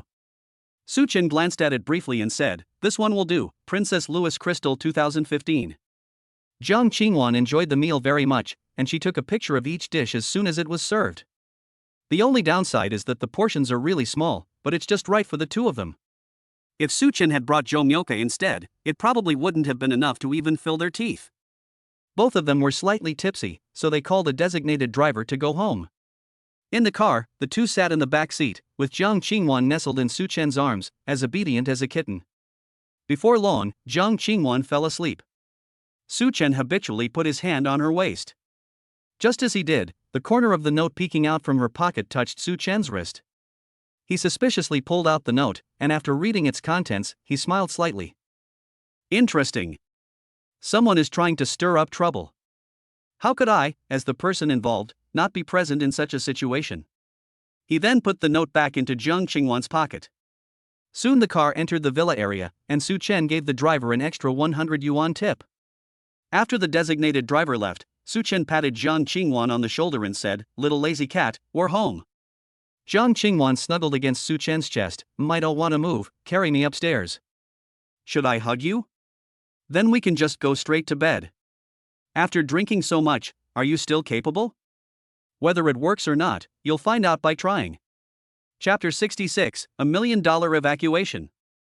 The next morning, Jiang Qingwan returned to school, while Su Chen went to the Shu family home and made an appointment with Xu Yan to finalize the acquisition plan for Max Bar that day. Upon entering the Shu family villa, one could see Xu Yan with a piece of bread in his mouth, his legs trembling with nervousness. "Big brother, what's wrong? My brother-in-law is here." I'm fine." "What's wrong, bro? We're just going to acquire a bar, why are we in such a rush?" "Am I nervous?" "No. I don't think so."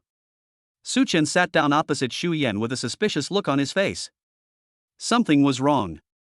If it was because of the bar acquisition, given his older brother's experience, he wouldn't be nervous. Something was amiss. "Brother, why are you keeping this from me, even though we're family? Has something happened?" Xu Yan looked troubled and said, "I have a blind date tonight." "Wow, with whom? That girl from the Qin family in Beijing?" Xu Yan nodded. "As you know, I've never been in a relationship. Unlike the second brother, I don't like to have a girlfriend. Now that I'm suddenly being asked to go on a blind date, I'm nervous. Big brother, trust me. I've met that sister from the Qin family. She's very beautiful and has a very outgoing personality. There won't be any problems." Xu Yan stared at him, completely bewildered. "You've already seen them?" "Ha!"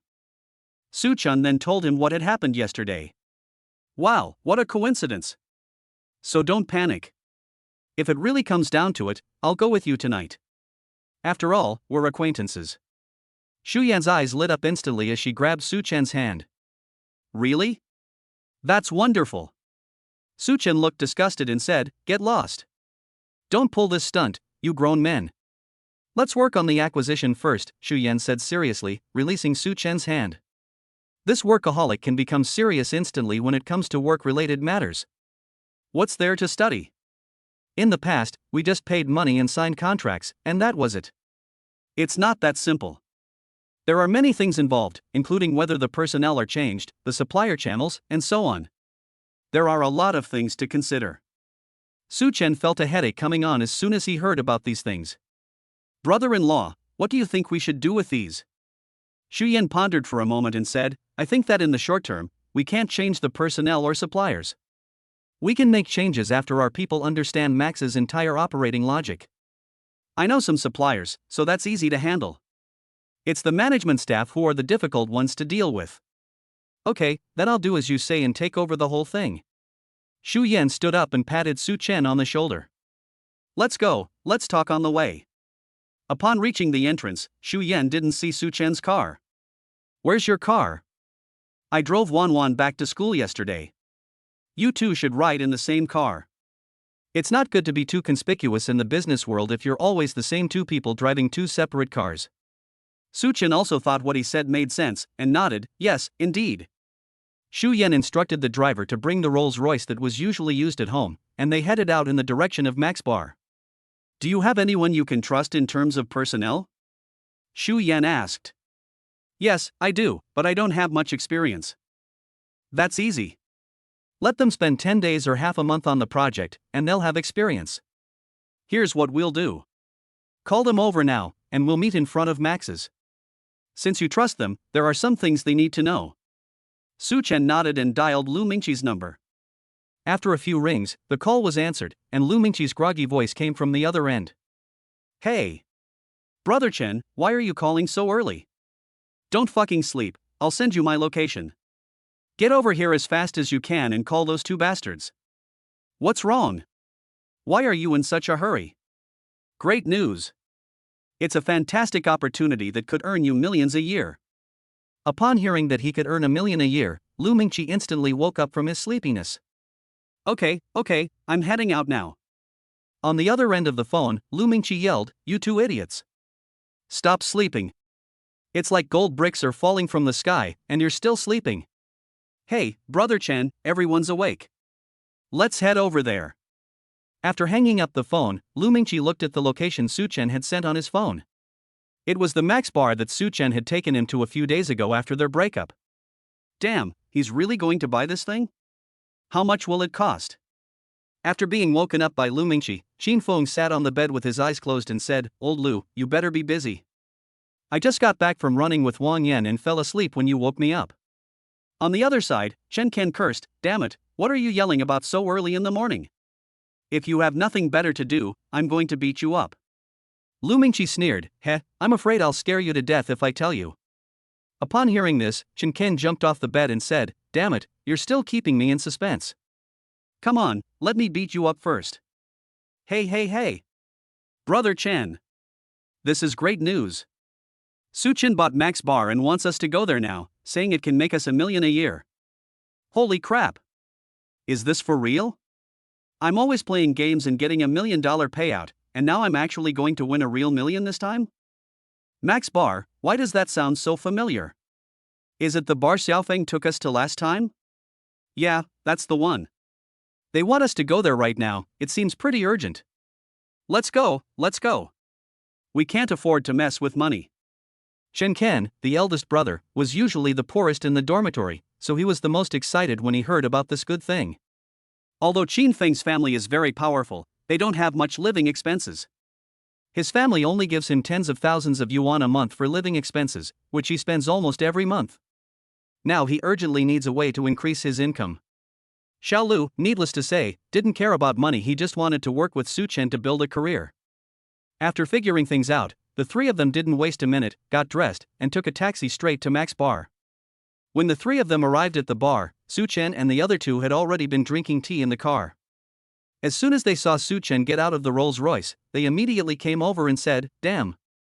You're really living a good life now. This is amazing. This is gold thread. This is luxurious. It's incredible. It's so incredible. Chen Ken was lying next to the car, unable to look away. Qin Feng, standing next to Su Chen, offered him and Xu Yan each a cigarette, saying, Old Su, you're really something, are you really going to acquire this? Yes, this is where I made my fortune. This statement left the three of them speechless, but Chen Ken didn't hear it and kept licking the Rolls-Royce. Noticing their strange looks, Su Chen quickly said, Hey, let me introduce you. This is Xu Yan, one of the shareholders in this acquisition project. Xu Yan warmly shook hands with the two of them, then turned his gaze to Chen Ken and asked, Excuse me, may I ask you too if this is the car wash worker you brought? Su Chen walked up behind Chen Ken and kicked him in the buttocks. Don't embarrass yourself. If you like it, I'll buy one for official use and let you drive it every day. Turning around, Su Chen said, This is also my roommate. He's been working out too much, and now he's got muscle in his head. By the way, brother-in-law, let me give you a proper introduction to this person. Chapter 67 Sometimes, destroying someone's spirit is more painful than killing them. Xu Yan asked with a puzzled look, Who is this? You'd better appease this guy, he might just be your brother-in-law. Let me introduce you. This is Qin Feng, and his older sister is named Qin Shui. Shu Yan quickly went over and grabbed Qin Feng's hand. Brother-in-law. I've heard so much about you. My father said the other day that he would take you home for dinner sometime. You're the guy my sister was talking about who she was supposed to go on a blind date with. Holy crap. Qin Feng gripped Shu Yan's hand tightly. Brother-in-law. You absolutely must win over my sister and marry her off to her right away. Shu Yan was completely stunned. Huh? Is it in a real hurry? It's urgent. Extremely urgent. What no one knew was that at home, Chun Chun was Qin Shui's slave, summoned and dismissed at will, and had to wash her socks every day. Shu Yan replied with a blank expression, I'll do my best, I'll do my best. Then she turned to look at Lu Mingqi beside her. What's your name, young man? Your surname is Lu, just call me Mingqi. Your brother and I are good brothers. Shu Yan narrowed his eyes, and the two smiled at each other. All right, I've heard of you. How has your grandfather been lately? Well, he's still the same as always, very healthy, and goes to the square to dance with those old ladies every day. It's good that you're in good health. I'll visit the old man when I have time. It used to be Linqi who went, but I haven't had the chance. Su Chun was surprised by their inexplicable familiarity. Normally, Shu Yan shouldn't treat someone he was meeting for the first time this way. Su Chun suddenly became curious about Lu Mingqi. This kid had only said that his family were all ordinary employees. He would definitely have to question this kid properly when he had time. As the group was chatting, a tall man, who appeared to be around 1.9 meters tall, walked out of the bar. He was wearing a white wool sweater over a gray suit. He walked straight to Shu Yan and said, Hey, brother Shu, why didn't you let me know you were coming? You only told me when you arrived. Oh, I came in a hurry and didn't have time to tell my brother. Shu Yan thought to himself, You're a 1,000-year-old fox, why are you talking to me like a ghost story? If I had told you in advance, you would have had time to prepare. Brother, we're here to discuss taking over the bar. My company's legal counsel will be here in about 10 minutes with the contract. The man in the suit hesitated for a moment, then said, no problem. Let's go inside first, it's cold outside. The man in the suit was very polite the whole way, constantly talking about how he built the bar and how well he did the project, all in an attempt to raise the price. Although he quoted a price of 50 million, Shu Yan would definitely try to negotiate a lower price. Before long, Shu Yan's legal team arrived with the contract. The legal team that Shu Yan hired was truly capable. They not only understood the law but also knew how to negotiate, and they were ready to cut the price by 10 million right away. After more than half an hour of back-and-forth negotiations, the two parties finally reached a deal for 45 million. The man in the suit provided a bank account number, and Su Chen had just transferred the money when that long-lost voice rang in his mind again. Ding! Host detected extravagant spending of 45 million yuan, triggering a random 8x cashback plus 360 million yuan. Su Chen stared at the text message on his phone, his hands trembling. Wow, I'm so pretty. I got over 300 million back, and with what I have left, that's over 400 million. That's more than 200 chances to win a prize. Wow, I don't believe I can't win the eternal flower. The man in the suit then spoke up, all right. This shop is yours now. Here are all the keys, access cards, and the passwords for each safe. Give me half a day to pack my personal belongings. You'll be in charge of opening tonight. I've already spoken to my subordinates, and they're all quite willing to continue working here once they hear that the Shu family is taking over. It was already 11 o'clock when all the formalities were completed. The man in the suit said, let's go, it's on me. Let's have lunch together so I can show you some hospitality. Su Chen glanced at his phone. Zhang Qingwan was probably going to the artificial lake after class. Hey guys, you guys eat. Wan has some things to take care of, so I have to go back first. Upon hearing that Zhang Qingwan had something to do, Shu Yan, who doted on his sister, hurriedly said, let my driver take you back, and then have him come pick me up. Take care of Wan first. After Su Chen got on the car, it sped along and arrived at the school gate just before get out of class ended.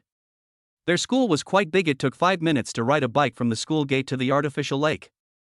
As soon as they got near the artificial lake, they saw a person wearing a red hoodie and a hat standing by the lake. Just then, the bell rang, and Su Chen stood behind a tree not far away. After waiting for about 10 minutes, a hand suddenly landed on Su Chen's shoulder.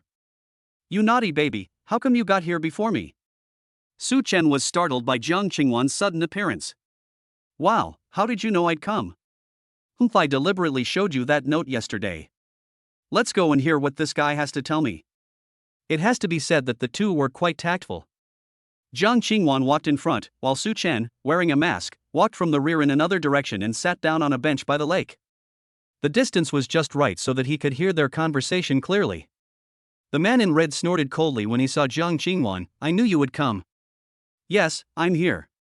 Do you have any secrets about Su Chen that you can tell me? So impatient? Su Chen, he's no good. They say rich people are all bad, and he really is. He has more than one girlfriend.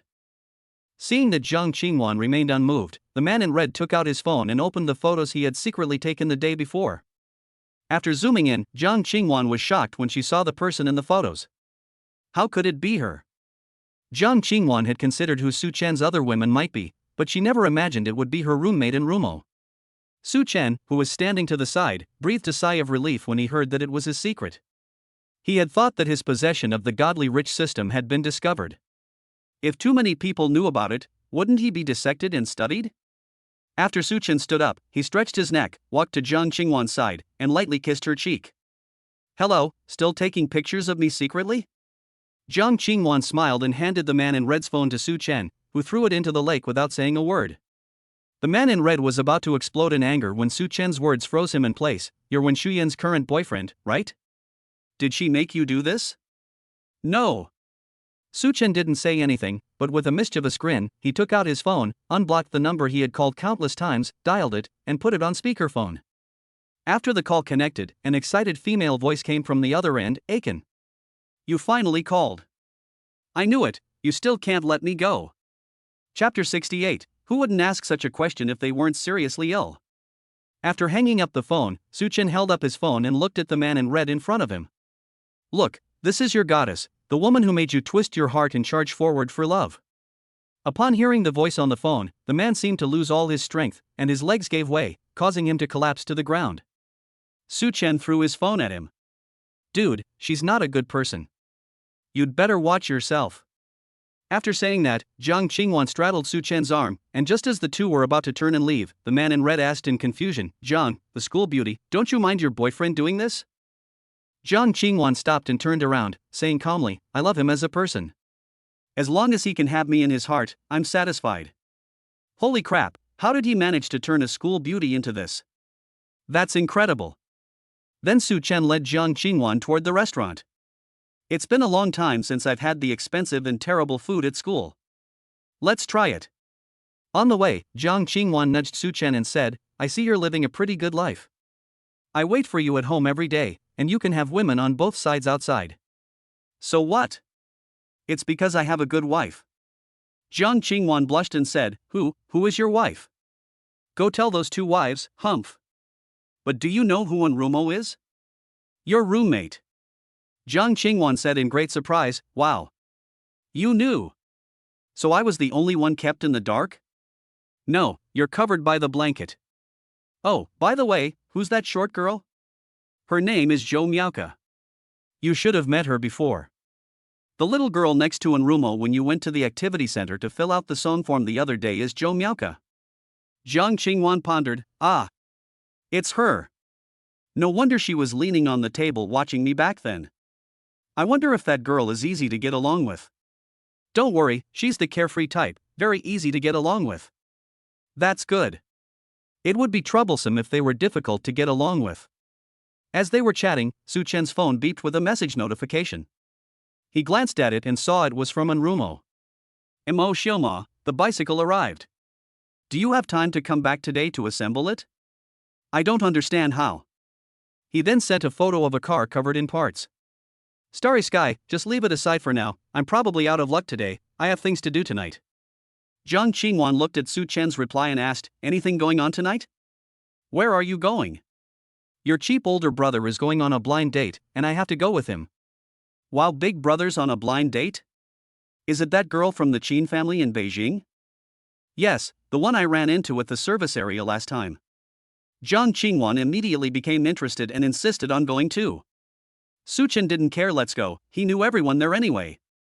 When the two went to the cafeteria for lunch, they happened to run into Wen Shuyan. As soon as she saw Su Chen come in, she quickly went over to him. "Ah Chen, why did you suddenly call me? You weren't saying anything on the phone, what happened?" Su Chen waved his hand. "It's nothing. It was probably just an accident. You go ahead with your work. I'm going to have dinner with my girlfriend." As he spoke, Su Chen raised the hand he was holding to Jiang Qingwan. Jiang Qingwan also said sensibly, "Goodbye, senior sister." The two walked towards the second floor of the cafeteria, leaving Wen Shuyan alone with an emotional breakdown. Why, did I destroy all of this with my own hands? After finishing their meal, the two drove both cars home, as they were a little worried about leaving their cars at school all the time. Time flew by and it was already evening. Just as Jiang Qingwan and I were playing games at home, Shuyan called. "Where are you? I'll come pick you up." "No need, just send me your location, I'll drive there myself." After hanging up the phone, Shuyan sent the address of a restaurant located on the top floor of a top shopping mall in the city center. Su Chen had taken Zhou Myoka there before, and it was extremely expensive. However, this is in line with Shuyan's style of doing things. The Shu family may not have much else, but they are rich. As soon as Su Chen put down his phone, Jiang Qingwan stood up excitedly. "I'm ready, let's go." Su Chen raised his hand and flicked her forehead. "It's like you're on a blind date. Why are you so excited?" "Hee, I find it novel. I've never seen rich people go on blind dates before, and I'm curious about what they talk about." The two then got into the car and drove towards the mall. As soon as Su Chen drove into the underground parking garage, he saw two cars parked next to each other. One was a Panamera with a Beijing license plate, and the other was Shuyan's Rolls-Royce. The two cars were parked side by side with their lights on, and through the windows, he could see that the two people in the cars were using their phones. "What are those two doing?" "I don't know, why don't you get off the bus?" After parking his car opposite them, Su Chen checked his phone. Shuyan had sent him a bunch of messages, mostly asking where he was. He didn't know how to face the girl after getting out of the car. Su Chen and Jiang Qingwan exchanged a glance and got out of the car at the same time, in perfect unison. Su Chen walked to Shuyan's car, while Jiang Qingwan walked to Qin Shue's car. Both of them noticed someone was there. Qin Shue saw that the person was Jiang Qingwan, whom she had met just yesterday, and quickly opened the car door. "Oh my! Qingwan, what a coincidence!" Jiang Qingwan shook her head. "Unfortunately." Then she looked at Shuyan, who had just gotten out of the car, and called him Big Brother. "Big Brother?" Urged by Su Chen, Shuyan walked up to Qin Shui and introduced himself. "Miss Qin, my name is Shuyan. Your family has already told you everything, right?" Su Chen was dumbfounded when he saw this scene. Was this still the eldest son of the Shu family who was a force to be reckoned with in the business world? Qin Shui looked at the extremely nervous man in front of her and burst out laughing. She generously extended her hand and said, "Hello, my name is Qin Shui, and I'm your blind date." Shu Yan had the appearance of a refined gentleman. Apart from looking a little timid, he made a good first impression on Qin Shui.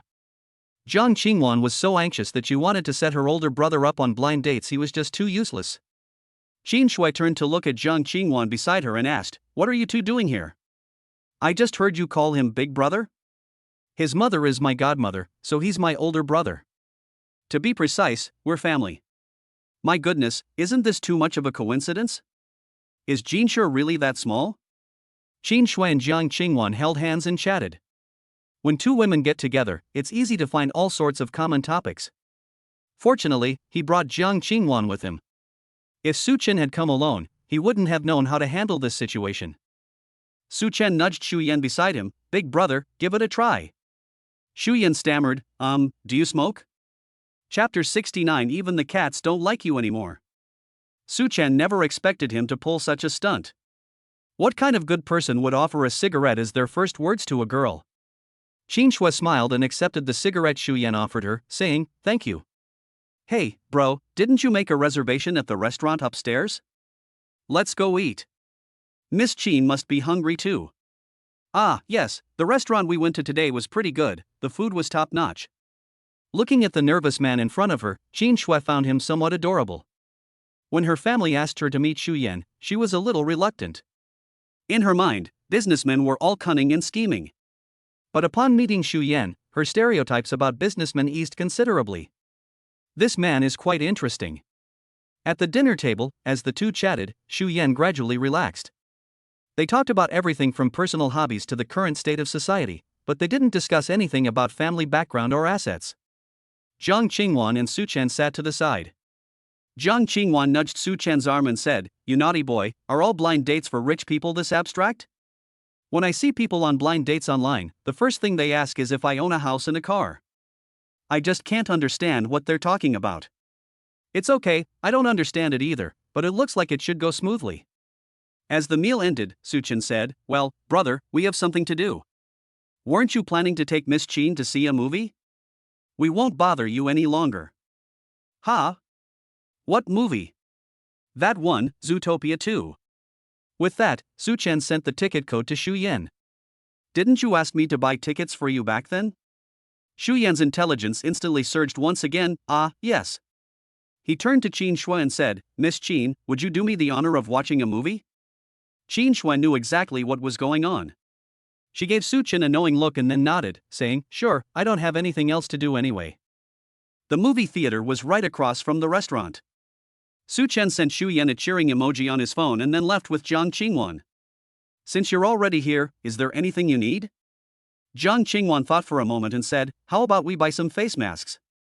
It's winter now, and I feel like just applying some skincare products isn't enough to keep my skin dry." Jiang Qingwan has stopped being polite to Su Chen after all. Being polite to this guy is pointless. After buying the face masks, Su Chen said, "Let's buy some ski equipment. It seems like the ski resorts are about to open soon. I'll take you guys skiing together later."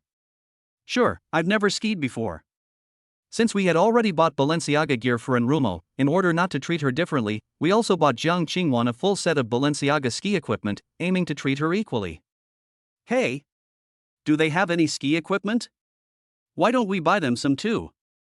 Otherwise we'll have to run back and forth later." Su Chen was surprised that Jiang Qingwan was so forgiving and still cared about them. "I've already bought the ones for Enrumo and me, now I only need the one for the little one." "Oh, so you two were planning to sneak out and have fun behind my back? You even bought all the gear. One of you is my boyfriend, and the other is my best friend. You both betrayed me. Why, I'm so sad."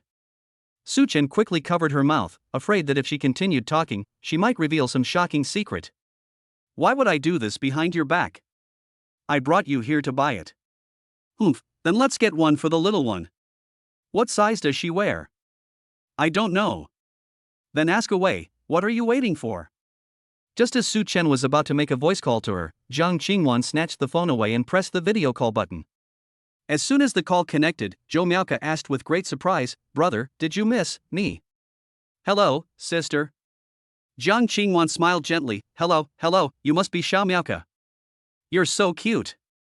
Your brother and I are buying ski equipment at the mall. We're planning to get you a set. What size do you wear?" Size M is fine, thank you, ma'am." "No need to be polite, we're all good sisters, is white okay?" Sure, you can choose whichever you like, sister." "Okay, I'll hang up now. Let's go buy our things and talk when we meet later." After hanging up the phone, Jiang Qingwan looked at Su Chen with a mischievous smile. "I didn't expect that you would like this type, brother."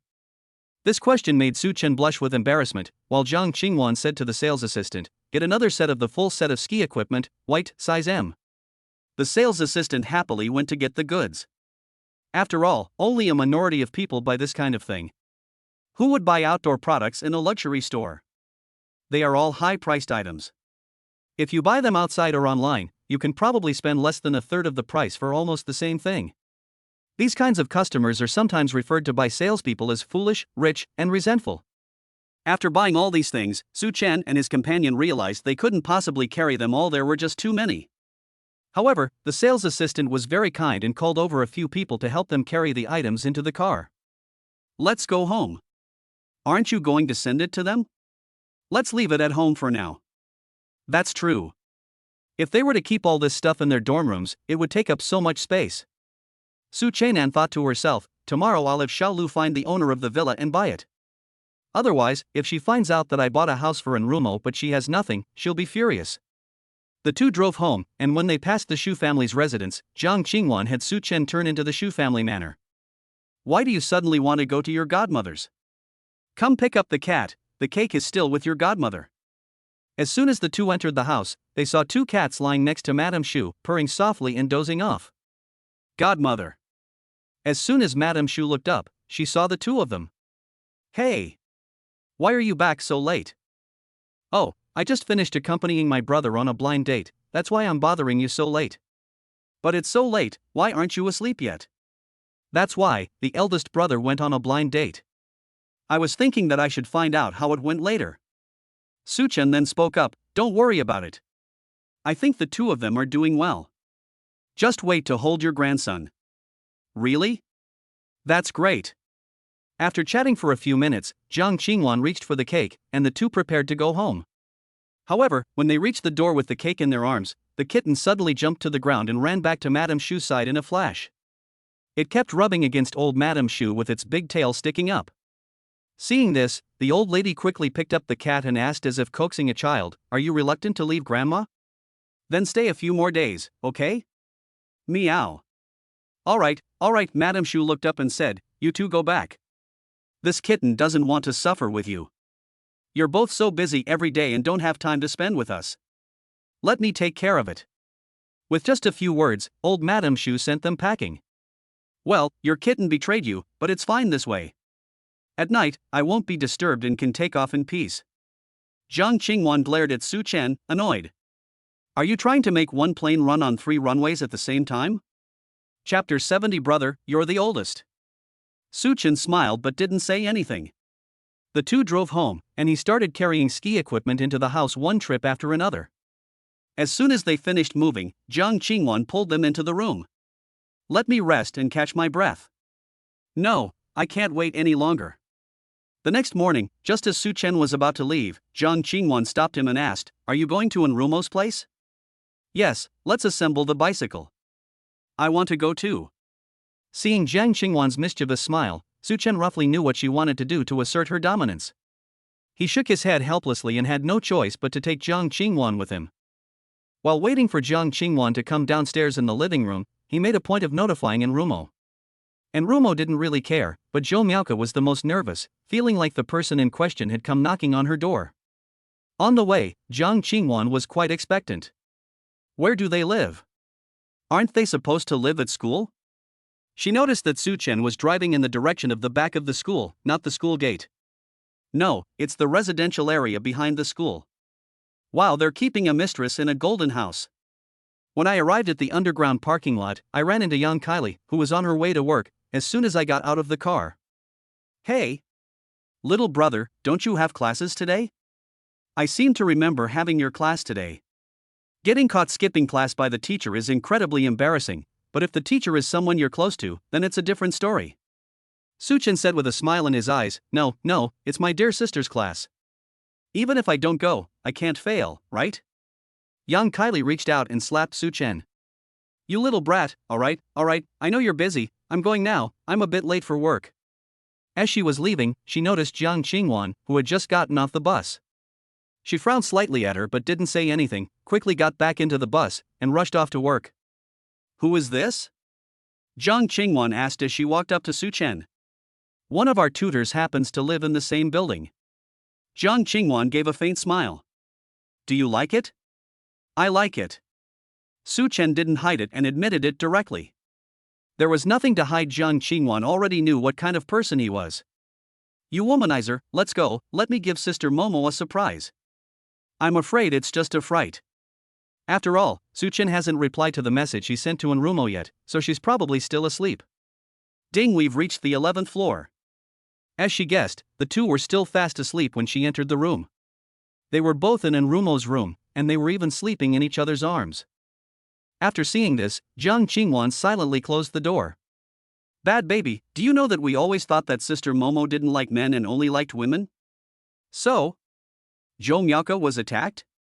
Su-chen asked in disbelief. It looks like it's pretty much a done deal.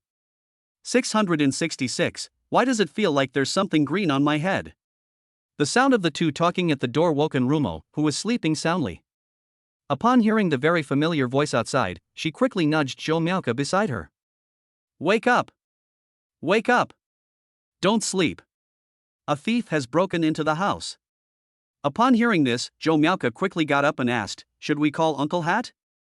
Seeing Joe Miauka already holding up her phone, she quickly snatched it away. You little rascal, you're so easy to fool. Listen to who's talking outside.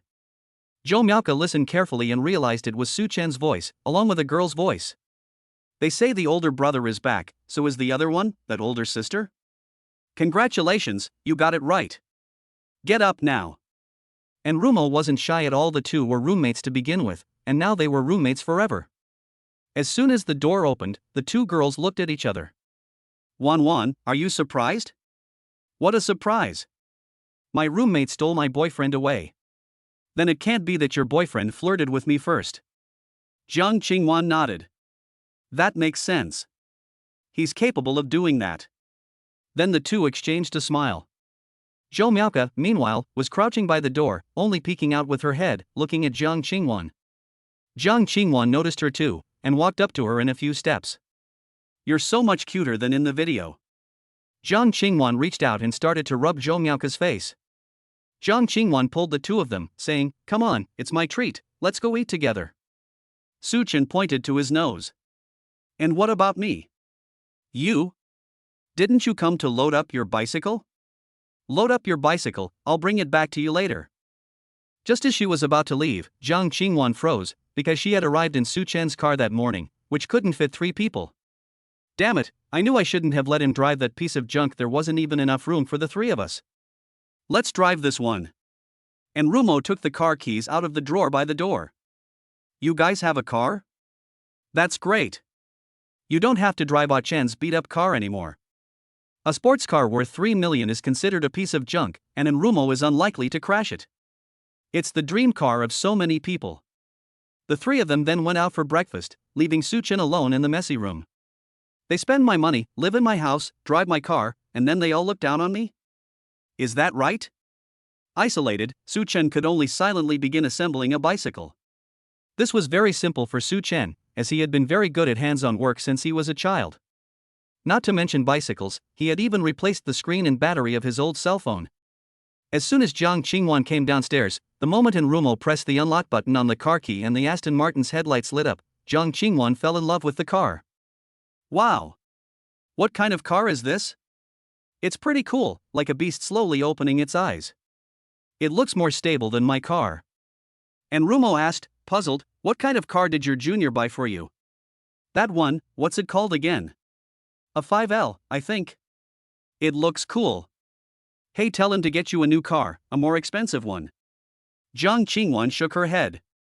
No, the car is still so new, and it drives well. Besides, this is the first big gift he ever gave me. And Rumo looked at her with amusement. I didn't expect that our dorm's most beautiful girl would be such a devoted lover. Jiang Qingwan blushed and said, Senior, stop teasing me and get going. 2 girls in the front row were playing around, while Zhou Miaoka was sending messages to Su Chen on her phone. Champion of staying up all night, what does bro want to eat? I'll bring it back for you. Starry Sky, oh, the little one is so nice, still thinking of me. Champion of staying up late, don't talk nonsense, the older sisters are great too. I thought Sister Wan wouldn't like me. Starry Sky, how could that be? Your sister Wan is such a nice person. Starry Sky, just bring me some of what you're eating. I'm packing your bicycle, I need to tighten it so you don't fall over. Champion of staying up all night, go, brother. You're the best. Champion of all night stay up late, Shaw. You're the best. Chapter 71. A watermelon worth 2 million. Su Chen reluctantly put down his phone. The little guy was still so abstract. After a while, Su Chen finished assembling both cars. He glanced at his phone and realized an hour had passed. Where did those 3 guys go? They haven't come back yet. Su Chen leaned back on the sofa, bored, and started scrolling through short videos. While scrolling, he suddenly came across a video of someone throwing darts from a spinning wheel. Ha! He suddenly remembered the system's lottery wheel. Tonesy, are you there, Tonesy? I'm here, honey. I want to enter the lottery. Okay, prizes are being reset, please wait. Reset complete. This round of the lottery will end in 1 hour. Just 1 hour? Notice, this prize pool will remain open for 1 hour after each draw, containing a total of 200 prizes. If all prizes are not drawn within 1 hour, the prize pool will be replenished, replaced, and shuffled. Notice, the probability of winning the top prize, Eternal Flower, in this prize pool is 0.001. Holy crap! What's the point of all this talk? System. Let's test the waters with one shot first. Ding! Congratulations on winning a watermelon. Would you like to claim it now? Yes. The reward has now been issued. Ding dong. The video call connecting the room to the first floor rang. Su Chen answered, and the staff told him that he had a takeout order, which was a large watermelon. Put it in the elevator, I'll press the elevator button and bring it up. After getting the watermelon, Su Chen still held on to the hope that what if this watermelon has special effects, such as giving me a stamina buff after eating it, or even turning me into Watermelon Hero. Su Chen couldn't wait to cut open the watermelon and take a bite. Wow! Holy crap! This is so sweet. But, apart from being very sweet, nothing else happened except for receiving a deduction notification from the bank. So, this really is just a watermelon? I spent 2 million just to buy a watermelon? What a ripoff! Should we continue with the prize draw? Su Chen rubbed his forehead. Forget it, let's just draw it. I don't care about anything else, I just want that preserved flower. With these odds, I won't get it until I empty the prize pool. He said helplessly, System, 199 consecutive draws, I'm going to drain his resources. Ding! Congratulations on winning a preserved flower. You have successfully drawn a prize. Su Chen, who was still feeling down, suddenly opened his eyes. Holy crap! I got it on the first try? Stop, stop, stop. I'm not drawing anymore. However, the lottery didn't stop. All sorts of fruits, snacks, drinks, luxury cars, and watches were drawn. Su Chen looked at the list of redeemable items in the system list, and then at the bank text message on his phone. His account balance was only 20 million. Damn, so much money.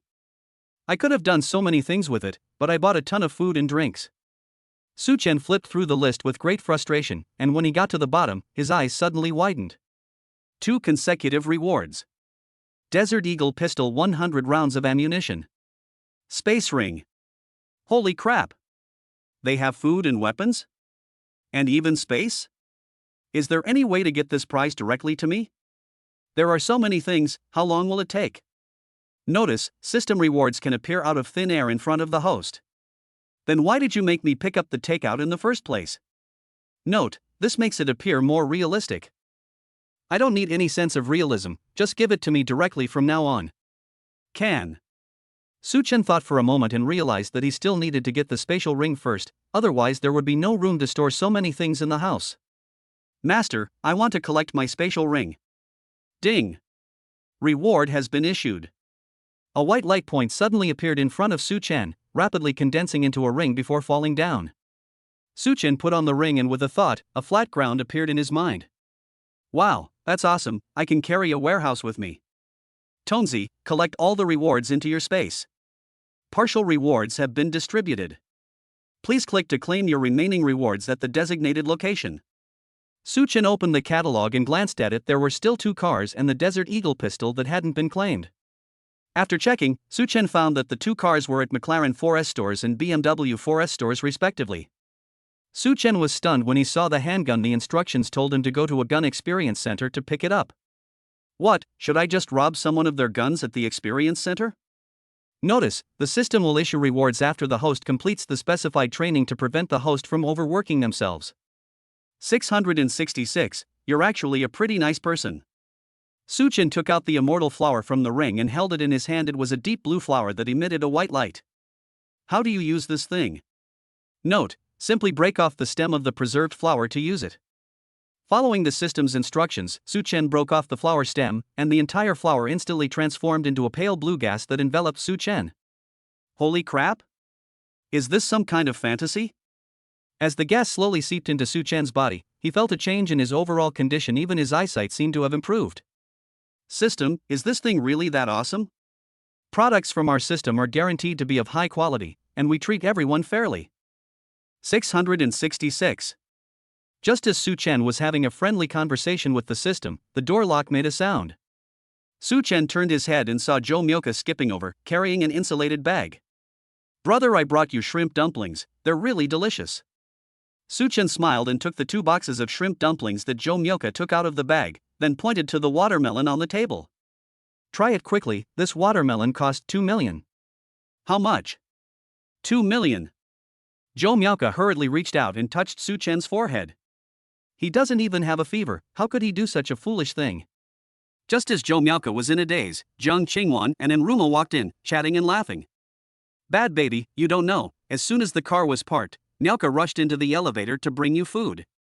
She was really afraid you would go hungry." As soon as she finished speaking, Zhou Myoka turned around and looked at Jiang Qingwan with an unhappy expression. "What's wrong? Did your brother bully you?" "No, my brother has gone mad. He spent 2 million on a watermelon." Upon hearing this, the 2 women rushed over and looked at the watermelon on the table. "Really? This watermelon is so expensive?" Su Chen smiled and said, "You'll know once you try it. I guarantee you've never eaten such a sweet watermelon." The 3 of them were skeptical, but one of them picked up a piece. After taking the first bite, all 3 of them exclaimed, "Wow, it's so sweet." After finishing the whole watermelon, they discovered that the sweetness of this thing was the same from the core to the rind, it was pure sweetness. Brother, it's so sweet. I want more." Su Chen picked up a shrimp dumpling and said, "Eat up, you've eaten them all." "I have more if you're still hungry." Jiang Qingwan exclaimed in shock, "What the heck? You have money to burn and you left it with me." Chapter 72. What's wrong? Is the little glutton jealous? Su Chen raised an eyebrow at Jiang Qingwan. "Are you sure you want it?" The thought of so much money made her sigh silently. "I think I'll pass. I'm afraid my bank account will be maxed out. I've heard of things going viral, but I've never heard of things going viral." "Alright, you 3, who has time today?" While eating watermelon, Zhou Myoka said, "What's wrong, brother? Is something important? I can ask for leave if I have something to do. I have class this afternoon." Su Chen reached out and ruffled Zhou Myoka's hair. "Go to class obediently." Then he turned his gaze to the 2 of them. "I don't have anything to do today, what's wrong?" Jiang Qingwan asked with a questioning tone. Su Chen did not answer, but instead looked at Enrumo, who was standing to the side. "I don't have anything to do, I don't have classes." Since hooking up with Su Chen, Enrumo has been taking leave from her major subjects and skipping her minor subjects. "Then you 2 will come with me later." Su Chen looked at the text message notification on his phone. "McLaren China, dear McLaren owner, thank you for your love and trust in McLaren. Your McLaren Artura has completed production and arrived at the McLaren Tianjin dealership. A staff member will contact you shortly. Congratulations on becoming a McLaren owner. We wish you a happy life. Let's pack everything up. We'll take Myoka to school later, and then the 3 of us will go out for a bit." Jiang Qingwan said listlessly, "Where are we going?" "I was just thinking of spending the day here." "Secret." Jiang Qingwan pouted and rolled her eyes at him, "You still have quite a few secrets every day." Just then, Su Chen's phone rang. "Hello, this is the Tianjin McLaren Service Center. Are you Mr. Su Chen?" "Yes, it's me." "Hello Mr. Su, a car was shipped directly from headquarters to our store today. When would be a convenient time for you to come and complete the formalities and pick up the car?" "Okay, I'll be right there then." "Okay, we look forward to your visit." After hanging up the phone, the 3 girls all gave him strange looks. "You bought another car?" Jiang Qingwan's face showed an incredulous expression. "Yeah, we need to fill up all the parking spaces at home. That means we have to buy more. 1, 2, 3. Jiang Qingwan thought about the number of parking spaces at home and counted them on her fingers. "You want to buy 5 more cars?" "I'll just buy 3 more. I'm going to pick up 2 cars today." "He's gone mad, he must be mad, how can you even drive that far? Isn't this all your help? You can open it for me. I'll secretly sell them all for you later." Zhou Myoka then spoke up, "How about I help my brother open it too?" Su Chen smiled and placed his hand on her head. "Be good, don't make a fuss." The tragic scene of Zhou Myoka driving her car into a tree was still vivid in his mind. After sending the pouting and angry Zhou Myoka back to school, Enrumo drove into the McLaren 4S store under Su Chen's navigation. As soon as I parked the car, a salesperson came out to greet me. "Hello, welcome to Tianjin McLaren. I'll take that Artura." "Ah, you must be Mr. Su. This way, please. Let's check the car first, and once we've confirmed everything is okay, we can proceed with the paperwork." Upon entering the delivery workshop, Su Chen was stunned by the car's vibrant red and gold color scheme. Holy crap! This color scheme is really hard to describe. The deep red paint paired with the gold wheels looks like something you'd easily get tired of looking at. "You naughty child, can we change the color? I don't like this color. Your taste in cars is a bit. I have no choice but to take this. You can go to a screen protector shop to get it repainted later." At this moment, Enrumo spoke up. "No need, I quite like this color scheme, it has a mecha feel to it." Su Chen and Jiang Qingwan exchanged a glance and nodded simultaneously. "Then it's yours." The saleswoman standing nearby was dumbfounded. Judging from the way the two of them were acting, it didn't seem like they were joking. Su Chen handed the car keys directly to Enrumo, saying, "This car is yours now." After completing the formalities in a flash and obtaining a temporary license plate, Su Chen pulled Jiang Qingwan into the Aston Martin. Enrumo stood in front of the brand new sports car, completely bewildered. Su Chen rolled down the car window and said, "Don't just stand there, follow me, we're going to the next place." Under the guidance of the staff, Enrumo quickly learned how to drive the McLaren away and followed Su Chen straight to the BMW 4S store. When the two luxury cars pulled up in front of the store, both the sales staff and customers looked towards the entrance almost simultaneously, drawn by the enormous roar of their exhaust pipes. After Su Chen revealed his identity, the salesperson led the three of them directly to the M4, which was a Nürburgring limited edition. "Wait, why are all these cars' wheels gold?" The car's dark green paint paired with gold rims makes it look like a modified car. "It's alright, it's not bad looking. It's not as good looking as that red one outside. None of them are as good as my little 5. However, Su Chen really liked this car, even more than those supercars, because he had arranged to have a race between him and Xu Yan at the T1 racetrack on Sunday, and Su Chen desperately needed a perfect driving machine. The M4 in front of us is an excellent choice, with pure racing DNA. After completing the formalities, Su Chen handed the Martin car keys to Jiang Qingwan, saying, "You drive that big car, I'll drive this one." "Where to?" "I'm going to the Xu family's house. I want to show my eldest brother my newest car." "You childish brat, I'm afraid I don't have time for you right now." "Ah?" Jiang Qingwan held up her phone. Just 5 minutes earlier, Xin Shui had posted a photo on her WeChat Moments, featuring a picture of her and Xu Yan with the Tianjin Eye Ferris wheel in the background. "Hey, isn't that the Ferris wheel where you break up after riding it? I hope they don't just break up right after getting on it. Call your older brother, let's be third wheels, there's nothing else going on today." Upon hearing this suggestion, Jiang Qingwan's expression suddenly turned mischievous. "Good idea, I'll do it right now." While Jiang Qingwan was on the phone, Su Chen turned to Enrumo and said, "Since you like this car, you and Miaoka can drive it for now." Enrumo nodded. "Then I'll go back to school now. Have fun." After seeing Enrumo off to her car, Enrumo suddenly reached out and hooked her arm around Su Chen's neck, and the two shared a kiss. "Go ahead, drive slowly, and be careful." Enrumo nodded. "Then I'm off." After seeing Enrumo off, he turned around and met Jiang Qingwan's gaze, which was tinged with anger. "Oh, you've seen your senior classmate off, huh?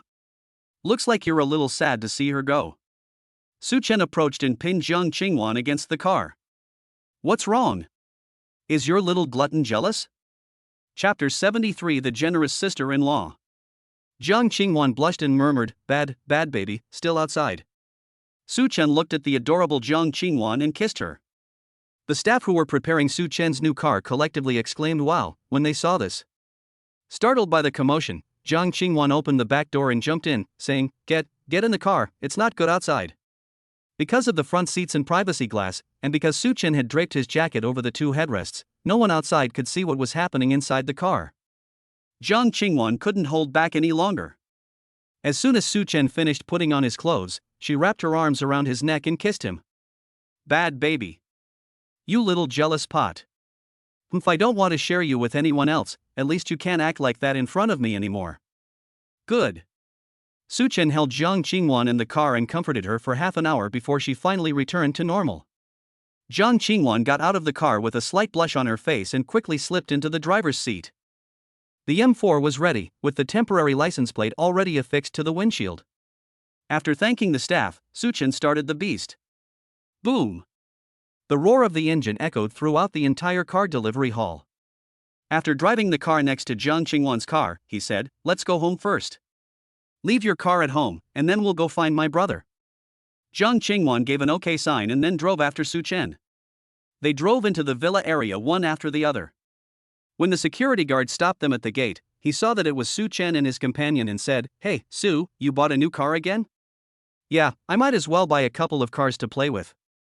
This kind of subtle showing off is the most deadly." The security guard quietly said, "Sai, how do you rich people make your money? With my salary of 5,500, I would never be able to afford your car in my lifetime." Su Chen smiled but didn't say anything, and drove towards the villa. After parking the car, Jiang Qingwan walked into the house. "Weren't we going to find our older brother? Wait a minute, let me change my underwear. We were getting a little too lovey-dovey just now. You are the Calabash brothers. Ugh. Wait for me, I'll be right down." After changing her clothes, Jiang Qingwan went downstairs and got into Su Chen's car. "Is it all changed?" "Humph, you jerk. Let's go quickly, my brother sent me his location and told us to come over. He's treating us to dinner. Then we'll have to give him a big meal." Su Chen picked up Jiang Qingwan and suddenly wanted to show off. He turned the steering wheel all the way to the side, stepped on the brake and pressed the accelerator, then suddenly released the brake. The car drifted around in a cloud of smoke, and he showed off his driving skills wildly, relying on the driving skills he had learned from the system. "Ah!" Jiang Qingwan screamed in terror as she was in the car. Jiang Qingwan, who had just changed into her new clothes, was so frightened that she almost went back to change.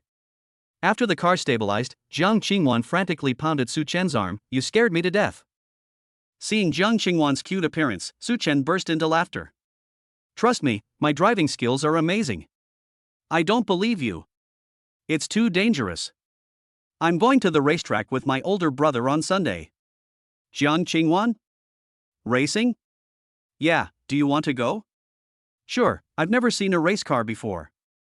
"Okay, then you can sit in the passenger seat again later." Jiang Qingwan nodded expectantly. "Okay. Then you need to get used to it first." "Huh?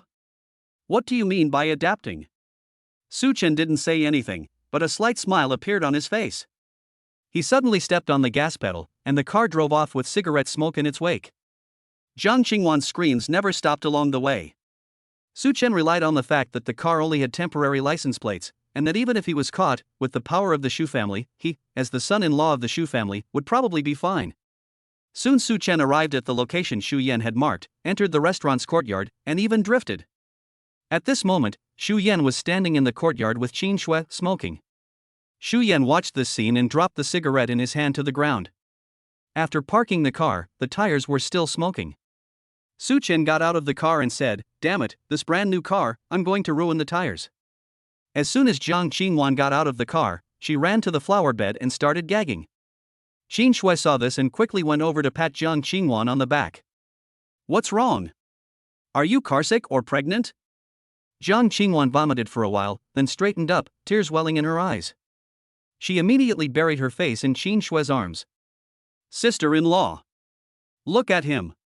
This guy drove a race car all the way here, and even I, who never gets carsick, couldn't handle it. How could she bear to have such a beautiful young woman crying in her arms?" She gave Shu Yan a wink, and Shu Yan understood immediately, kicking Su Chen in the butt. "Look at this. He's made Wan carsick." After saying that, he whispered, "Wow, that's awesome, an M4. Let me try it out later. Then give me a set of tires." "Damn. You're so cunning."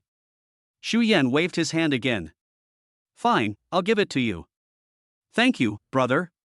When Qin Shui saw Shu Yan like this, she came over and grabbed his ear, a scene that startled Su Chen and the other person. No matter what, he's practically the crown prince of Jinshi, and she just managed to manipulate him like this? Wan, it seems like your older brother is afraid of his wife. Jiang Qingwan nodded. "Yes, I can see that." She then reached out and pinched Su Chen's ear, but not hard. "Could you please drive properly next time?" "Hey! Why are you going astray? Drive properly, you must drive properly." Seeing this, Qin Shui burst out laughing. Yes, that's it, let him be annoying, ha ha ha ha ha. Jiang Qingwan felt a little embarrassed after hearing this, and a blush rose on her face. Su Chen rubbed Jiang Qingwan's head and said, let's eat, brother and sister-in-law. Hey, don't call me that, brother-in-law. We're not married yet. We just started dating. Qin Shui grabbed Shu Yan's ear again. What? Can I be the sister-in-law? Su Chen looked at Shu Yan and silently shook his head. Sai big brother has run into an attribute suppression problem. Isn't this great? I think my sister-in-law is wonderful. She's beautiful and has a straightforward personality.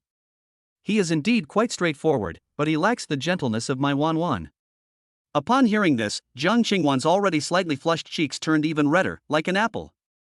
You're just good with words, always trying to flatter me. After chatting for a while, Shu Yan invited them inside for dinner.